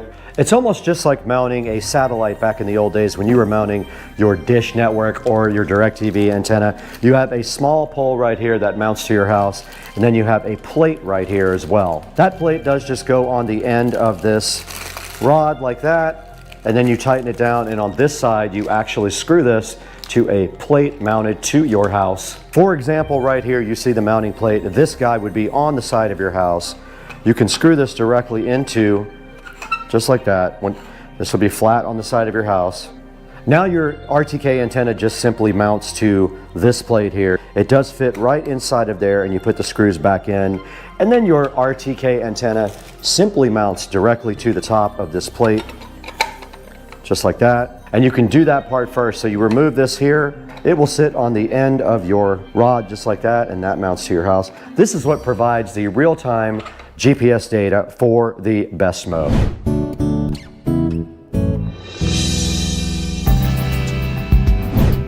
Guys, thanks for watching the video, and right in front of me here, BNLink has been so kind to send us one of their mechanical indoor timers. Now, BNLink has been a partner of Supercar Street Racing for over 6 months, and they reached out to me recently and said, hey, do you want to take a look at this cool, simple indoor mechanical timer? And of course, I said, yes, I will do that for you guys. So in front of me, we have that timer. Here it is right here. It does come in a 2-pack. There will be a link down in the description for this guy. It's very simple the way this guy works. On the front, there is a dial. You simply push in and pull up on the little pegs, just like this, to set a timer. The little pins just simply pop right up, in which case you can set an on and an off time, and it goes in 30-minute intervals. It's very simple to operate. On the front here, it has a plug to plug your device in, and on the back, it does simply plug directly into the wall. Now, this is made for indoor use only. Do not use this outside. It is not weatherproof or water rated, only for use inside. BNLink is awesome. I love working with those guys, so I was excited to show you guys this simple timer. Go ahead and look for a link down in the description. Order yours from our official affiliate links. Get your BNLink timer. And don't forget, also on the side here, there is this cool on switch, or you can switch it down to timer to actually use the timer. Order yours today, and thank you for supporting Supercar Street Racing and our vendors. Now back to the video.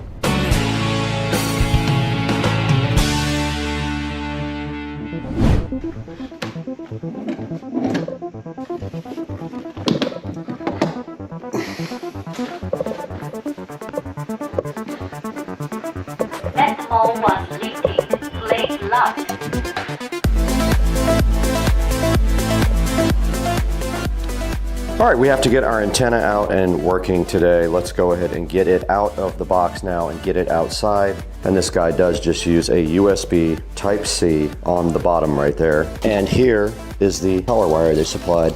Let's bring all this outside.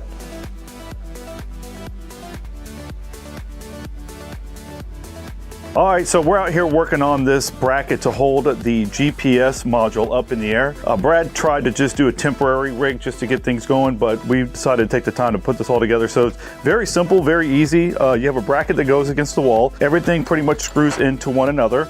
And then you have the ability to extend it out with this collar. And then of course you have the top mounting bracket, where we will attach the unit itself to. So what we did is just found a temporary hole. So we're just gonna take a camera off real fast, screw that up there just to hold it. Okay. And then obviously one of the things is you want to be able to hide the wire, so you have the ability to run the wire through the entire pole. Cable management, right through exactly, the right to the top, get to the top. So that's what I'm doing now, but okay. I mean, it's about as easy as it gets. You have a few set screws that come in the box for both this top and then for this collar here that you put in, and then obviously you have a couple of screws to attach. Yep, we're going to screw there, and it's very easy to put together. Very simple. I'm going to get everything assembled first, and then I'll go up there and put it on there. So just to make sure everything's going through. So right now.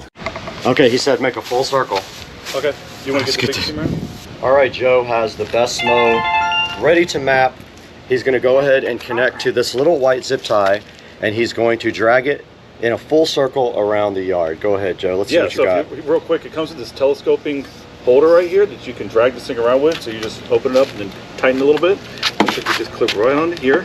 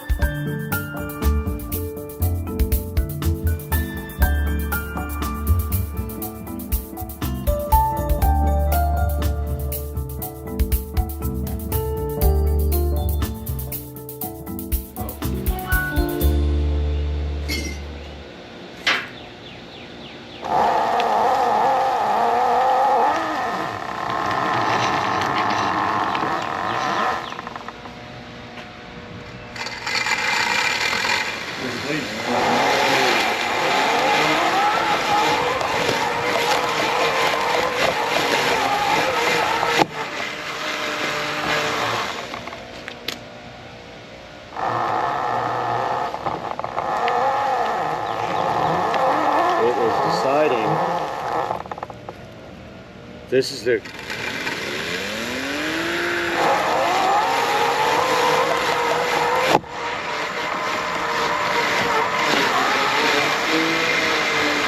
Gotta get nice.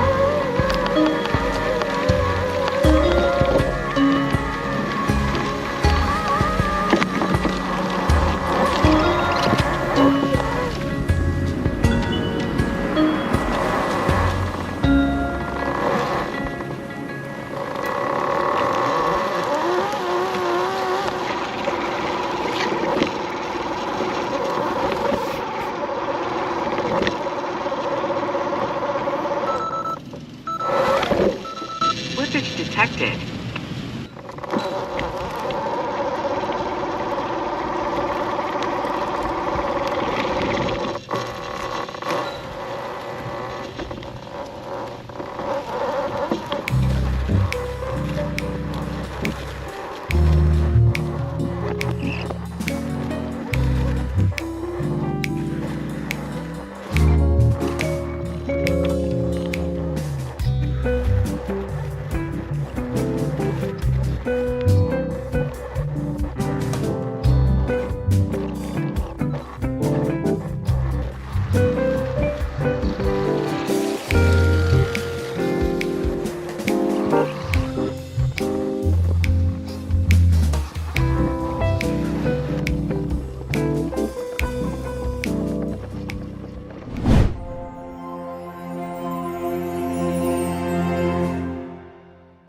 All right guys, here is a look at the yard after the mower got done. I came up behind it with the trimmer and went ahead and edged a few places that it missed. It had a few issues here and there. I'll be working with the developer on that, but for now, this is how it looks after the mower got done. It did both sides over here and the backyard, and you can see on this side too.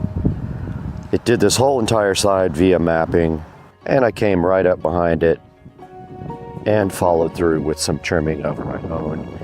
Depending on your terrain, you may or may not have problems with it. It has issues with like large steps, like coming off like that. It did not have a problem over there most of the time, but other than that, it did a good job. Now let's throw it back into the Supercar Street Racing Studio A. Take a look at how you can get your best mow with Brad.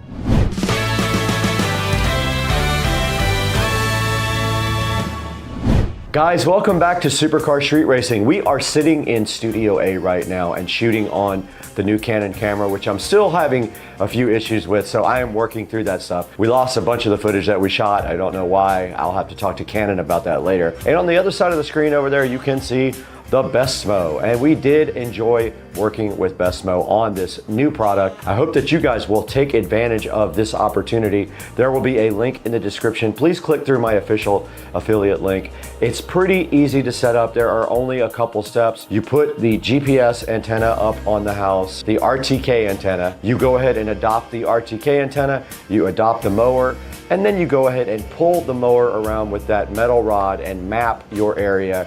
And then the mower just does its thing.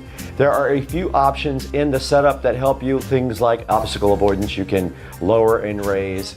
You can also change the direction of the mowing and do things like that. So I encourage you to try out the Bestmo and let me know what you think down in the description. Go in the description, check out the official affiliate link for Bestmo. It comes with everything you need to get started, including spare blades, all the tools, the antenna, everything to get you set up and get you mowing your lawn. Now, please like and subscribe if you haven't. It helps me out so much. You have no idea how much your support means to Supercar Street Racing. Drop a like, drop a comment if you like the video. Let me know if you have any questions about the Bestmo. I am in direct contact with the manufacturer. And thanks again for watching. We will see you on the next one. I told my pool robot to take the day off. Error 404. Vacation not found. What's up everybody, and welcome back to Supercar Street Racing, where we combine reviews, power sports, and high-tech stuff along with house projects as well. Now today, we're going to check out something that could completely change how you clean your pool. This is the Ultramarine P1 from Ecovacs. Now you guys know we've worked with Ecovacs before, and we were so happy that they wanted us to check out their Ultramarine P1. And if your pool looked anything like mine did when we started, you already know why this matters. Leaves everywhere on the bottom, debris everywhere, and this is Florida. Now that's a real world mess, not a staged demo. Now what we're going to cover today is going to be the features and what makes the Ultramarine different, a real world cleaning test, and whether it's worth picking up. And then later on, we'll show you a battery test. We'll run this thing until it runs completely out and let you know how long it went. Now let's get into it. Joe, roll the clip.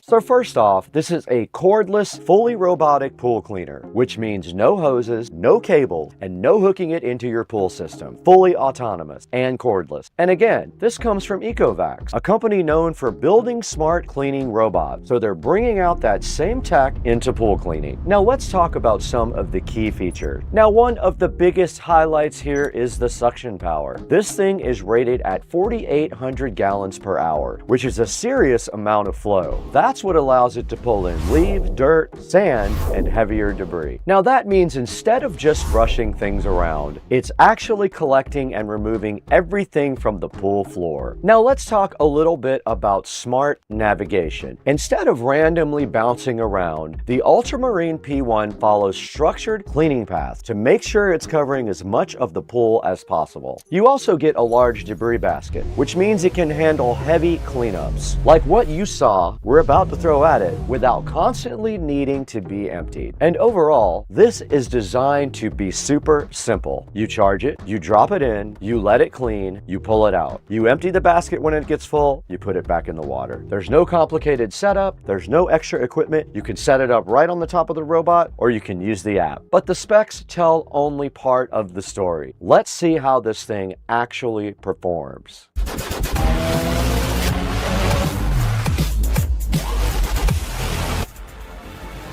All right, we're gonna go ahead and download the app for Ecovacs, but I'm in luck because we already had the WinBot. So all we have to do is go find the actual app. Already have it because we were using the window bot. And we're supposed to scan this guy. Press and hold the power button for 3 seconds. We're pairing with the bot. Let's call this the SCSR compound. There we go. All right, let's see if it needs a firmware update. It does. We're going to upgrade to 5.21.0. Let's do it. It is upgrading the firmware now. All right, we got our pool robot plugged in and charging, and you can see here in the app, you can set a plan to clean floor, wall, or all. You can set your suction power to eco, standard, or max, and you can set a runtime of maximum, or you can actually go down to 30 minutes or an hour. Now, in order to do max, you need to have a full charge. We're gonna go ahead and let this thing charge up, and then we'll check back with you guys when it's ready. Now, all right, so this is actually a real test. We've got leaves all over the bottom of the pool, debris sitting all across the pool floor. And this is exactly the kind of situation where a pool robot performs, or either it doesn't.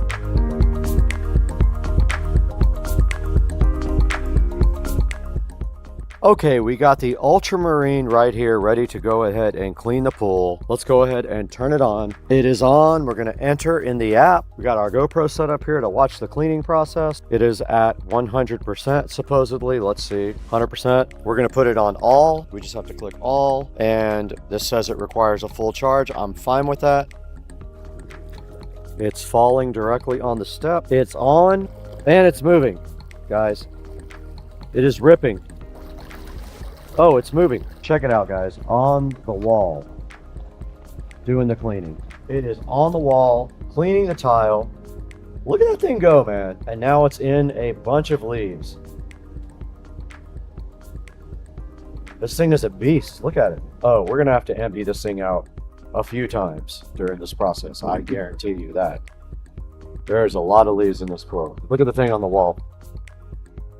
Ripping. Now it's moving that way.